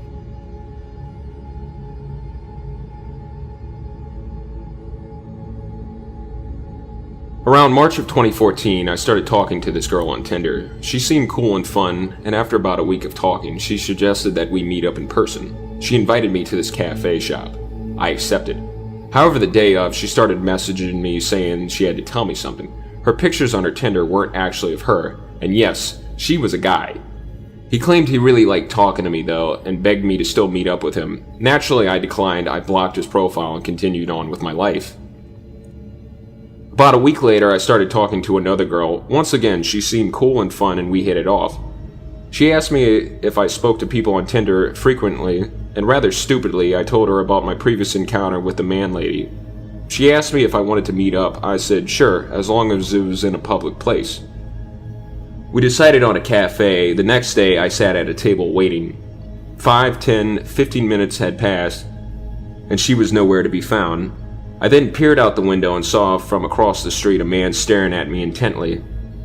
I looked away, waited a few seconds, and looked back. He was still standing there staring. At that point, I left the cafe, got on my bike.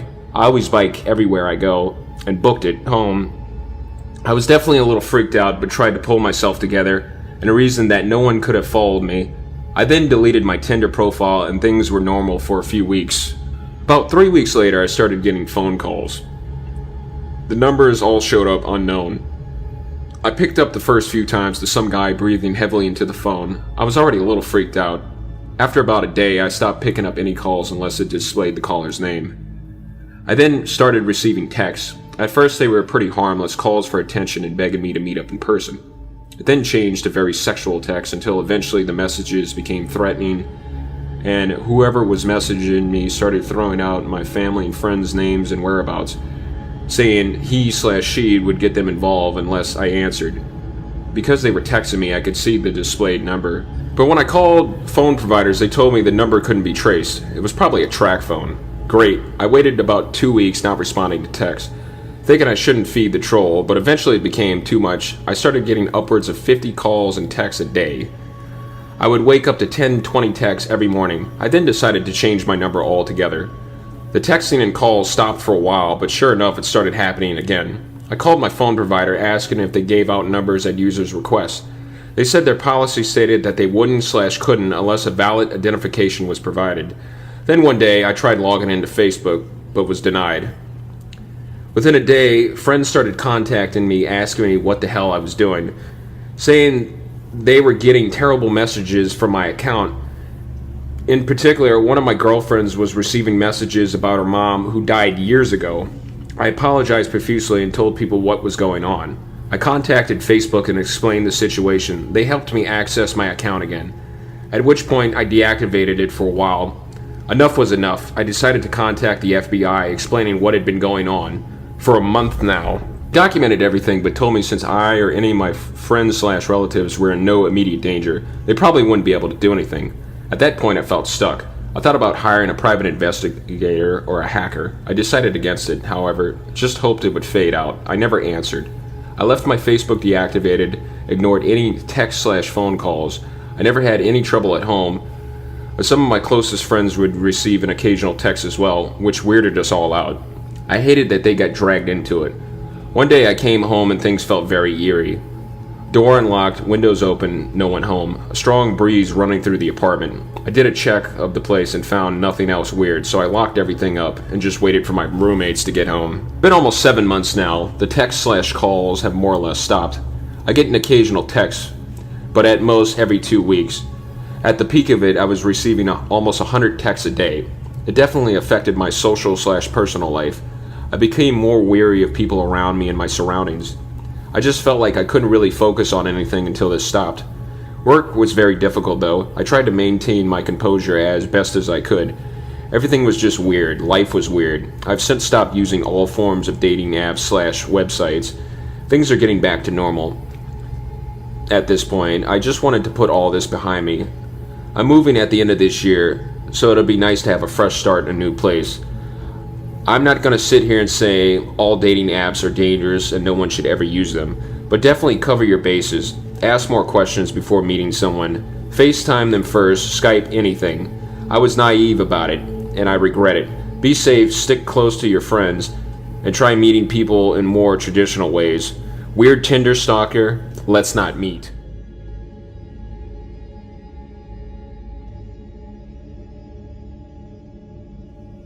This took place about 3, maybe 4 years ago. It was a calm winter evening, and my parents were gone for a couple of days on Christmas Eve to relax after a very tiring last day at work. It was just me, my video games, and my dog, Chase. I'm a 14-year-old male, 6'1" at the time, so I was a pretty big dude for my age. I had taken up MMA, and I had also started going to the gym for a couple of years by that time, so I could take care of myself if needed to. Now, back to the story. I was home alone, playing some Battlefield on my PS3, all chores taken care of. My dog is fed, and lying next to me. I did my usual routine as every other night. Played some PS3 until about 12:30 a.m. Wash my teeth, mess around on my phone for a bit, and then go to sleep. It was about 1:20 a.m. I was on my phone when I heard something. Like faint footsteps going around my backyard. Onto the left side of the house, where the bathroom window is. It's basically like this. To give an insight of how my house is from the inside, there are 2 floors. The first is where the kitchen, living room, and bathroom are. There's a staircase to the left of the bathroom door, which goes upstairs to the bedroom. My room is the first door to the right, as soon as you walk up the stairs. My parents' room is a few steps to the left. Chase is a very protective dog, so when he hears anything, he stands up and bolts it downstairs to the front door. Only now, he just stood up and went to the start of the staircase, just staring down onto the bathroom door. As soon as I exited my bedroom to check out what was going on, I heard what sounded like the bathroom window shuffling. I froze. Slowly, I made my way into my bedroom, calling Chase behind me with a hand gesture. I turned off the lights in my room, as they were the only ones on in the house, and I made my way to the staircase again. I don't know why I did that. Dumb move, I know, but I did. So yeah. I crouch walked down the stairs, and on the second to last step, the bathroom window opened, with a slight thump as it hit the top of its frame. Right then and there, fight or flight kicked in. If I made a run for it, there was a very high chance he would see me, and I didn't know if he had a gun on him. So I stood there, unarmed, with my only options being whatever I had learned over the course of 5 years of MMA and my dog. I waited for what seemed like a minute, which in real life couldn't have been more than 10 seconds, and then I see him. Black hood on, black skinny jeans, black all-stars, and long, greasy blonde hair. He hadn't seen me yet, but if he turned around, me and Chase were ready for a fight. He turned around, and as soon as his eyes met mine, my fist had already connected with his bottom jaw. I hit him hard enough to hit his head against the wall. He then proceeded to lose consciousness with Chase growling on top of him. After that, I called my mom, and then the cops. The police showed up in 10, maybe 15 minutes, and they arrested the dude. My parents arrived the next day, never to leave me home alone again.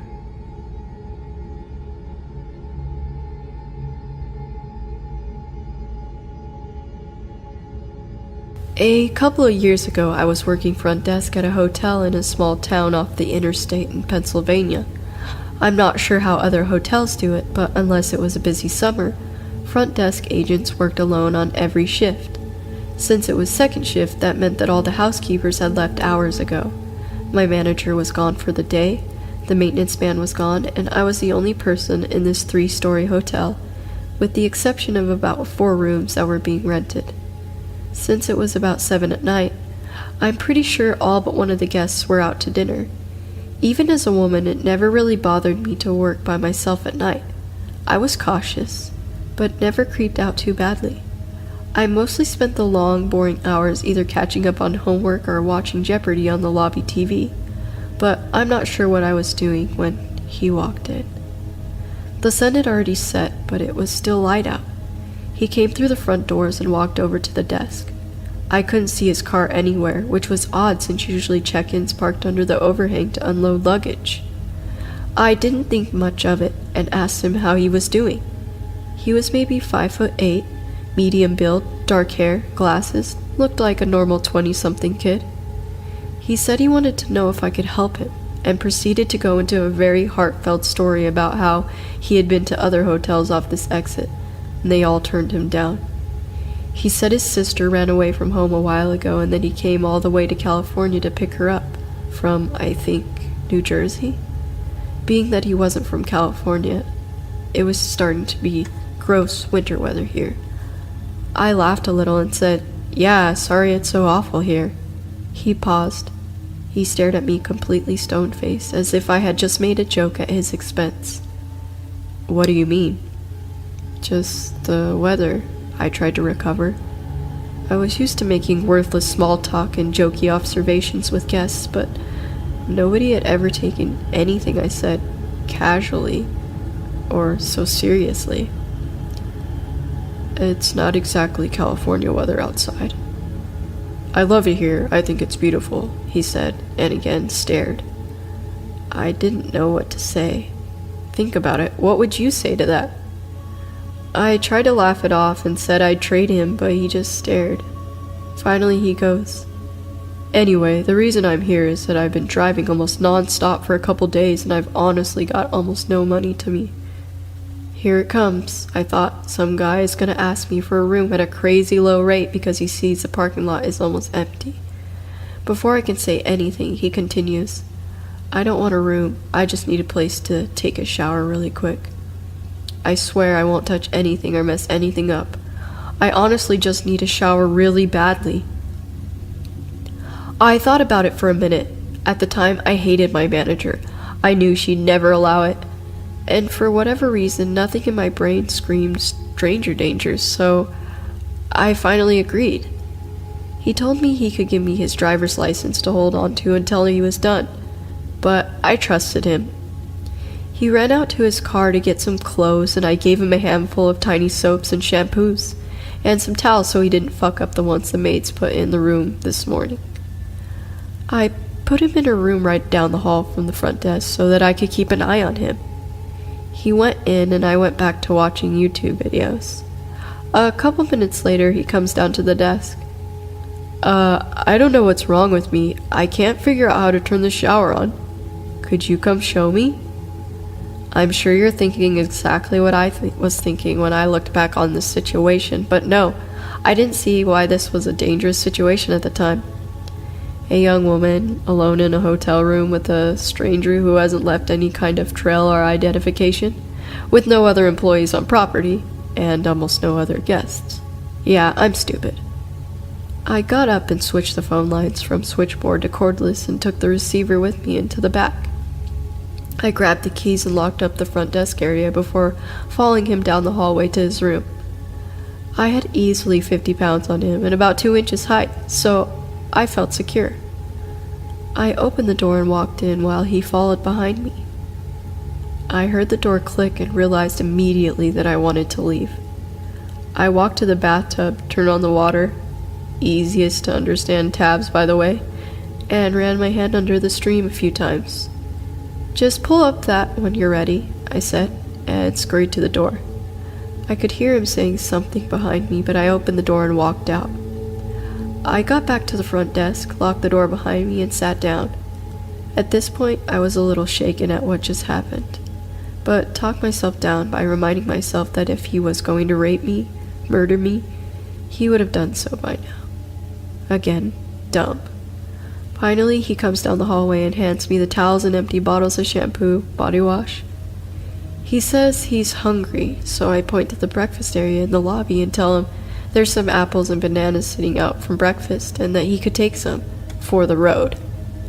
I remember hinting that I wanted him to leave. He walks a few yards over to the counter and grabs a banana and an apple, then comes back to the front desk. What did you say your name was again?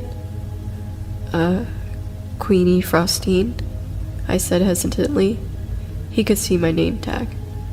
How old are you? 23. Could I ask you a question, Queen Frostine? He seemed so confident, almost robotic, like this was Groundhog Day, and he has relived this uncomfortable, awkward half hour 50 times before, and has no reason to think anything is weird or spooky or inappropriate. I was standing now, and I moved a little farther from the desk, casually putting my back against the wall and adding another foot or so of space between us.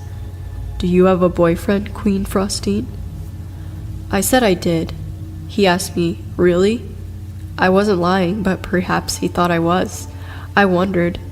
I assured him I did, and he gave me an odd look. The best way to describe it is that he saw something funny in his head and was amused by it, but more amused by the fact that he was the only person who could see it. That's really weird, he continued. Why is that? I asked. He told me it was weird again, and I racked my brain trying to think of what he meant. Was he implying that I am ugly? Did he think I was a lesbian? Any and all solutions came flooding over me so fast, yet none of them fit. Why is that so weird? It just is, he smiled a little. Okay, I let out. I stood there staring at the floor a little bit, then back at him. Anyway, I gotta go. Thanks for the shower and the fruit, he said as he walked out the door. I watched his car pull away, but couldn't tell what kind it was. It was that weird kind of time in the early winter where it goes from dusk to pitch black in what feels like 10 minutes. I sat back down, rattled. I couldn't believe how uncomfortable I was all of a sudden. My stomach burned inside and I was relieved that he was gone. For the first time, I felt really truly scared in that hotel by myself. I got up and ran to the laundry room that connects to the front desk. I made sure the door leading to the lobby on the side was locked. It was. I ran to the other side of the laundry room and skidded into the door that leads out to the public hallways. I checked to make sure that it was locked. It wasn't. I usually didn't lock it on the off chance that I'd go to the bathroom and forget my keys some night. I slammed it shut and latched it. The phone rang. I walked over to pick up the cordless, that I lay next to the switchboard. "Thank you for calling. This is..." All the further I got. "Hey, Queen Frostine." I paused for a second, shocked that someone messed up my spiel. It definitely wasn't my boyfriend's voice, nor was it maintenance man. "It's Adam. I was just there." I could literally feel my heart sink. I looked at the door but couldn't see him there. The darkness on the outside unsettled me. I sneaked behind the door to the front desk and into the laundry room. I didn't know if he was outside watching me, but I didn't want to be seen. I mumbled and, "Oh, hey," trying to be casual and failing. He continued, "Hey, I just wanted to let you know why I said it was weird that you had a boyfriend." I peeked out again to see if it was him at the door yet, but nobody was there. "I think it's weird that you have a boyfriend, but you still let a guy come in and shower." I could feel my pulse quicken. I mean, that's so weird. "Is it?" I asked, trying to keep my composure as I ran through the laundry room and rechecked the doors. Then I remembered the only door that wouldn't lock. The door directly to the outside. The back of the hotel where employees would sneak out to smoke weed. The latch had been broken for a while, and our manager decided that decorating the lobby for Thanksgiving came before safety issues in terms of budget. I stepped back to the doorway that led to the front desk and to the laundry room, and locked that one behind me. "Yeah," he continued. "I mean, you have a boyfriend and you still let me come in and shower. I don't know. Don't you think that's weird?" "No," I said, trying to end the conversation in a short tone. "That's all I wanted to say. Anyway, I'll see you soon, Queen Frostine," he finished almost threateningly. I hung up the phone. I called my sister and told her to send her husband over, but she insisted on calling the police. I made her promise not to, as I didn't want to lose my job. I called the maintenance man, since I knew he lived right up the road, and told him to hurry over. I called my boyfriend and told him to please come. I wanted my bases covered so that someone would show up within 10 or 15 minutes. I never heard from him again, and we all kept it a secret from my manager to keep me from getting fired. I hadn't thought about this for a while, but looking back at it, it's entirely creepy to me. So, yeah, Adam, let's not meet again.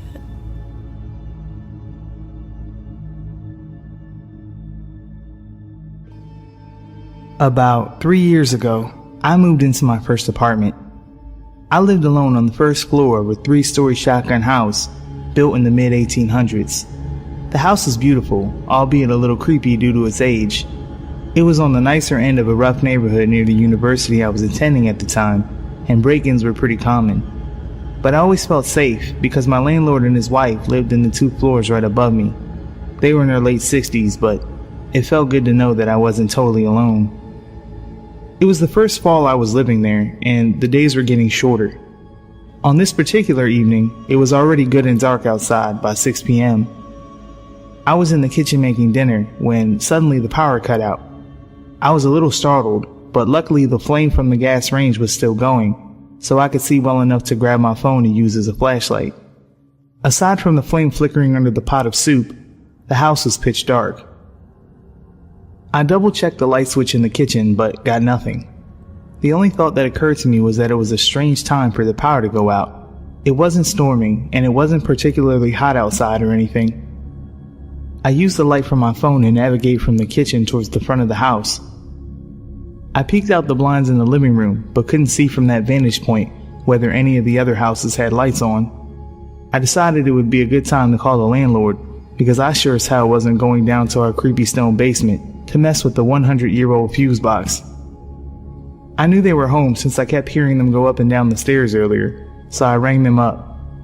Being older folks, they only had a house phone, and when I called it, it was disconnected. Of course, it was connected to the power. Still standing there in the pitch darkness, I wasn't quite sure what to do. I remembered the burner I left on and was heading back toward the kitchen when I heard their front door slam shut and heavy footsteps in the entryway that separated our apartments. Then I heard 2 men's muffled voices. You know that primal fear people talk about when something bad is about to happen to them? I felt it. Every hair on my body stood up. In half an instant, my heart was in my throat. I stood paralyzed in the doorway to the kitchen. Luckily, I snapped myself out of it and grabbed the closest weapon I could find, a bright pink chef's knife on the kitchen counter.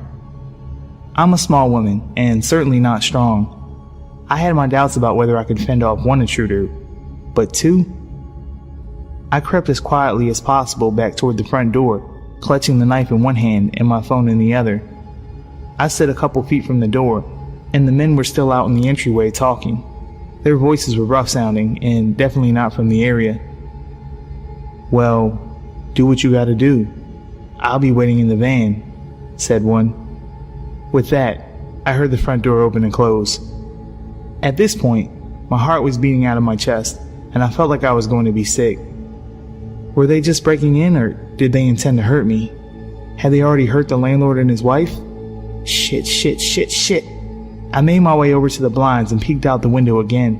Sure enough, I saw a man in dark clothes hop into a white van parked across the street, just to the left. I live at the end of a dead-end street, where you can only park facing one direction, and the van was facing the wrong way, ready to head up the street. I tried to collect myself. There was nowhere to hide, really. Perhaps I stood a chance that this guy wasn't expecting me to be ready when he came in. Unfortunately, my cat hates strangers, and she was now going crazy, tearing back and forth through the house at full speed while meowing. In my head, I silently cursed her for giving our position away and probably killing us. Then suddenly, I heard the landlord's apartment door open and close again, and the man went back upstairs. A million thoughts raced through my head. My car was parked just up the street. If I sprinted, I could make it and drive somewhere safe. I don't know why I didn't just call the police. I think I was afraid the men would hear my voice and know where I was. In any case, I had my hand on the doorknob, psyching myself up to run. I couldn't hear the man moving around anymore, which probably meant he was on the third floor. His buddy was still waiting in the van, lights off. I peeked one last time to make sure no one was waiting near the front stoop before I ripped the door open and ran full tilt out the front door and up the sidewalk about 100 feet to my car. I hopped in and locked the doors when suddenly my phone started vibrating in my hand. It startled me so badly, I almost chucked it across the car. I didn't recognize the number, but I picked up. "Hello?" I managed to choke out. It was my landlord, sounding as calm as ever. I said something along the lines of, "Are you okay?" and was about to tell him not to go in the house. I was so scared and out of breath that it came out more like, "Don't, men, house." He seemed confused, and before I could collect my words, he started telling me that, yes, they were fine and the power was out on the whole street apparently. He'd just phoned the energy company on his new cell phone to check on it. I should probably take down the number while he's got me on the line, and he hoped I didn't mind, but some repairmen were at the house to check on the heating and cooling system. They might need access through my apartment to get to the basement. Shame they came by right before the power outage. Slowly, the dust began to settle in my mind. I had been at the point of maybe having a heart attack and definitely wetting myself over some repairmen, one of whom was still waiting outside in the van and had just seen me haul ass up the street with a giant pink knife in my hand. I was too embarrassed to walk back to the apartment, so I just told the landlord to go ahead and let them in if he needed to. I'd be surprised if that repairman didn't call the police himself to report a crazy woman with a knife running through the streets. On the bright side, I learned I can run quite fast if I need to.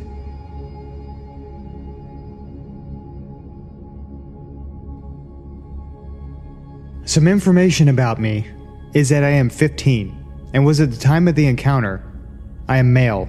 My height is around 185 centimeters and my weight around 75 kilograms. It was this summer that this encounter happened. I was on vacation to my old home from my childhood in Portland.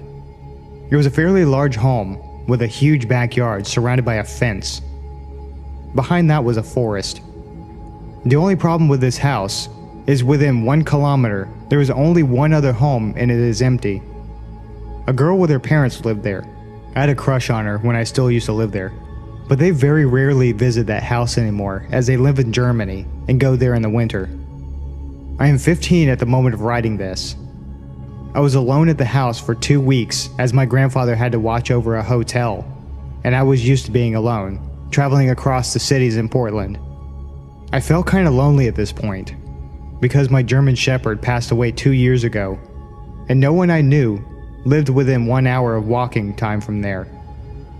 I spent most of my time on my laptop. However, I would occasionally go into the woods and explore, because I used to go there with my grandfather to collect mushrooms.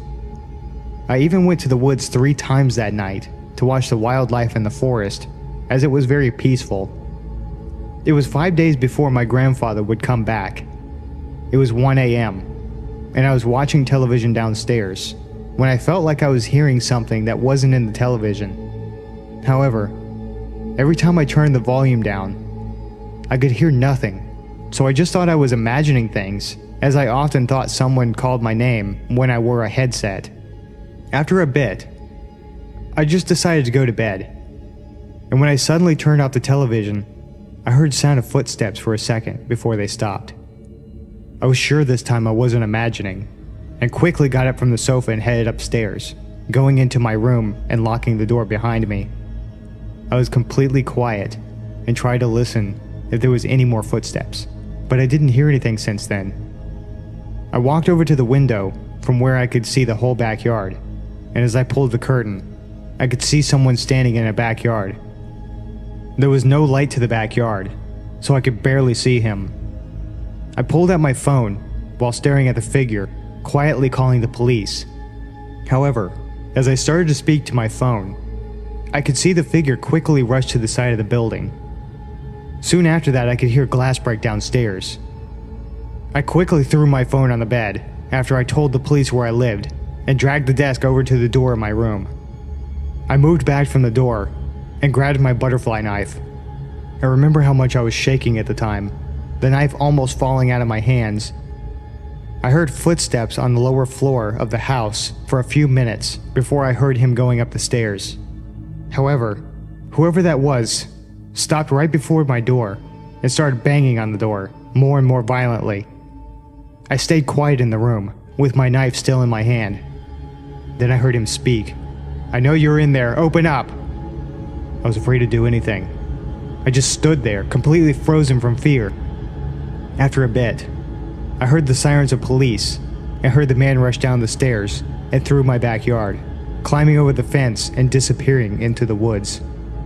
I told the police about the whole incident and noticed that the broken window was the only thing destroyed in the house. There was nothing missing from the house. Nothing was even touched except for the window. The police have not found that man that came into my house, and I left Portland early, and I don't think I want to visit that house again.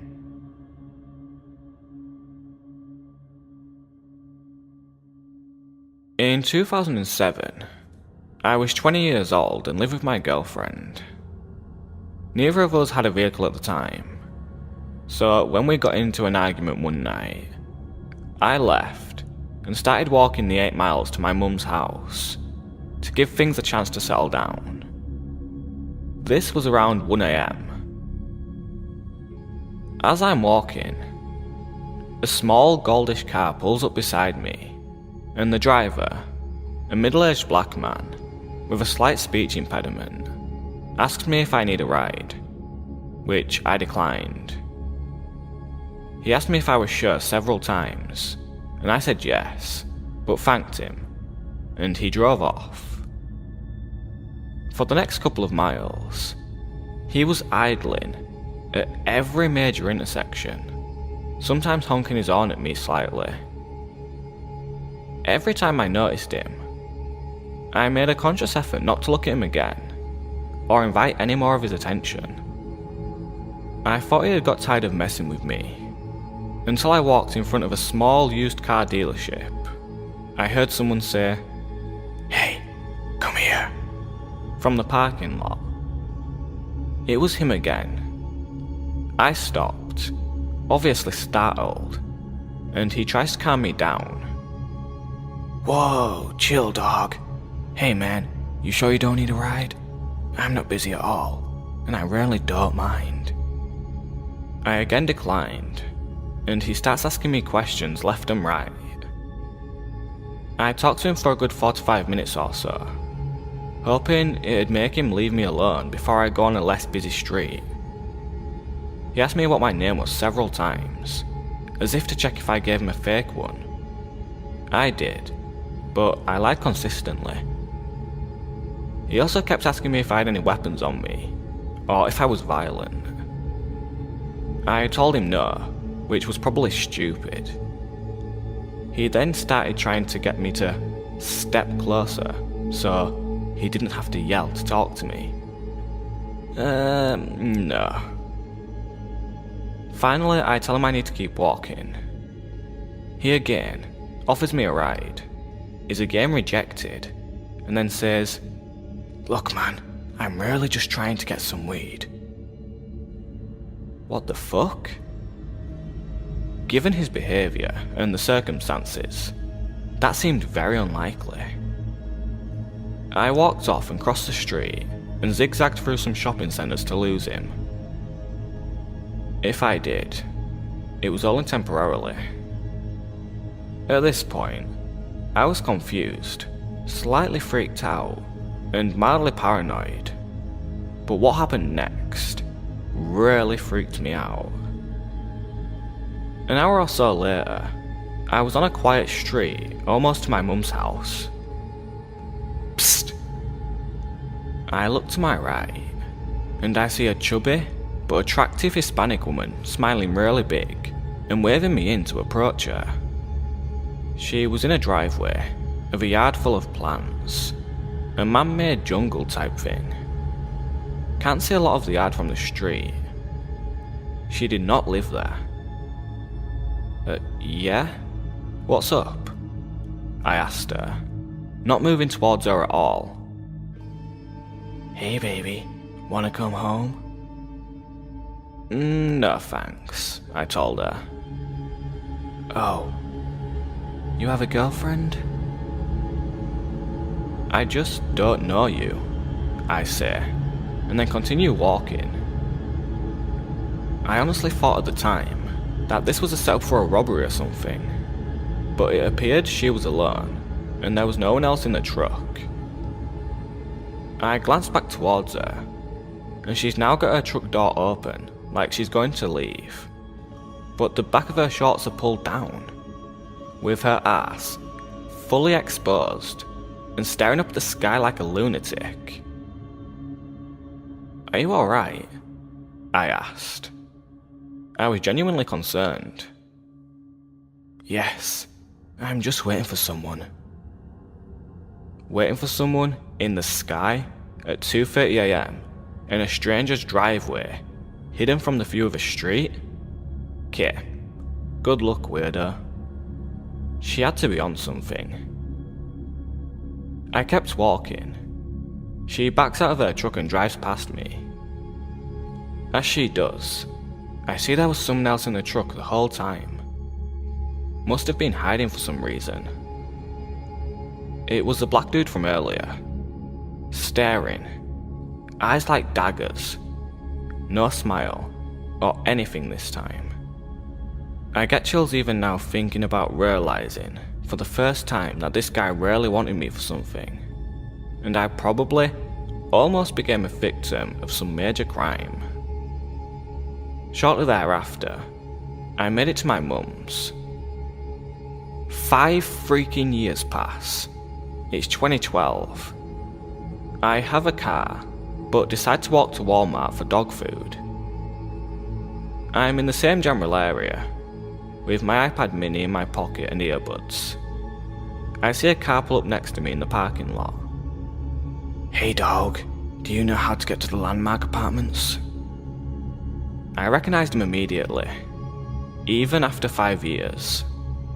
He looks like a skinnier version of Fleece Johnson from MSNBC's Lockup. I am almost positive he didn't recognise me, or remember our previous encounter. I take out my iPad, connect to Wi-Fi, and try to look up this apartment complex. It did not exist. He volunteers that his name is Carlton. I start telling him where he might want to check, but he's not interested, and starts asking me questions. Again, asked my name several times, asked if I'm armed or violent, asked me to step closer so he doesn't have to yell. How often does this guy do this shit, for fuck's sake? You going to Walmart? I can take you there. No thanks, guy. He keeps trying to get me into the car and asking if I have weapons. Finally, I make it clear I'm not going near him. He starts to pull off and then stops immediately. Look man, to be honest with you, I'm just trying to find some weed. Okay, no. Screw this. I jog to Walmart, send an MMS message to my girlfriend of his car and license plate in case I turned up dead somehow, and haven't seen him since. If he was doing this kind of thing for at least 5 years, he had to have been successful at some point. I personally hope that he was just gay and horny, but he gave off a serial killer vibe.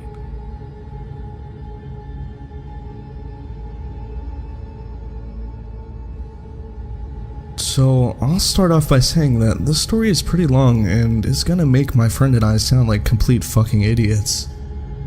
This is because, well, we are. We completely ignored everything we've been told about stranger danger and basic safety because, hey, we are both 20-year-old college dudes. I also am not the best writer, so bear with me. This happened last Sunday. So, my parents are pretty well off and love to travel to exotic destinations.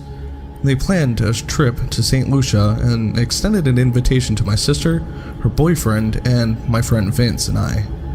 St. Lucia is a small mountainous island near the coast of Venezuela. It's a significantly underdeveloped nation with an all-cash economy where few taxes are collected and spent for the good of the commons. Violent crime on the island is not unheard of. There are a few paved roads, a few major favela-like towns, and a couple of small, secluded, high-end boat-accessible resorts. We stayed at one of these resorts. My parents were in one room, and the rest of us stayed in a room next door. The rooms were more like little huts open entirely to the outdoors with easy accessible rooftops above and below. All was well for most of the trip. We went hiking, snorkeling, and relaxed on the beach. As much as my friend and I enjoyed it, this resort was meant for honeymooners, not for college kids looking to have a wild time.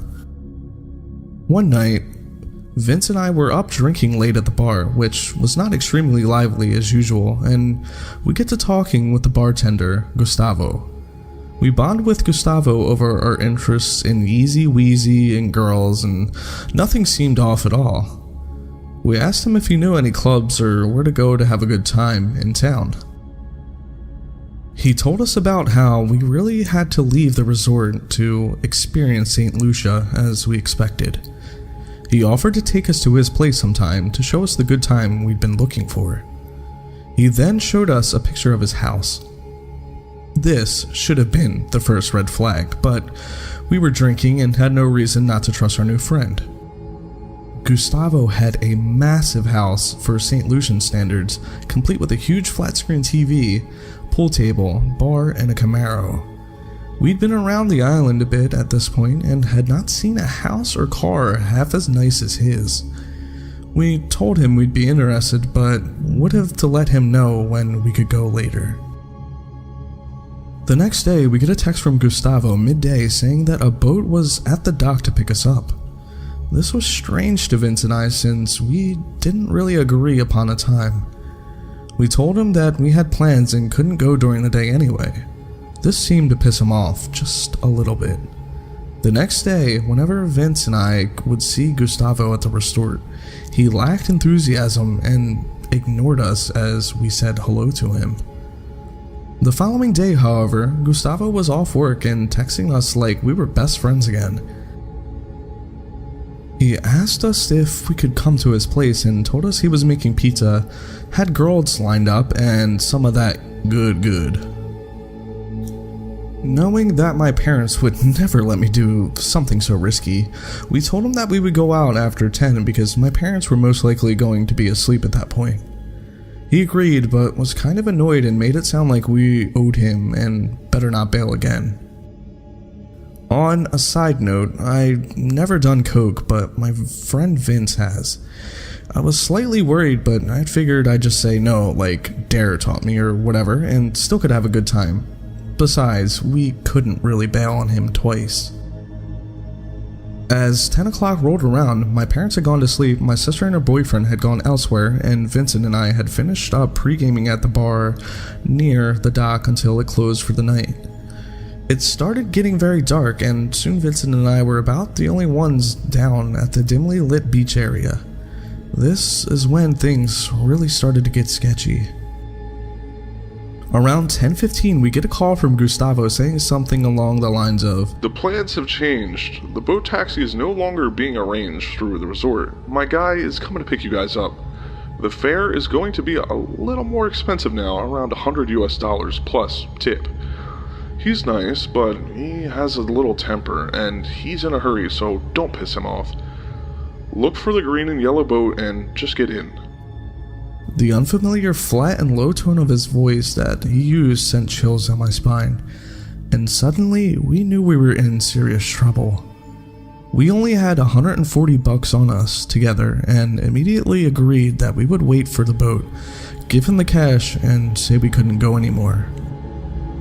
A few minutes later, we got another call saying, "My guy is going to be a little late.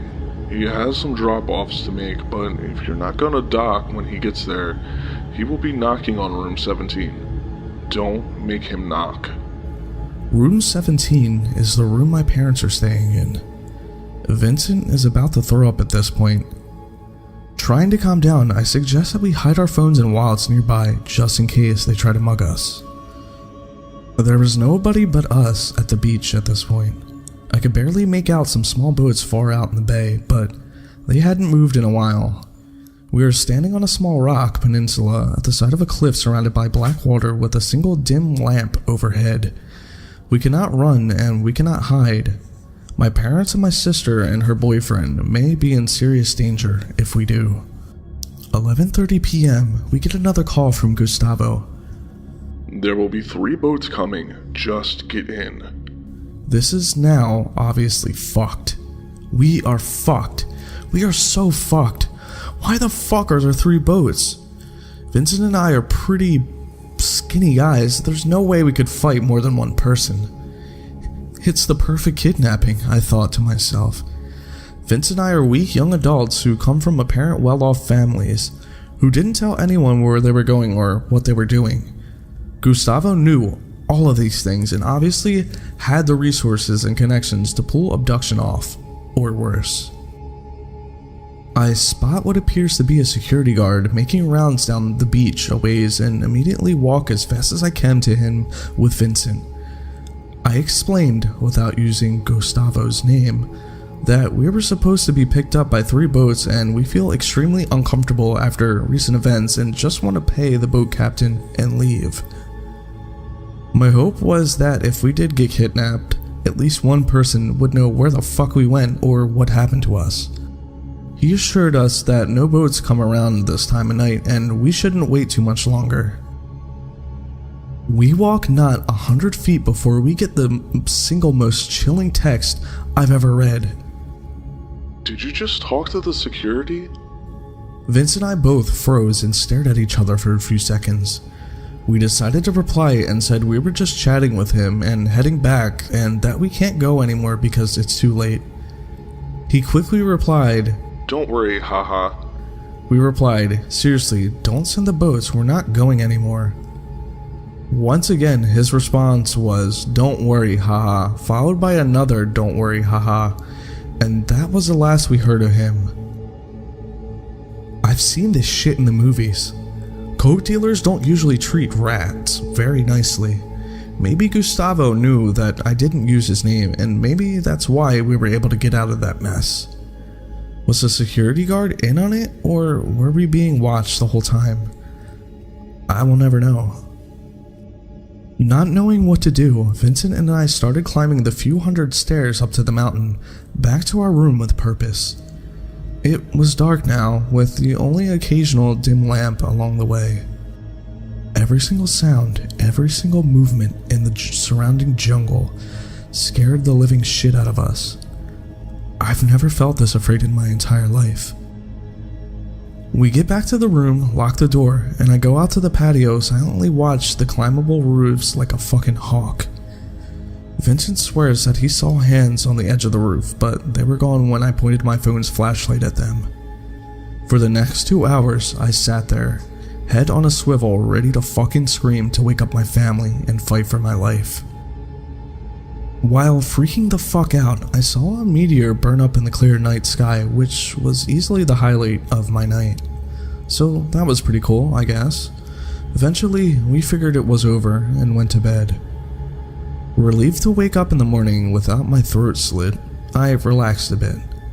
Luckily, we were checking out of the hotel at 11, so we wouldn't have to run into Gustavo again. Before leaving the resort, Vincent and I wandered down to the beach to kill some time. That's when 2 large native men that didn't appear to work at the resort approached us. The larger one said, "Hey, are you the guys that were supposed to be on the boat last night? You know, Gustavo?" I replied, no, trying my best to sound confused. "How much longer are you guys staying?" he asked. "We're leaving in an hour," I replied. He looked at me with an "I know you're lying to me" face, held out his fist, grinned and said with a low voice, "Safe trip home." I bumped his fist and walked away, trying to stay cool. It felt like everyone who worked at the resort was looking at us and whispering about us for the next hour. I just wanted to get the fuck out. I didn't feel safe until we made it to the hour drive to the airport and got through security. Gustavo and your friends? Let's not meet again.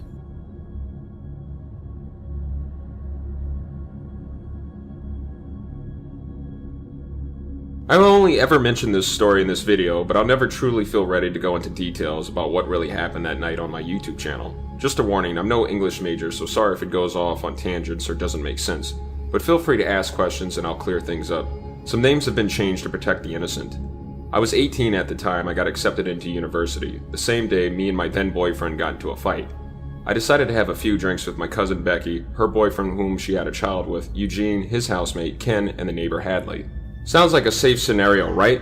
Wrong. Around that night, we were all playing drinking games, and I thought I was having a ball in my best t-shirt without my boyfriend. This only being the second night I'd gone out since I'd moved out of my family's because of issues and only went to school, work, sports, school clubs, and the first night was going to my cousin's birthday. I noticed Ken kept staring at me the whole night, but I never tried anything, and Becky told me to stay away from him because he would sleep with anyone, including Hadley. I wasn't going to sleep with him because of a disagreement with my boyfriend. It got late. Becky asked if I wanted to stay at Dad's house while she was away or sleep in the spare room. I told her I felt a lot safer if I slept in the same room with her and Eugene, since I always got a creepy vibe in the spare room since it was small, cold, and cramped. My half-sister used to have the house before my cousin got it, and it used to be my half-sister's room. That was also where I watched The Exorcist. I didn't feel safe sleeping alone in my dad's house. Ken and Hadley slept on the couch. I noticed Ken kept following me around all night, making derogatory remarks. Later on in the night, Ken started licking and sucking on my feet and toes, and tries to move up. I'm paralyzed with fear because I only had one incident where I had almost gotten raped. Again, the first time I thought it was a safe environment with family. He tries to move up my leg. I pretend I'm trying to toss and turn and cover up my zipper of my pants. But he forcefully and quietly moves my hand away and goes back to sucking and licking on my feet. Eventually goes back to Hadley.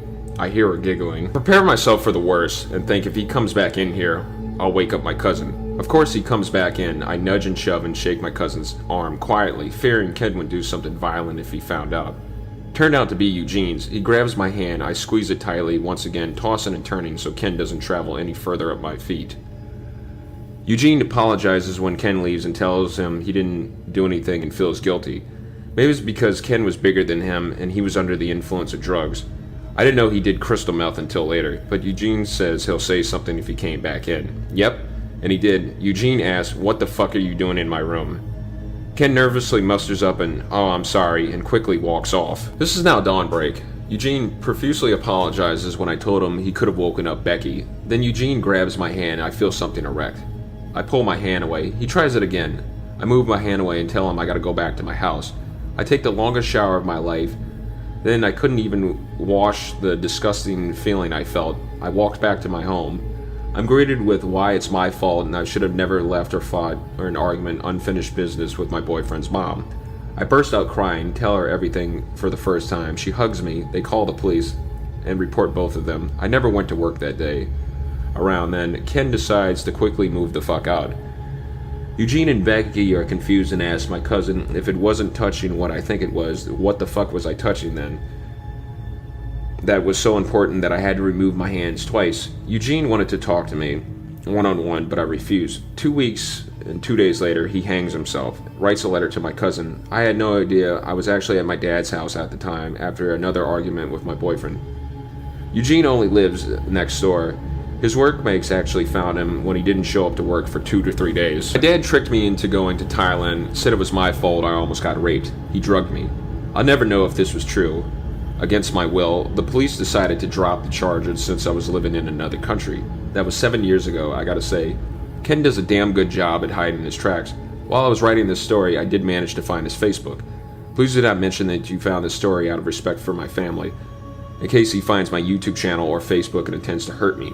If you do, you're giving the perpetrator fuel and just as bad. I'm living in another country, but I'm still terrified of him in some ways, if he can get away with it once. I feel this sickening and horrifying sense of guilt about Eugene, since I was the one that reported him. I was responsible for his death. He was my niece's father. I love her so much, but I'll always be reminded for taking her dad away from her. Here's his Facebook. Worse has already been done to him, so don't try anything malicious. Months later in 2010, I was on visit to New Zealand. I found out the day we met Ken, he was staring at Becky. One day while she was sleeping in the same bed with Eugene, he was just staring at her. She woke up. She got lucky. I have to wonder how much worse the situation would have gotten if I slept in the spare room or went back to my house all alone. The moral of this story is no matter how safe or careful you are in an environment, you can never truly be sure, and people you think you can trust can be turned in a heartbeat.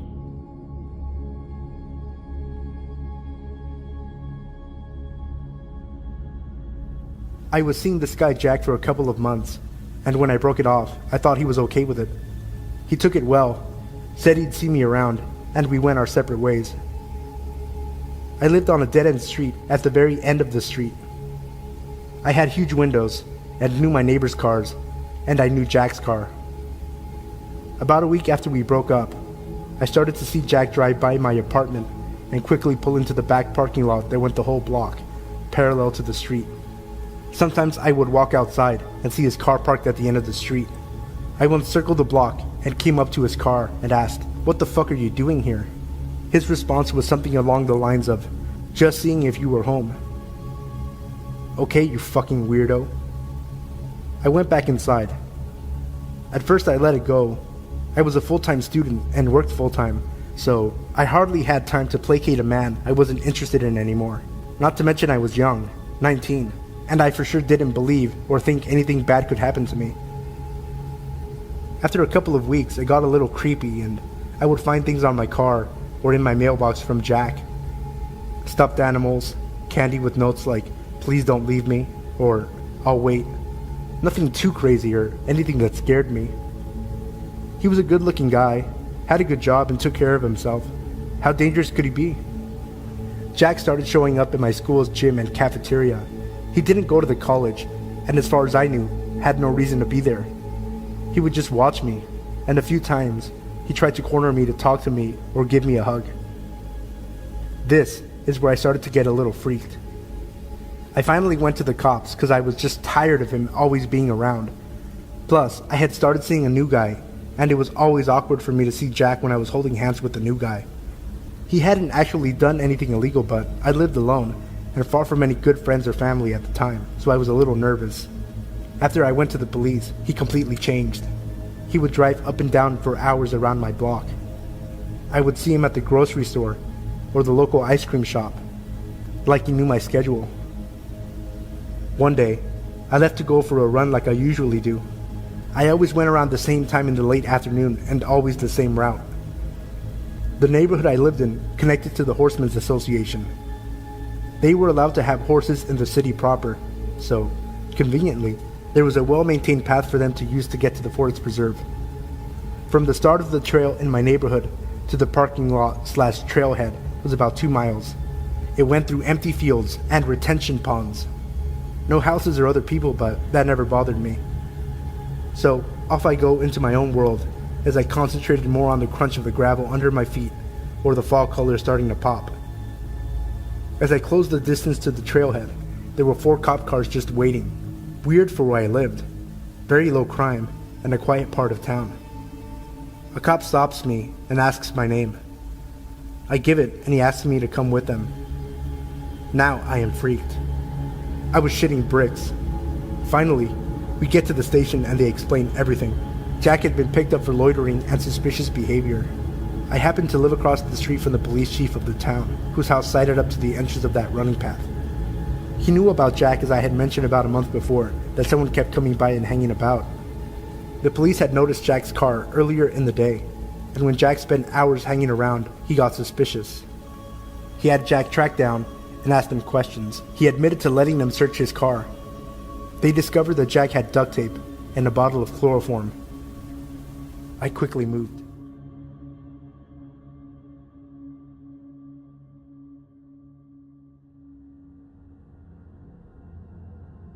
This happened about a year ago in Seattle. I was managing a coffee shop just down the road from my apartment. An easy 15-minute walk most mornings, which I appreciated since I like to sleep in as much as I can. I had done this walk many times, leave at 5:45 and get to the cafe at 6 a.m.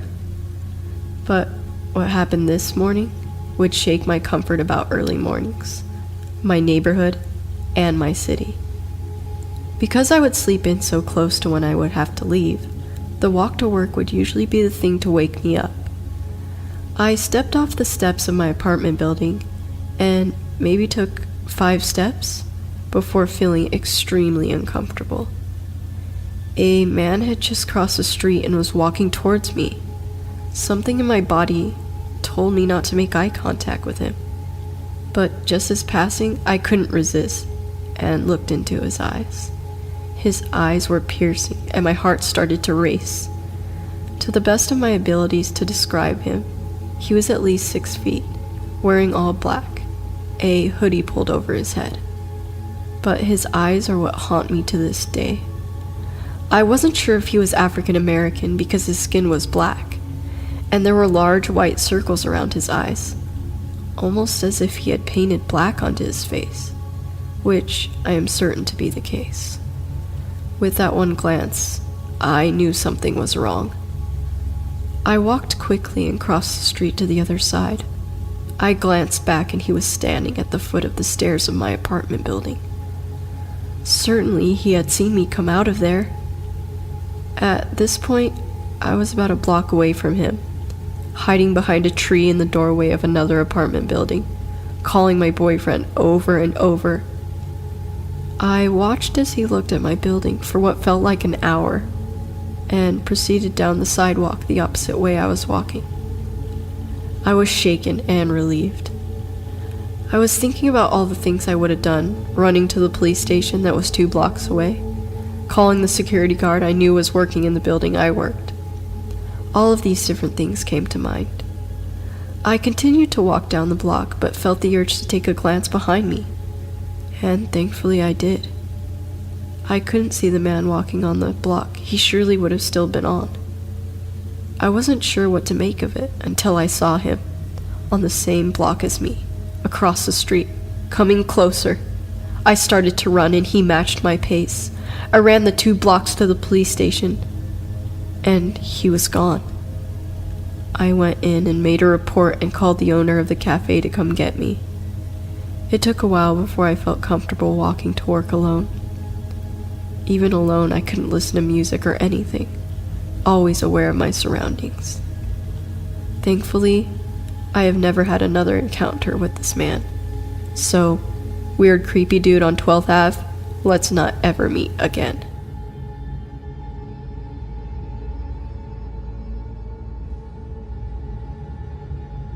I've posted this story on Ask Reddit, but came across this sub and thought it would fit in.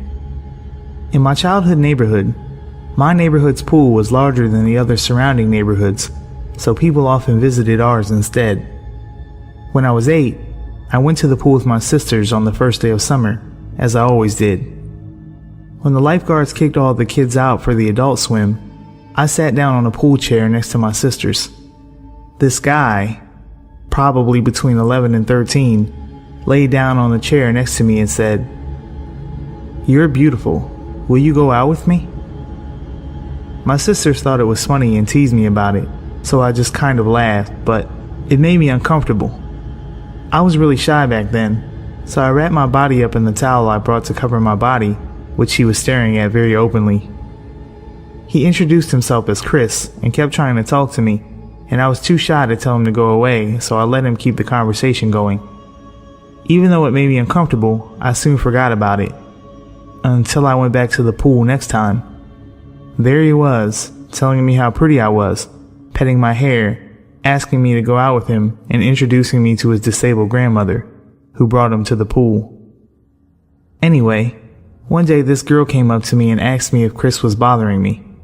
I lied and said that I didn't really care, and she rolled her eyes and joked about how he used to ask her out too, and that she was glad he'd found someone else to pine over. The girl, Elizabeth, started hanging out with me when I went to the pool, which was almost every day since I was allowed to go by myself if I wanted. She explained to me that she and Chris were good friends from a different neighborhood, but came to our pool because it was bigger and had more room for his grandmother to work on physical therapy for her legs. We became great friends and laughed about how Chris was always following us around and asking me out. One day, I noticed that Chris followed me all the way back to my house and tried to hide behind a mailbox when I turned around. As funny as that sounds, I didn't think it was funny back then and rushed back into my house. I began to notice that he was getting more aggressive and annoyed with me for refusing to date him. He started asking me to go on walks with him through the park and brought his grandmother so I didn't feel like I could say no. He would take me into the woods or behind the jungle gym out of sight from his grandmother and make creepy comments about my body and touch my cheek while telling me how pretty I was. He'd pet my hair and try to bounce the curls, like stretching out a spring and watching it curl up again. His grandmother would offer to let me sit on her lap during these walks while she controlled her wheelchair, which made me feel really uncomfortable because I didn't know her well, and being a stupid, ignorant 8-year-old, I thought her atrophied legs were a little gross. He continued to follow me home, even when I took shortcuts through the woods or the long way that led in circles. His presence began to make me nervous because I wasn't sure what would happen if I continued to turn him down. I started avoiding the pool when his grandmother's handicap van was there, but I'm pretty sure he just fixed that by showing up later than usual, so I'd already be there when he arrived. All of my friends, including Elizabeth, thought it was so funny, so I never told them I didn't want to go to the pool anymore, and never brought it up to my sisters or parents. So if someone asked me to go with them, I'd just go and hope he wasn't there. Finally, during the last week the pool was open, I went to the bathroom. The bathrooms are a bit off to the side of the pool and closed off with a large heavy metal door, so kids don't sneak in and vandalize it at night. The second I entered, the door shut behind me and the lights turned off. Then I heard Chris say, "I'm not letting you out until you agree to go out with me," and he locked the door. The bathroom was cold and pitch black, and I was terrified of the dark at the time. The tile was that disgusting, slimy, wet feeling that tile gets when it's wet, with bits of dirt and sand on it, which is why I never liked going in there in the first place. It also smelled like chlorine and a typical subpar public restroom, stuff of nightmares for an 8-year-old. I started banging on the door and screaming for help, but nobody could hear me because of the really heavy door in the location. But then some angry soccer mom started screaming at me to stop pranking her and how much trouble I was in. Turns out that she'd been locked in there too, and was mad that while she was peeing, the lights turned off. She called for help with her phone, and I was eventually let out of the bathroom. Being 8, I didn't think much about it, but now I realize how creepy the whole situation was. I should have told someone the first time he followed me home, and it never occurred to me to just stop going to the pool. The lifeguard stopped allowing people from other neighborhoods due to an unrelated series of break-ins, and I'd heard that he was banned from the pool for locking me and the mom in the bathroom. But the next summer, I saw a boy who looked just like Chris but taller and with blonde streaks dyed into his hair.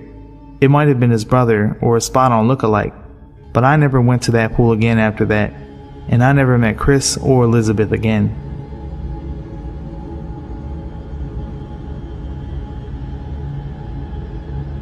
Some background info. I attended a private high school, but our tuition did not cover the school trips and the like. This incident took place during the summer of my junior year, during the last few months of school.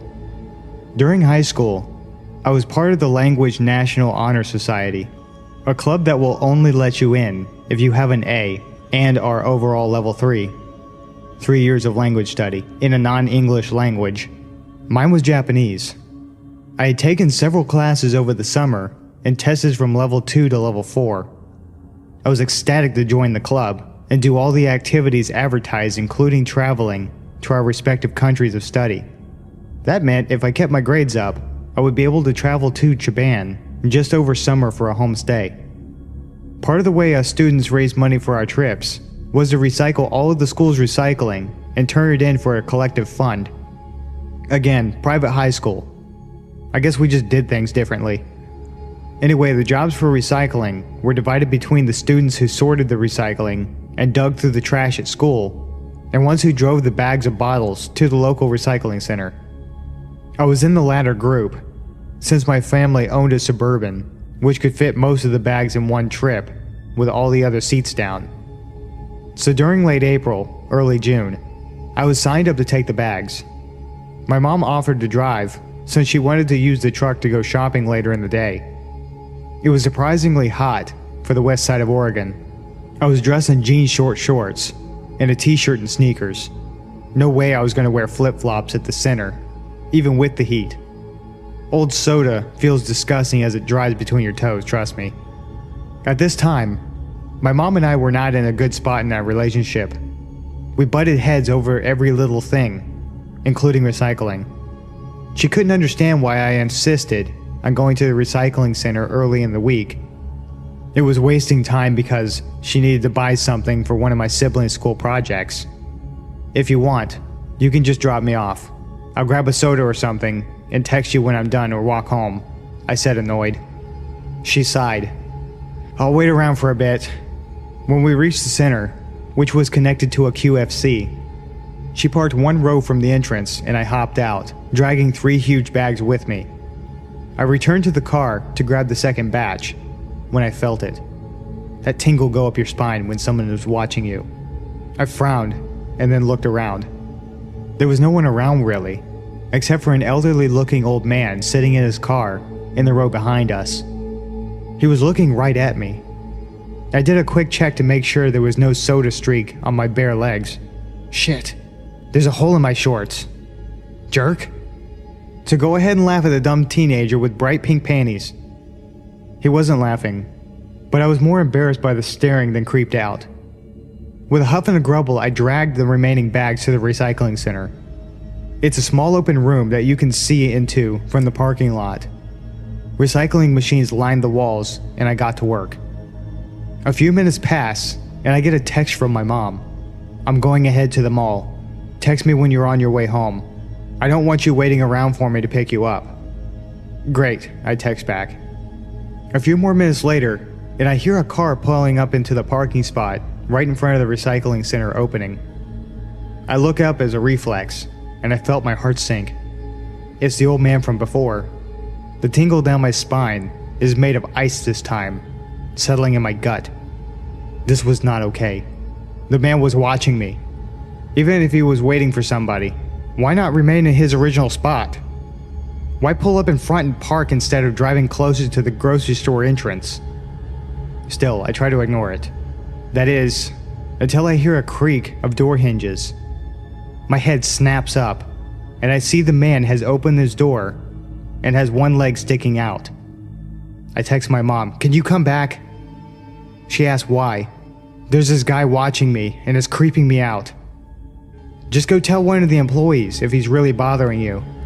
You're young. I'm sure you can outrun them anyways. Yeah, thanks, Mom. The man hasn't gotten out of his car yet.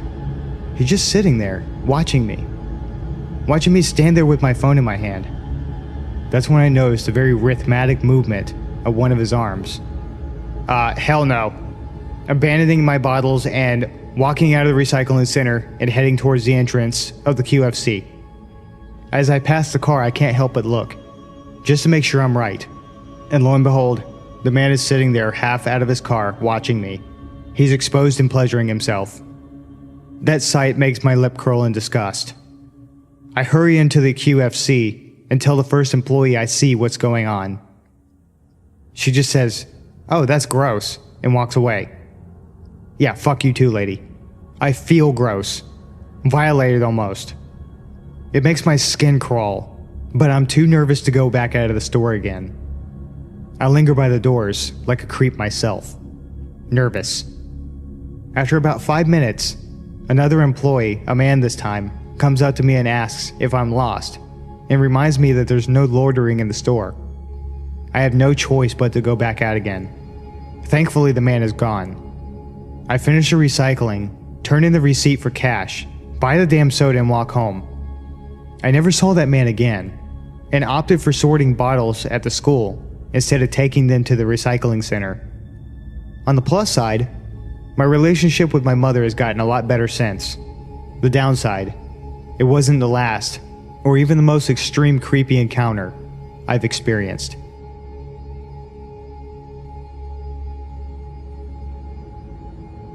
When I was a sophomore in college, I lived in a small but beautiful historic studio apartment in a small East Coast city that had somewhat of a good reputation for crime or danger.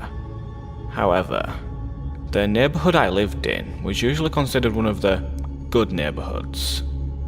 It was close to the city's university, and was mostly students living there, especially on the street my building was on.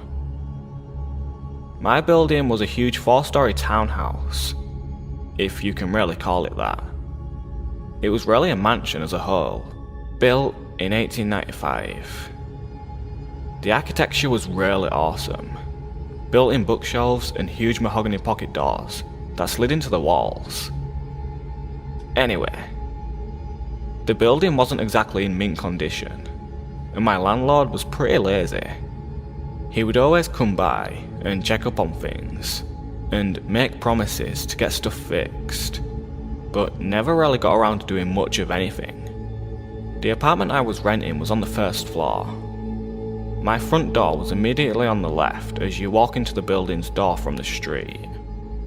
This door, the building's front door, which from the street opened to a small lobby area with only one door in it, mine, and a staircase to the other apartments upstairs, was huge and heavy and was never locked. In fact, you couldn't lock it. And in fact, it didn't even close all the way. So basically, the door to my apartment was open to the street. I asked my landlord countless times to please do something about the front door, but he never did anything. Well, one night, I was getting home from work and it was very late, about 3:45 AM. I worked as a pizza delivery driver at a place that was open really late every night. And I was just sitting on my couch watching a little TV before I went to bed. I had also gotten totally naked, something I truly loved being able to do, considering I lived alone. Haha. Anyway, not even 10 minutes since I'd gotten home and sat down, I heard 3 slow knocks at my door. I'm thinking, who the fuck would be at my door at this hour? What could they possibly want? Why didn't I hear the building's front door open like I normally do? Young and naive, I was half scared and half intrigued. I put a robe on and slowly crept towards the door, which, by the way, was literally right next to the couch where I was sitting. At this point in time, my door didn't have a peephole, so I just had to kind of take a leap of faith and open the door. When I did, a tall, emaciated, middle-aged man stood staring down at me, with low eyes and a grin. He was wearing all black, many layers, and a big black trench coat. The first thing he said was, "Can I come in?" With the door barely open, I got a deep pit in my stomach and just went, no man, what's up?" He just stared into my eyes for a second, clearly disappointed, and then said, "I've seen you around," and started to grin again. The pit in my stomach had evolved into a churning sensation, and I was starting to get nauseous. "Yeah, I've been watching you, and I like the way you look," he said. "So you gay? Bisexual?" I was just like, "I dunno, but it's late and I'm going to bed. Bye." He kind of nodded and lingered for a second, as did I, watching to make sure I saw him leave the building. Once he did, I closed the door, locked it, and stood with my hand still on the knob for a good minute at least. After I snapped out of my shock, I ran over to my couch and pushed it up against the door. I ended up sleeping on the couch that night, even though it was right there. It just made me feel safer, like I could hear if something happened. Well, nothing happened that night. It wasn't until about a week later, on one of my nights off from work, that I was sitting around my apartment winding down by myself after I had a few friends over drinking and smoking a little bit, as college kids will do. All of a sudden, I heard a weird rattling noise coming from across the room, so I turned off the music I was playing, to find out that it was coming from none other than my front doorknob. I looked at it for a second, and saw that both the knob and the top lock were jiggling. Someone was trying to get in. Like a deer in headlights, I was frozen, staring at the things wiggle and shake, until I started to see the top lock actually budge and start to turn. I leapt up from my chair and sawed to the door, grabbing tightly on the lock, forcefully twisting it back to being locked. The jiggling of the lock and knob stopped for a second, because whoever it was clearly knew that I knew. It was only a second though, because they started struggling again, and I had to use all my might to keep it still.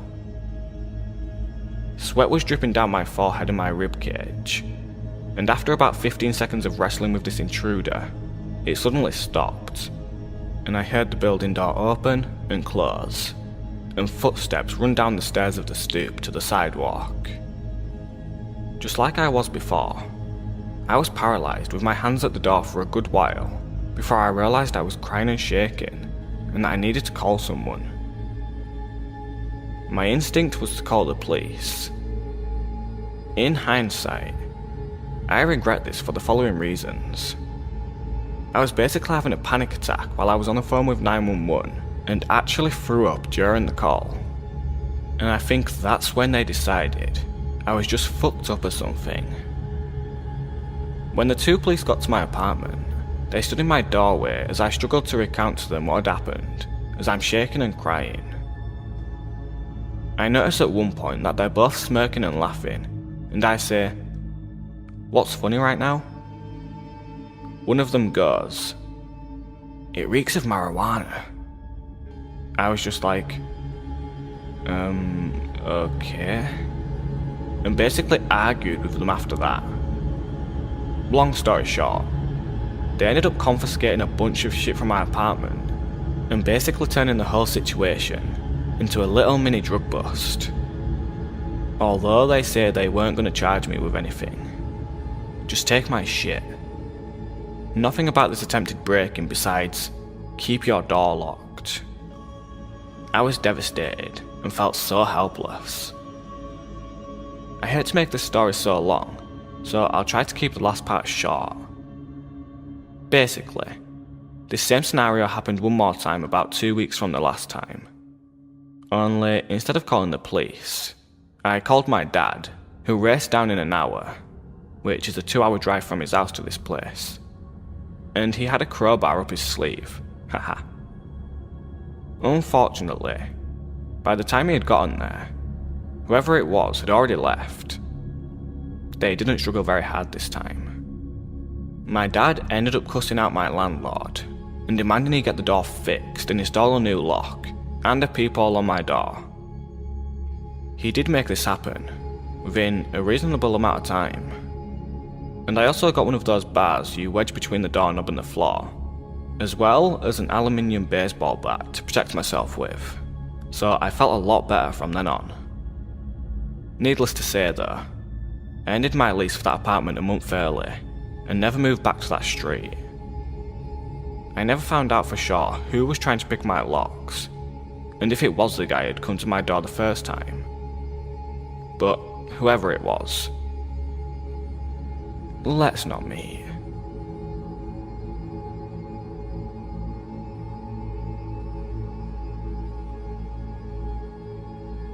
When I was a sophomore in college, I lived in a small but beautiful historic studio apartment in a small East Coast city that had somewhat of a reputation for crime and danger. However, the neighborhood I lived in was usually considered one of the good neighborhoods. It was close to the city's university and was mostly students living there, especially on the street my building was on. My building was a huge 4-story townhouse, if you can really call it that. It was really a mansion as a whole, built in 1895. The architecture was really awesome. Built-in bookshelves and huge mahogany pocket doors that slid into the walls. Anyway, the building wasn't exactly in mint condition and my landlord was pretty lazy. He would always come by and check up on things and make promises to get stuff fixed, but never really got around to doing much of anything. The apartment I was renting was on the first floor. My front door immediately on the left as you walked in the building's door to the street. This door, the building's front door, which from the street opened to a small lobby area with only one door in it, mine, and a staircase to the other apartments upstairs, was huge and heavy and never locked. In fact, you couldn't lock it, and in fact, it didn't even close all the way. So basically the door to my apartment was open to the street. I asked my landlord countless times to please do something about the front door, but he never did anything. Well, one night I was getting home from work and it was very late, about 3:45 a.m. I worked as a pizza delivery driver at a place that was open really late every night. And I was just sitting on my couch watching a little TV before I went to bed. I had also gotten totally naked, something I truly loved being able to do considering I lived alone. Anyway, not 10 minutes since I'd gotten home and sat down, I hear 3 slow knocks at my door. I'm thinking, who the fuck would be at my door at this hour? What could they possibly want? Why didn't I hear the building's front door open like I normally do? Young and naive, I was half scared and half intrigued. I put a robe on and slowly crept towards the door, which by the way was literally right next to the couch where I was sitting. At this point in time, my door didn't have a peephole, so I just had to kind of take a leap of faith and open the door. And when I did, a tall, emaciated, middle-aged man stood staring down at me with low eyes and a grin. He was wearing all black, many layers, and a big black trench coat. The first thing he said was, "Can I come in?" With the door barely open, I got a deep pit in my stomach and just went, No, man. What's up? He just stared into my eyes for a second, clearly disappointed, and then said, "I've seen you around," and started to grin again. The pit in my stomach had evolved into a churning sensation, and I was starting to get nauseous. "Yeah, I've been watching you, and I like the way you look," he said. "So you gay? Bisexual?" I was just like, "I don't know, but it's late and I'm going to bed. Bye." He kind of nodded and lingered for a second, as did I, watching to make sure I saw him leave the building. And once I did, I closed the door, locked it, and stood with my hands still on the knob for a good minute at least. After I snapped out of my shock, I ran over to my couch and pushed it up against the door. I ended up sleeping on the couch that night, even though it was right there. It just made me feel safer, like I could hear if something happened. Well, nothing happened that night. It wasn't until about a week later, on one of my nights off from work, that I was sitting around my apartment winding down by myself after I had had some friends over drinking and smoking a little bit, as college kids will do. All of a sudden, I hear a weird rattling noise coming from across the room, so I turn off the music I was playing to find out that it was coming from none other than my front doorknob. I looked at it for a second and saw that both the knob and the top lock were jiggling. Someone was trying to get in. Like a deer in headlights, I was frozen staring at the things wiggle and shake until I started to see the top lock actually budge and start to turn. I leapt up from my chair and soared to the door, grabbing tightly on the lock and forcefully twisting it back to being locked. The jingling of the lock and knob stopped for a second because whoever it was clearly knew now that I knew. It was only a second though before they just started struggling again, and I had to use all my might just to keep it still. Sweat was dripping down my forehead and my rib cage, and after about 15 seconds of wrestling with this intruder, it suddenly stopped, and I heard the building door open and close, and footsteps run down the stairs of the stoop to the sidewalk. Just like I was before, I was paralyzed with my hands on the door for a good while before I realized I was crying and shaking and that I needed to call someone. My instinct was to call the police. In hindsight, I regret this for the following reasons. I was having basically a panic attack while I was on the phone with 911 and actually threw up during the call. And I think that's when they decided I was just fucked up or something. When the two police got to my apartment, they stood in my doorway as I struggled to recount to them what had happened, as I'm shaking and crying. I noticed at one point they're both smirking and laughing, and I say, "What's funny right now?" And one of them goes, "It reeks of marijuana." I was just like, okay, and basically argued with them after that. Long story short, they ended up confiscating a bunch of my shit from my apartment and basically turning the whole situation into a little mini drug bust. Although they said they weren't going to charge me with anything, just take my shit. Nothing about this attempted break-in besides, keep your doors locked. I was devastated and felt so helpless. I hate to make this story so long, so I'll try to keep this last part short. Basically, this same scenario happened one more time about 2 weeks from the last time. Only instead of calling the police, I called my dad, who raced down in an hour, 2-hour drive from his place to this place, with a crowbar up his sleeve. Unfortunately, by the time he'd gotten there, whoever it was had already left. They didn't struggle very hard this time. My dad ended up cussing out my landlord and demanding he get the door fixed and install a new lock and a peephole on my door. He did make this happen within a reasonable amount of time, and I also got one of those bars you wedge between the doorknob and the floor, as well as an aluminum baseball bat to protect myself with, so I felt a lot better from then on. Needless to say though, I ended my lease for that apartment a month early and never moved back to that street.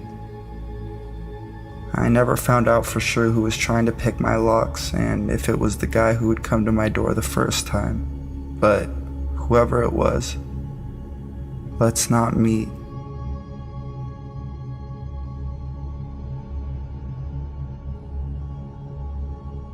This took place several years ago, when I was 18, freshly enrolled in college. I grew up in an extremely strict household, Asian female by the way. My parents set my curfew at 8 p.m. I wasn't allowed to drive at night or go to parties, etc., all because my family was convinced that all of these situations led to rape. Anyway, you could see how I once moved out of the house, I was relished in my opportunity to exercise my new freedom and independence. One night around 11 p.m. I got super hungry and had a real craving for Arby's roast beef sandwich.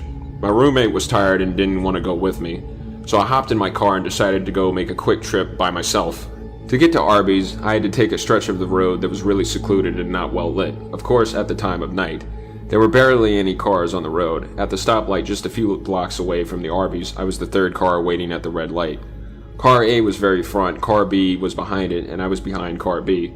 There was a last car, Car C, that's behind me. All of a sudden I guess he must have thought that the light turned, but is still red. The car in front of me stepped on the gas and lurched forward, tapping into the back of the car in front of him. The two drivers immediately got out and started looking at the damage. Neither of them were hurt, and there was little to no damage that I could see made to either car. I had no idea what to do in this situation. Again, I was a dumb 18-year-old, just got injected into the adult world, and I had never witnessed an accident of any kind before. Was I supposed to stick around as a witness or something? I wasn't sure, but I felt uneasy about the idea of getting out of my car in the middle of the night on a really isolated road to talk to two guys, especially when I didn't think they needed my intervention at all. Again, it was a super minor fender bender, and they were talking really civilly, though they didn't move their cars. So the light turned green, I decided to move over into the other lane and proceed on my way. Again, this may have been the wrong thing to do, but I didn't know any better. The car that had been behind me didn't like the fact that I was trying to leave. To this day, I have no idea what they were thinking. At the time, they must have thought I caused the accident or something.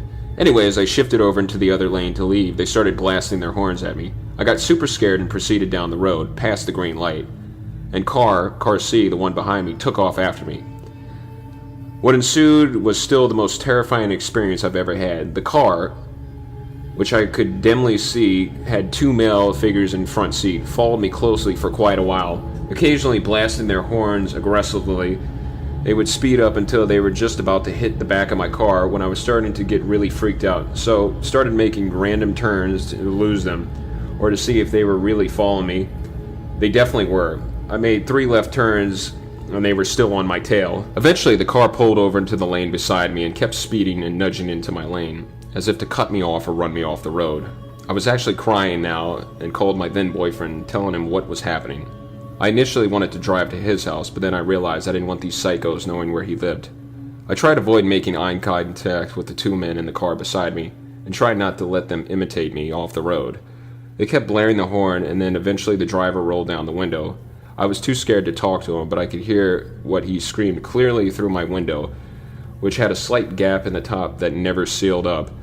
"We're gonna catch you, bitch, and I'm gonna rape your dumb ass." I think the guy next to him said something like, "Don't slow down" or something, but I couldn't hear it clearly over the rushing of the wind and the sounds of our cars accelerating. My boyfriend heard them shouting over the phone and directed me to the nearest police station, which was about 8 minutes away from where I was. It was actually hard for him to find the police station to give me any directions to it because he had no idea where I was. 2 guys kept shouting things at me, but I didn't know what was said. I was too busy blubbering to my boyfriend. Maybe it was really hard to remember what went on in those moments. Physically, I was speeding so fast to try to get away from those guys. At this point, I was just hoping a cop would stop me. There were no cars on any of the roads we went down, and it just made everything worse. And then my phone battery decided it was time to die. I seriously thought it was one of those horror stories my parents had always told me about. Eventually, I finally saw the police station my boyfriend had given me directions to. Almost drove past it. Turned into the parking lot, the car followed me, and the passenger door actually opened before the car even stopped. But I think they noticed where we were and drove out of there fast. I sat in my car too terrified to get out because I thought moving would provoke them into coming back. Literally 60 seconds later, my boyfriend pulled into the parking lot next to my car and climbed out with a baseball bat. He held me for a little while, and then a cop who was pulling into the lot or something coming out of the building approached us and asked if everything was okay. Turns out that the car had tailed me fit the description of a car that had apparently scared a girl so badly, same type of thing, late night, empty road, lone driver, super aggressive driving, and screaming, that she had crashed her car into a tree divider trying to get away from those guys. Neither she or I got the license plate. Though, and to this day, I don't know if they ever caught those guys. I don't know what kind of human being gets their kicks out of terrorizing female drivers late at night on the road, but whoever they were, fuck those guys. I hope someone somewhere managed to put a stop to them.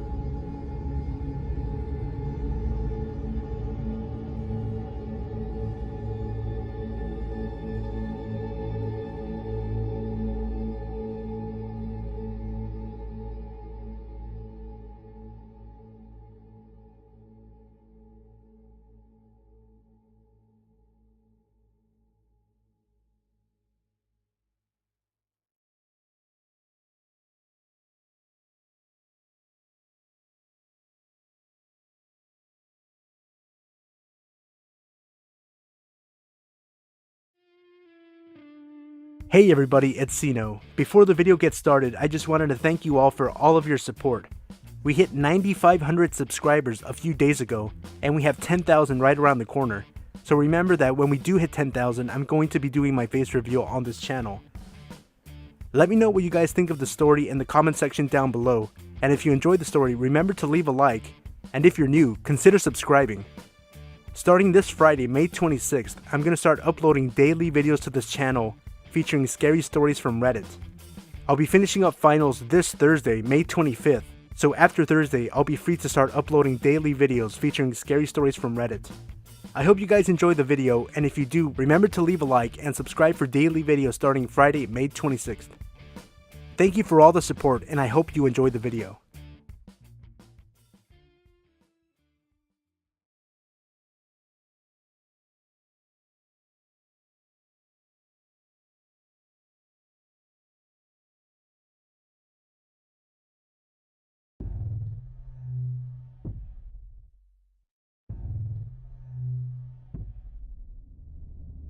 Last June, my boyfriend and I were living with our roommates and my 2 kids. Our roommates decided to leave and only give us 3 weeks notice on a month-to-month lease. We were already planning on leaving ourselves in a couple of months, but with the short notice, we decided that we just had to find a place somewhere, anywhere. Luckily, we both work remotely, so we had the ability to move anywhere in the state. For 2 weeks, we searched every rental site on the internet that we could find. This eventually led us to Craigslist. Yeah, Craigslist. We had multiple rejections from landlords who weren't willing to work on deposit, which is understandable. However, one was open to the idea. She was a nice older woman in the state, with an approved realtor profile. I googled her. The house was perfect. It was a side-by-side duplex, which would be fine for a little while. A cute little kitchen and a backyard. The crime rate didn't look too bad, and there was a school close by. She accepted large dogs, which was perfect, and the deposit wasn't too high. After some researching online and talking, we made arrangements to move into the home. When we left our old home, we took off to finally see our new humble abode. We dropped off the kids at my mom's, for safety's sake, and went on our way. The drive was awful. We were lost, left and right, and even nearly ended up in the wrong town. Eventually, we were able to find an ATM to pay for the rent and deposit. After getting lost, and yelling at one another on the freeway for another 45 minutes, in the middle of absolute nowhere, with limited reception and having to find a place to call her, we lost reception again. but we eventually found the gate where she met us to let us in. Something was immediately off. She seemed fidgety and nervous. She didn't look like her pictures. She kept wiping her nose with her sleeve, saying she was sick. She was a little older and maybe like she had been on drugs at some point. Or maybe still. We went through the gate and drove about a half mile down to her home. Apparently, her office was also her home. I didn't know that. The property was filled with old trucks, boats, and buses. It was like a graveyard for oversized vehicles. My boyfriend looked at me completely frustrated. In his failed attempt at humor, he blurted out, "Well, we're either going to get a house or we're going to die. Let's go find out." We parked and met with a woman outside. She seemed really, really anxious and was telling us random things about her many projects. I assumed tweaker. Sorry, but that's just what I assumed, and it's a common problem in that area. We went inside the house, which strangely was well decorated and very modern. The rest of the house was a little trashy. She claimed that our office was flooded and we'd just have to sign the paperwork here. We agreed. We signed the paperwork, but when we realized we were missing $200, my boyfriend felt secure enough to leave me alone, to go check the car to see if it was missing. She went on to tell me about the house and the arrangements. Random things. The key is by the light outside. They said there's a washer and a dryer in the garage below. We don't know anything about that, but you might not want to go in there. It might be kind of icky. They also said there's a crawl space where somebody can get in. I'm not sure what they're talking about, but just said to be careful and make sure it's okay. She was incredibly adamant about not having been at the home in quite some time. Okay, I realized that's the part where I should have definitely paid attention. But it was such a chaotic day, and I was so exhausted that I just said, okay, sure. I shrugged it off. I just wanted to get the hell home. My boyfriend came back inside. She said the missing amount was fine. We could just tack on the missing amount to the next month's rent. Perfect. We thanked her and were on our way, new lease in hand. We picked up the kids and drove another hour to the home. The entire drive we were watching the miles down to the town and counting down. 15 miles. 10 miles. 5 miles. Then, we arrived. It was an old 3-story building duplex. Not a 2-story, but a 3-story. The town was eerily depressing. Have you ever seen Gummo? It's a spitting image of Gummo. Actually, I lived in this same town as a kid with my dad sometimes. It was literally 1983. There were mullets and 1980s tank tops, children playing outside, while their meth-addicted parents smoked on the porches and chugged cheap redneck beer like water. It was hot, but the sky was dark and gray. Even the power lines were hanging down and about to fall.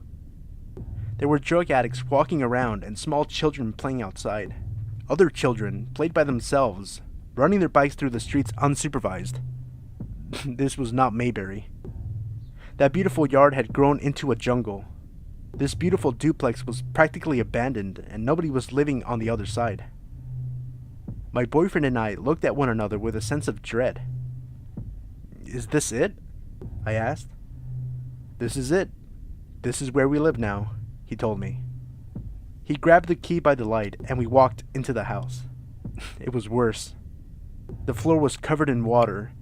The fridge had been leaking for a while and the power wasn't on yet. We called the company earlier that day and they said we would have to wait a week to turn it on. There was a cup of coffee left on the kitchen counter.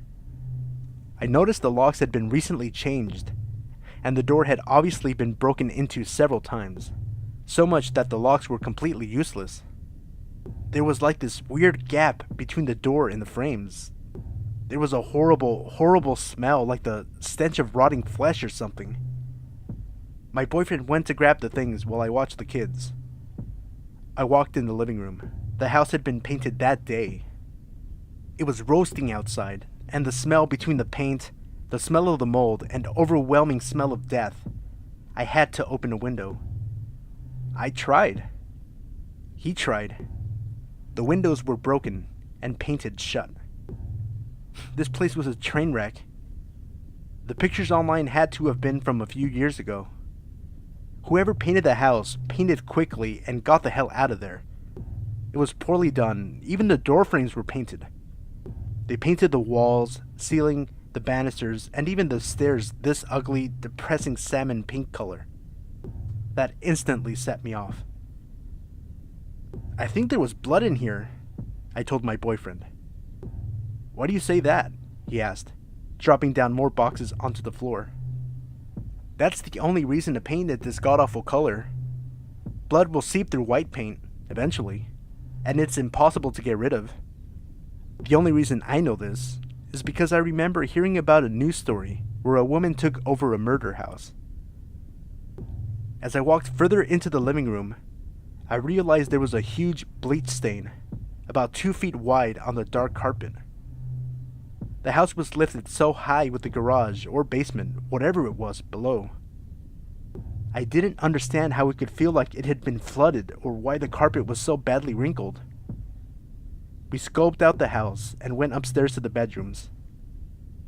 The windows were so low to the ground and hanging open, and I just thought, this is not safe for kids. There was a bucket of paint with a paint roller still inside, randomly left behind in what would have been our bedroom. I stood by the window, which was only about maybe 2 feet high. It must have been about 4 feet tall, 3 feet wide, no guards, and was completely left open. There wasn't even a screen. I could have sworn I saw a flash of light while staring down 3 stories below from the death trap. Call it whatever you want, but I instantly had a vision of a woman with long hair falling out the window and crashing down on the ground below. I didn't tell my boyfriend. I had to get out from upstairs and just took the kids. About 10 minutes later, that smell of death was making it impossible for me to breathe. I had to go to the bathroom. We had been driving for hours that day, but the moment I stepped in, I noticed that the mirrored bathroom cabinets were cracked, left open, and the toilet paper holder shoved inside in parts. I walked in a little more, and I noticed the red spots on the shower walls, and a sealed tampon in the middle of the floor. I don't think the maintenance man had any use for a tampon, and it looked as though someone had gotten the hell out of there and did so quickly. I was about to go in, but something held me back, and a little voice in my head said, "Don't go into the bathroom." So I didn't. My boyfriend was sitting in the car. He said it was too hot and he needed some air. I looked down below, out the living room window, and noticed that there were groups of people walking by, making comments about someone being in the house, those people being us. I was trying to come up with every positive reason to stay here. I kept coming up with excuses like, it's not so bad. Maybe it just needs a woman's touch. Maybe some flowers will make it better. Maybe some air freshener. Maybe like 10 bottles of air freshener and a lot of bleach. I kept trying to convince myself by looking around and thinking how to make it work. I opened up the closet and then peeked inside to see that it led further down behind the wall. Keep in mind this house was probably built in the very early 1900s and is around 100 years old, if not more. It wasn't uncommon back then for secret rooms or passageways to exist. It's so hard to explain the feeling I had, but as I was about to peek inside to see the back of the closet, something came over me. I knew that if I had gone any further, my kids and I wouldn't be alive. Everything felt so heavy and I was about to throw up. This was the closest I had ever felt in my entire life to not just death, but hell, pure evil. I can't even possibly explain the amount of dread and discomfort. I was so uncomfortable. My son, who is always positive, came closer, excited and shouting, "Is that another room?" I full-on went pissed off mother bear, pushed him away and closed the door. Suddenly, the words that the landlord told me ran through my head again. They said there's a crawl space where someone could get in. Just then, I heard something else in the house. Something like someone moving around, somewhere around behind that closet area. I stood there for a moment and I had that eerie thought creep into my head. You're all going to die if you stay here. That very thought set me into a panic, and with my heart pounding, I quickly grabbed my kids and ran out to the car. I could tell that my boyfriend was visibly upset with the home, giving me an opportunity to skip beating around the bush. Hey, let's just go, I told him. I was a little bit hysterical, and I don't remember exactly what I said, but it was on the lines of, "It will be fine. We will find something. We don't belong here. We need to get the fuck out. Let's just go. I don't care. I'm not mad. Let's just fucking go." He was relieved. Neither of us wanted to disappoint the other, but after talking things through, it turned out that we had the same feeling of dread and death in us. He was just as afraid of dying as I was. I was absolutely positive that one night there would have killed us. I asked him to take pictures so that the landlord would know the situation. As we were leaving, we noticed that there was actually another window on our side of the duplex, which we believe was a secret room. I heard the neighbors across the street laughing and saying things like, "It looks like they're leaving. That didn't last long." We slept in the car at a nearby gas station. We were so exhausted. I cried, of course, and then called my mom to see if we could stay the night, but would have to wait until early in the morning. My boyfriend did his best to comfort me, and we explained to the landlord that we didn't move in, that we had taken pictures and there were multiple health code violations. We would send them if she needed them. She didn't even hesitate or want to see the photos, and within minutes offered to write a check for our money back. I swear there was someone else in that house. It still terrifies me to talk about it, and I will never rant sight unseen again. And I'm sharing this story because you shouldn't either. By the way, that's not the end. That feeling haunted me for weeks, so much I couldn't sleep. Even my dreams were haunting me with the image of that woman falling out of the window. I eventually Googled the address to find out who had lived there before us. I found a woman's name. I Googled that woman's name, and she's dead. She was beaten to death with a baseball bat, apparently stabbed, allegedly by her daughter and her daughter's boyfriend. They stuffed the body in a car for weeks, after hiding it in a garage, and it was found a couple of hours away. I don't believe that the news story says that the murder took place in that house.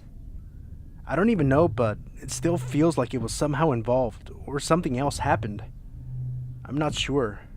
I just know one thing. Someone is hiding something, and I definitely believe that someone else was in that house.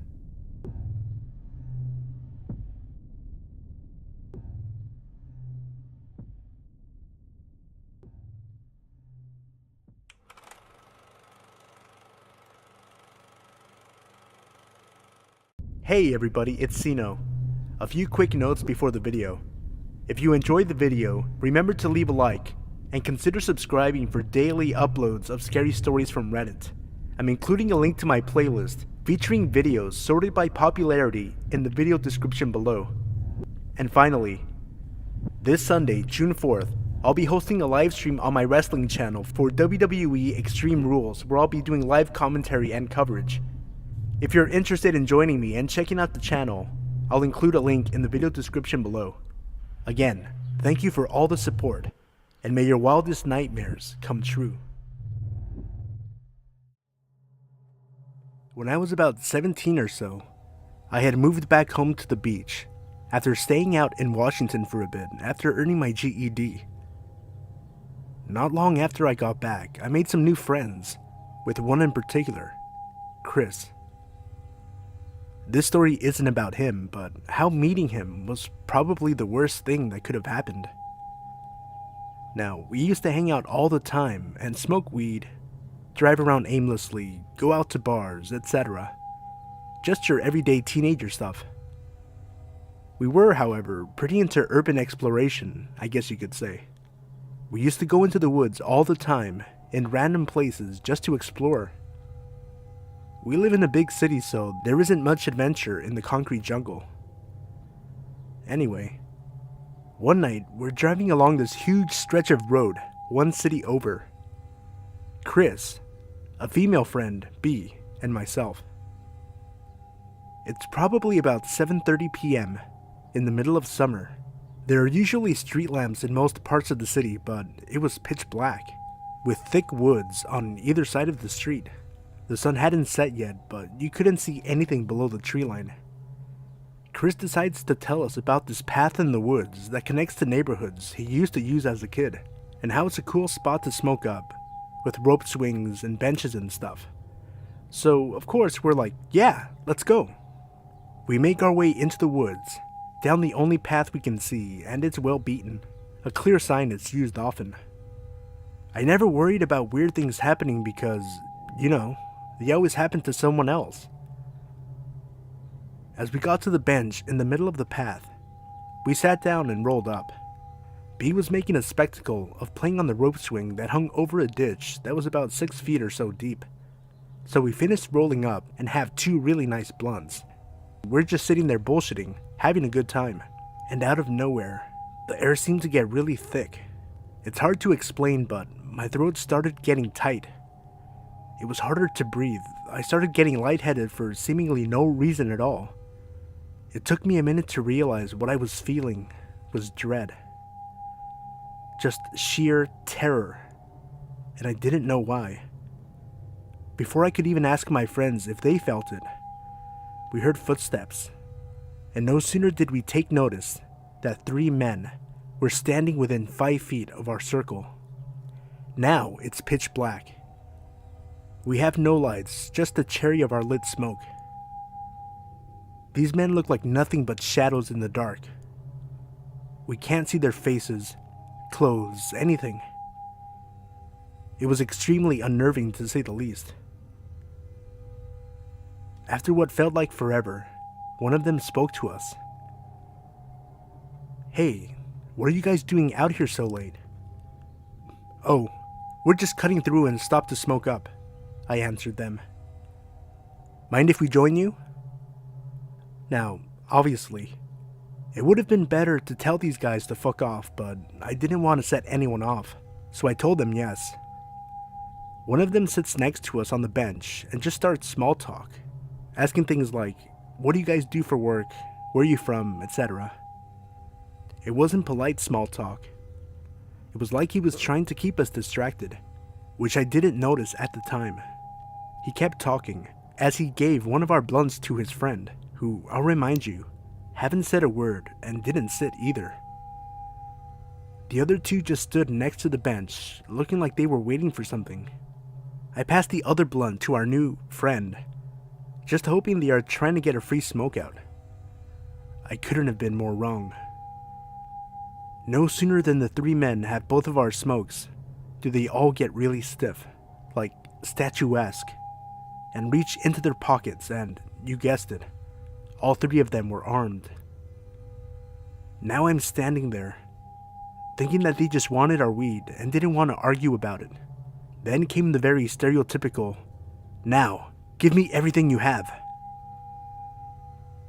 As guns were drawn and literally put within an inch of my face, I could almost look straight down the barrel.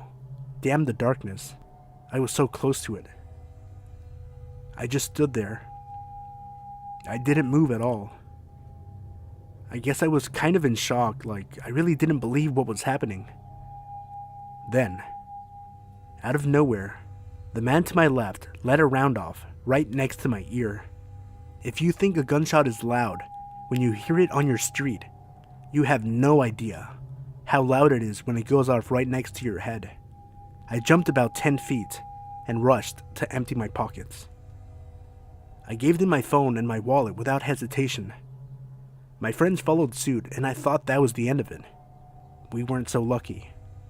This did nothing but make them even madder.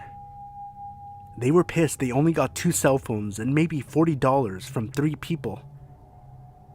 Since our car was still parked out on the street, they assumed we must have had more valuables inside. One of the men grabbed Chris by the collar of his shirt and told him that he was going to walk them to the car and let them take what they needed. B and I, of course, protested and were met with more guns in our faces. 2 of the men took Chris out to the car while the third looked at us and said, "Now, I'm going to walk halfway up the path and find me a nice bush to lay low. If either of you try to run or do anything smart, I'll be waiting with a bullet. And he walked down the path after Chris and the other men. B and I stood there in the middle of the woods in complete silence for a good long while. We talked about how good our chances were if we tried to make a run for it and ultimately decided against it. We weren't sure if the guy was bluffing or if he really was waiting in a bush to shoot us. It felt like we were there forever, and out of nowhere, 3 more gunshots ring out from the street. B lost it. She just started bawling right there in the woods, sobbing at the thought of Chris being murdered. I tried my best to console her and almost strangled her at the same time. When I leaned in to hug her, I could see the light from her phone in her back pocket that she refused to give up. We used it to call 911, but never put the phone to our ear. We just called and put it back in her pocket while talking about the situation. We were scared the guy in the path would see the light if we kept it out too long. We waited there in the woods for an eternity before we started seeing flashlights and hearing the barking of dogs. It was the police.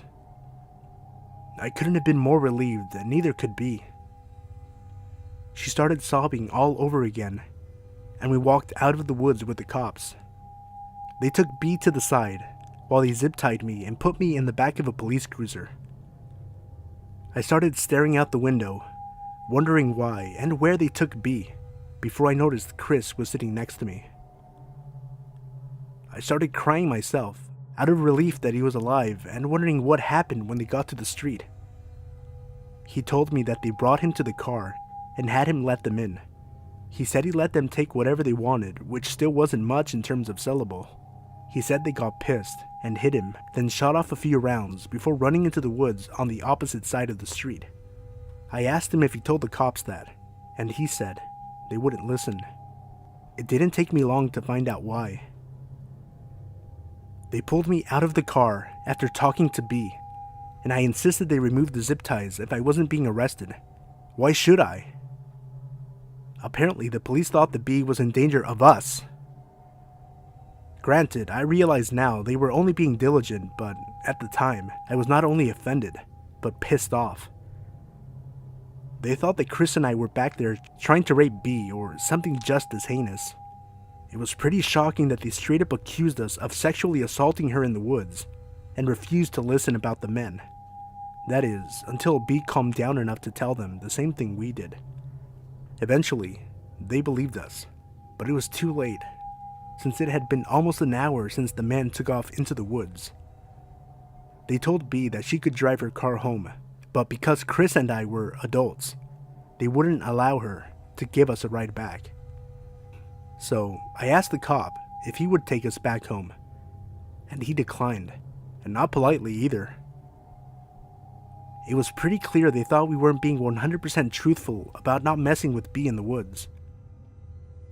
The cops left us there, standing in the middle of the road in pitch black darkness, woods on either side, after being robbed at gunpoint and the men probably still close by. I have never been that terrified in my entire life. We started walking down the street. I think we must have walked for a good 5 miles. The entire time glancing over our shoulders, scanning the tree line. Every time we heard any sort of noise, we jumped and just stood still. Eventually, we came to a main road and could see a shopping center not far off. These were usually patrolled by security at night, so we thought it was our best bet. We get up to one of the main stores, a Dollar General, and scan the lot for any type of security, and there was nothing. Not one car in the entire lot. Now, these were back in the days of payphones, and luckily, there was one right outside. I got on my knees to scan the underside of a soda machine, and found just enough to make one call. We called Chris's brother, and thank God, he was awake and agreed to come get us. I don't think I had ever been so relieved to get into a car in my life. He got us home safely, and all I could think about was if I would be deaf in my left ear forever while trying to stop shaking. I lost my first cell phone I ever had, a new lost wallet, and almost my hearing. But I'm extremely glad I'm still alive, despite everything. Creepy men in the woods, stalking teens and robbing them. Let's never meet again.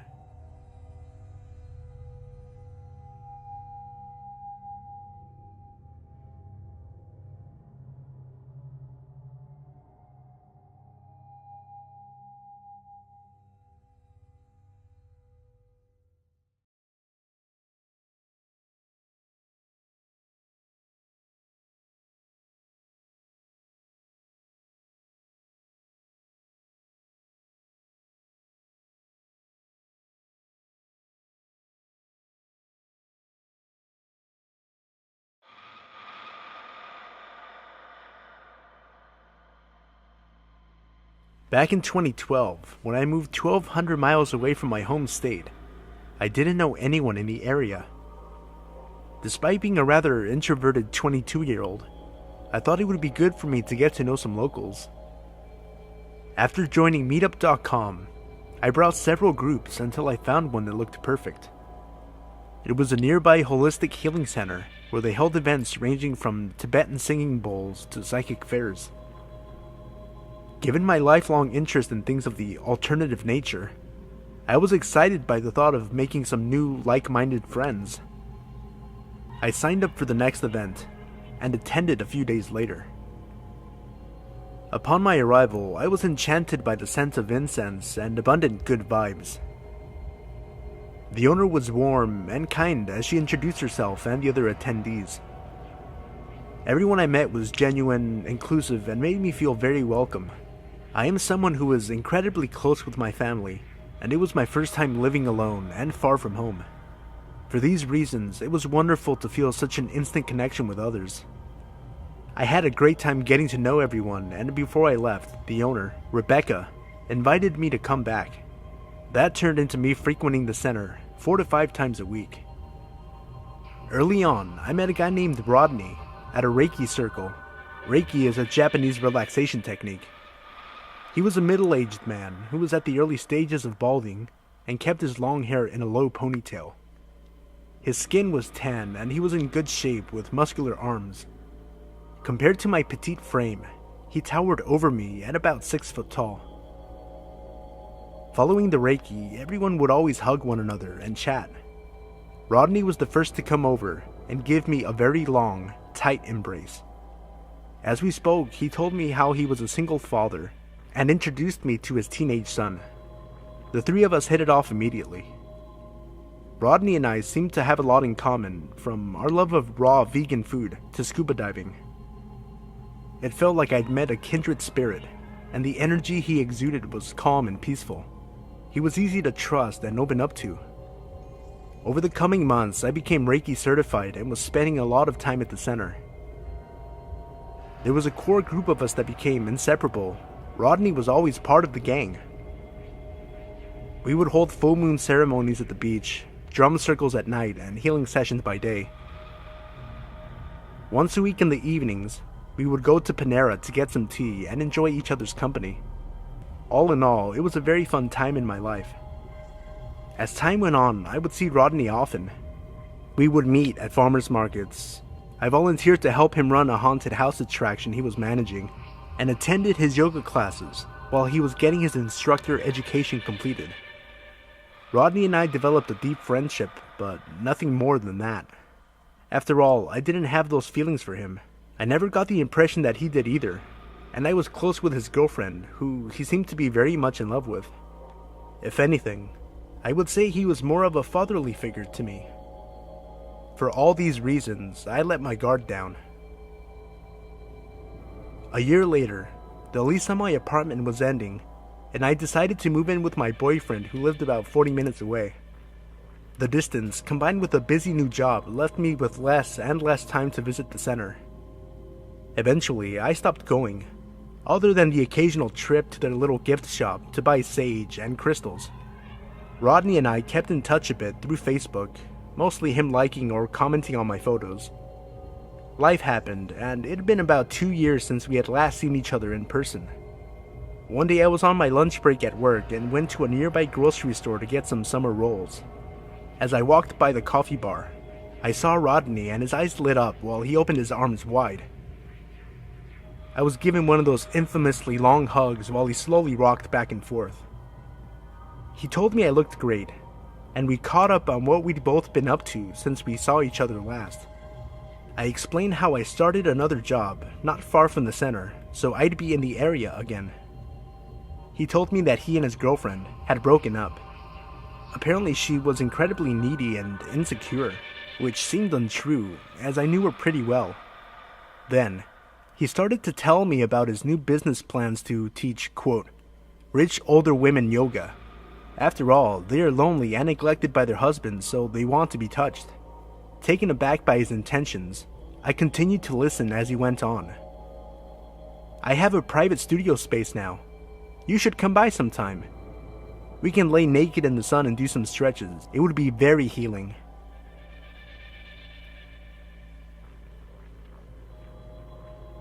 I was beginning to feel very uncomfortable. Then again, I thought perhaps I was overreacting. After all, this guy was a total hippie, so it probably didn't seem strange to him. Myself, being flustered and unsure of what to say, said, cool, and pulled out my phone. Oh, hey, I'm running really late for work. I need to get going. It was nice seeing you. He leans in again to give an awkwardly long hug and then kissed me on the lips, something he had never done before. A few weeks passed by. Rodney had sent some texts and Facebook messages about getting together. I lied and said I couldn't because I was busy with my job. Although I felt creeped out about the whole situation, I tried to rationalize with myself that I was being overly dramatic. After all, I had known this guy and his son for years, and he had never done anything to betray my trust. Despite avoiding that grocery store since we last bumped into each other, I had to go back a couple of weeks later to get a specialty item. Since it was a different day of the week, I was certain I wouldn't see him there. Wrong. Avoiding the coffee bar area, I made my way through the back aisles.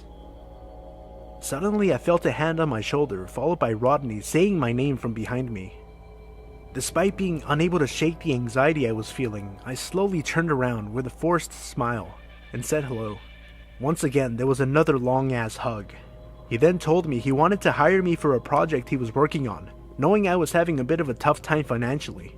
I have a vision for the space I'm working on.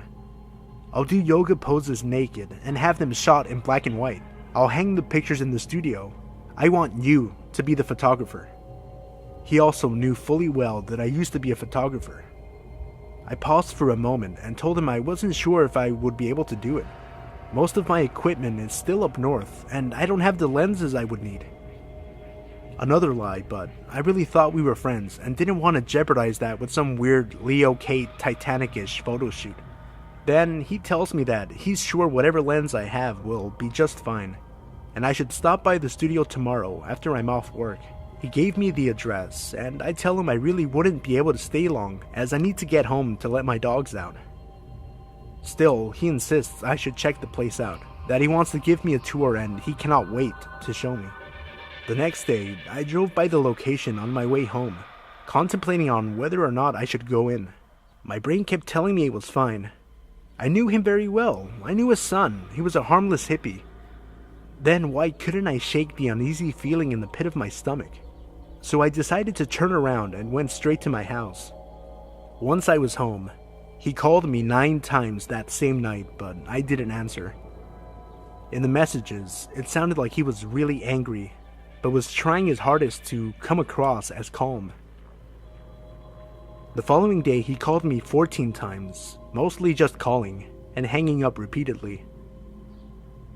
After about a week, the call stopped completely and I put the whole situation in the back of my mind. Fast forward to a few months after. I am at the center chatting with my friend Rebecca, who owns the place. We are catching up for a while when I ask her if she has seen Rodney lately. Her eyes become stern, yet panicked. He's not allowed to come here anymore. You need to stay away from him. she warned. Curious to know more, I mentioned how the last time I had seen him, he was acting rather strange. I proceed to tell her about the photo shoot he wanted to do at his new spot downtown. Again, she looked deeply concerned and let out a long sigh. What she told me still shakes me to the core. Apparently, right around the time when he wanted to do our photo shoot, he had gotten arrested for beating the shit out of his new girlfriend. So bad that Rebecca teared up as she described the injuries that put her in the hospital. Not long after, he was arrested a second time for sexually assaulting another woman, as well as other drug-related charges.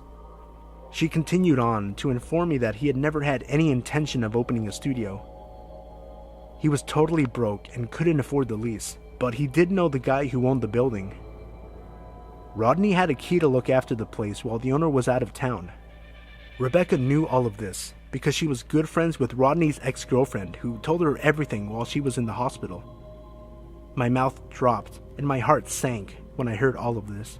A person that I had known for years had attacked women and purposely fabricated a story to get me alone with him. One of the scariest parts to me is that I'm usually such a good judge of character, and he had me completely fooled for a long time. It really made me question my instincts and gave me a lot of trust issues. At least in the end, I did listen to my gut feeling. Not to be dramatic, but it could have saved my life. It's terrifying to think of what his intentions were for me that night. In retrospect, I can see other situations that should have been red flags. I guess hindsight really is 20/20. Looking back, there were things that I overlooked which all make perfect sense now. Maybe, for some, the outcome seems obvious, but at the same time, I really thought he was a great person. Perhaps my younger self was naive and too trusting.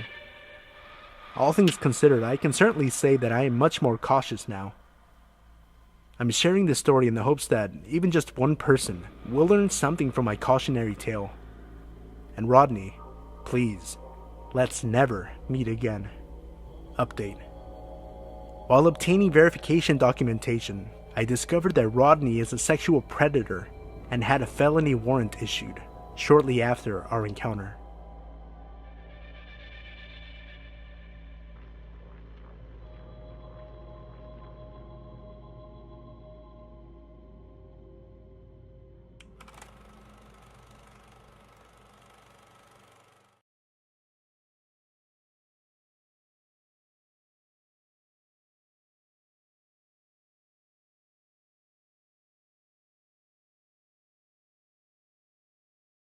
Window creep. Just a bit of backstory. I'm a 23-year-old woman, and I have bad sleeping problems, and live in a pretty shitty part of town where I live by myself in a small one-bedroom flat. For the last few months, there's been whisperings and talks of people seeing a shabby-looking man sneaking around near some houses about 6 roads up from me. I haven't really thought anything of it as my next-door neighbor is more of a night person, and the old lady above me has 2 dogs who so much as bark at a cat in the gardens. That is, until a few weeks ago. As I said before, I have sleeping issues. Not exactly insomnia, but my body clock's a little fucked up. I can't get to sleep till early hours of the morning. Anyway, a few weeks back, I was laying in bed reading an ebook on my tablet. I didn't have any lights on, apart from the fairy lights entwined between the bars of my headboard. It was a pretty hot night, so I had the little window open that was next to my bed. It's a weird layout. I have one medium sort of sized window that takes up the whole left side. The bottom right is just plain glass, and the top right is a tiny window that opens all the way out, but it's about the size of a standard book. So I'm laying there reading when I start hearing a vibrating noise from outside, like from someone's phone. I pulled back the curtain and looked out. Nothing. It was pitch black outside. So I ignored it and went back to my book. At around 4 a.m., I was starting to get sleepy, so I pulled up the window and started getting comfy and ready for sleep. That's when I hear it again. That vibration sound, but as soon as it starts, it stops. I assumed I was hearing things and that my mind was making something out of nothing, but Then I heard something that made my blood run cold. You know when you scrape a fork or a knife on a plate and it makes that horrible sound? It was like that, but coming from my window. I didn't want to look. I didn't want to know, but I'm just being paranoid. I wish I was just being paranoid for no reason. I heard another sound like a handle rattling. I snapped awake, slid out of the bed, and crept to the foot of my bed. The rattling noise is getting worse, more angry and forceful. I grabbed a set of handcuffs that I leave there. Lucky for me, I'm kind of kinky, and I have a set of handcuffs on a long chain. One end is attached to the metal bars. I made sure they were ready.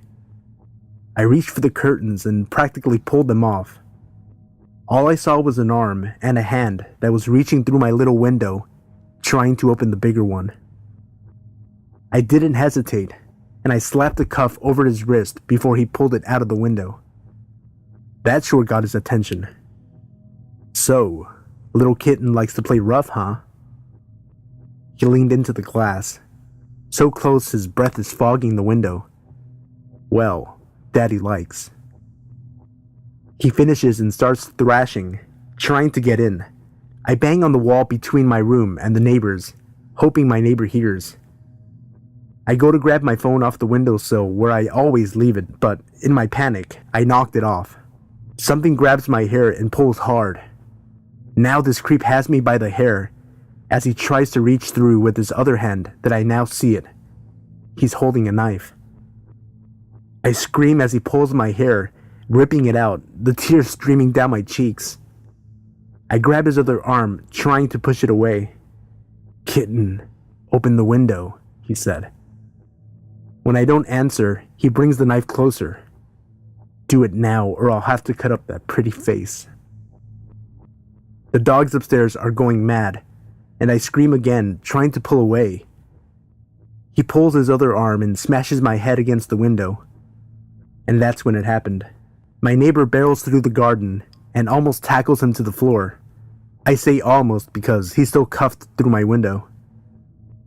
I run out through the kitchen to the back door, screaming for him to stop, and eventually he does. It turns out the old lady upstairs called the police and then called my neighbor after that. When she told my neighbor what she heard, he came rushing home. The one night he was out partying.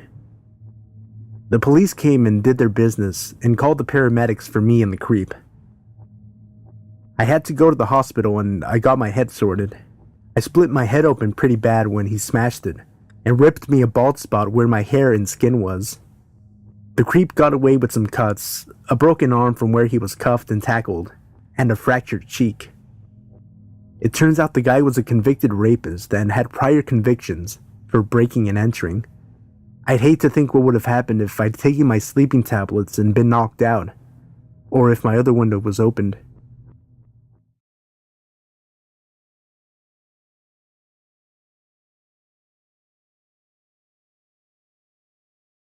Hey everybody, it's Sino.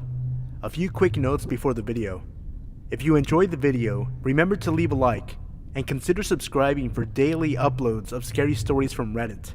I'm including a link to my playlist featuring videos sorted by popularity in the video description below. And finally, this Sunday, June 4th, I'll be hosting a live stream on my wrestling channel for WWE Extreme Rules, where I'll be doing live commentary and coverage. If you're interested in joining me and checking out the channel, I'll include a link in the video description below. Again, thank you for all the support, and may your wildest nightmares come true. When I was about 17 or so, I had moved back home to the beach after staying out in Washington for a bit after earning my GED.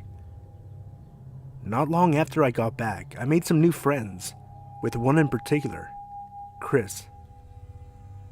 This story isn't about him, but how meeting him was probably the worst thing that could have happened. Now, we used to hang out all the time and smoke weed, drive around aimlessly, go out to bars, etc. Just your everyday teenager stuff. We were, however, pretty into urban exploration, I guess you could say. We used to go into the woods all the time, in random places, just to explore.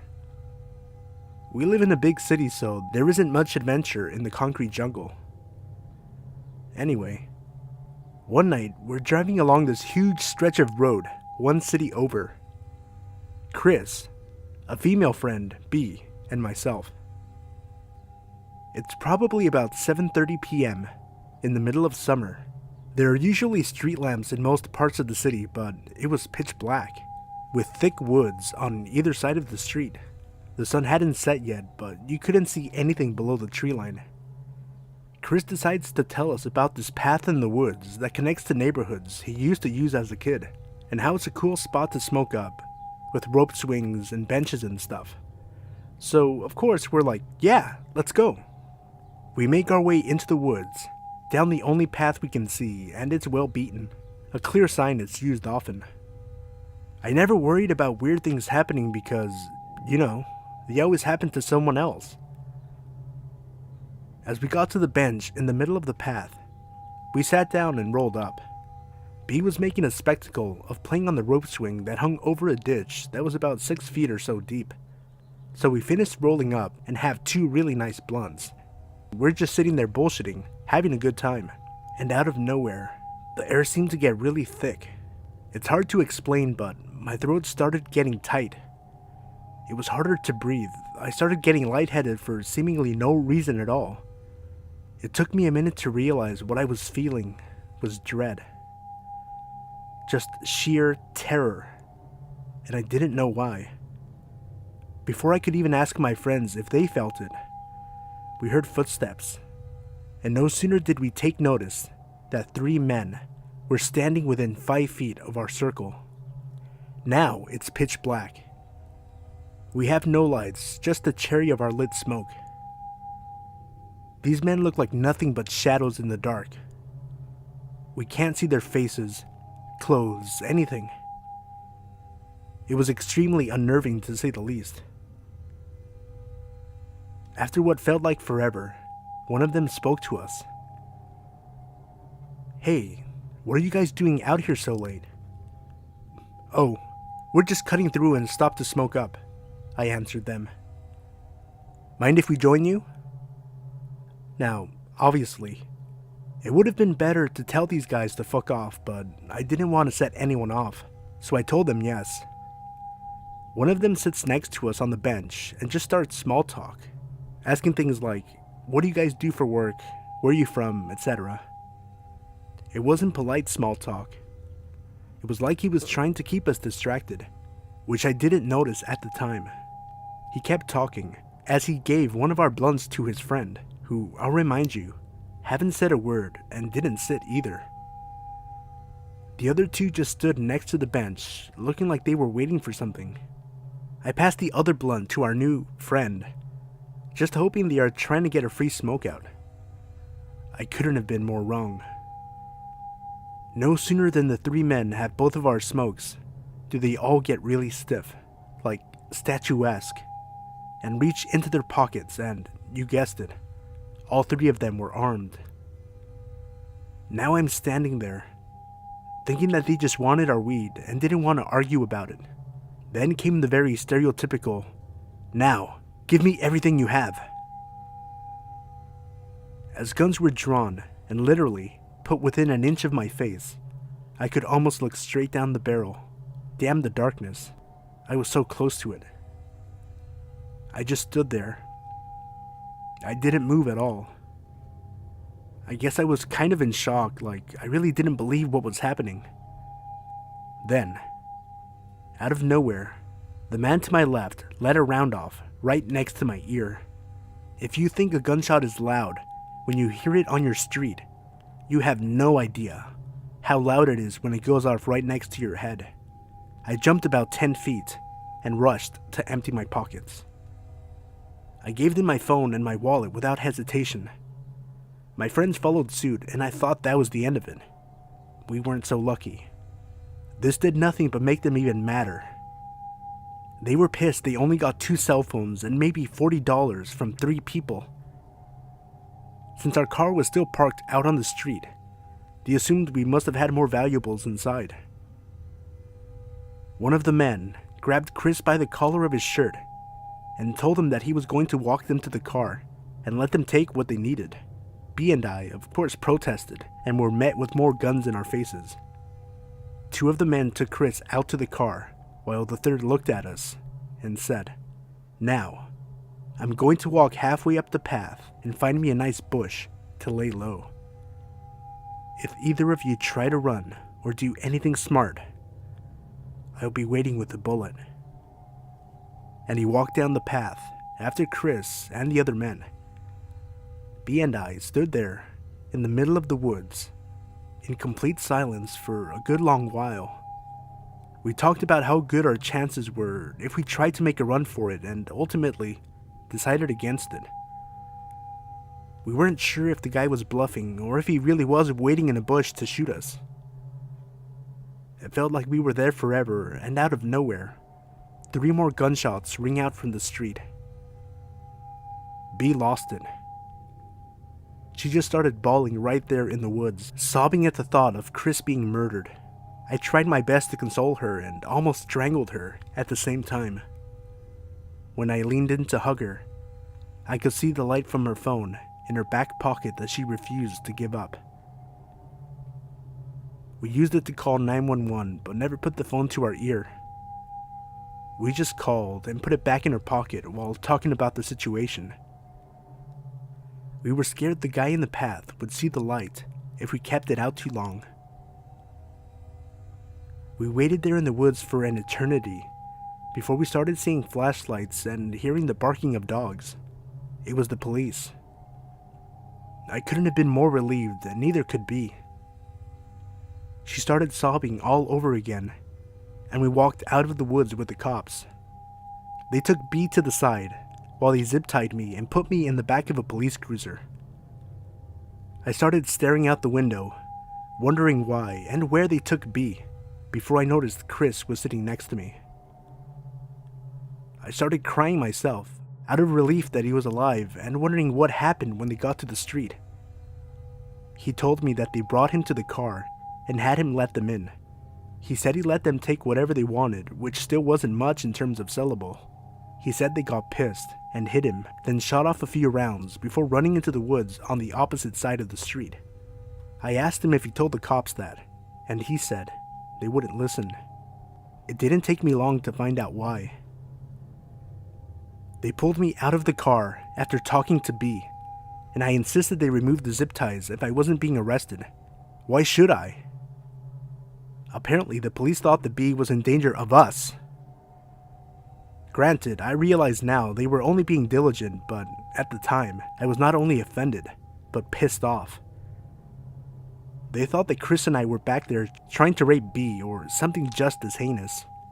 It was pretty shocking that they straight up accused us of sexually assaulting her in the woods and refused to listen about the men. That is, until B calmed down enough to tell them the same thing we did.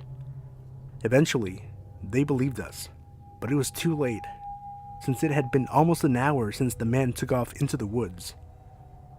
They told B that she could drive her car home, but because Chris and I were adults, they wouldn't allow her to give us a ride back. So I asked the cop if he would take us back home, and he declined, and not politely either. It was pretty clear they thought we weren't being 100% truthful about not messing with B in the woods. The cops left us there, standing in the middle of the road in pitch black darkness, woods on either side, after being robbed at gunpoint and the man probably still close by.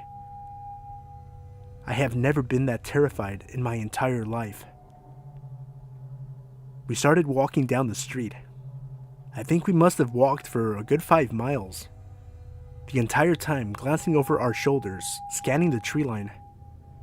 Every time we heard any sort of noise, we jumped and just stood still. Eventually, we came to a main road and could see a shopping center not far off. These were usually patrolled by security at night, so we thought it was our best bet. We get up to one of the main stores, a Dollar General, and scan the lot for any type of security, and there was nothing. Not one car in the entire lot.